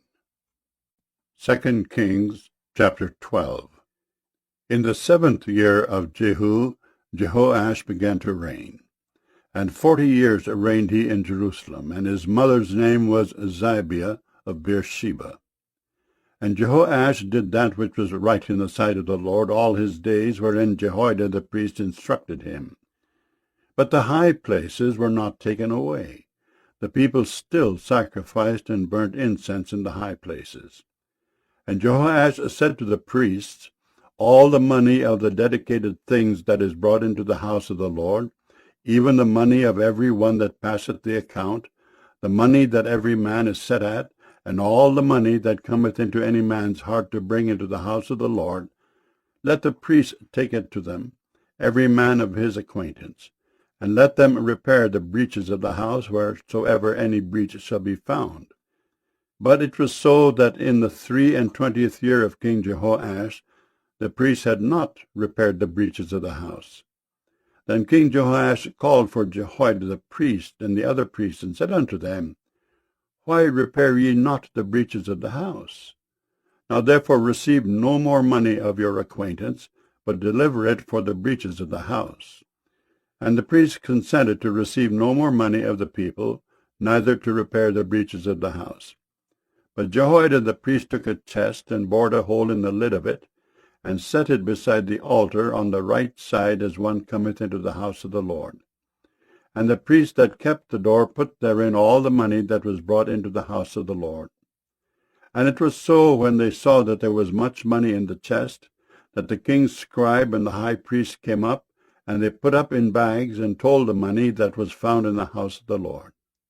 And they gave the money, being told, into the hands of them that did the work, that had the oversight of the house of the Lord. And they laid it out to the carpenters and builders that wrought upon the house of the Lord, and to masons and hewers of stone, and to buy timber and hewed stone to repair the breaches of the house of the Lord, and for all that was laid out for the house to repair it. Howbeit there were not made for the house of the Lord bowls of silver, snuffers, basins, trumpets, any vessels of gold, or vessels of silver, of the money that was brought into the house of the Lord, but they gave that to the workmen, and repaired therewith the house of the Lord. Moreover, they reckoned not with the men into whose hand they delivered the money to be bestowed on workmen, for they dealt faithfully. The trespass money and sin money was not brought into the house of the Lord, it was the priests. Then Hazael king of Syria went up, and fought against Gath, and took it. And Hazael set his face to go up to Jerusalem. And Joash king of Judah took all the hallowed things that Jehoshaphat, and Jehoram, and Ahaziah his father's kings of Judah had dedicated, and his own hallowed things, and all the gold that was found in the treasures of the house of the Lord, and in the king's house, and sent it to Hazael king of Syria, and he went away from Jerusalem. And the rest of the acts of Joash, and all that he did, are they not written in the book of the chronicles of the kings of Judah? And his servants arose, and made a conspiracy, and slew Joash in the house of Millo, which goeth down to Silla. For Josachar the son of Shimeath, and Jehozabad the son of Shomer his servant, smote him, and he died. And they buried him with his fathers in the city of David, and Amaziah his son reigned in his stead. 2 Kings chapter 13. In the 23 year of Joash the son of Ahaziah king of Judah, Jehoahaz the son of Jehu began to reign over Israel in Samaria, and reigned 17 years. And he did that which was evil in the sight of the Lord, and followed the sins of Jeroboam the son of Nebat, which made Israel to sin. He departed not therefrom. And the anger of the Lord was kindled against Israel, and he delivered them into the hand of Hazael king of Syria, and into the hand of Benhadad the son of Hazael all their days. And Jehoahaz besought the Lord, and the Lord hearkened unto him. For he saw the oppression of Israel, because the king of Syria oppressed them. And the Lord gave Israel a Saviour, so that they went out from under the hand of the Syrians. And the children of Israel dwelt in their tents as beforetime. Nevertheless, they departed not from the sins of the house of Jeroboam, who made Israel sin, but walked therein. And there remained at the grove also in Samaria. Neither did he leave of the people to Jehoahaz but 50 horsemen, and 10 chariots, and 10,000 footmen. For the king of Syria had destroyed them, and had made them like the dust by threshing. Now the rest of the acts of Jehoahaz, and all that he did, and his might, are they not written in the book of the chronicles of the kings of Israel? And Jehoahaz slept with his fathers, and they buried him in Samaria, and Joash his son reigned in his stead. In the 37th year of Joash king of Judah began Jehoash the son of Jehoahaz to reign over Israel in Samaria, and reigned 16 years. And he did that which was evil in the sight of the Lord. He departed not from all the sins of Jeroboam the son of Nebat, who made Israel sin, but he walked therein. And the rest of the acts of Joash, and all that he did, and his might wherewith he fought against Amaziah king of Judah, are they not written in the book of the chronicles of the kings of Israel? And Joash slept with his fathers, And Jeroboam sat upon his throne, and Joash was buried in Samaria with the kings of Israel. Now Elisha was fallen sick of his sickness whereof he died. And Joash the king of Israel came down unto him, and wept over his face, and said, O my father, the chariot of Israel, and the horsemen thereof. And Elisha said unto him, Take bow and arrows. And he took unto him bow and arrows. And he said to the king of Israel, Put thine hand upon the bow. And he put his hand upon it, and Elisha put his hands upon the king's hands. And he said, Open the window eastward. And he opened it. Then Elisha said, Shoot. And he shot. And he said, The arrow of the Lord's deliverance, and the arrow of deliverance from Syria. For thou shalt smite the Syrians in Aphek, till thou have consumed them. And he said, Take the arrows. And he took them. And he said unto the king of Israel, Smite upon the ground. And he smote thrice, and stayed. And the man of God was wroth with him, and said, Thou shouldest have smitten 5 or 6 times. Then hast thou smitten Syria till thou hast consumed it. Whereas now thou shalt smite Syria but thrice.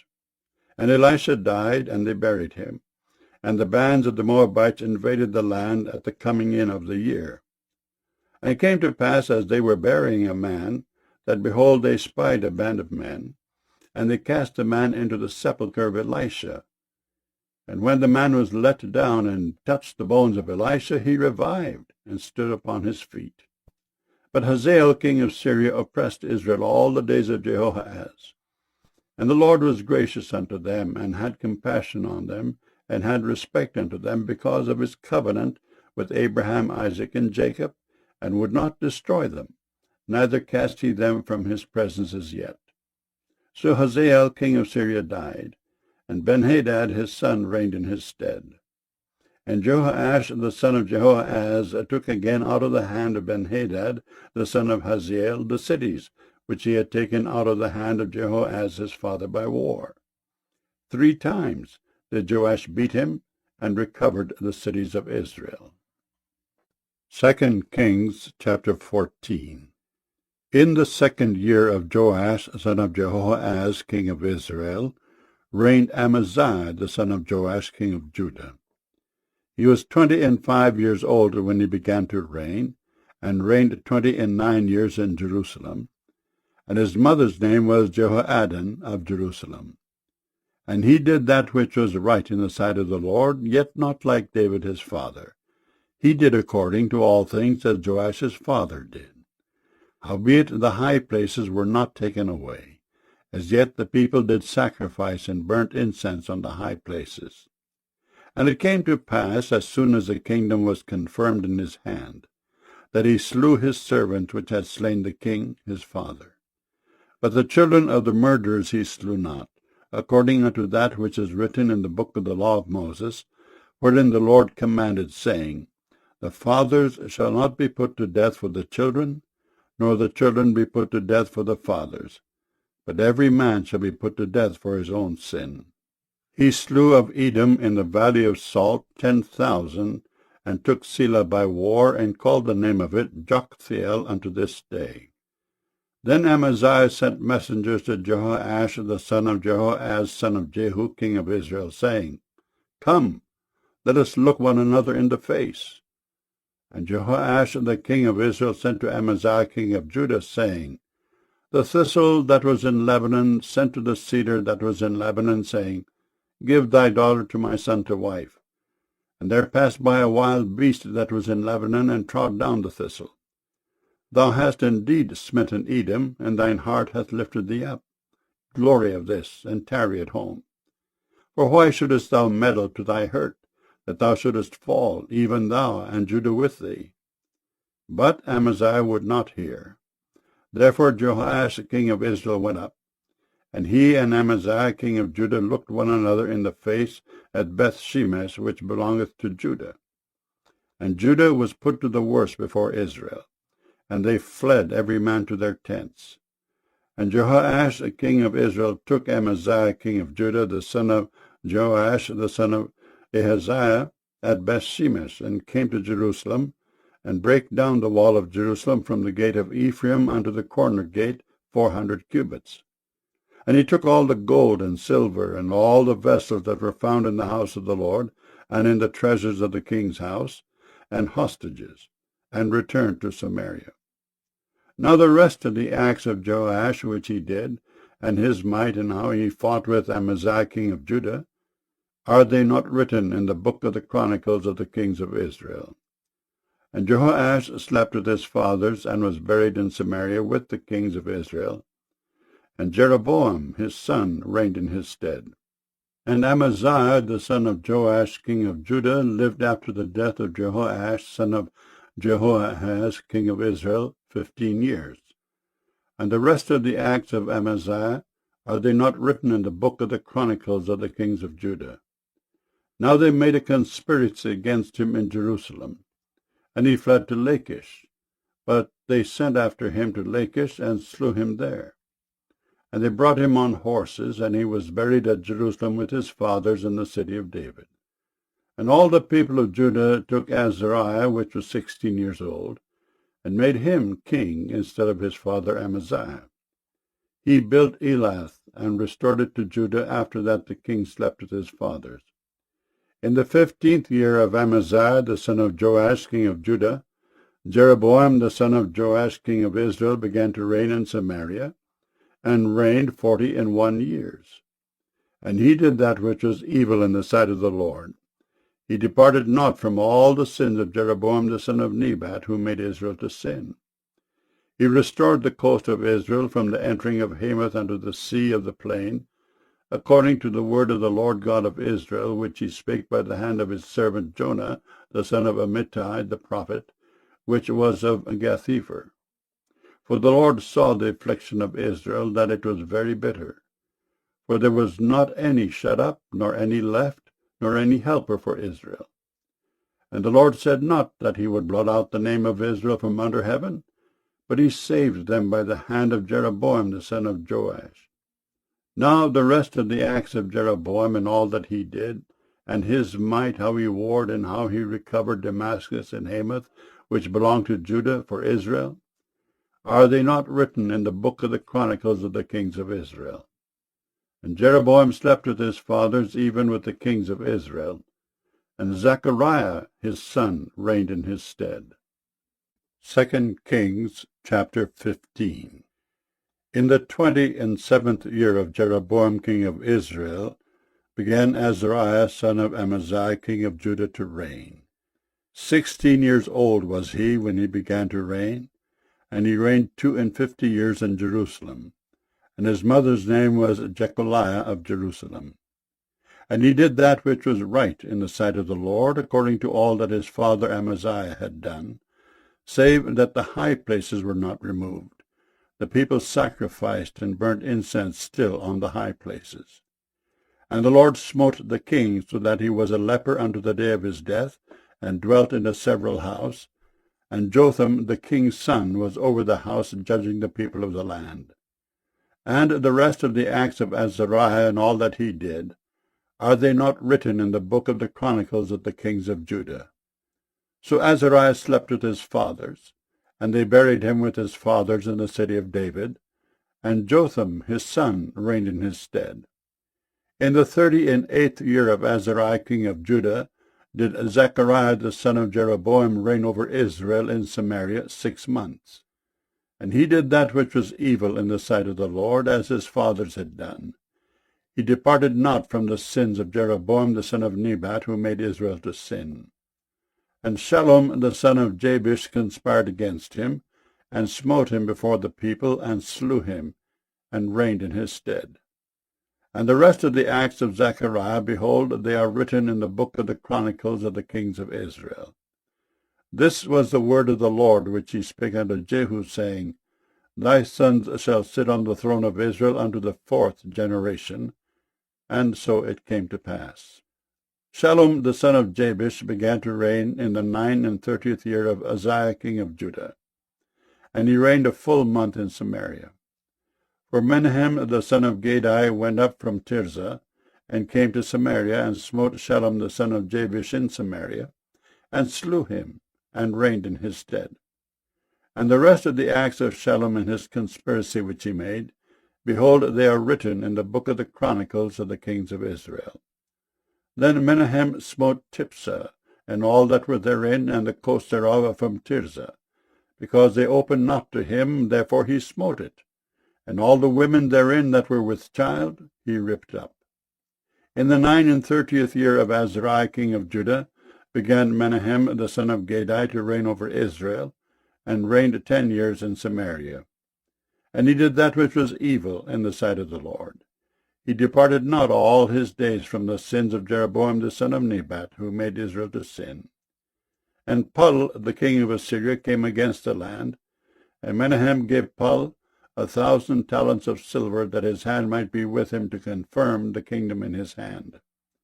And Menahem exacted the money of Israel, even of all the mighty men of wealth, of each man 50 shekels of silver, to give to the king of Assyria. So the king of Assyria turned back, and stayed not there in the land. And the rest of the acts of Menahem, and all that he did, are they not written in the book of the Chronicles of the kings of Israel? And Menahem slept with his fathers, and Pekahiah his son reigned in his stead. In the 50th year of Azariah king of Judah, Pekahiah the son of Menahem began to reign over Israel in Samaria, and reigned 2 years. And he did that which was evil in the sight of the Lord. He departed not from the sins of Jeroboam the son of Nebat, who made Israel to sin. But Pekah the son of Remaliah, a captain of his, conspired against him, and smote him in Samaria, in the palace of the king's house, with Argob and Arieh, and with him 50 men of the Gileadites. And he killed him, and reigned in his room. And the rest of the acts of Pekahiah, and all that he did, behold, they are written in the book of the Chronicles of the kings of Israel. In the 52nd year of Azariah king of Judah, Pekah the son of Remaliah began to reign over Israel in Samaria, and reigned 20 years. And he did that which was evil in the sight of the Lord. He departed not from the sins of Jeroboam the son of Nebat, who made Israel to sin. In the days of Pekah king of Israel came Tiglath-Pileser king of Assyria, and took Aijalon, and Abel-Beth-maachah, and Janoah, and Kedesh, and Hazor, and Gilead, and Galilee, all the land of Naphtali, and carried them captive to Assyria. And Hoshea the son of Elah made a conspiracy against Pekah the son of Remaliah, and smote him, and slew him, and reigned in his stead in the 20th year of Jotham the son of Uzziah. And the rest of the acts of Pekah, and all that he did, behold, they are written in the book of the Chronicles of the kings of Israel. In the 2nd year of Pekah the son of Remaliah king of Israel began Jotham the son of Uzziah king of Judah to reign. 25 years old was he when he began to reign, and he reigned 16 years in Jerusalem. And his mother's name was Jerusha, the daughter of Zadok. And he did that which was right in the sight of the Lord. He did according to all that his father Uzziah had done. Howbeit, the high places were not removed. The people sacrificed and burnt incense still in the high places. He built a higher gate of the house of the Lord. Now the rest of the acts of Jotham, and all that he did, are they not written in the book of the Chronicles of the kings of Judah? In those days the Lord began to send against Judah Rezin the king of Syria, and Pekah the son of Remaliah. And Jotham slept with his fathers, and was buried with his fathers in the city of David his father. And Ahaz his son reigned in his stead. 2 Kings chapter 16. In the 17th year of Pekah the son of Remaliah, Ahaz the son of Jotham king of Judah began to reign. 20 years old was Ahaz when he began to reign, and reigned 16 years in Jerusalem, and did not that which was right in the sight of the Lord his God, like David his father. But he walked in the way of the kings of Israel, yea, and made his son to pass through the fire, according to the abominations of the heathen, whom the Lord cast out from before the children of Israel. And he sacrificed and burnt incense in the high places, and on the hills, and under every green tree. Then Rezin, king of Syria, and Pekah, son of Remaliah, king of Israel, came up to Jerusalem to war. And they besieged Ahaz, but could not overcome him. At that time Rezin, king of Syria, recovered Elath to Syria, and drave the Jews from Elath. And the Syrians came to Elath, and dwelt there unto this day. So Ahaz sent messengers to Tiglath-Pileser, king of Assyria, saying, I am thy servant and thy son. Come up and save me out of the hand of the king of Syria, and out of the hand of the king of Israel, which rise up against me. And Ahaz took the silver and gold that was found in the house of the Lord, and in the treasures of the king's house, and sent it for a present to the king of Assyria. And the king of Assyria hearkened unto him, for the king of Assyria went up against Damascus, and took it, and carried the people of it captive to Kir, and slew Rezin. And King Ahaz went to Damascus to meet Tiglath-Pileser, king of Assyria, and saw an altar that was at Damascus. And King Ahaz sent to Urijah the priest the fashion of the altar, and the pattern of it, according to all the workmanship thereof. And Urijah the priest built an altar according to all that King Ahaz had sent from Damascus. So Urijah the priest made it against King Ahaz came from Damascus. And when the king was come from Damascus, the king saw the altar. And the king approached to the altar, and offered thereon. And he burnt his burnt offering and his meat offering, and poured his drink offering, and sprinkled the blood of his peace offerings upon the altar. And he brought also the brazen altar which was before the Lord, from the forefront of the house, from between the altar and the house of the Lord, and put it on the north side of the altar. And King Ahaz commanded Urijah the priest, saying, Upon the great altar burn the morning burnt offering, and the evening meat offering, and the king's burnt sacrifice, and his meat offering, with the burnt offering of all the people of the land, and their meat offering, and their drink offerings. And sprinkle upon it all the blood of the burnt offering, and all the blood of the sacrifice. And the brazen altar shall be for me to inquire by. Thus did Urijah the priest, according to all that King Ahaz commanded. And King Ahaz cut off the borders of the bases, and removed the laver from off them, and took down the sea from off the brazen oxen that were under it, and put it upon a pavement of stones.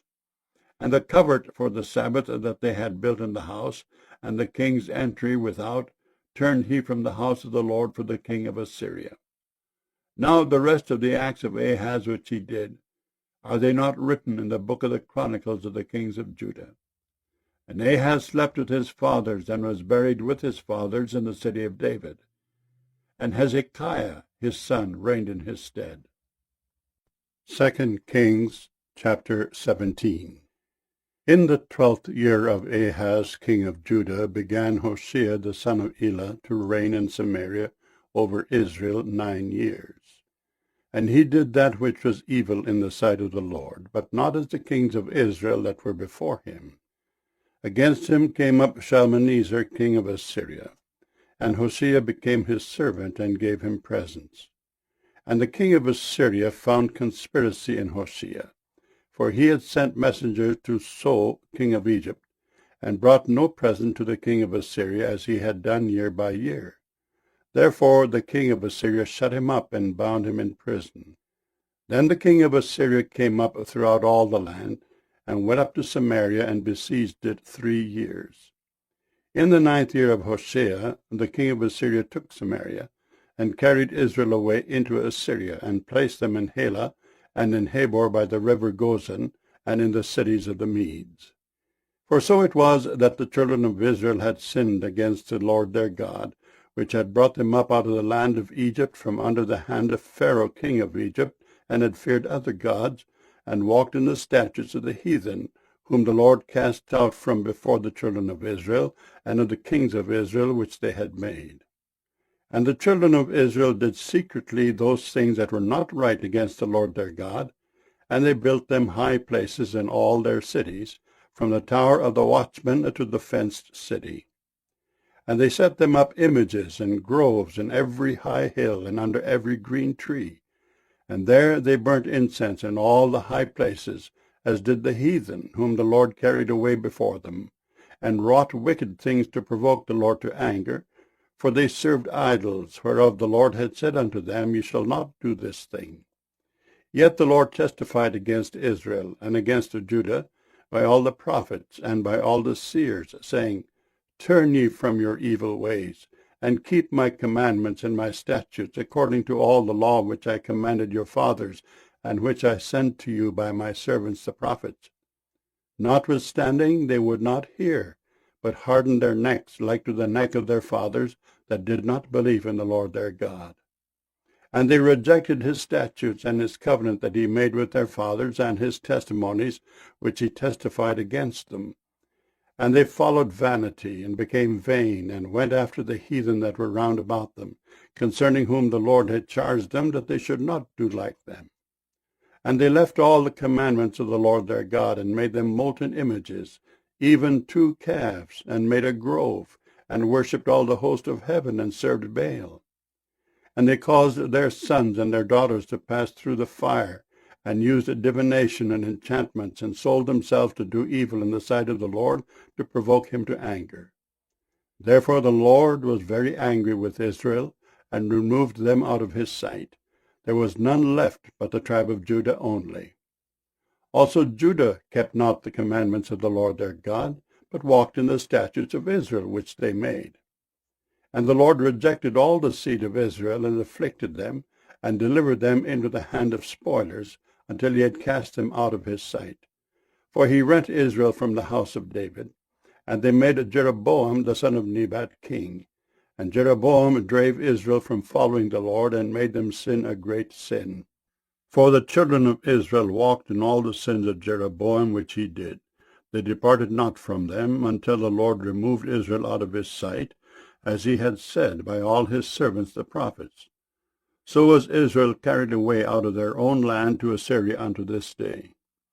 And the king of Assyria brought men from Babylon, and from Cutha, and from Ava, and from Hamath, and from Sepharvaim, and placed them in the cities of Samaria instead of the children of Israel. And they possessed Samaria, and dwelt in the cities thereof.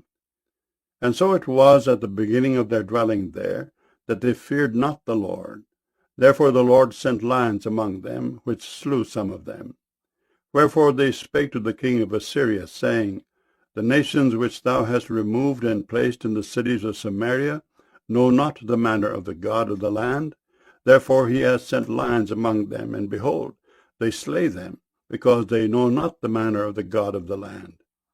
Then the king of Assyria commanded, saying, Carry thither one of the priests whom he brought from thence, and let them go and dwell there, and let him teach them the manner of the God of the land.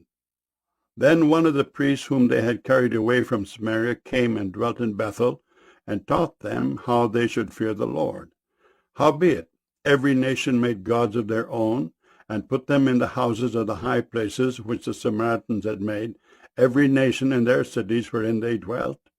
And the men of Babylon made Succoth-Benoth, and the men of Cutha made Nergal, and the men of Hamath made Ashima, and the Avites made Nibhaz and Tartak, and the Sepharvites burnt their children in fire to Adremelech and Animelech, the gods of Sepharvaim. So they feared the Lord, and made unto themselves of the lowest of them priests of the high places, which sacrificed for them in the houses of the high places. They feared the Lord, and served their own gods, after the manner of the nations whom they carried away from thence. Unto this day they do after the former manners. They fear not the Lord, neither do they after their statutes, or after their ordinances, or after the law and commandments which the Lord commanded the children of Jacob, whom he named Israel, with whom the Lord had made a covenant, and charged them, saying, Ye shall not fear other gods, nor bow yourselves to them, nor serve them, nor sacrifice to them. But the Lord, who brought you up out of the land of Egypt with great power and a stretched out arm, him shall ye fear, and him shall ye worship, and to him shall ye do sacrifice. And the statutes and the ordinances and the law and the commandment which he wrote for you, ye shall observe to do for evermore, and ye shall not fear other gods. And the covenant that I have made with you ye shall not forget, neither shall ye fear other gods. But the Lord your God ye shall fear, and he shall deliver you out of the hand of all your enemies. Howbeit they did not hearken, but they did after their former manner. So these nations feared the Lord, and served their graven images, both their children and their children's children, as did their fathers, so do they unto this day. 2 Kings chapter 18.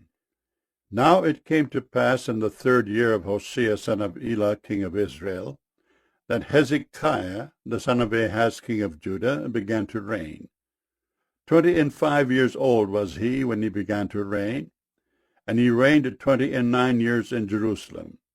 His mother's name also was Abi, the daughter of Zechariah. And he did that which was right in the sight of the Lord, according to all that David his father did. He removed the high places, and brake the images, and cut down the groves, and brake in pieces the brazen serpent that Moses had made, for unto those days the children of Israel did burn incense to it, and he called it Nehushtan. He trusted in the Lord God of Israel, so that after him was none like him among all the kings of Judah, nor any that were before him. For he clave to the Lord, and departed not from following him, but kept his commandments which the Lord commanded Moses. And the Lord was with him, and he prospered whithersoever he went forth. And he rebelled against the king of Assyria, and served him not. He smote the Philistines even unto Gaza, and the borders thereof, from the tower of the watchman to the fenced city. And it came to pass in the 4th year of King Hezekiah, which was the 7th year of Hoshea son of Elah king of Israel, that Shalmaneser king of Assyria came up against Samaria and besieged it. And at the end of 3 years they took it. Even in the 6th year of Hezekiah, that is the 9th year of Hoshea king of Israel, Samaria was taken. And the king of Assyria did carry away Israel unto Assyria, and put them in Halah and in Habor by the river of Gozan, and in the cities of the Medes, because they obeyed not the voice of the Lord their God, but transgressed his covenant, and all that Moses the servant of the Lord commanded, and would not hear them nor do them. Now in the 14th year of King Hezekiah did Sennacherib king of Assyria come up against all the fenced cities of Judah, and took them. And Hezekiah king of Judah sent to the king of Assyria to Lachish, saying, I have offended.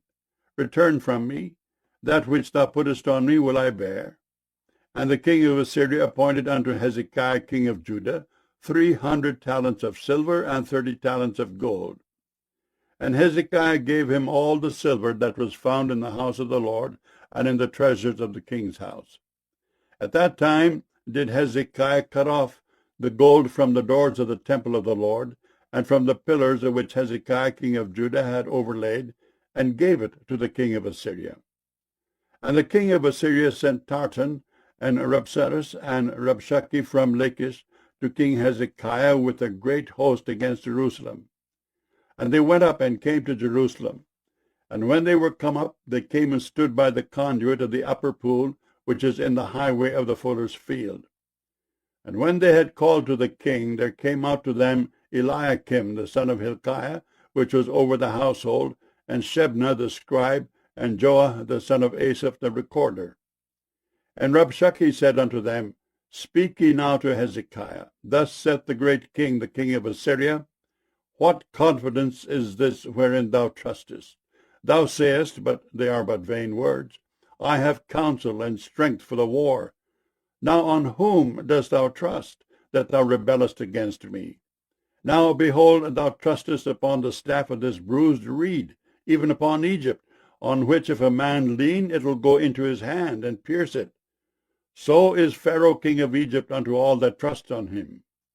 But if ye say unto me, We trust in the Lord our God, is not that he whose high places and whose altars Hezekiah hath taken away, and hath said to Judah and Jerusalem, Ye shall worship before this altar in Jerusalem? Now therefore, I pray thee, give pledges to my lord the king of Assyria, and I will deliver thee 2,000 horses, if thou be able on thy part to set riders upon them. How then wilt thou turn away the face of one captain of the least of my master's servants, and put thy trust on Egypt for chariots and for horsemen? Am I now come up without the Lord against this place to destroy it? The Lord said to me, Go up against this land and destroy it.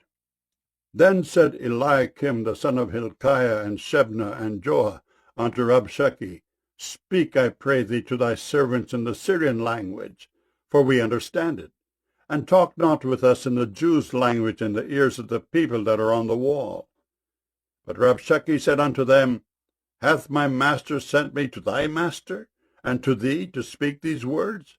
Hath he not sent me to the men which sit on the wall, that they may eat their own dung and drink their own piss with you?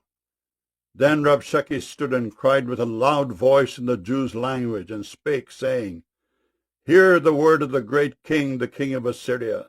Thus saith the king, Let not Hezekiah deceive you, for he shall not be able to deliver you out of his hand. Neither let Hezekiah make you trust in the Lord, saying, The Lord will surely deliver us, and this city shall not be delivered into the hand of the king of Assyria. Hearken not to Hezekiah, for thus saith the king of Assyria, Make an agreement with me by a present, and come out to me, and then eat ye every man of his own vine, and every one of his fig tree, and drink ye every one the waters of his cistern, until I come and take you away to a land like your own land, a land of corn and wine, a land of bread and vineyards, a land of oil olive and of honey, that ye may live and not die. And hearken not unto Hezekiah when he persuadeth you, saying, The Lord will deliver us. Hath any of the gods of the nations delivered at all his land out of the hand of the king of Assyria? Where are the gods of Hamath and of Arpad? Where are the gods of Sepharvaim, Hena, and Ivah? Have they delivered Samaria out of mine hand? Who are they among all the gods of the countries that have delivered their country out of mine hand, that the Lord should deliver Jerusalem out of mine hand? But the people held their peace, and answered him not a word, for the king's commandment was, saying, Answer him not. Then came Eliakim the son of Hilkiah, which was over the household, and Shebna the scribe, and Joah the son of Asaph the recorder, to Hezekiah with their clothes rent, and told him the words of Rabshakeh. 2 Kings chapter 19. And it came to pass, when King Hezekiah heard it, that he rent his clothes, and covered himself with sackcloth, and went into the house of the Lord. And he sent Eliakim, which was over the household, and Shebna the scribe, and the elders of the priests, covered with sackcloth, to Isaiah the prophet, the son of Amos. And they said unto him, Thus saith Hezekiah, This day is a day of trouble, and of rebuke and blasphemy. For the children are come to the birth, and there is not strength to bring forth. It may be the Lord thy God will hear all the words of Rabshakeh, whom the king of Assyria his master has sent to reproach the living God, and will reprove the words which the Lord thy God hath heard. Wherefore lift up thy prayer for the remnant that are left. So the servants of King Hezekiah came to Isaiah. And Isaiah said unto them, Thus shall ye say to your master, Thus saith the Lord, Be not afraid of the words which thou hast heard, with which the servants of the king of Assyria have blasphemed me. Behold, I will send a blast upon him, and he shall hear a rumor, and shall return to his own land, and I will cause him to fall by the sword in his own land. So Rabshakeh returned, and found the king of Assyria warring against Libnah, for he had heard that he was departed from Lachish. And when he heard say of Tirhakah, king of Ethiopia, Behold, he is come out to fight against thee, he sent messengers again unto Hezekiah, saying, Thus shall he speak to Hezekiah king of Judah, saying, Let not thy God in whom thou trustest deceive thee, saying, Jerusalem shall not be delivered into the hand of the king of Assyria. Behold, thou hast heard what the kings of Assyria have done to all lands, by destroying them utterly. And shalt thou be delivered? Have the gods of the nations delivered them which my fathers have destroyed? As Gozan and Haran and Rezeph, and the children of Eden which were in Telassar? Where is the king of Hamath, and the king of Arpad, and the king of the city of Sepharvaim, of Hena and Ivah? And Hezekiah received the letter of the hand of the messengers, and read it. And Hezekiah went up into the house of the Lord, and spread it before the Lord. And Hezekiah prayed before the Lord, and said, O Lord God of Israel, which dwellest between the cherubims, thou art the God, even thou alone, of all the kingdoms of the earth. Thou hast made heaven and earth. Lord, bow down thine ear and hear. Open, Lord, thine eyes and see, and hear the words of Sennacherib, which hath sent him to reproach the living God. Of a truth, Lord, the kings of Assyria have destroyed the nations and their lands, and have cast their gods into the fire. For they were no gods, but the work of men's hands, wood and stone. Therefore they have destroyed them.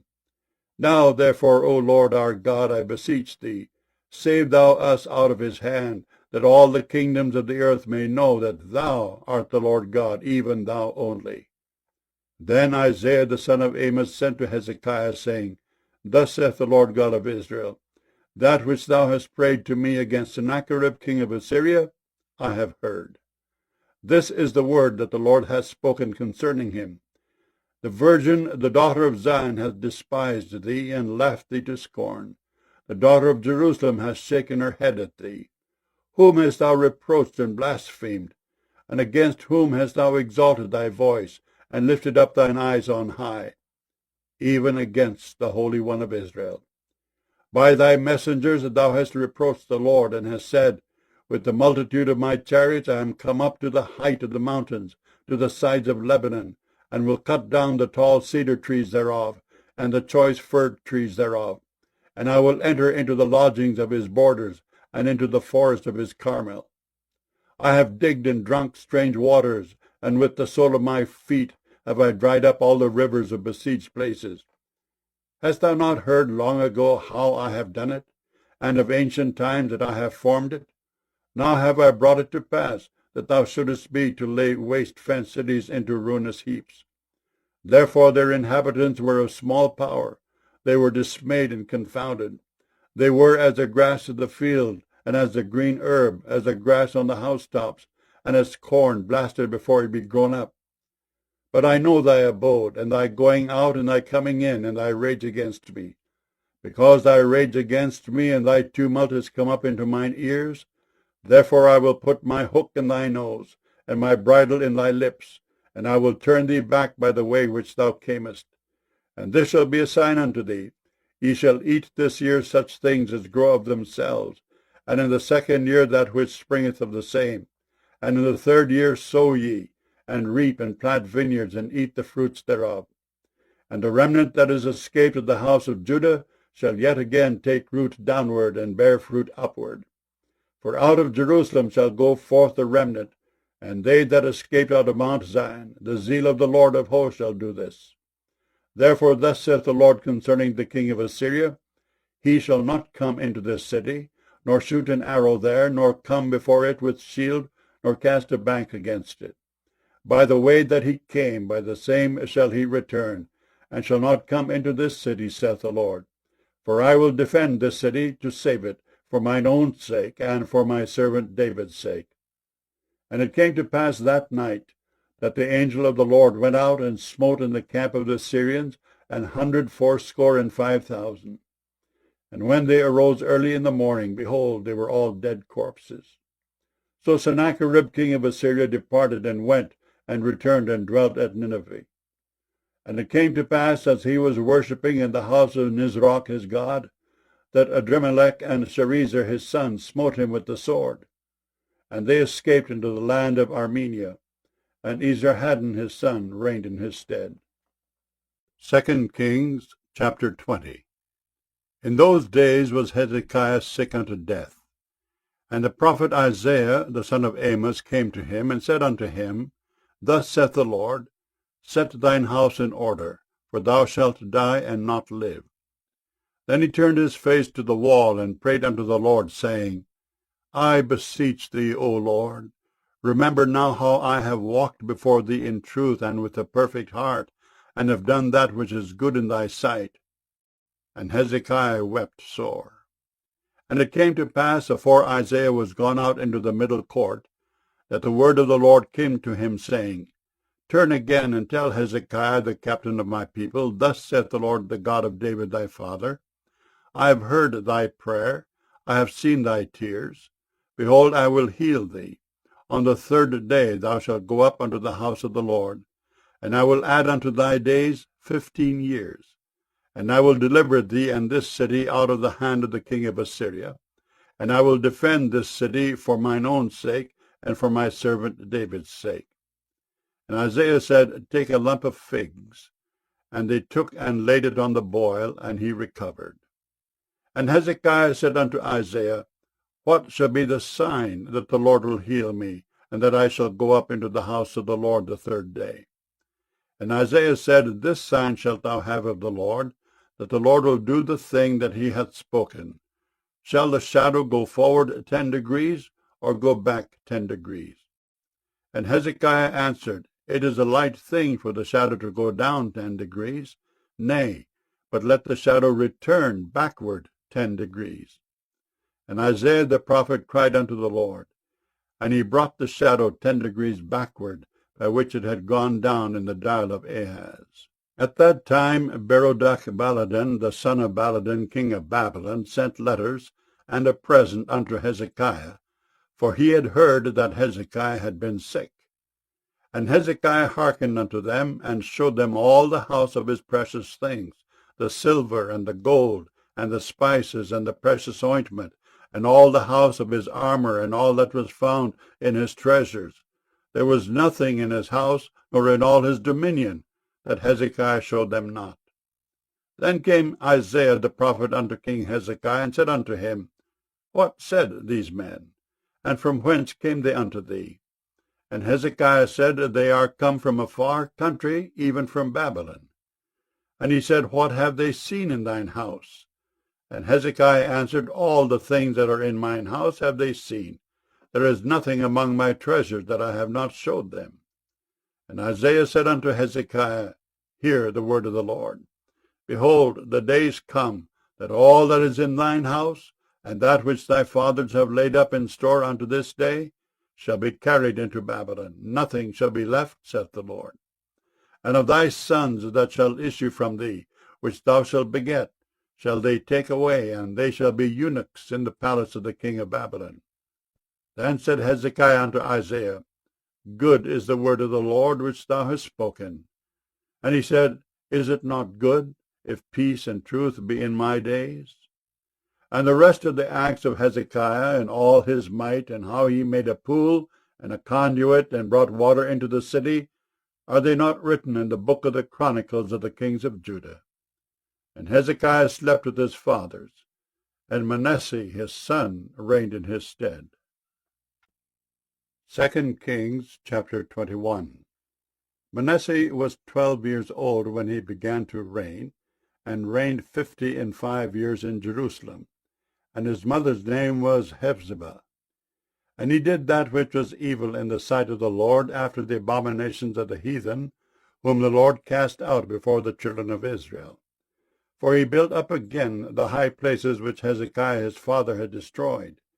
And he reared up altars for Baal, and made a grove, as did Ahab king of Israel, and worshipped all the host of heaven, and served them. And he built altars in the house of the Lord, of which the Lord said, In Jerusalem will I put my name. And he built altars for all the host of heaven in the 2 courts of the house of the Lord. And he made his son pass through the fire, and observed times, and used enchantments, and dealt with familiar spirits and wizards. He wrought much wickedness in the sight of the Lord, to provoke him to anger. And he set a graven image of the grove that he had made in the house, of which the Lord said to David and to Solomon his son, In this house and in Jerusalem, which I have chosen out of all tribes of Israel, will I put my name forever. Neither will I make the feet of Israel move any more out of the land which I gave their fathers, only if they will observe to do according to all that I have commanded them, and according to all the law that my servant Moses commanded them. But they hearkened not. And Manasseh seduced them to do more evil than did the nations whom the Lord destroyed before the children of Israel. And the Lord spake by his servants the prophets, saying, Because Manasseh king of Judah has done these abominations, and hath done wickedly above all that the Amorites did, which were before him, and hath made Judah also to sin with his idols, therefore thus saith the Lord God of Israel, Behold, I am bringing such evil upon Jerusalem and Judah, that whosoever heareth of it, both his ears shall tingle. And I will stretch over Jerusalem the line of Samaria, and the plummet of the house of Ahab. And I will wipe Jerusalem as a man wipeth a dish, wiping it and turning it upside down. And I will forsake the remnant of mine inheritance, and deliver them into the hand of their enemies. And they shall become a prey and a spoil to all their enemies, because they have done that which was evil in my sight, and have provoked me to anger, since the day their fathers came forth out of Egypt, even unto this day. Moreover, Manasseh shed innocent blood very much, till he had filled Jerusalem from one end to another, beside his sin wherewith he made Judah to sin, in doing that which is evil in the sight of the Lord. Now the rest of the acts of Manasseh and all that he did, and his sin that he sinned, are they not written in the book of the Chronicles of the kings of Judah? And Manasseh slept with his fathers, and was buried in the garden of his own house, in the garden of Uzzah, and Amon his son reigned in his stead. Amon was 22 years old when he began to reign, and he reigned 2 years in Jerusalem. And his mother's name was Meshillemeth, the daughter of Haruz of Jotbah. And he did that which was evil in the sight of the Lord, as his father Manasseh did. And he walked in all the way that his father walked in, and served the idols that his fathers served, and worshipped them. And he forsook the Lord God of his fathers, and walked not in the way of the Lord. And the servants of Ammon conspired against him, and slew the king in his own house. And the people of the land slew all them that had conspired against King Ammon. And the people of the land made Josiah his son king in his stead. Now the rest of the acts of Ammon which he did, are they not written in the book of the Chronicles of the kings of Judah? And he was buried in his sepulchre in the garden of Uzzah. And Josiah his son reigned in his stead. 2 Kings chapter 22. Josiah was 8 years old when he began to reign, and he reigned 31 years in Jerusalem. And his mother's name was Jedidah, the daughter of Adiah of Boscath. And he did that which was right in the sight of the Lord, and walked in all the way of David his father, and turned not aside to the right hand or to the left. And it came to pass in the 18th year of King Josiah, that the king sent Shaphan the son of Azaliah, the son of Meshullam, the scribe, to the house of the Lord, saying, Go up to Hilkiah the high priest, that he may sum the silver which is brought into the house of the Lord, which the keepers of the door have gathered of the people. And let them deliver it into the hand of the doers of the work, that have the oversight of the house of the Lord. And let them give it to the doers of the work which is in the house of the Lord, to repair the breaches of the house, unto carpenters and builders and masons, and to buy timber and hewn stone to repair the house. Howbeit there was no reckoning made with them of the money that was delivered into their hand, because they dealt faithfully. And Hilkiah the high priest said unto Shaphan the scribe, I have found the book of the law in the house of the Lord. And Hilkiah gave the book to Shaphan, and he read it. And Shaphan the scribe came to the king, and brought the king word again, and said, Thy servants have gathered the money that was found in the house, and have delivered it into the hand of them that do the work, that have the oversight of the house of the Lord. And Shaphan the scribe showed the king, saying, Hilkiah the priest hath delivered me a book. And Shaphan read it before the king. And it came to pass, when the king had heard the words of the book of the law, that he rent his clothes. And the king commanded Hilkiah the priest, and Ahikam the son of Shaphan, and Achbor the son of Micaiah, and Shaphan the scribe, and Asahiah a servant of the king's, saying, Go ye, inquire of the Lord for me, and for the people, and for all Judah, concerning the words of this book that is found. For great is the wrath of the Lord that is kindled against us, because our fathers have not hearkened unto the words of this book, to do according unto all that which is written concerning us. So Hilkiah the priest, and Ahikam, and Achbor, and Shaphan, and Asahiah went unto Huldah the prophetess, the wife of Shallum the son of Tikvah, the son of Harhas, keeper of the wardrobe. Now she dwelt in Jerusalem in the college. And they communed with her. And she said unto them, Thus saith the Lord God of Israel, Tell the man that sent you to me, Thus saith the Lord, Behold, I will bring evil upon this place, and upon the inhabitants thereof, even all the words of the book which the king of Judah hath read, because they have forsaken me, and have burned incense unto other gods, that they might provoke me to anger with all the works of their hands. Therefore my wrath shall be kindled against this place, and shall not be quenched. But to the king of Judah, which sent you to inquire of the Lord, thus shall ye say to him, Thus saith the Lord God of Israel, as touching the words which thou hast heard, because thine heart was tender, and thou hast humbled thyself before the Lord, when thou heardest what I spake against this place and against the inhabitants thereof, that they should become a desolation and a curse, and hast rent thy clothes and wept before me. I also have heard thee, saith the Lord.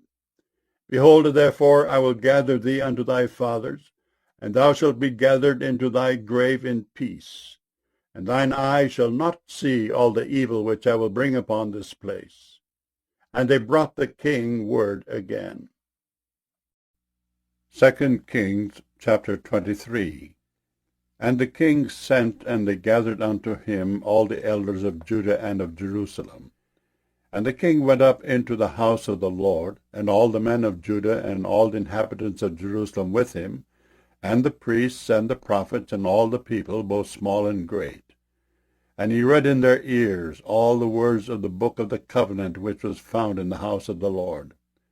And the king stood by a pillar, and made a covenant before the Lord, to walk after the Lord, and to keep his commandments and his testimonies and his statutes with all their heart and all their soul, to perform the words of this covenant that were written in this book.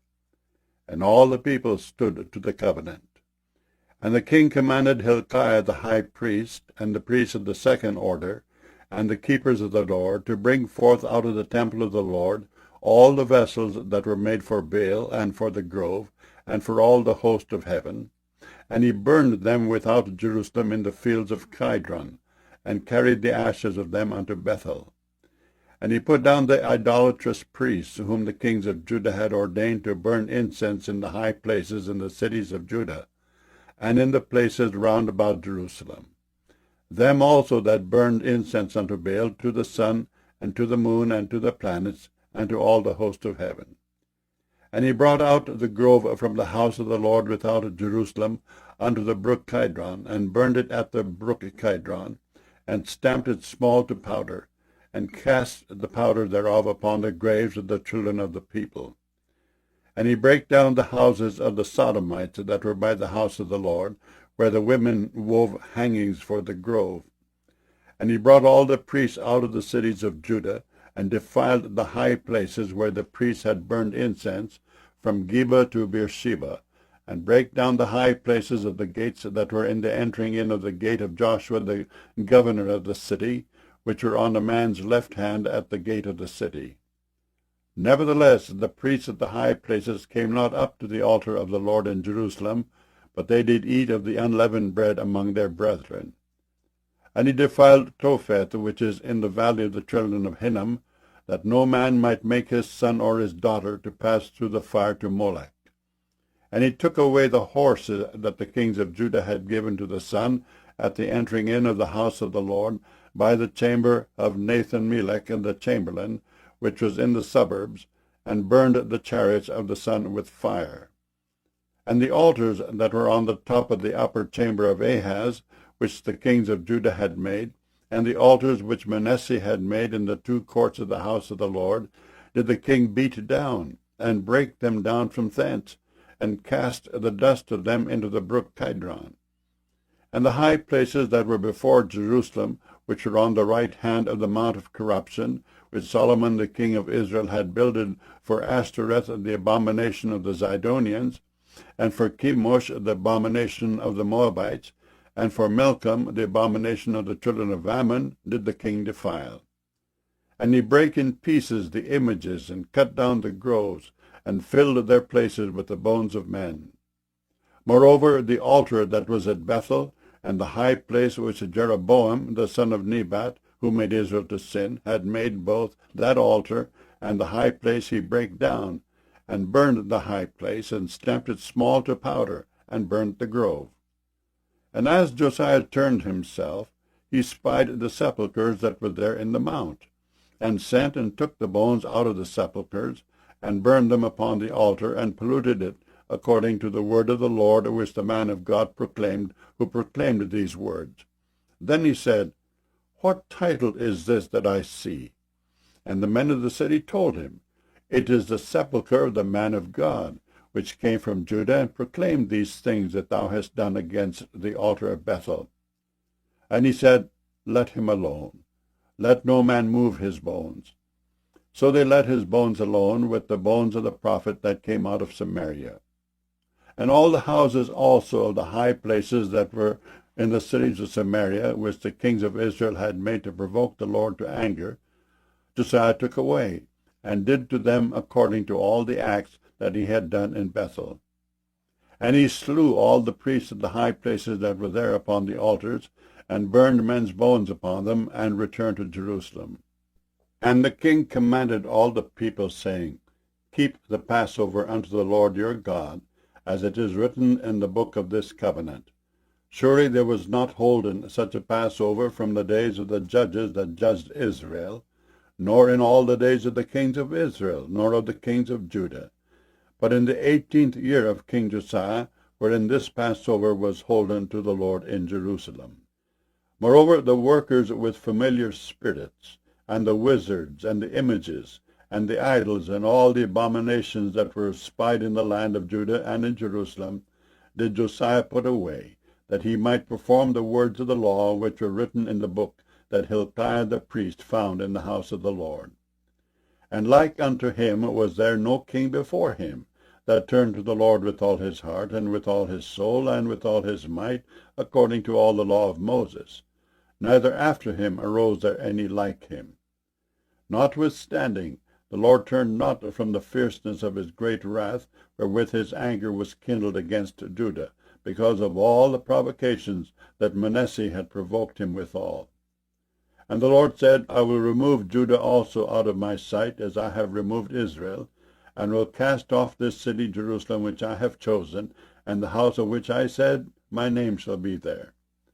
Now the rest of the acts of Josiah, and all that he did, are they not written in the book of the Chronicles of the kings of Judah?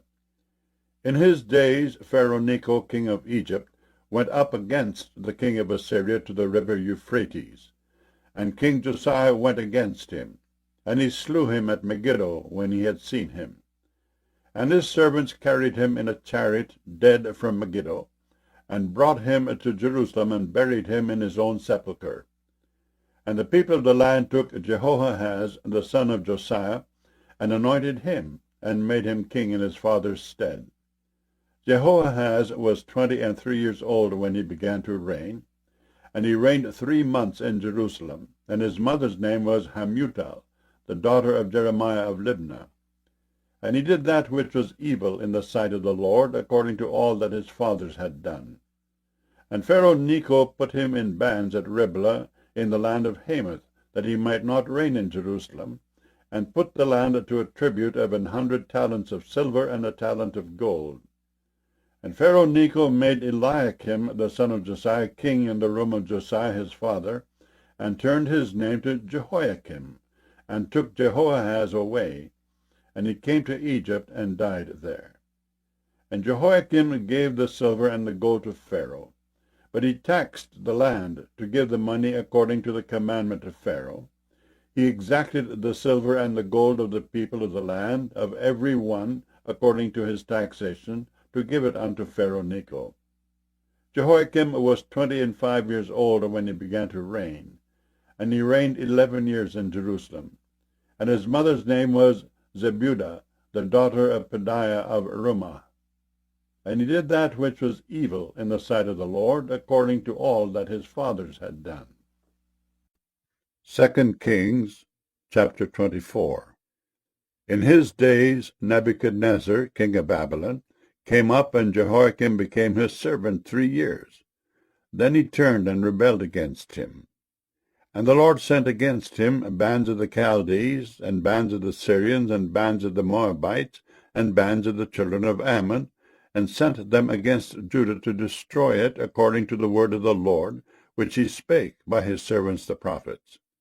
Surely at the commandment of the Lord came this upon Judah, to remove them out of his sight for the sins of Manasseh, according to all that he did, and also for the innocent blood that he shed. For he filled Jerusalem with innocent blood, which the Lord would not pardon. Now the rest of the acts of Jehoiakim and all that he did, are they not written in the book of the Chronicles of the kings of Judah? So Jehoiakim slept with his fathers, and Jehoiakim his son reigned in his stead. And the king of Egypt came not again any more out of his land, for the king of Babylon had taken from the river of Egypt unto the river Euphrates all that pertained to the king of Egypt. Jehoiakim was 18 years old when he began to reign, and he reigned in Jerusalem 3 months. And his mother's name was Nehushta, the daughter of Elnathan of Jerusalem. And he did that which was evil in the sight of the Lord, according to all that his father had done. At that time the servants of Nebuchadnezzar king of Babylon came up against Jerusalem, and the city was besieged. And Nebuchadnezzar king of Babylon came against the city, and his servants did besiege it. And Jehoiakim the king of Judah went out to the king of Babylon, he, and his mother, and his servants, and his princes, and his officers. And the king of Babylon took him in the 8th year of his reign. And he carried out thence all the treasures of the house of the Lord, and the treasures of the king's house, and cut in pieces all the vessels of gold which Solomon king of Israel had made in the temple of the Lord, as the Lord had said. And he carried away all Jerusalem, and all the princes, and all the mighty men of valor, even 10,000 captives, and all the craftsmen and smiths. None remained, save the poorest sort of the people of the land. And he carried away Jehoiakim to Babylon, and the king's mother, and the king's wives and his officers, and the mighty of the land, those carried he into captivity from Jerusalem to Babylon. And all the men of might, even 7,000, and craftsmen and smiths 1,000, all that were strong and apt for war, even them the king of Babylon brought captive to Babylon. And the king of Babylon made Mattaniah his father's brother king in his stead, and changed his name to Zedekiah. Zedekiah was 21 years old when he began to reign, and he reigned 11 years in Jerusalem. And his mother's name was Hamutal, the daughter of Jeremiah of Libnah. And he did that which was evil in the sight of the Lord, according to all that Jehoiakim had done. For through the anger of the Lord it came to pass in Jerusalem and Judah, until he had cast them out from his presence, that Zedekiah rebelled against the king of Babylon. 2 Kings chapter 25.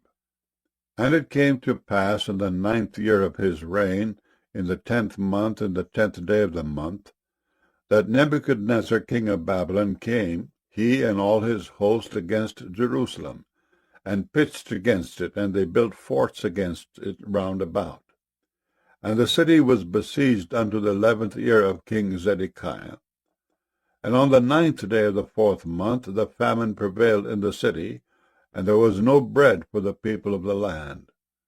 And the city was broken up, and all the men of war fled by night by the way of the gate between 2 walls, which is by the king's garden. Now the Chaldees were against the city round about, and the king went the way toward the plain. And the army of the Chaldees pursued after the king, and overtook him in the plains of Jericho, and all his army were scattered from him. So they took the king, and brought him up to the king of Babylon to Riblah, and they gave judgment upon him. And they slew the sons of Zedekiah before his eyes, and put out the eyes of Zedekiah, and bound him with fetters of brass, and carried him to Babylon. And in the 5th month, on the 7th day of the month, which is the 19th year of King Nebuchadnezzar king of Babylon, came Nebuzaradan, captain of the guard, a servant of the king of Babylon, unto Jerusalem. And he burnt the house of the Lord, and the king's house, and all the houses of Jerusalem, and every great man's house burnt he with fire. And all the army of the Chaldees that were with the captain of the guard brake down the walls of Jerusalem round about.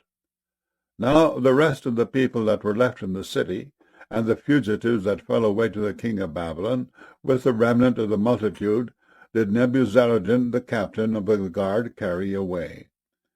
But the captain of the guard left of the poor of the land to be vine-dressers and husbandmen. And the pillars of brass that were in the house of the Lord, and the bases, and the brazen seat that was in the house of the Lord, did the Chaldees break in pieces, and carried the brass of them to Babylon. And the pots, and the shovels, and the snuffers, and the spoons, and all the vessels of brass wherewith they ministered took they away. And the firepans, and the bowls, and such things as were of gold in gold, and of silver in silver, the captain of the guard took away. The 2 pillars, one sea, and the bases which Solomon had made for the house of the Lord, the brass of all these vessels was without weight. The height of the one pillar was 18 cubits, and the chapiter upon it was brass. And the height of the chapiter 3 cubits, and the wreathen work and the pomegranates upon the chapiter round about, all of brass, and like unto these had the second pillar with wreathen work. And the captain of the guard took Seraiah the chief priest, and Zephaniah the second priest, and the 3 keepers of the door, and out of the city he took an officer that was set over the men of war, and 5 men of them that were in the king's presence, which were found in the city, and the principal scribe of the host, which mustered the people of the land, and 60 men of the people of the land that were found in the city. And Nebuzaradan, captain of the guard, took these, and brought them to the king of Babylon to Riblah, and the king of Babylon smote them, and slew them at Riblah, in the land of Hamath. So Judah was carried away out of their land. And as for the people that remained in the land of Judah, whom Nebuchadnezzar king of Babylon had left, even over them he made Gedaliah the son of Ahikam, the son of Shaphan, ruler. And when all the captains of the armies, they and their men, heard that the king of Babylon had made Gedaliah governor, there came to Gedaliah to Mizpah even Ishmael the son of Nethaniah, and Johanan the son of Kareah, and Seraiah the son of Tanhumeth the Netophathite, and Jezaniah the son of a Mechathite, they and their men. And Gedaliah sware to them and to their men, and said unto them, Fear not to be the servants of the Chaldees. Dwell in the land, and serve the king of Babylon, and it shall be well with you. But it came to pass in the 7th month, that Ishmael the son of Nethaniah, the son of Elishama of the seed royal, came, and 10 men with him, and smote Gedaliah that he died, and the Jews and the Chaldees that were with him at Mizpah. And all the people, both small and great, and the captains of the armies arose, and came to Egypt, for they were afraid of the Chaldees. And it came to pass in the 37th year of the captivity of Jehoiakim king of Judah, in the 12th month, on the 27th day of the month, that evil Merodach king of Babylon, in the year that he began to reign, did lift up the head of Jehoiakim king of Judah out of prison. And he spake kindly to him, and set his throne above the throne of the kings that were with him in Babylon, and changed his prison garments, and he did eat bread continually before him all the days of his life.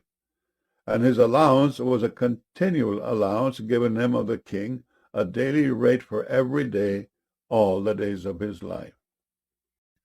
The first book of the Chronicles, chapter 1. Adam, Sheth, Enosh, Kenan, Mahalaleel, Jared, Enoch, Methuselah, Lamech, Noah, Shem, Ham, and Japheth. The sons of Japheth, Gomer, and Magog, and Madai, and Javan, and Tubal, and Meshach, and Tyrus. And the sons of Gomer, Ashkenaz, and Riphath, and Togarmah. And the sons of Javan, Elisha, and Tarshish, Kittim, and Dodanim. The sons of Ham, Cush, and Mizraim, Put, and Canaan. And the sons of Cush, Seba, and Havilah, and Sabta, and Reumah, and Sabtika. And the sons of Reumah, Sheba, and Dedan. And Cush begat Nimrod. He began to be mighty upon the earth. And Mizraim begat Ludim, and Anamim, and Lehabim. and Naphtahim, and Pathrusim, and Casluhim, of whom came the Philistines, and Caphthorim. And Canaan begat Zidon his firstborn, and Heth, the Jebusite also, and the Amorite, and the Girgashite, and the Hivite, and the Archite, and the Sinite, and the Arvadite, and the Zamorite, and the Hamathite. The sons of Shem, Elam, and Asshur, and Arphaxad, and Lud, and Aram, and Uz, and Hul, and Gether, and Meshech. And Arphaxad begat Shelah, and Shelah begat Eber. And unto Eber were born 2 sons. The name of the one was Peleg, because in his days the earth was divided. And his brother's name was Joktan. And Joktan begat Almodad, and Sheleph, and Hazarmaveth, and Jerah, Hadoram also, and Uzal, and Diklah, and Ebal, and Abimael, and Sheba, and Ophir, and Havilah, and Jobab. All these were the sons of Joktan. Shem, Arphaxad, Shelah, Eber, Peleg, Reuel, Serug, Nahor, Terah, Abram, the same as Abraham. The sons of Abraham, Isaac, and Ishmael.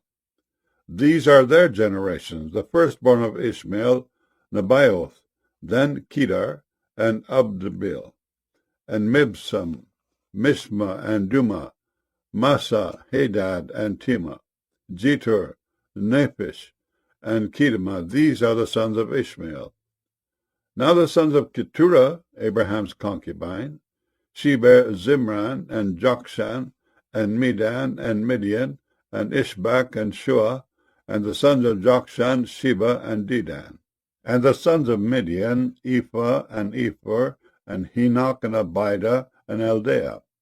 All these are the sons of Keturah. And Abraham begat Isaac. The sons of Isaac, Esau, and Israel. The sons of Esau, Eliphaz, Reuel, and Jeush, and Jalem, and Korah. The sons of Eliphaz, Temah, and Omar, Zephi, and Gatim, Kenaz, and Timnah, and Amalek. The sons of Reuel, Nahath, Zerah, Shammah, and Mizah. And the sons of Seir, Lotan, and Shobal, and Zibeon, and Anah, and Dishon, and Ezer, and Dishan. And the sons of Lotan, Hori, and Homam, and Timnah was Lotan's sister. The sons of Shobal, Alian, and Manahath, and Ebal, Shephi, and Onam. And the sons of Zibeon, Aiah, and Anah. The sons of Anah, Dishon, and the sons of Dishon, Amram, and Eshban, and Ithran, and Kiran. The sons of Ezer, Bilhan, and Zabin, and Jachin. The sons of Dishan, Uz, and Aaron. Now these are the kings that reigned in the land of Edom before any king reigned over the children of Israel. Bela, the son of Beor, and the name of his city was Dinhabah. And when Bela was dead, Jobab, the son of Zerah of Bozrah, reigned in his stead.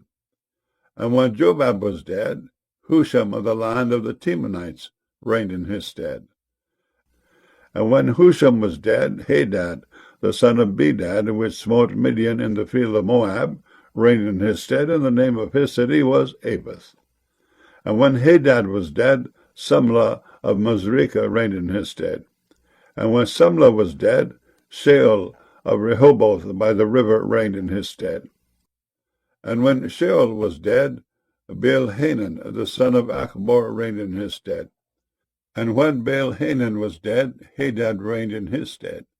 And the name of his city was Pai, and his wife's name was Mehetabel, and the daughter of Matred, the daughter of Mezahab. Hadad died also, and the dukes of Edom were Duke Timnah, Duke Eliah, Duke Jetheth, Duke Ahelabamah, Duke Elah, Duke Pinon, Duke Kenaz, Duke Teman, Duke Mibzar, Duke Magdiel, Duke Iram. These are the dukes of Edom. 1 Chronicles chapter 2. These are the sons of Israel: Reuben, Simeon, Levi, and Judah, Issachar, and Zebulun, Dan, Joseph, and Benjamin, Naphtali, Gad, and Asher. The sons of Judah, and Onan, and Shelah, which three were born unto him of the daughter of Shua the Canaanitess. And the firstborn of Judah, was evil in the sight of the Lord, and he slew him. And Tamar his daughter-in-law bare him Pharez and Zerah. All the sons of Judah were 5. The sons of Pharez, Hezron and Hamul. And the sons of Zerah, Zimri, and Ethan, and Heman, and Calcol, and Dara, 5 of them in all. Sons of Carmi, Achar, the troubler of Israel, who transgressed in the thing accursed. And the sons of Ethan, Azariah. The sons also of Hezron that were born unto him, Jerahmeel, and Ram, and Kelubai. And Ram began Aminadab, and Aminadab begat Nahshon, prince of the children of Judah. And Nahshon begat Salma, and Salma begat Boaz, and Boaz begat Obed, and Obed begat Jesse.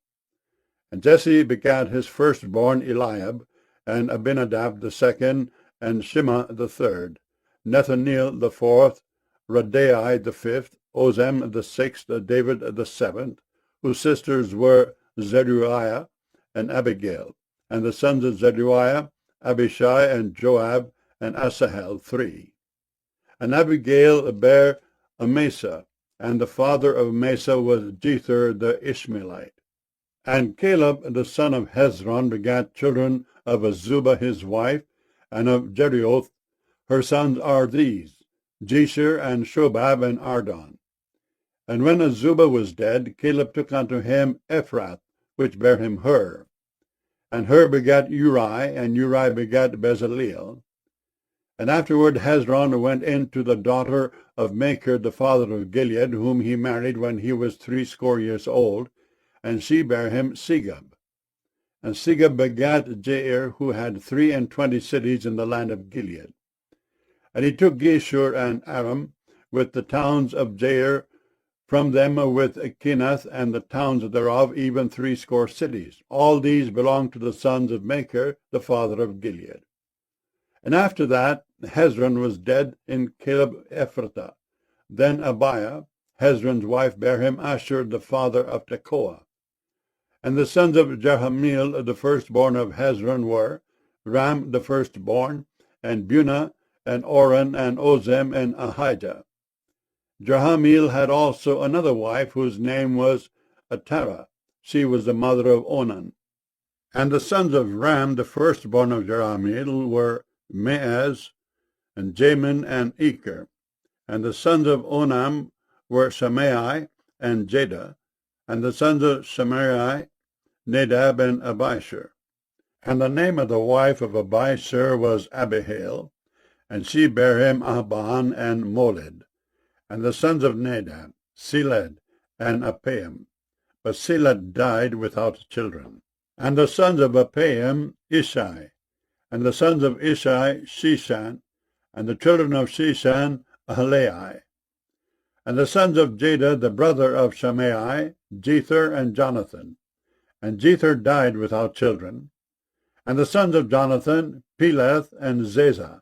These were the sons of Jerahmeel. Now Sheshan had no sons but daughters.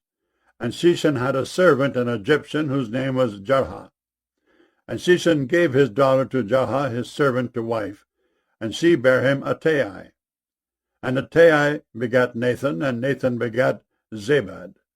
And Zabad begat Ephlal, and Ephlal begat Obed, and Obed begat Jehu, and Jehu begat Azariah, and Azariah begat Helez, and Helez begat Eleasah, and Eleasah begat Sisamai, and Sisamai begat Shalom, and Shalom begat Jechamiah, and Jechamiah begat Elishama. Now the sons of Caleb, the brother of Jerahmeel, were Mesha, his firstborn, which was the father of Ziph, and the sons of Marisha, the father of Hebron. And the sons of Hebron, Korah, and Tappuah, and Recham, and Shema. And Shema begat Rehum, the father of Jorchem, and Recham begat Shimei. And the son of Shimei was Meon, and Meon was the father of Bethzur. And Ephah, Caleb's concubine, bare Haran, and Moza, and Gezez, and Haran begat Gezez. And the sons of Jadai, Regem, and Jotham, and Geshem, and Pelet, and Ephah, and Sheaph. Maachah, Caleb's concubine, bare Sheber and Tirhana. She bare also Sheaph, the father of Madmenah, Sheba, the father of Machabina, and the father of Gibeah. And the daughter of Caleb was Achsah. These were the sons of Caleb, the son of Hur, the firstborn of Ephratah, Shobal, the father of Kirjath-jearim, Selma, the father of Bethlehem, Hariph, the father of Beth-gader, and Shobal, the father of Kirjath-jearim, had sons, Haroi, and half of the Manahethites, and the families of Kirjath-jearim, the Ithrites, and the Puhites, and the Shumathites, and the Misraites. Of them came the Zerahites, and the Eshtuelites, the sons of Salma, Bethlehem, and the Netophathites, Ataroth, the house of Joab, and half of the Manahethites, the Zorites. And the families of the scribes which dwelt at Jabez, the Tirathites, the Shemethites, and Succothites. These are the Kenites that came of Hamath, the father of the house of Rechab. 1 Chronicles chapter 3. Now these were the sons of David, which were born unto him in Hebron. The firstborn Ammon of Ahinoam the Jezreelitess, the second Daniel of Abigail the Carmelitess, the third Absalom the son of Maachah, the daughter of Talmai king of Geshur, the fourth Adonijah the son of Haggith, the fifth Shephatiah of Abital, the sixth Ithream by Eglah his wife. These six were born unto him in Hebron. And there he reigned 7 years and 6 months. And in Jerusalem he reigned 33 years. And these were born unto him in Jerusalem, Shimeah and Shobab and Nathan and Solomon, 4 of Bathshua the daughter of Amiel. Ibhar also, and Elishama, and Eliphalet, and Nogah, and Nepheg, and Japhiah, and Elishama, and Eliada, and Eliphalet, 9. These were all the sons of David, beside the sons of the concubines, and Tamar their sister. And Solomon's son was Rehoboam, Abiah his son, Asa his son, Jehoshaphat his son, Joram his son, Ahaziah his son, Josiah his son, Amaziah his son, Azariah his son, Jotham his son, Ahaz his son, Hezekiah his son, Manasseh his son, Ammon his son, Josiah his son. And the sons of Josiah were, the firstborn Johanan, the second Jehoiakim, the third Zedekiah, the fourth Shallum. And the sons of Jehoiakim, Jeconiah his son, Zedekiah his son. And the sons of Jeconiah, Asir, Salathiel his son. Malchiram also, and Pedaiah, and Shenazar, Jeconiah, Hoshama, and Nedabiah. And the sons of Pedaiah were Zerubbabel and Shimei. And the sons of Zerubbabel, Meshullam, and Hananiah, and Shelomith their sister, and Hashabah, and Ohel, and Berechiah, and Hasadiah, Jeshabahesed, 5. And the sons of Hananiah, Pelatiah, and Jesiah, the sons of Rephiah, the sons of Arnon, the sons of Obadiah, the sons of Shechaniah. And the sons of Shechaniah, Shemaiah. And the sons of Shemaiah, Hattush, and Igal, and Beriah, and Neariah, and Shaphat, 6. And the sons of Neariah, Elioenai, and Hezekiah, and Azrikam, 3. And the sons of Elioenai were Hodiah, and Eliashib, and Peliah, and Akub, and Johanan, and Deliah, and Anani, 7. 1 Chronicles chapter 4. The sons of Judah, Pharez, Hezron, and Carmi, and Hur, and Shobal. And Reiah the son of Shobal begat Jahath. And Jahath begat Ahumai, and Lahad. These are the families of the Zorathites. And these were of the father of Etam, Jezreel, and Ishma, and Idbash. And the name of their sister was Hazelelponi. and Penuel the father of Gedor, and Ezer the father of Husha. These are the sons of Hur, the firstborn of Ephratah, the father of Bethlehem. And Asher the father of Tekoa had 2 wives, Helah and Nerah. And Nerah bare him Ahuzam, and Hepher, and Timani, and Hahashterai. These were the sons of Nerah. And the sons of Helah were Zereth, and Jezoar, and Ethnan. And Koz begat Anab, and Zobeba, and the families of Aherhel, the son of Haram. And Jabez was more honorable than his brethren, and his mother called his name Jabez, saying, Because I bare him with sorrow. And Jabez called on the God of Israel, saying, O that thou wouldest bless me indeed, and enlarge my coast, and that thine hand might be with me, and that thou wouldest keep me from evil, that it may not grieve me. And God granted him that which he requested. And Caleb the brother of Shua begat Mehir, which was the father of Eshton. And Eshton begat Bethrapha, and Paseah, and Tehinnah, the father of Ernahash. These are the men of Rekah. And the son of Kenaz, Othniel, and Sariah. And the sons of Othniel, Hathah. And Meonothai begat Ophrah, and Sariah begat Joab, the father of the valley of Karashim, for they were craftsmen. And the sons of Caleb, the son of Jephunneh, Iru, Elah, and Nahum. And the sons of Elah, even Kenaz. And the sons of Jehaleel, Ziph, and Ziphah, Tyriah, and Asarel. And the sons of Ezra were Jether, and Mered, and Epher, and Jalon. And she bare Miriam, and Shimei, and Ishba, the father of Eshtemoa. And his wife Jehudijah bare Jared, the father of Gedor, and Heber, the father of Soko, and Jekuthiel, the father of Zanoah. And these are the sons of Bithiah, the daughter of Pharaoh, which Mered took. And the sons of his wife Hodiah, the sister of Nahum, the father of Keilah, the Garmite, and Eshtemoa, the Mechathite. And the sons of Shimon were Amnon, and Rinnah, Ben-Hanan, and Tilon. And the sons of Ishai were Zoheth, and Ben-Zoheth. The sons of Shelah, the son of Judah, were the father of Lekah, and Eliada, the father of Marisha, and the families of the house of them that wrought fine linen of the house of Ashbiah. And Joachim and the men of Kozeba, and Joash and Seraph, who had the dominion in Moab, and Jeshu-Bilhem, and these are ancient things. These were the potters, and those that dwelt among plants and hedges. There they dwelt with the king for his work. The sons of Simeon were Nemuel, and Jamin, Jereb, Zerah, and Sheol. Shallum his son, Mibsam his son, Mishma his son. And the sons of Mishma, Hamuel his son, Zakur his son, Shimei his son. And Shimei had 16 sons and 6 daughters, but his brethren had not many children, neither did all their family multiply, like to the children of Judah.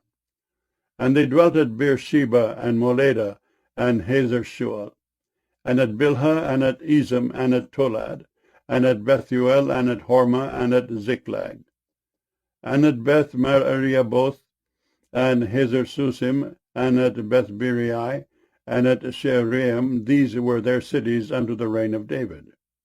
And their villages were Etam, and Ain, Rimmon, and Tochen, and Ashen, 5 cities, and all their villages that were round about the same cities unto Baal. These were their habitations and their genealogy. And Meshobab, and Jamlech, and Joshua, the son of Amaziah, and Joel, and Jehu, the son of Josabiah, the son of Sariah, the son of Asiel, and Elionai, and Jacobah, and Jeshoiah, and Asaiah, and Adiel, and Jesmiel, and Benaiah. And Ziza, the son of Shiphi, the son of Elon, the son of Jediah, the son of Shimri, the son of Shemaiah. These mentioned by their names were princes in their families. And the house of their fathers increased greatly. And they went to the entrance of Gedor, even unto the east side of the valley, to seek pasture for their flocks. And they found fat pasture and good. and the land was wide and quiet and peaceable, for they of Ham had dwelt there of old. And these written by name came in the days of Hezekiah king of Judah, and smote their tents and the habitations that were found there, and destroyed them utterly unto this day, and dwelt in their rooms, because there was pasture there for their flocks. And some of them, even of the sons of Simeon, 500 men, went to Mount Seir, having for their captains Pelatiah and Neariah, and Rephaiah and Uzziel, the sons of Ishai. And they smote the rest of the Amalekites that were escaped, and dwelt there unto this day. 1 Chronicles chapter 5. Now the sons of Reuben, the firstborn of Israel, for he was the firstborn, but forasmuch as he defiled his father's bed, his birthright was given unto the sons of Joseph, the son of Israel, and the genealogy is not to be reckoned after the birthright, for Judah prevailed above his brethren, and of him came the chief ruler, but the birthright was Joseph's. The sons, I say, of Reuben, the firstborn of Israel, were Hanok, and Palu, Hezron, and Carmi. The sons of Joel, Shemaiah his son, Gog his son, Shimei his son, Micah his son, Reiah his son, Baal his son, Bera his son, whom Tilgath-Pilneser, king of Assyria, carried away captive. He was prince of the Reubenites. And his brethren by their families, when the genealogy of their generations was reckoned, were the chief, Jeiel and Zechariah, and Bela the son of Azaz, the son of Shema, the son of Joel, who dwelt in Aroer, even unto Nebo and Baal-meon. And eastward he inhabited unto the entering in of the wilderness from the river Euphrates, because their cattle were multiplied in the land of Gilead. And in the days of Saul they made war with the Hagarites, who fell by their hand, and they dwelt in their tents throughout all the east land of Gilead. And the children of Gad dwelt over against them in the land of Bashan unto Salcah. Joel the chief, and Shepham the next, and Janai, and Shaphat in Bashan, and their brethren of the house of their fathers were Michael, and Meshullam, and Sheba, and Jorai, and Jachin, and Ziah, and Heber, 7. These are the children of Abihail, the son of Huri, the son of Jeroah, the son of Gilead, the son of Michael, the son of Jeshishai, the son of Jahdo, the son of Buz. Ahi, the son of Abdiel, the son of Gunai, chief of the house of their fathers. And they dwelt in Gilead in Bashan, and in her towns, and in all the suburbs of Sharon upon their borders. All these were reckoned by genealogies in the days of Jotham king of Judah, and in the days of Jeroboam king of Israel. The sons of Reuben and the Gadites, and half the tribe of Manasseh, of valiant men, men able to bear buckler and sword, and to shoot with bow, and skillful in war, were 44,760 that went out to the war. And they made war with the Hagarites, with the Jetur, and Nephish, and Nodab. And they were helped against them, and the Hagarites were delivered into their hand, and all that were with them. For they cried to God in the battle, and he was entreated of them, because they put their trust in him. And they took away their cattle, of their camels 50,000, and of sheep 250,000, and of asses 2,000, and of men 100,000. For there fell down many slain, because the war was of God, and they dwelt in their steads until the captivity. And the children of the half-tribe of Manasseh dwelt in the land. They increased from Bashan unto Baal-Hermon, and Senir, and unto Mount Hermon. And these were the heads of the house of their fathers, even Ephor, and Ishai, and Eliel, and Azriel, and Jeremiah, and Hodaviah, and Jahdiel, mighty men of valor, famous men, and heads of the house of their fathers. And they transgressed against the God of their fathers, and went a-whoring after the gods of the people of the land, whom God destroyed before them.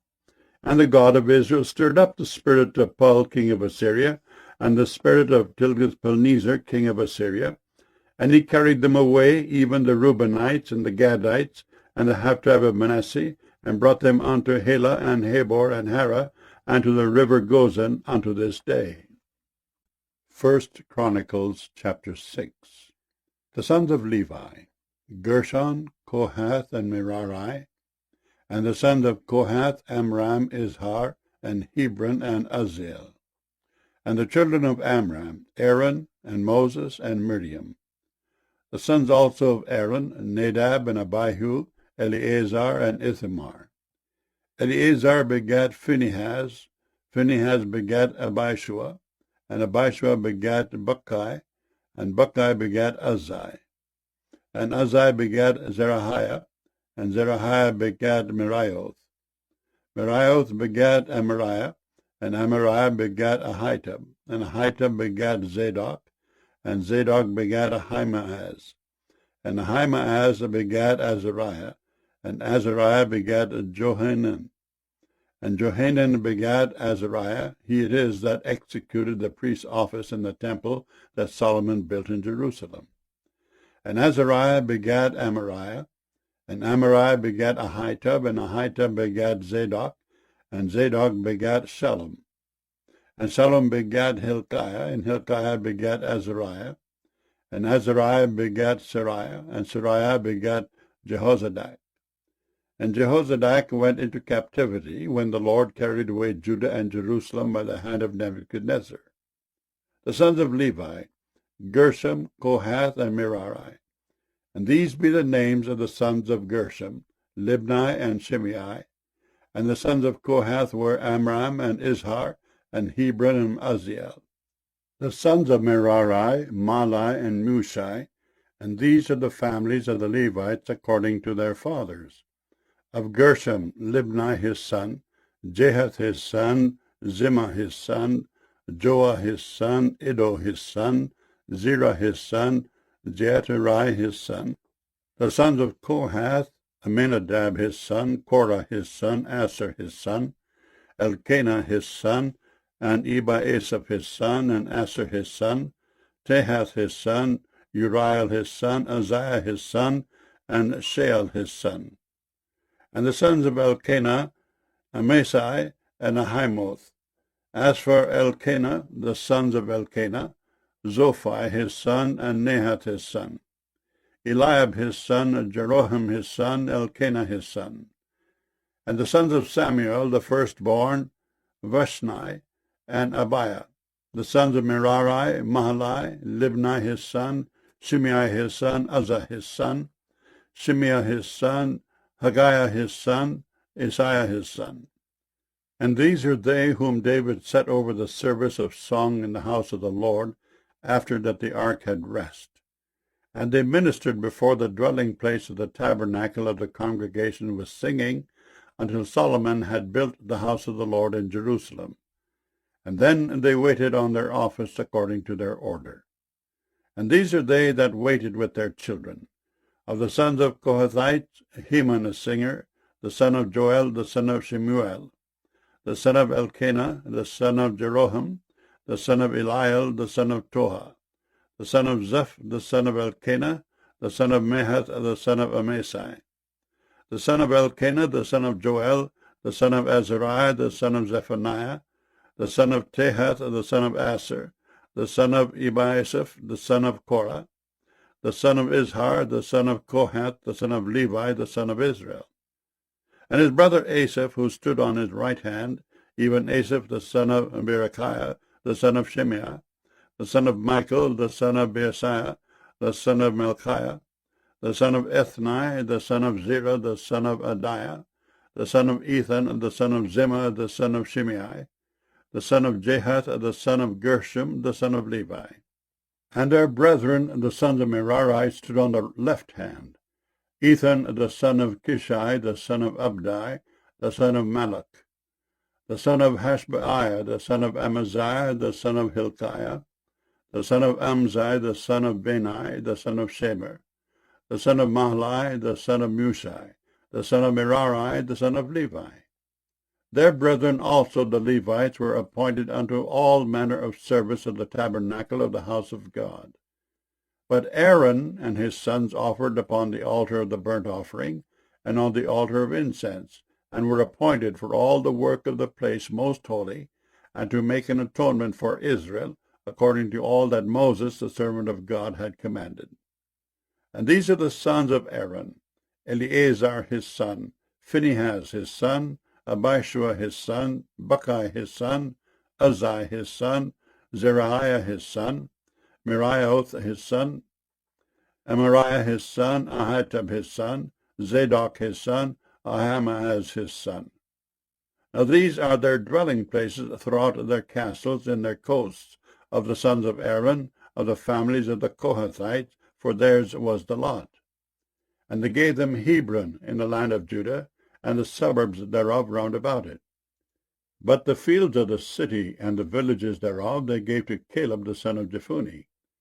And to the sons of Aaron they gave the cities of Judah, namely Hebron, the city of refuge, and Libnah with her suburbs, and Jatir, and Eshtemoa with their suburbs, and Highland with her suburbs, Deber with her suburbs, and Ashan with her suburbs, and Beth-shemesh with her suburbs. And out of the tribe of Benjamin, Geba with her suburbs, and Alameth with her suburbs, and Anathoth with her suburbs. All their cities throughout their families were 13 cities. And unto the sons of Kohath, which were left of the family of that tribe, were cities given out of the half-tribe, namely, out of the half-tribe of Manasseh, by lot, 10 cities. And to the sons of Gershom throughout their families, out of the tribe of Issachar, and out of the tribe of Asher, and out of the tribe of Naphtali, and out of the tribe of Manasseh in Bashan, 13 cities. Unto the sons of Merari were given by lot throughout their families, out of the tribe of Reuben, and out of the tribe of Gad, and out of the tribe of Zebulun, 12 cities. And the children of Israel gave to the Levites these cities with their suburbs. And they gave by lot out of the tribe of the children of Judah, and out of the tribe of the children of Simeon, and out of the tribe of the children of Benjamin, these cities which are called by their names. And the residue of the families of the sons of Kohath had cities of their coasts out of the tribe of Ephraim. And they gave unto them of the cities of refuge, Shechem in Mount Ephraim with her suburbs. They gave also Gezer with her suburbs, and Jokmeam with her suburbs, and Beth-horon with her suburbs, and Aijalon with her suburbs, and Gath-rimmon with her suburbs. And out of the half-tribe of Manasseh, Aner with her suburbs, and Bileam with her suburbs, for the family of the remnant of the sons of Kohath. Unto the sons of Gershom were given out of the family of the half-tribe of Manasseh, Golan in Bashan with her suburbs, and Ashtaroth with her suburbs. And out of the tribe of Issachar, Kedesh with her suburbs, Debereth with her suburbs, and Ramoth with her suburbs, and Enem with her suburbs. And out of the tribe of Aser, Meshal with her suburbs, and Abaddon with her suburbs, and Hukok with her suburbs, and Rehob with her suburbs. And out of the tribe of Naphtali, Kedesh in Galilee with her suburbs, and Hammon with her suburbs, and Kirjathaim with her suburbs. Unto the rest of the children of Merari were given out of the tribe of Zebulun, Rimmon with her suburbs, Tabor with her suburbs. And on the other side Jordan by Jericho, on the east side of Jordan, were given them out of the tribe of Reuben, Bezer in the wilderness with her suburbs, and Jehzah with her suburbs, Kedemoth also with her suburbs, and Mephaath with her suburbs. And out of the tribe of Gad, Ramoth in Gilead with her suburbs, and Mahanaim with her suburbs, and Heshbon with her suburbs, and Jazer with her suburbs. 1 Chronicles chapter 7. Now the sons of Issachar were Tola, and Puah, Jashub, and Shimram, 4. And the sons of Tola, Uzai, and Rephiah, and Jeriel, and Jamai, and Jibsam, and Shemuel, heads of their father's house, to wit, of Tola. They were valiant men of might in their generations, whose number was in the days of David 22,600. And the sons of Uzai, Izrahiah, and the sons of Izrahiah, Michael, and Obadiah, and Joel, Isaiah, 5, all of them chief men. And with them by their generations after the house of their fathers were bands of soldiers for war, 36,000 men, for they had many wives and sons. And their brethren among all the families of Issachar were valiant men of might, reckoned in all by their genealogies 7,000. The sons of Benjamin, Bela, and Becher, and Jediael, 3. And the sons of Bela, Esbon, and Uzzi, and Uzziel, and Jeremoth, and Iri, 5. Heads of the house of their fathers, mighty men of valor, and were reckoned by their genealogies 20,030,034.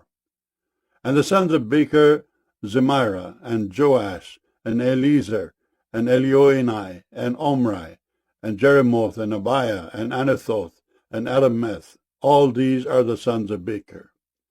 And the number of them after their genealogy by their generations, heads of the house of their fathers, mighty men of valor, was 20,200. The sons also of Jediael, Bilhan, and the sons of Bilhan, Jeush, and Benjamin, and Ehud, and Kenana, and Zethan, and Tarshish, and Ahishahar. All these the sons of Jediael by the heads of their fathers, mighty men of valor, were 17,200 soldiers fit to go out for war and battle. Shuppim also and Huppim, the children of and Hushim, the sons of Aher. The sons of Naphtali, Jeziel, and Gunai, and Jezer, and Shalom, the sons of Bilhah. The sons of Manasseh, Ashriel, whom she bare, but his concubine, the Aramitess, bare Machir, the father of Gilead. And Machir took to wife the sister of Huppim and Shuppim, whose sister's name was Maachah. And the name of the second was Zelophehad, and Zelophehad had daughters. And Maachah, the wife of Machir, bare a son, and she called his name Peresh. And the name of his brother was Sheresh, and his sons were Ulam and Racham. The sons of Ulam, Bedan. These were the sons of Gilead, the son of Machir, the son of Manasseh. And his sister Hamoliketh bare Ishad, and Abiezer, and Mahalah. And the sons of Shemida were Ahian, and Shechem, and Likhi, and Aniam.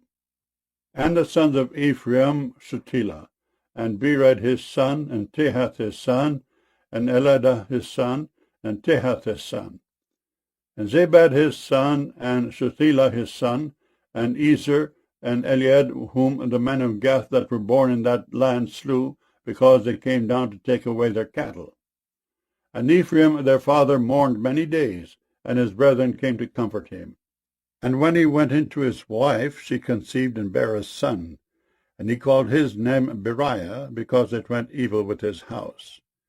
And his daughter was Shirah, who built Beth-horon, the nether and the upper, and Azan-Shirah.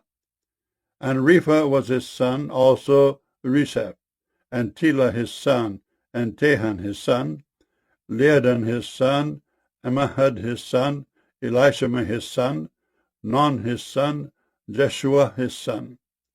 And their possessions and habitations were Bethel and the towns thereof, and eastward Naaran, and westward Gezer with the towns thereof. Shechem also and the towns thereof unto Gaza, and the towns thereof, and by the borders of the children of Manasseh, Bethshean and her towns, Taanach and her towns, Megiddo and her towns, Dor and her towns. In these dwelt the children of Joseph, the son of Israel. The sons of Asher, Imnah, and Isua, and Ishuai, and Beriah, and Serah their sister. And the sons of Beriah, Heber, and Melchiel, who is the father of Berzabeth. And Heber begat Jephlet, and Shomer, and Hotham, and Shua their sister. And the sons of Jephlet, Pesach, and Bimhal, and Ashvath. These are the children of Jephlet. And the sons of Shemer, Ahi, and Roga, Jehubbah, and Aram. And the sons of his brother, Helam, Zophah, and Imnah, and Shelesh, and Amal.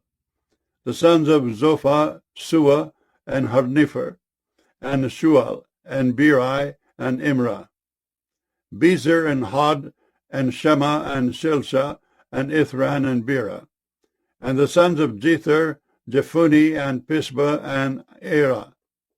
And the sons of Allah, Era, and Haniel, and Ariziah. All these were the children of Asher, heads of their father's house, choice and mighty men of valor, chief of the princes, and the number throughout the genealogy of them that were apt to the war and to battle was 26,000 men. 1 Chronicles chapter 8. Now Benjamin begat Bela his firstborn, Ashbel the second, and Hara the third, Noah the fourth, and Rapha the fifth.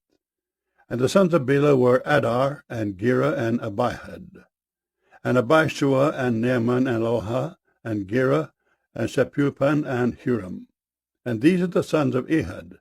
These are the heads of the fathers of the inhabitants of Geba, and they removed them to Manahath. And Naaman and Ahiah and Gera he removed them, and begat Uzzah and Ahihud.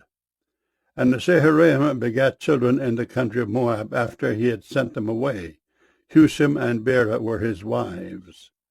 And he begat of Hodesh his wife, Jobab, and Zibiah, and Mesha, and Malcolm, and Jeaz, and Shekiah, and Mirmah. These were his sons, heads of the fathers. And of Hushim he begat Abitub and Elpaal.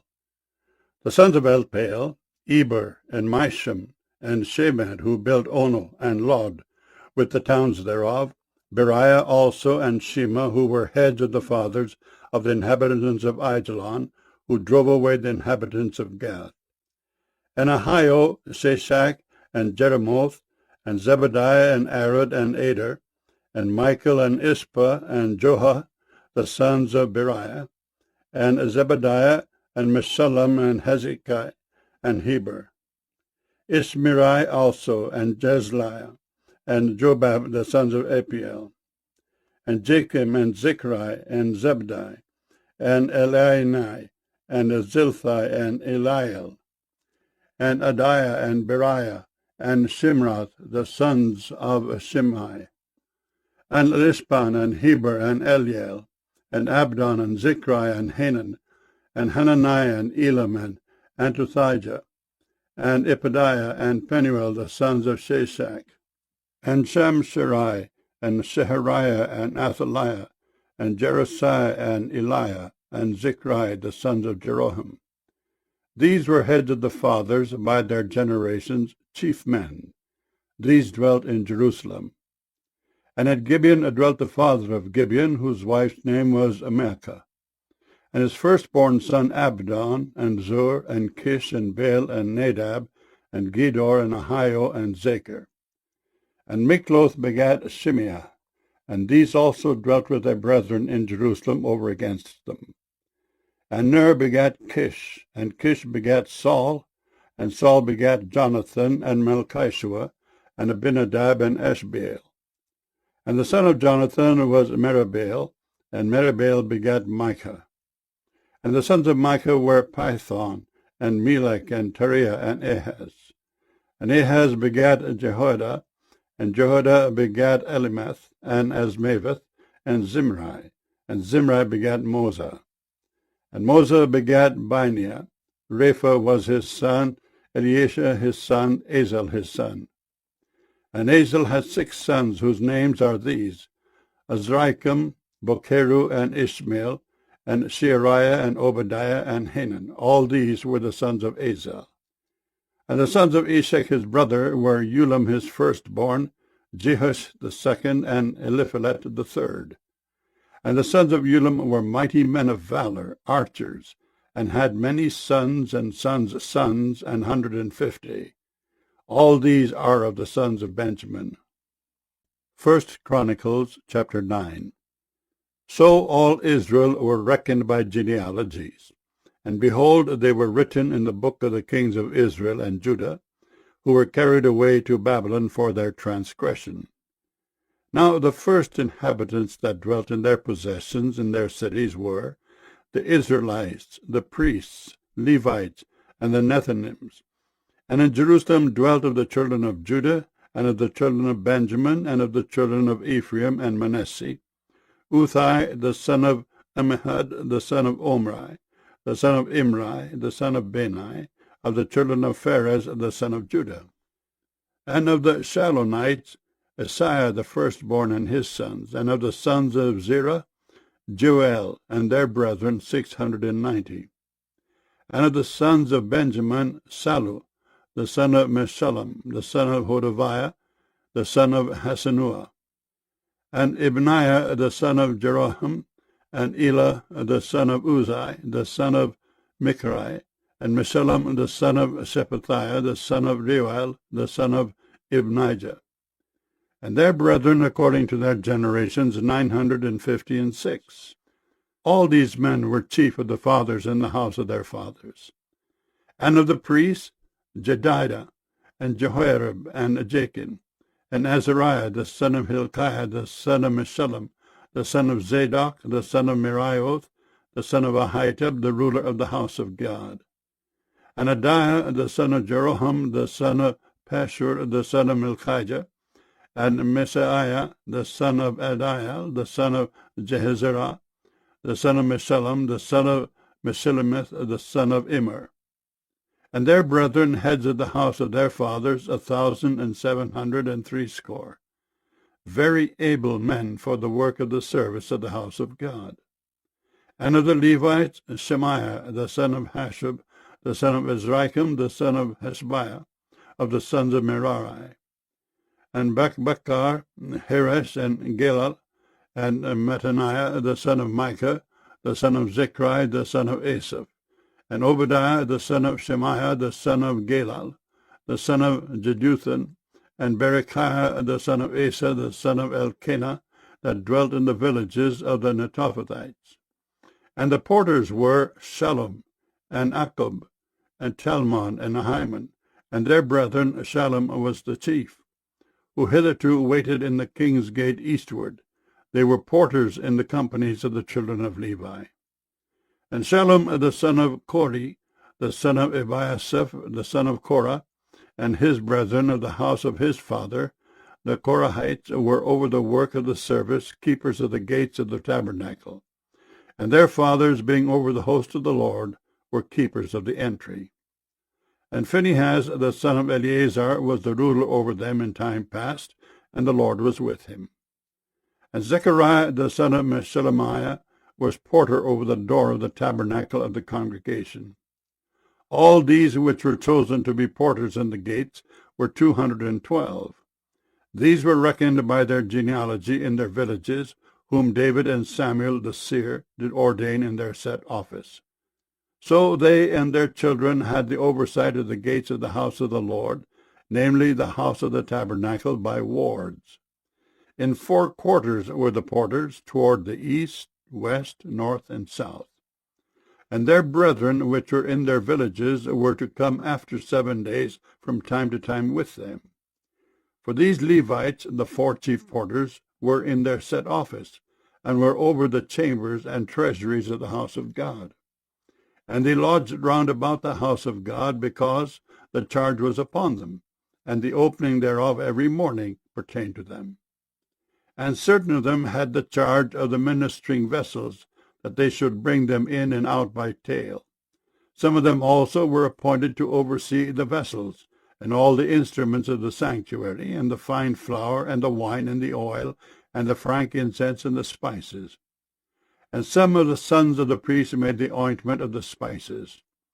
And Mattithiah, one of the Levites, who was the firstborn of Shallum the Korahite, had the set office over the things that were made in the pans. And other of their brethren of the sons of Kohathites were over the showbread, to prepare it every Sabbath. And these are the singers, chief of the fathers of the Levites, who remaining in the chambers were free, for they were employed in that work day and night. These chief fathers of the Levites were chief throughout their generations. These dwelt at Jerusalem. And in Gibeon dwelt the father of Gibeon, Jehiel, whose wife's name was Maacah. And his firstborn son Abdon, then Zur, and Kish, and Baal, and Ner, and Nadab, and Gedor, and Ahio, and Zechariah, and Mikloth.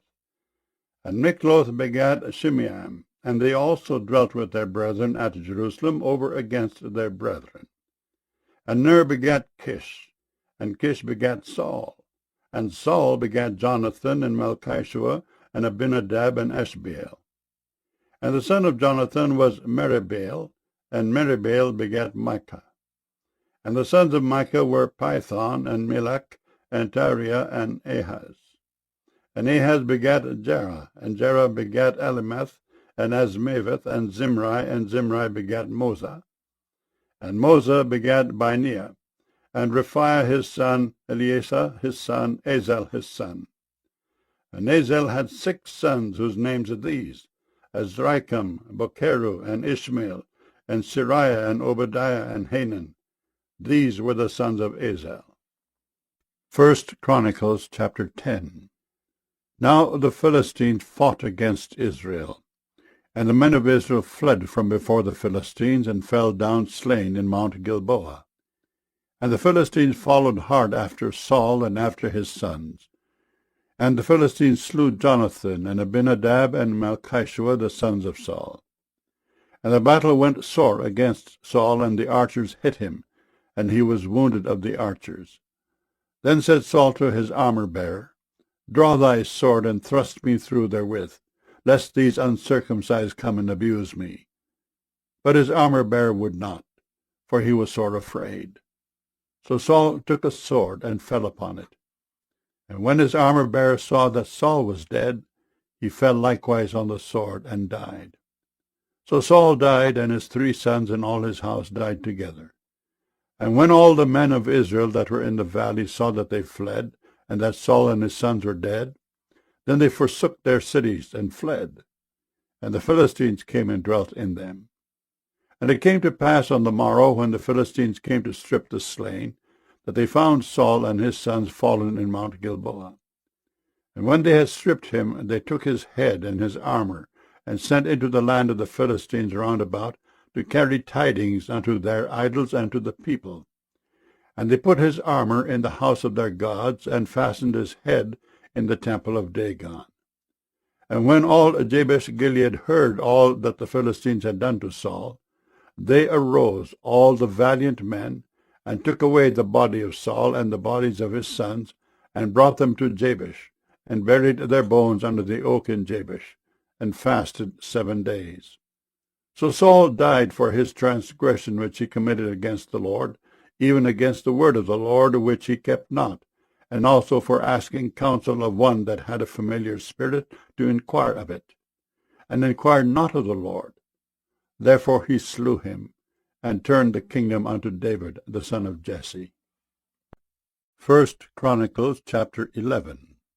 Then all Israel gathered themselves to David unto Hebron, saying, Behold, we are thy bone and thy flesh.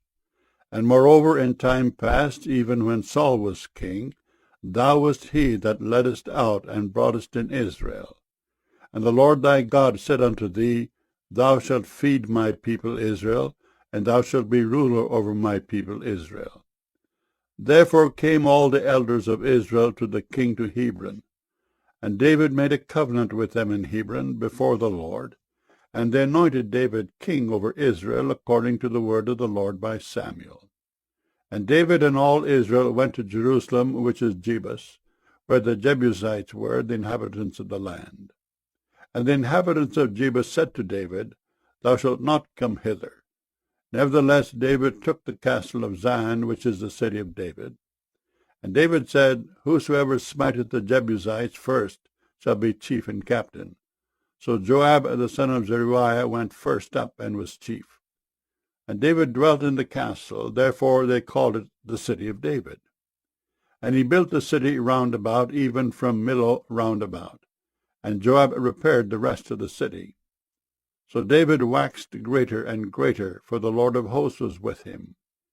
These also are the chief of the mighty men whom David had, who strengthened themselves with him in his kingdom, and with all Israel, to make him king, according to the word of the Lord concerning Israel. And this is the number of the mighty men whom David had: Jashubeam and Hakonite, the chief of the captains. He lifted up his spear against 300 slain by him at one time. And after him was Eleazar the son of Dodo, the Ahohite, who was one of the 3 mighties. He was with David at Pasdemim, and there the Philistines were gathered together to battle, where was a parcel of ground full of barley. And the people fled from before the Philistines. And they set themselves in the midst of that parcel, and delivered it, and slew the Philistines. And the Lord saved them by a great deliverance. Now 3 of the 30 captains went down to the rock to David, into the cave of Adullam. and the host of the Philistines encamped in the valley of Rephaim. And David was then in the hold, and the Philistines' garrison was then at Bethlehem. And David longed and said, Oh, that one would give me drink of the water of the well of Bethlehem that is at the gate. And the three brake through the host of the Philistines, and drew water out of the well of Bethlehem that was by the gate, and took it, and brought it to David. But David would not drink of it, but poured it out to the Lord, and said, My God forbid it me, that I should do this thing. Shall I drink the blood of these men that have put their lives in jeopardy? For with the jeopardy of their lives they brought it. Therefore he would not drink it. These things did these three mightiest. And Abishai, the brother of Joab, he was chief of the three. For lifting up his spear against 300, he slew them, and had a name among the three. Of the three he was more honorable than the two, for he was their captain. Howbeit, he attained not to the first three. Benaiah the son of Jehoiada, the son of a valiant man of Kabzeel, who had done many acts, he slew 2 lion-like men of Moab. Also he went down and slew a lion in a pit in a snowy day. And he slew an Egyptian, a man of great stature, 5 cubits high. And in the Egyptian's hand was a spear, like a weaver's beam.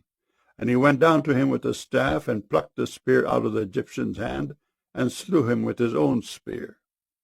These things did Benaiah the son of Jehoiada, and had the name among the three mighties.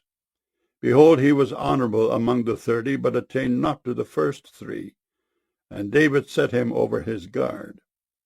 Also the valiant men of the armies were Asahel, the brother of Joab, Elhanan the son of Dodo of Bethlehem, Shemoth the Hararite, Helez the Pelonite, Ira the son of Ikesh the Tekoite, and Abiezer the Anothite, and Sibkai the Hushathite, Ilai the Ahohite, Meharai the Netophathite, Heled the son of Benah the Netophathite, Ithai the son of Ribai of Gibeah, that pertained to the children of Benjamin, Benaiah the Pirathonite, Hurai of the brooks of Gaash, Abiel the Arbathite, Asmaveth the Beharumite, Eliahaba the Shelobite, the sons of Hashem the Gizonite, Jonathan the son of Shagi the Hararite, Ahiam the son of Sikar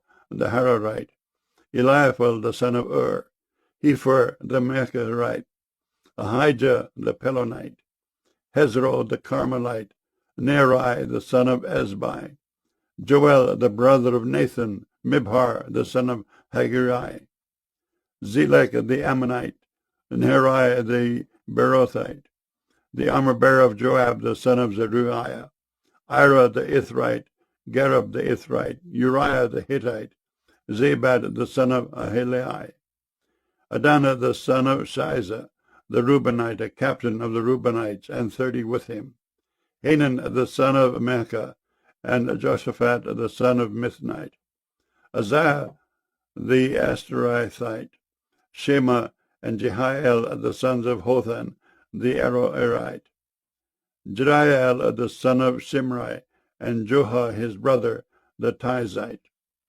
Eliel the Mahevite, and Jerubai and Joshaviah the sons of Elnaam, and Ithma the Moabite, Eliel and Obed, and Jasiel the Mesobaite. 1 Chronicles chapter 12. Now these are they that came to David to Ziklag, while he yet kept himself close because of Saul the son of Kish, and they were among the mighty men, helpers of the war. They were armed with bows, and could use both the right hand and the left in hurling stones and shooting arrows out of a bow, even of Saul's brethren of Benjamin. The chief was Ahiezer, then Joash the son of Shemaiah, the Gibeathite, and Jeziel, and Pelet the sons of Asmaveth, and Berekah, and Jehu the Antothite, and Ismaiah the Gibeonite, a mighty man among the 30 and over the 30, and Jeremiah and Jehaziel, and Johanan, and Josabad the Gederathite, Eluzai, and Jeremoth, and Bealiah, and Shemariah, and Shephatiah the Haraphite, Elkanah, and Jesiah, and Azareel, and Joezer, and Jeshubim the Korhites, and Joelah, and Zebadiah the sons of Jehoram of Gedor. And of the Gadites there separated themselves unto David into the hold to the wilderness men of might, and men of war fit for the battle, that could handle shield and buckler, whose faces were like the faces of lions, and were as swift as the roes upon the mountains.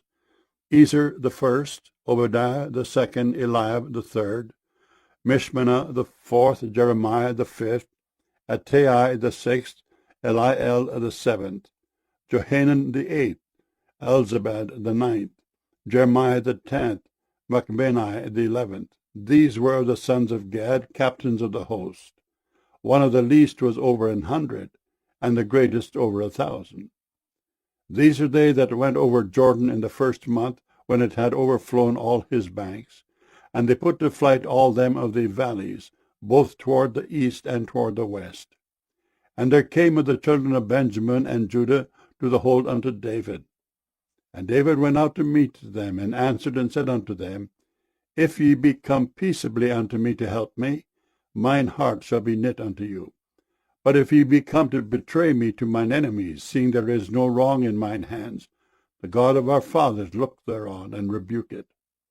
Then the Spirit came upon Amasai, who was chief of the captains, and he said, Thine are we, David, and on thy side, thou son of Jesse. Peace, peace be unto thee, and peace be to thine helpers, for thy God helpeth thee. Then David received them, and made them captains of the band. And there fell some of Manasseh to David when he came with the Philistines against Saul to battle. But they helped them not, for the lords of the Philistines upon advisement sent him away, saying, He will fall to his master Saul, to the jeopardy of our heads. As he went to Ziklag, there fell to him of Manasseh Adnah, and Jozabad, and Jediael, and Michael, and Jozabad, and Elihu, and Zilthai, captains of the thousands that were of Manasseh. And they helped David against the band of the rovers, for they were all mighty men of valor, and were captains in the host. For at that time, day by day, there came to David to help him, until it was a great host, like the host of God. And these are the numbers of the bands that were ready armed to the war, and came to David to Hebron, to turn the kingdom of Saul to him, according to the word of the Lord. The children of Judah that bare shield and spear were 6,800, ready armed to the war. Of the children of Simeon, mighty men of valor for the war, 7,100. Of the children of Levi, 4,600. And Jehoiada was the leader of the Aaronites, and with him were 3,700. And Zadok, a young man mighty of valor, and of his father's house 22 captains. And of the children of Benjamin, the kindred of Saul, 3,000. For hitherto the greatest part of them had kept the ward of the house of Saul. And of the children of Ephraim 20,800, mighty men of valor, famous throughout the house of their fathers. And of the half tribe of Manasseh 18,000, which were expressed by name to come and make David king. And of the children of Issachar, which were men that had understanding of the times, to know what Israel ought to do, the heads of them were 200, and all their brethren were at their commandment. Of Zebulun, such as went forth to battle, expert in war, with all instruments of war, 50,000, which could keep rank, they were not of double heart. And of Naphtali 1,000 captains, and with them with shield and spear 37,000. And of the Danites expert in war 28,600. And of Asher, such as went forth to battle, expert in war, 40,000. And on the other side of Jordan, of the Reubenites and the Gadites, and of the half-tribe of Manasseh, with all manner of instruments of war for the battle, 120,000. All these men of war that could keep rank came with a perfect heart to Hebron to make David king over all Israel. And all the rest also of Israel were of one heart to make David king. And there they were with David 3 days, eating and drinking, for their brethren had prepared for them. Moreover, they that were nigh them, even unto Issachar and Zebulun and Naphtali, brought bread on asses, and on camels, and on mules, and on oxen, and meat, meal, cakes of figs, and bunches of raisins, and wine, and oil, and oxen, and sheep abundantly, for there was joy in Israel. 1 Chronicles chapter 13. And David consulted with the captains of thousands and hundreds, and with every leader. And David said unto all the congregation of Israel, If it seem good unto you, and let it be of the Lord our God, let us send abroad unto our brethren everywhere, that are left in all the land of Israel, and with them also to the priests and Levites, which are in their cities and suburbs, that they may gather themselves unto us, and let us bring again the ark of our God to us. For we inquired not at it in the days of Saul. And all the congregation said that they would do so, for the thing was right in the eyes of all the people.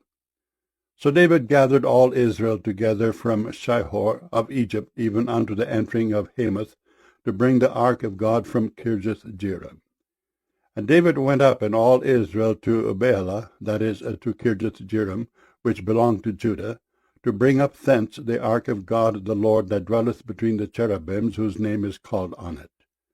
And they carried the ark of God in a new cart out of the house of Abinadab, and Uzzah and Ahio drave the cart. And David and all Israel played before God with all their might, and with singing, and with harps, and with psalteries, and with timbrels, and with cymbals, and with trumpets. And when they came unto the threshing floor of Chidon, Uzzah put forth his hand to hold the ark, for the oxen stumbled. And the anger of the Lord was kindled against Uzzah, and he smote him, because he put his hand to the ark, and there he died before God. And David was displeased, because the Lord had made a breach upon Uzzah, wherefore that place is called Perez Uzzah to this day. And David was afraid of God that day, saying, How shall I bring the ark of God home to me? So David brought not the ark home to himself to the city of David, but carried it aside into the house of Obed-Edom the Gittite. And the ark of God remained with the family of Obed-Edom in his house 3 months. And the Lord blessed the house of Obed-Edom and all that he had. Now Hiram, king of Tyre, sent messengers to David, and timber of cedars, with masons and carpenters, to build him an house. And David perceived that the Lord had confirmed him king over Israel, for his kingdom was lifted up on high because of his people Israel. And David took more wives at Jerusalem, and David begat more sons and daughters. Now these are the names of his children which he had in Jerusalem: Shammua, and Shobab, Nathan, and Solomon, and Ibhar, and Elishua, and Eliphelet, and Noga, and Nepheg, and Japhiah, and Elishama, and Beeliada, and Eliphelet. And when the Philistines heard that David was anointed king over all Israel, all the Philistines went up to seek David. And David heard of it, and went out against them. And the Philistines came and spread themselves in the valley of Rephaim. And David inquired of God, saying, Shall I go up against the Philistines? And wilt thou deliver them into mine hand? And the Lord said unto him, Go up, for I will deliver them into thine hand. So they came up to Baal-perazim, and David smote them there. Then David said, God hath broken in upon mine enemies by mine hand, like the breaking forth of waters. Therefore they called the name of that place Baal-perazim. And when they had left their gods there, David gave a commandment, and they were burned with fire. And the Philistines yet again spread themselves abroad in the valley. Therefore David inquired again of God. And God said unto him, Go not up after them. Turn away from them, and come upon them over against the mulberry trees. And it shall be, when thou shalt hear a sound of going in the tops of the mulberry trees, that then thou shalt go out to battle. for God is gone forth before thee to smite the host of the Philistines. David therefore did as God commanded him, and they smote the host of the Philistines from Gibeon even to Gezer. And the fame of David went out into all lands, and the Lord brought the fear of him upon all nations. 1 Chronicles chapter 15. And David made him houses in the city of David, and prepared a place for the ark of God, and pitched for it a tent. Then David said, None ought to carry the ark of God but the Levites, for them hath the Lord chosen to carry the ark of God, and to minister unto him for ever. And David gathered all Israel together to Jerusalem, to bring up the ark of the Lord unto his place, which he had prepared for it. And David assembled the children of Aaron and the Levites. Of the sons of Kohath, Uriel the chief, and his brethren 120. Of the sons of Merari, Asaiah the chief, and his brethren 220. Of the sons of Gershom, Joel the chief, and his brethren 130. Of the sons of Elizaphan, Shemaiah the chief, and his brethren 200. Of the sons of Hebron, Eliel the chief, and his brethren 80. Of the sons of Uzziel, Aminadab the chief, and his brethren 112. And David called for Zadok and Abiathar the priests, and for the Levites, for Uel, Asaiah, and Joel, Shemaiah, and Eliel, and Aminadab, and said unto them, Ye are the chief of the fathers of the Levites. Sanctify yourselves, both ye and your brethren, that ye may bring up the ark of the Lord God of Israel unto the place that I have prepared for it. For because ye did it not at the first, the Lord our God made a breach upon us, for that we sought him not after the due order. So the priests and the Levites sanctified themselves to bring up the ark of the Lord God of Israel. And the children of the Levites bare the ark of God upon their shoulders with the staves thereon, as Moses commanded, according to the word of the Lord. And David spake to the chief of the Levites to appoint their brethren to be the singers with instruments of music, psalteries and harps and cymbals, sounding by lifting up the voice with joy. So the Levites appointed Heman the son of Joel, and of his brethren Asaph the son of Berechiah. And of the sons of Merari their brethren Ethan the son of Cushiah. And with them their brethren of the second degree, Zechariah, Ben, and Jaasiel, and Shemiramoth, and Jehiel, and Unni, Eliab, and Benaiah, and Maaseiah, and Mattithiah, and Eliphali, and Mechaniah, and Obed-Edom, and Jeiel the porters. So the singers Heman, Asaph, and Ethan were appointed to sound with cymbals of brass, and Zechariah, and Aziel, and Shemiramoth, and Jehiel, and Unni, and Eliab, and Maaseiah, and Benaiah with psalteries on Alamoth, and Mattithiah, and Eliphali, and Mechaniah, and Obed-Edom, and Jeiel, and Azaziah with harps on the Sheminith to excel. And Kenaniah, chief of the Levites, was for song. He instructed about the song because he was skillful. And Berechiah and Elkanah were doorkeepers for the ark. And Shebaniah, and Jehoshaphat, and Nethaneel, and Amasai, and Zechariah, and Benaiah, and Eliezer the priest, did blow with the trumpets before the ark of God. And Obed-Edom and Jehiah were doorkeepers for the ark. So David and the elders of Israel and the captains over thousands went to bring up the ark of the covenant of the Lord out of the house of Obed-Edom with joy. And it came to pass, when God helped the Levites that bare the ark of the covenant of the Lord, that they offered 7 bullocks and 7 rams. And David was clothed with a robe of fine linen, and all the Levites that bare the ark, and the singers, and Kenaniah the master of the song with the singers. David also had upon him an ephod of linen. Thus all Israel brought up the ark of the covenant of the Lord with shouting, and with sound of the cornet, and with trumpets, and with cymbals, making a noise with psalteries and harps.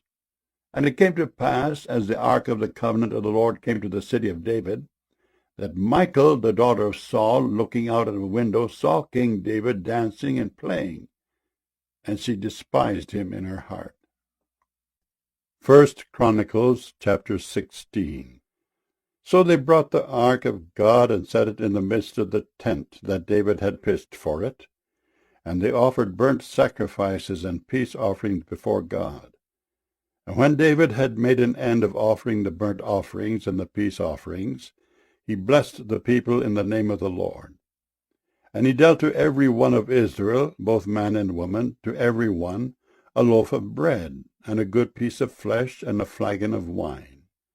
And he appointed certain of the Levites to minister before the ark of the Lord, and to record, and to thank and praise the Lord God of Israel, Asaph the chief, and the next to him Zechariah, Jeiel, and Shemiramoth, and Jehiel, and Mattithiah, and Eliab, and Benaiah, and Obed-Edom. And Jeiel with psalteries and with harps, but Asaph made a sound with cymbals. Benaiah also, and Jehaziel the priest with trumpets continually before the ark of the covenant of God. Then on that day David delivered first this psalm to thank the Lord into the hand of Asaph and his brethren. Give thanks unto the Lord, call upon his name, make known his deeds among the people. Sing unto him, sing psalms unto him, talk ye of all his wondrous works. Glory ye in his holy name. Let the heart of them rejoice that seek the Lord. Seek the Lord and his strength, seek his face continually. Remember his marvelous works that he hath done, his wonders, and the judgments of his mouth. O ye seed of Israel, his servant, ye children of Jacob, his chosen ones. He is the Lord our God. His judgments are in all the earth. Be mindful always of his covenant, the word which he commanded to 1,000 generations, even of the covenant which he made with Abraham, and of his oath unto Isaac, and hath confirmed the same to Jacob for a law, and to Israel for an everlasting covenant, saying, Unto thee will I give the land of Canaan, the lot of your inheritance, when you were but few, even a few, and strangers in it. And when they went from nation to nation, and from one kingdom to another people, he suffered no man to do them wrong. Yea, he reproved kings for their sakes, saying, Touch not mine anointed, and do my prophets no harm. Sing unto the Lord all the earth. Show forth from day to day his salvation. Declare his glory among the heathen, his marvelous works among all nations. For great is the Lord, and greatly to be praised. He also is to be feared above all gods.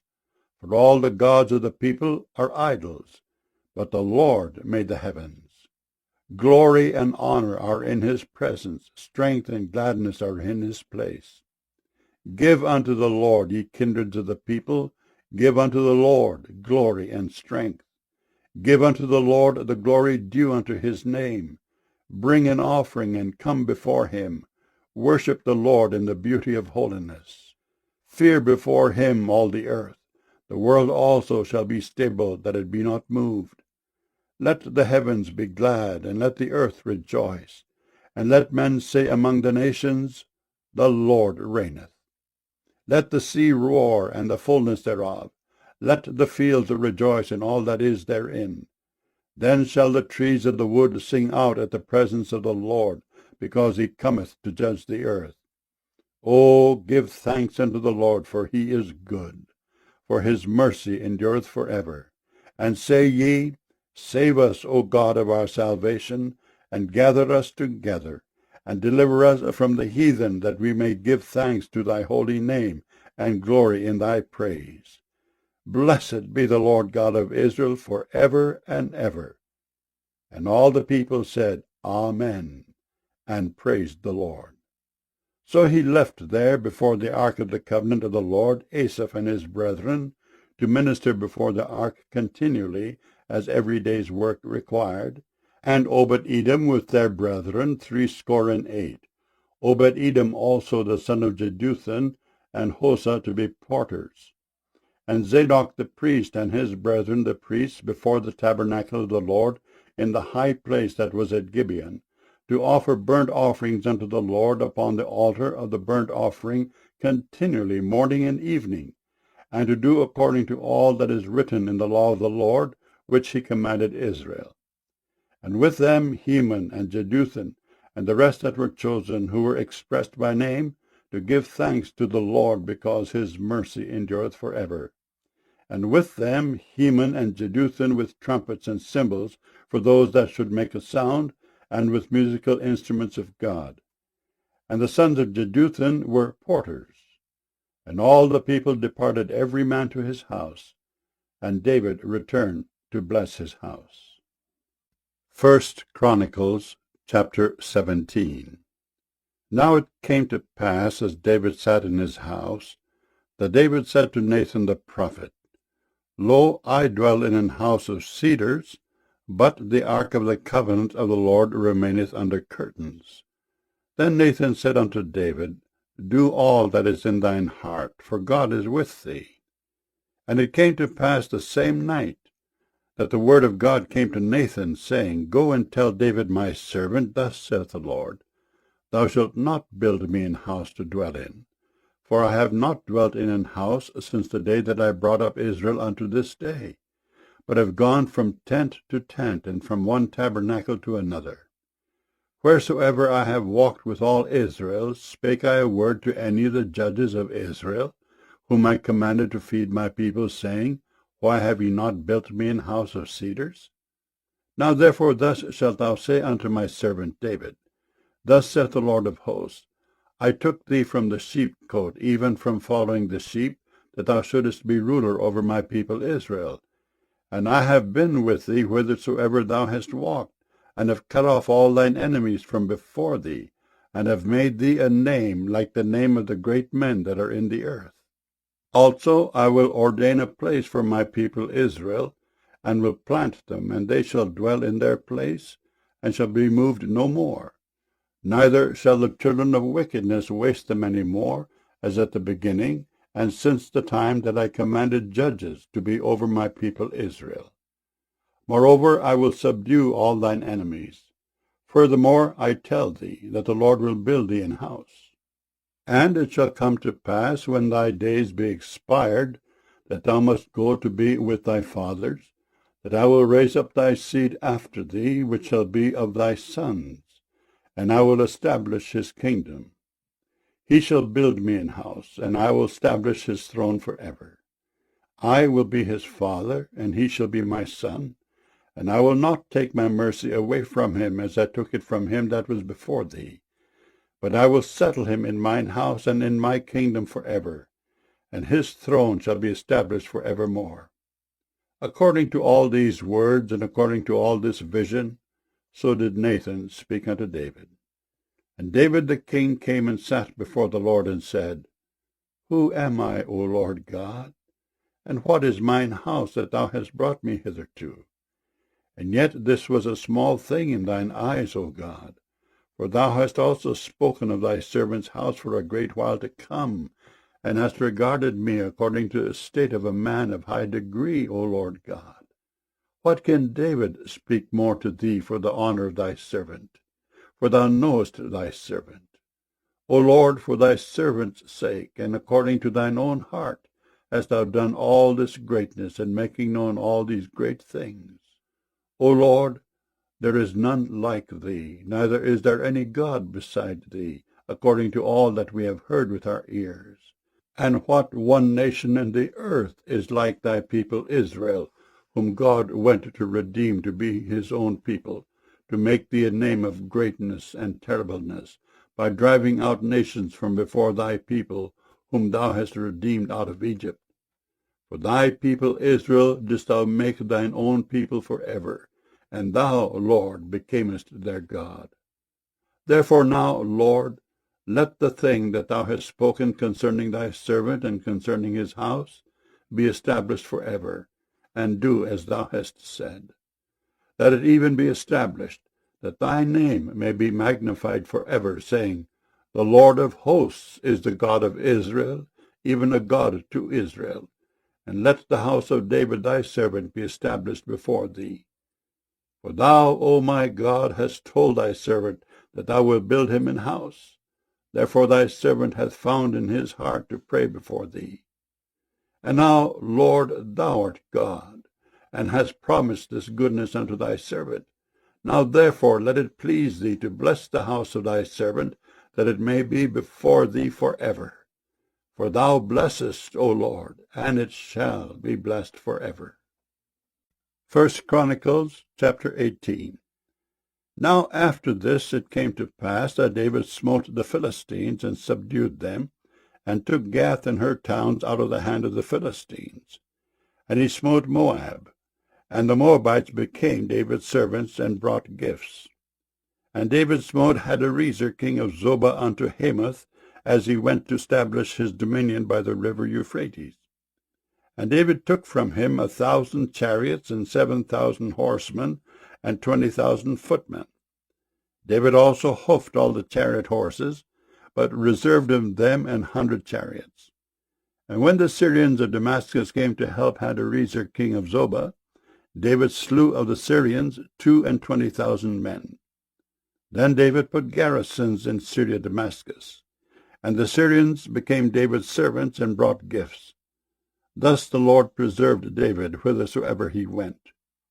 And David took the shields of gold that were on the servants of Hadarezer, and brought them to Jerusalem. Likewise from Tibhath and from Chun, cities of Hadarezer, brought David very much brass, wherewith Solomon made the brazen sea, and the pillars and the vessels of brass.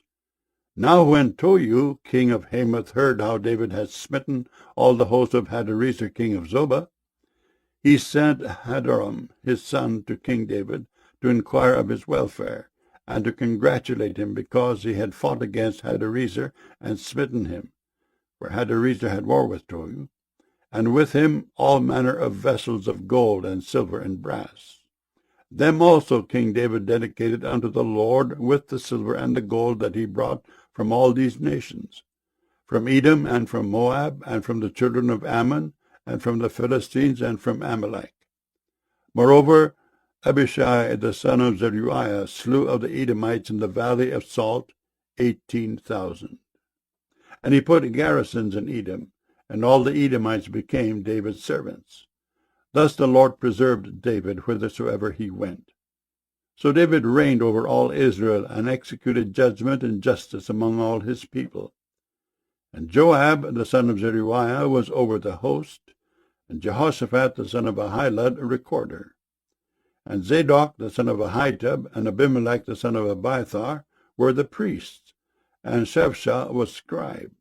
And Benaiah the son of Jehoiada was over the Kerethites and the Pelethites. And the sons of David were chief about the king. 1 Chronicles chapter 19. Now it came to pass after this, that Nahash, the king of the children of Ammon, died, and his son reigned in his stead. And David said, I will show kindness unto Hanan the son of Nahash, because his father showed kindness to me. And David sent messengers to comfort him concerning his father.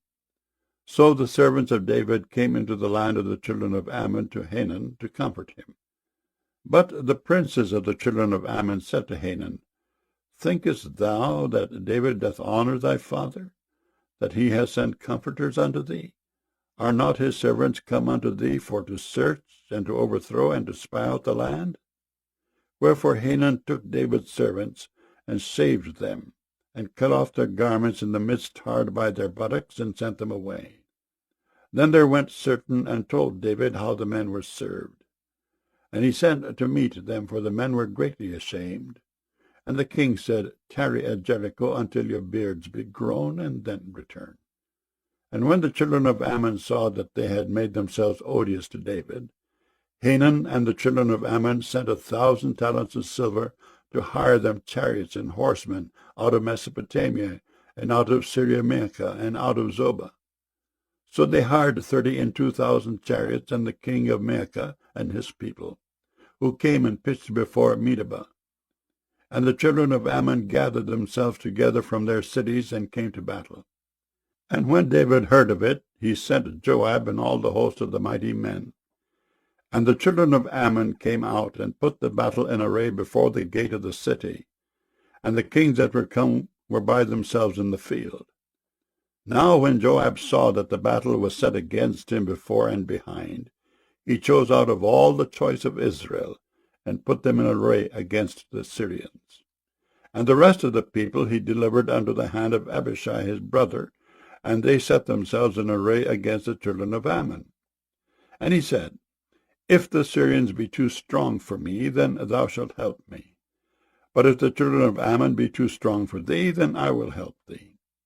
Be of good courage, and let us behave ourselves valiantly for our people, and for the cities of our God, and let the Lord do that which is good in his sight.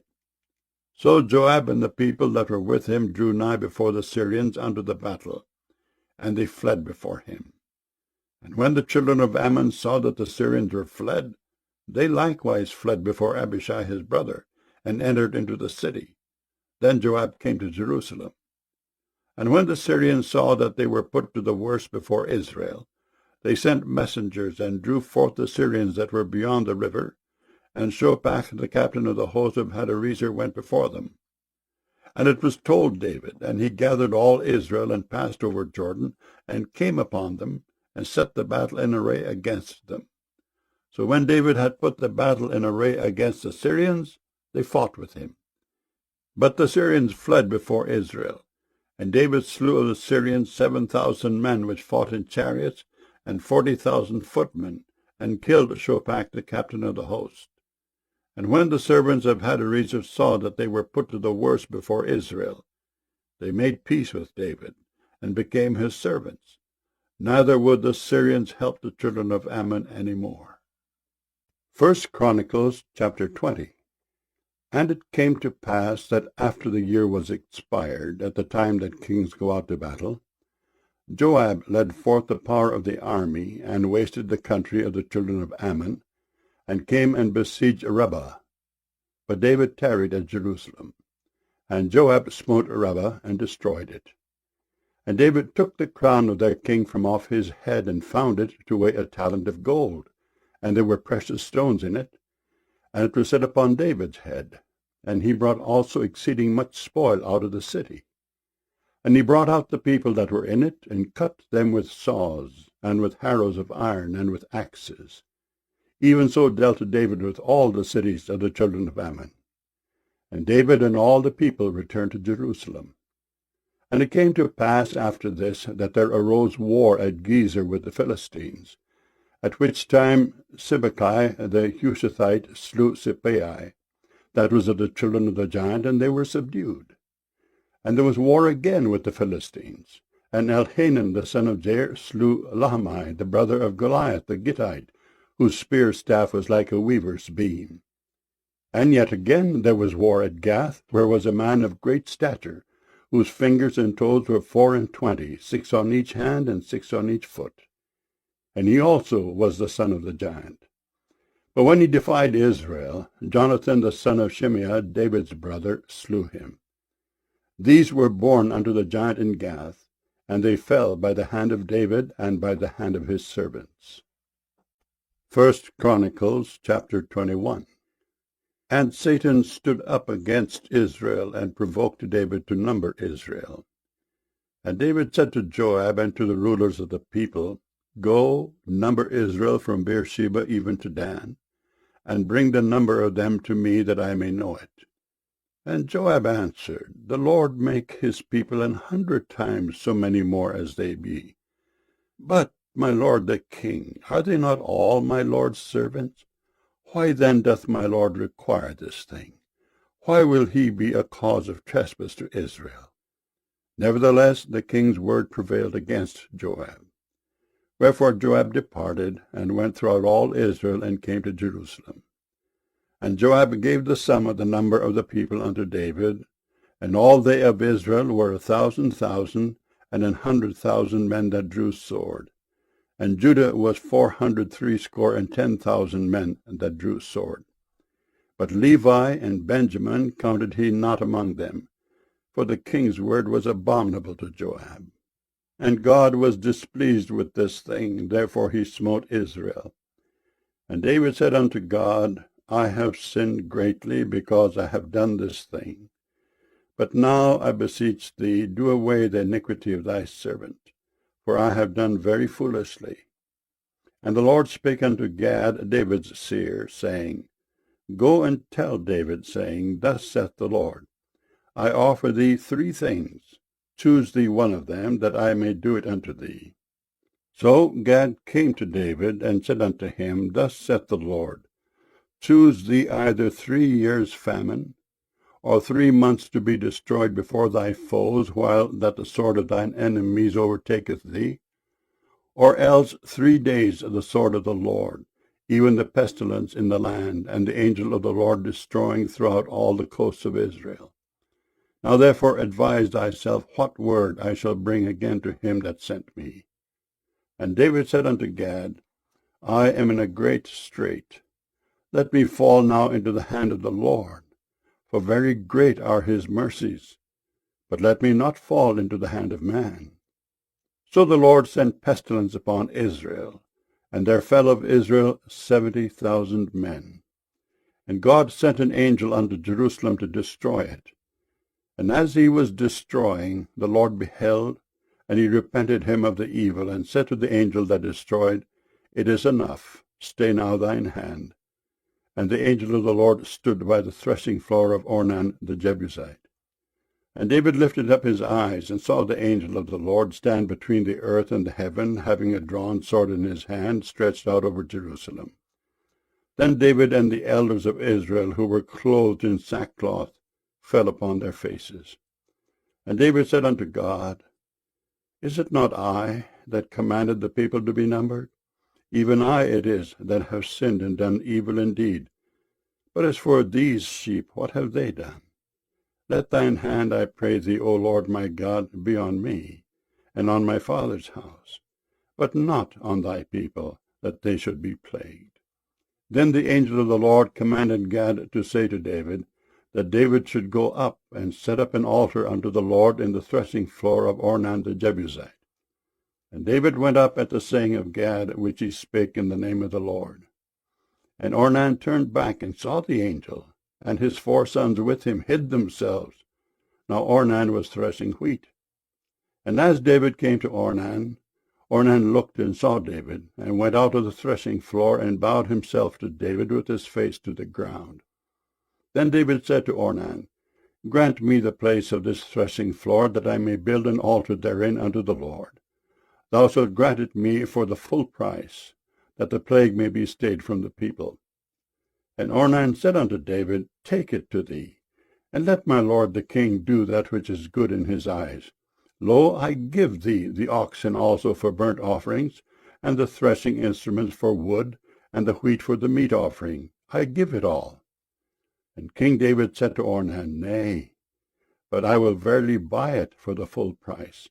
For I will not take that which is thine for the Lord, nor offer burnt offerings without cost. So David gave to Ornan for the place 600 shekels of gold by weight. And David built there an altar unto the Lord, and offered burnt offerings and peace offerings, and called upon the Lord. And he answered him from heaven by fire upon the altar of burnt offering. And the Lord commanded the angel, and he put up his sword again into the sheath thereof. At that time, when David saw that the Lord had answered him in the threshing floor of Ornan the Jebusite, then he sacrificed there. For the tabernacle of the Lord which Moses made in the wilderness, and the altar of the burnt offering, were at that season in the high place at Gibeon. But David could not go before it to inquire of God, for he was afraid because of the sword of the angel of the Lord. 1 Chronicles chapter 22. Then David said, This is the house of the Lord God, and this is the altar of the burnt offering for Israel. And David commanded to gather together the strangers that were in the land of Israel. And he set masons to hew wrought stones to build the house of God. And David prepared iron in abundance for the nails, for the doors of the gates, and for the joinings, and brass in abundance without weight, also cedar trees in abundance. For the Zidonians and they of Tyre brought much cedar wood to David. And David said, Solomon my son is young and tender, and the house that is to be builded for the Lord must be exceeding magnifical, of fame and of glory throughout all countries. I will therefore now make preparation for it. So David prepared abundantly before his death.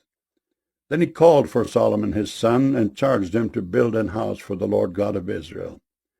And David said to Solomon, My son, as for me, it was in my mind to build an house unto the name of the Lord my God. But the word of the Lord came to me, saying, Thou hast shed blood abundantly, and hast made great wars. Thou shalt not build an house unto my name, because thou hast shed much blood upon the earth in my sight. Behold, a son shall be born to thee, who shall be a man of rest, and I will give him rest from all his enemies round about. For his name shall be Solomon, and I will give peace and quietness unto Israel in his days. He shall build an house for my name, and he shall be my son, and I will be his father, and I will establish the throne of his kingdom over Israel forever. Now, my son, the Lord be with thee, and prosper thou, and build the house of the Lord thy God, as he hath said of thee.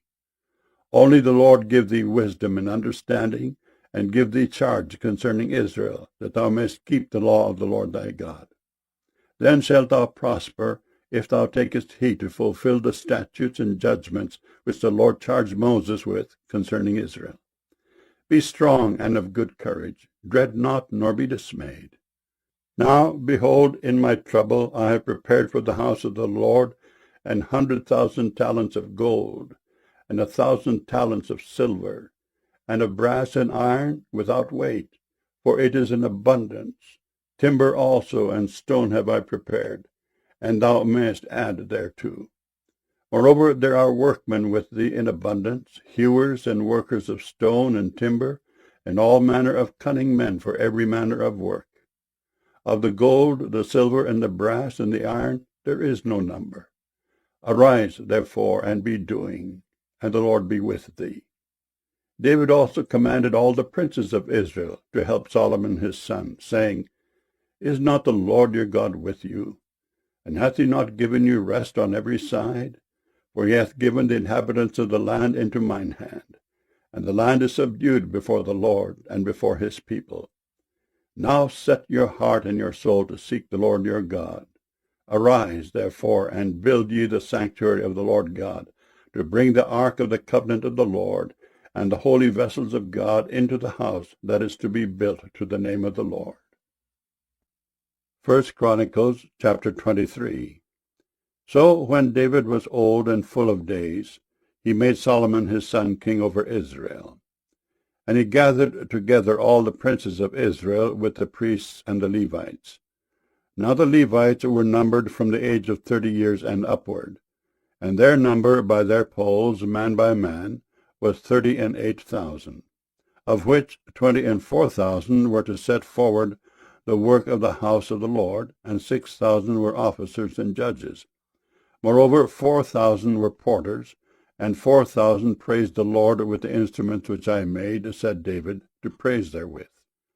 And David divided them into courses among the sons of Levi, namely Gershon, Kohath, and Merari. Of the Gershonites were Ladan and Shimei. The sons of Ladan, the chief was Jehiel, and Zatham and Joel, 3. The sons of Shimei, Shelomith, and Haziel, and Haran, 3. These were the chief of the fathers of Ladan. And the sons of Shimei were Jahath, Zina, and Jeush, and Beriah.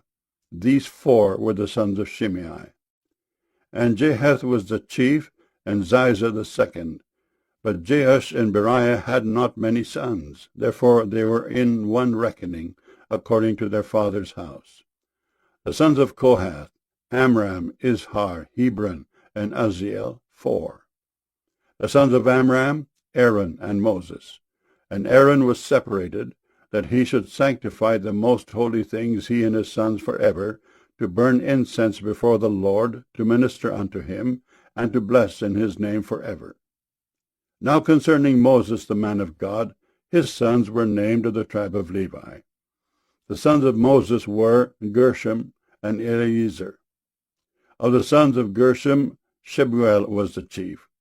And the sons of Eleazar were Rehabiah the chief, and Eleazar had none other sons, but the sons of Rehabiah were very many. Of the sons of Izhar, Shelomith the chief. Of the sons of Hebron, Jeriah the first, Amariah the second, Jehaziel the third, and Jekameam the fourth.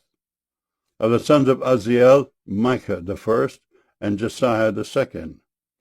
The sons of Merari, Mahli and Mushi. The sons of Mahli, Eleazar and Kish. And Eleazar died, and had no sons but daughters, and their brethren the sons of Kish took them. The sons of Mushi, Mahli and Eder, and Jeremoth 3. These were the sons of Levi after the house of their fathers, even the chief of the fathers, as they were counted by number of names by their polls, that did the work for the service of the house of the Lord, from the age of 20 years and upward. For David said, The Lord God of Israel hath given rest unto his people, that they may dwell in Jerusalem forever. And also unto the Levites, they shall no more carry the tabernacle, nor any vessels of it for the service thereof. For by the last words of David, the Levites were numbered from 20 years old and above, because their office was to wait on the sons of Aaron for the service of the house of the Lord, in the courts, and in the chambers, and in the purifying of all holy things, and the work of the service of the house of God, both for the showbread, and for the fine flour for meat offering, and for the unleavened cakes, and for that which is baked in the pan, and for that which is fried, and for all manner of measure and size, and to stand every morning to thank and praise the Lord, and likewise at even, and to offer all burnt sacrifices unto the Lord in the Sabbaths, in the new moons, and on the set feasts, by number, according to the order commanded unto them, continually before the Lord, and that they should keep the charge of the tabernacle of the congregation, and the charge of the holy place, and the charge of the sons of Aaron their brethren, in the service of the house of the Lord. 1 Chronicles chapter 24. Now these are the divisions of the sons of Aaron. The sons of Aaron, Nadab and Abihu, Eleazar and Ithamar. But Nadab and Abihu died before their father, and had no children. Therefore Eleazar and Ithamar executed the priest's office.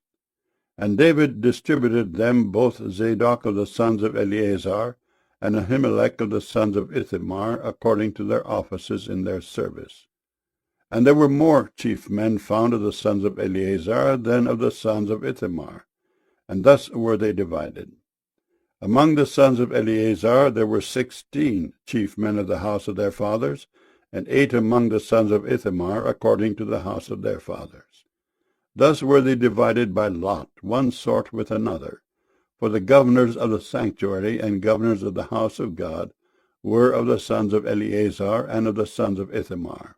And Shemaiah the son of Nethaneel the scribe, one of the Levites, wrote them before the king and the princes, and Zadok the priest, and Ahimelech the son of Abiathar, and before the chief of the fathers of the priests and Levites, one principal household being taken for Eleazar, and one taken for Ithamar. Now the first lot came forth to Jehoiarib, the second to Jediah, the third to Haram, the fourth to Seorim, the fifth to Malchijah, the sixth to Mijamin, the seventh to Hakkoz, the eighth to Abijah, the ninth to Jeshua, the 10th to Shechaniah, the 11th to Eliashib, the 12th to Jacob, the 13th to Huppah, the 14th to Jeshabeab, the 15th to Bilgah, the 16th to Immer, the 17th to Hezer, the 18th to Apsis, the 19th to Pethahiah, the 20th to Jehezekel, the 21st to Jachin, the 22nd to Gamul, the 23rd to Deliah, the 24th to Maaziah. These were the orderings of them in their service to come into the house of the Lord, according to their manner, under Aaron their father, as the Lord God of Israel had commanded him. And the rest of the sons of Levi were these: of the sons of Amram, Shubael; of the sons of Shubael, Jehediah. Concerning Rehabiah, of the sons of Rehabiah, the first was Ishiah. Of the Izharites, Shelomoth. Of the sons of Shelomoth, Jahath. And the sons of Hebron, Jeriah the first, Amariah the second, Jehaziel the third, Jekameam the fourth. Of the sons of Uzziel, Micah. Of the sons of Micah, Shemer. The brother of Micah was Ishiah. Of the sons of Ishiah, Zechariah. The sons of Merari were Mahli and Mushai. The sons of Jehaziah, Beno. The sons of Merari by Jehaziah, Beno, and Shoham, and Zakur, and Ibri. Of Mahli came Eleazar, who had no sons. Concerning Kish, the son of Kish was Jerahmeel. The sons also of Mushai, Mahli, and Eder, and Jeremoth. These were the sons of the Levites after the house of their fathers. These likewise cast lots over against their brethren, the sons of Aaron, in the presence of David the king, and Zadok and Ahimelech, and the chief of the fathers of the priests and Levites, even the principal fathers, over against their younger brethren. 1 Chronicles chapter 25. Moreover, David and the captains of the host separated to the service of the sons of Asaph, and of Heman, and of Jeduthun, who should prophesy with harps, with psalteries, and with cymbals. And the number of the workmen according to their service was, of the sons of Asaph, Zakur, and Joseph, and Nethaniah, and Asarela. The sons of Asaph under the hands of Asaph, which prophesied according to the order of the king. Of Jeduthun, the sons of Jeduthun, Gedaliah, and Zeri, and Jeshiah, Hashabiah, and Mattathiah, 6, under the hands of their father Jeduthun, who prophesied with a harp, to give thanks and to praise the Lord.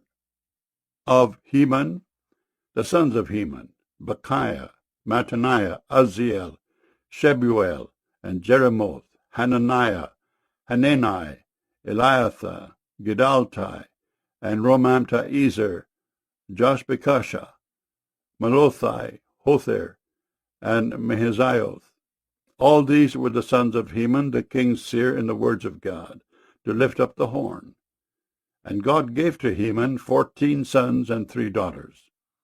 All these were under the hands of their father for song in the house of the Lord, with cymbals, psalteries, and harps for the service of the house of God, according to the king's order to Asaph, Jeduthun, and Heman. So the number of them with their brethren that were instructed in the songs of the Lord, even all that were cunning, was 268. And they cast lots, ward against ward, as well the small as the great, the teacher as the scholar. Now the first lot came forth to Asaph to Joseph, the second to Gedaliah, who with his brethren and sons were 12. The third to Zakur, he, his sons, and his brethren were 12. The fourth to Izri, he, his sons, and his brethren were 12. The fifth to Nethaniah, he, his sons, and his brethren were 12. The sixth to Bechiah, he, his sons, and his brethren were 12. The seventh to Jesharelah, he, his sons, and his brethren were 12. The eighth to Jeshiah, he, his sons, and his brethren were 12. The ninth to Mattaniah, he, his sons, and his brethren were 12. The 10th to Shimei, he, his sons, and his brethren were 12. The 11th to Azareel, he, his sons, and his brethren were 12. The 12th to Hashabiah, he, his sons, and his brethren were 12. The 13th to Shubael, he, his sons, and his brethren were 12. The 14th to Mattathiah, he, his sons, and his brethren were 12. The 15th to Jeremoth, he, his sons, and his brethren were 12. The 16th to Hananiah, he, his sons, and his brethren were 12. The 17th to Joshbekashah, he, his sons, and his brethren were 12. The 18th to Hanani, he, his sons, and his brethren were 12. The 19th to Malothai, he, his sons, and his brethren were 12. The 20th to Eliathah, he, his sons, and his brethren were 12. The 21st to Hother, he, his sons, and his brethren were 12. The 22nd to Gidaltai, he, his sons, and his brethren were 12. The 23rd to Mahazioth, he, his sons, and his brethren were 12. The 24th to Romamta-Ezer, he, his sons, and his brethren were 12. 1 Chronicles chapter 26. Concerning the divisions of the porters, of the Korhites was Meshelemiah, the son of Kori, of the sons of Asaph. And the sons of Meshelemiah were Zechariah the firstborn, Jediael the second, Zebadiah the third, Jethniel the fourth, Elam the fifth, Jehohanan the sixth, Elioenai the seventh. Moreover, the sons of Obed-Edom were Shemaiah the firstborn, Jehozabad the second, Joah the third, and Sakar the fourth, and Nethaneel the fifth, Amiel the sixth, Issachar the seventh, Peulathai the eighth, for God blessed him. Also unto Shemaiah his son were sons born, that ruled throughout the house of their father, for they were mighty men of valor. The sons of Shemaiah, Othni, and Raphael, and Obed, Elzabad, whose brethren were strong men, Elihu and Semachiah. All these are the sons of Obed-Edom. They and their sons and their brethren, able men for strength for the service, were 62 of Obed-Edom. And Meshelemiah had sons and brethren, strong men, 18. Also Hosa of the children of Merari had sons, Simri the chief, for though he was not the firstborn, yet his father made him the chief. Hilkiah the second, Tebaliah the third, Zechariah the fourth. All the sons and brethren of Hosa were 13. Among these were the divisions of the porters, even among the chief men having wards one against another, to minister in the house of the Lord. And they cast lots, as well the small as the great, according to the house of their fathers, for every gate. And the lot eastward fell to Shelemiah. Then for Zechariah his son, a wise counselor, they cast lots, and his lot came up northward. To Obed-Edom southward, and to his sons the house of Asupim. To Shuppim and Hosa the lot came forth westward, with the gate Seliketh, by the causeway of the going up, ward against ward. Eastward were 6 Levites, northward 4 a day, southward 4 a day, and toward Asupim 2 and 2. At Parbar westward 4 at the causeway, and 2 at Parbar. These are the divisions of the porters among the sons of Kori, and among the sons of Merari. And of the Levites, Ahijah was over the treasures of the house of God, and over the treasures of the dedicated things. As concerning the sons of Laden, the sons of the Gershonite Laden, chief fathers, even of Laden the Gershonite, were Jehieli. The sons of Jehieli, Zetham and Joel his brother, which were over the treasures of the house of the Lord. Of the Amramites and the Izharites, the Hebronites and the Uzzielites, and Shebuel the son of Gershom, the son of Moses, was ruler of the treasures. And his brethren by Eliezer, Rehabiah his son, and Jeshaiah his son, and Joram his son, and Zichri his son, and Shelomith his son. Which Shelomith and his brethren were over all the treasures of the dedicated things, which David the king and the chief fathers, the captains over thousands and hundreds, and the captains of the host, had dedicated. Out of the spoils won in battles did they dedicate to maintain the house of the Lord. And all that Samuel the seer, and Saul the son of Kish, and Abner the son of Ner, and Joab the son of Zeruiah had dedicated. And whosoever had dedicated anything, it was under the hand of Shelomith and of his brethren. Of the Izharites, Kenaniah and his sons were for the outward business over Israel, for officers and judges. And of the Hebronites, Hashabiah and his brethren, men of valor, 1,700, were officers among them of Israel on this side Jordan westward, in all the business of the Lord, and in the service of the king. Among the Hebronites was Jerijah the chief, even among the Hebronites, according to the generations of his fathers.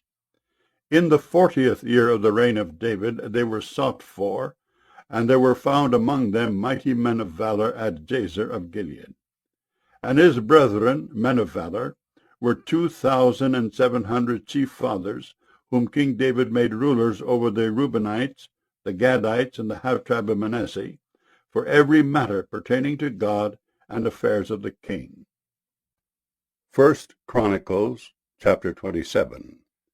Now the children of Israel after their number, to wit, the chief fathers and captains of thousands and hundreds, and their officers that served the king in any matter of the courses, which came in and went out month by month throughout all the months of the year, of every course were 24,000. Over the first course for the first month was Jeshobeam the son of Zabdiel, and in his course were 24,000. Of the children of Perez was the chief of all the captains of the host for the first month. And over the course of the second month was Dodai, an Ahohite, and of his course was Mikloth also the ruler. In his course likewise were 24,000. The third captain of the host for the third month was Benaiah the son of Jehoiada, a chief priest, and in his course were 24,000. This is that Benaiah who was mighty among the 30 and above the 30, and in his course was Ammizabad his son. The fourth captain for the fourth month was Asahel the brother of Joab, and Zebadiah his son after him, and in his course were 24,000. The fifth captain for the fifth month was Shemhuth the Izrahite, and in his course were 24,000. The sixth captain for the sixth month was Ira the son of Ikesh the Tekoite, and in his course were 24,000. The seventh captain for the seventh month was Helez the Pelonite of the children of Ephraim, and in his course were 24,000. The eighth captain for the eighth month was Sibbecai the Hushathite of the Zarhites, and in his course were 24,000. The ninth captain for the ninth month was Abiezer the Anatothite of the Benjamites, and in his course were 24,000.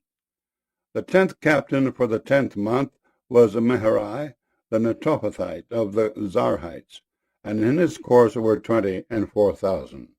The 11th captain for the 11th month was Benaiah the Pirathonite of the children of Ephraim, and in his course were 24,000. The 12th captain for the 12th month was Heldai the Netophathite of Othniel, and in his course were 24,000. Furthermore, over the tribes of Israel, the ruler of the Reubenites was Eliezer the son of Zichri. Of the Simeonites, Shephatiah the son of Mecca. Of the Levites, Hashabiah the son of Kemuel. Of the Aaronites, Zadok. Of Judah, Elihu, one of the brethren of David. Of Issachar, Omri the son of Michael. Of Zebulun, Ishmael the son of Obadiah. Of Naphtali, Jeremoth the son of Azriel. Of the children of Ephraim, Hoshea the son of Azaziah, of the half-tribe of Manasseh. Joel the son of Pedaiah. Of the half-tribe of Manasseh in Gilead, Iddo the son of Zechariah. Of Benjamin, Jeaziel the son of Abner. Of Dan, Azareel the son of Jeroham. These were the princes of the tribes of Israel. But David took not the number of them from 20 years old and under, because the Lord had said he would increase Israel like to the stars of the heavens. Joab the son of Zeruiah began to number, but he finished not, because there fell wrath for it against Israel. Neither was the number put in the account of the chronicles of King David. And over the king's treasures was Azmaveth the son of Adiel. And over the storehouses in the fields, in the cities, and in the villages, and in the castles, was Jehonathan the son of Uzziah. And over them that did the work of the field for tillage of the ground was Ezrai the son of Caleb. And over the vineyards was Shimei the Ramathite. Over the increase of the vineyards for the wine cellars was Zabdi the Shifmite. And over the olive trees and the sycamore trees that were in the low plains was Baal-Hanan the Gederite. And over the cellars of oil was Joash. And over the herds that fed in Sharon was Shitrai the Sharonite. And over the herds that were in the valleys was Shaphat the son of Adlai. Over the camels also was Obil the Ishmaelite. And over the asses was Jehediah the Meronothite. And over the flocks was Jaziz the Hagirite. All these were the rulers of the substance which was King David's. Also Jonathan, David's uncle, was a counselor, a wise man, and a scribe. And Jehiel, the son of Hachmoni, was with the king's sons. And Ahithophel was the king's counselor, and Hushai the Archite was the king's companion. And after Ahithophel was Jehoiada the son of Benaiah, and Abiathar. And the general of the king's army was Joab. 1 Chronicles chapter 28. And David assembled all the princes of Israel, the princes of the tribes, and the captains of the companies that ministered to the king by course, and the captains over the thousands, and captains over the hundreds, and the stewards over all the substance and possession of the king, and of his sons, with the officers, and with the mighty men, and with all the valiant men, unto Jerusalem. Then David the king stood up upon his feet, and said, Hear me, my brethren and my people. As for me, I had in mine heart to build an house of the rest for the ark of the covenant of the Lord, and for the footstool of our God, and had made ready for the building. But God said unto me, Thou shalt not build an house for my name, because thou hast been a man of war, and hast shed blood. Howbeit the Lord God of Israel chose me before all the house of my father to be king over Israel forever. For he hath chosen Judah to be the ruler, and of the house of Judah the house of my father. And among the sons of my father he liked me to make me king over all Israel. And of all my sons, for the Lord hath given me many sons, he hath chosen Solomon my son to sit upon the throne of the kingdom of the Lord over Israel.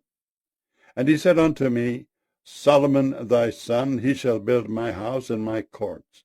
For I have chosen him to be my son, and I will be his father. Moreover, I will establish his kingdom forever, if he be constant to do my commandments and my judgments as at this day. Now therefore in the sight of all Israel, the congregation of the Lord, and in the audience of our God, keep and seek for all the commandments of the Lord your God, that ye may possess this good land, and leave it for an inheritance for your children after you forever. And thou, Solomon my son, know thou the God of thy father, and serve him with a perfect heart and with a willing mind. For the Lord searcheth all hearts, and understandeth all the imaginations of the thoughts. If thou seek him, he will be found of thee. But if thou forsake him, he will cast thee off forever. Take heed now, for the Lord hath chosen thee to build an house for the sanctuary. Be strong, and do it.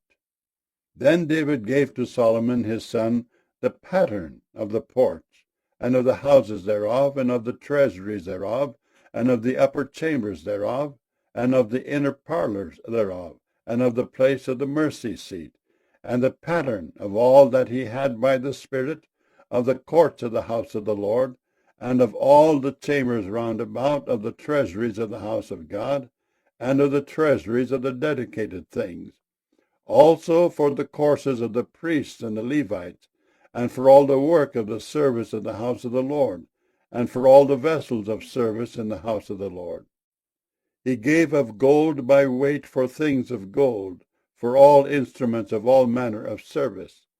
Silver also for all instruments of silver by weight, for all instruments of every kind of service.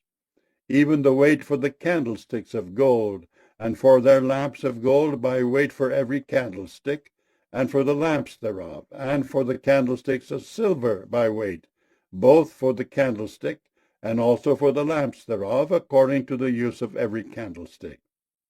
And by weight he gave gold for the tables of showbread for every table, and likewise silver for the tables of silver. Also pure gold for the flesh hooks, and the bowls, and the cups. And for the golden basins he gave gold by weight for every basin, and likewise silver by weight for every basin of silver. And for the altar of incense refined gold by weight, and gold for the pattern of the chariot of the cherubims that spread out their wings, and covered the ark of the covenant of the Lord.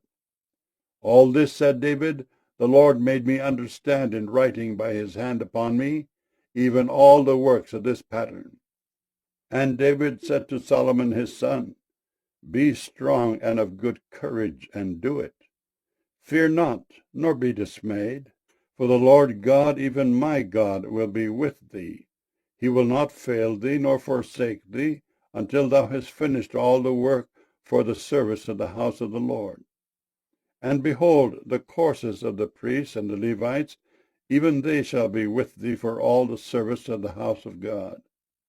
And there shall be with thee for all manner of workmanship, every willing, skillful man for any manner of service. Also the princes and all the people will be holy at thy commandment. 1 Chronicles chapter 29. Furthermore, David the king said unto all the congregation, Solomon my son, whom alone God hath chosen, is yet young and tender, and the work is great. For the palace is not for man, but for the Lord God. Now I have prepared with all my might for the house of my God the gold for things to be made of gold, and the silver for things of silver, and the brass for things of brass, the iron for things of iron, and wood for things of wood, onyx stones, and stones to be set, glistering stones, and of divers colors, and all manner of precious stones, and marble stones in abundance. Moreover, because I have set my affection to the house of my God, I have of mine own proper good, of gold and silver, which I have given to the house of my God, over and above all that I have prepared for the holy house, even 3,000 talents of gold, of the gold of Ophir, and 7,000 talents of refined silver, to overlay the walls of the houses withal. The gold for things of gold, and the silver for things of silver, and for all manner of work to be made by the hands of artificers. And who then is willing to consecrate his service this day unto the Lord?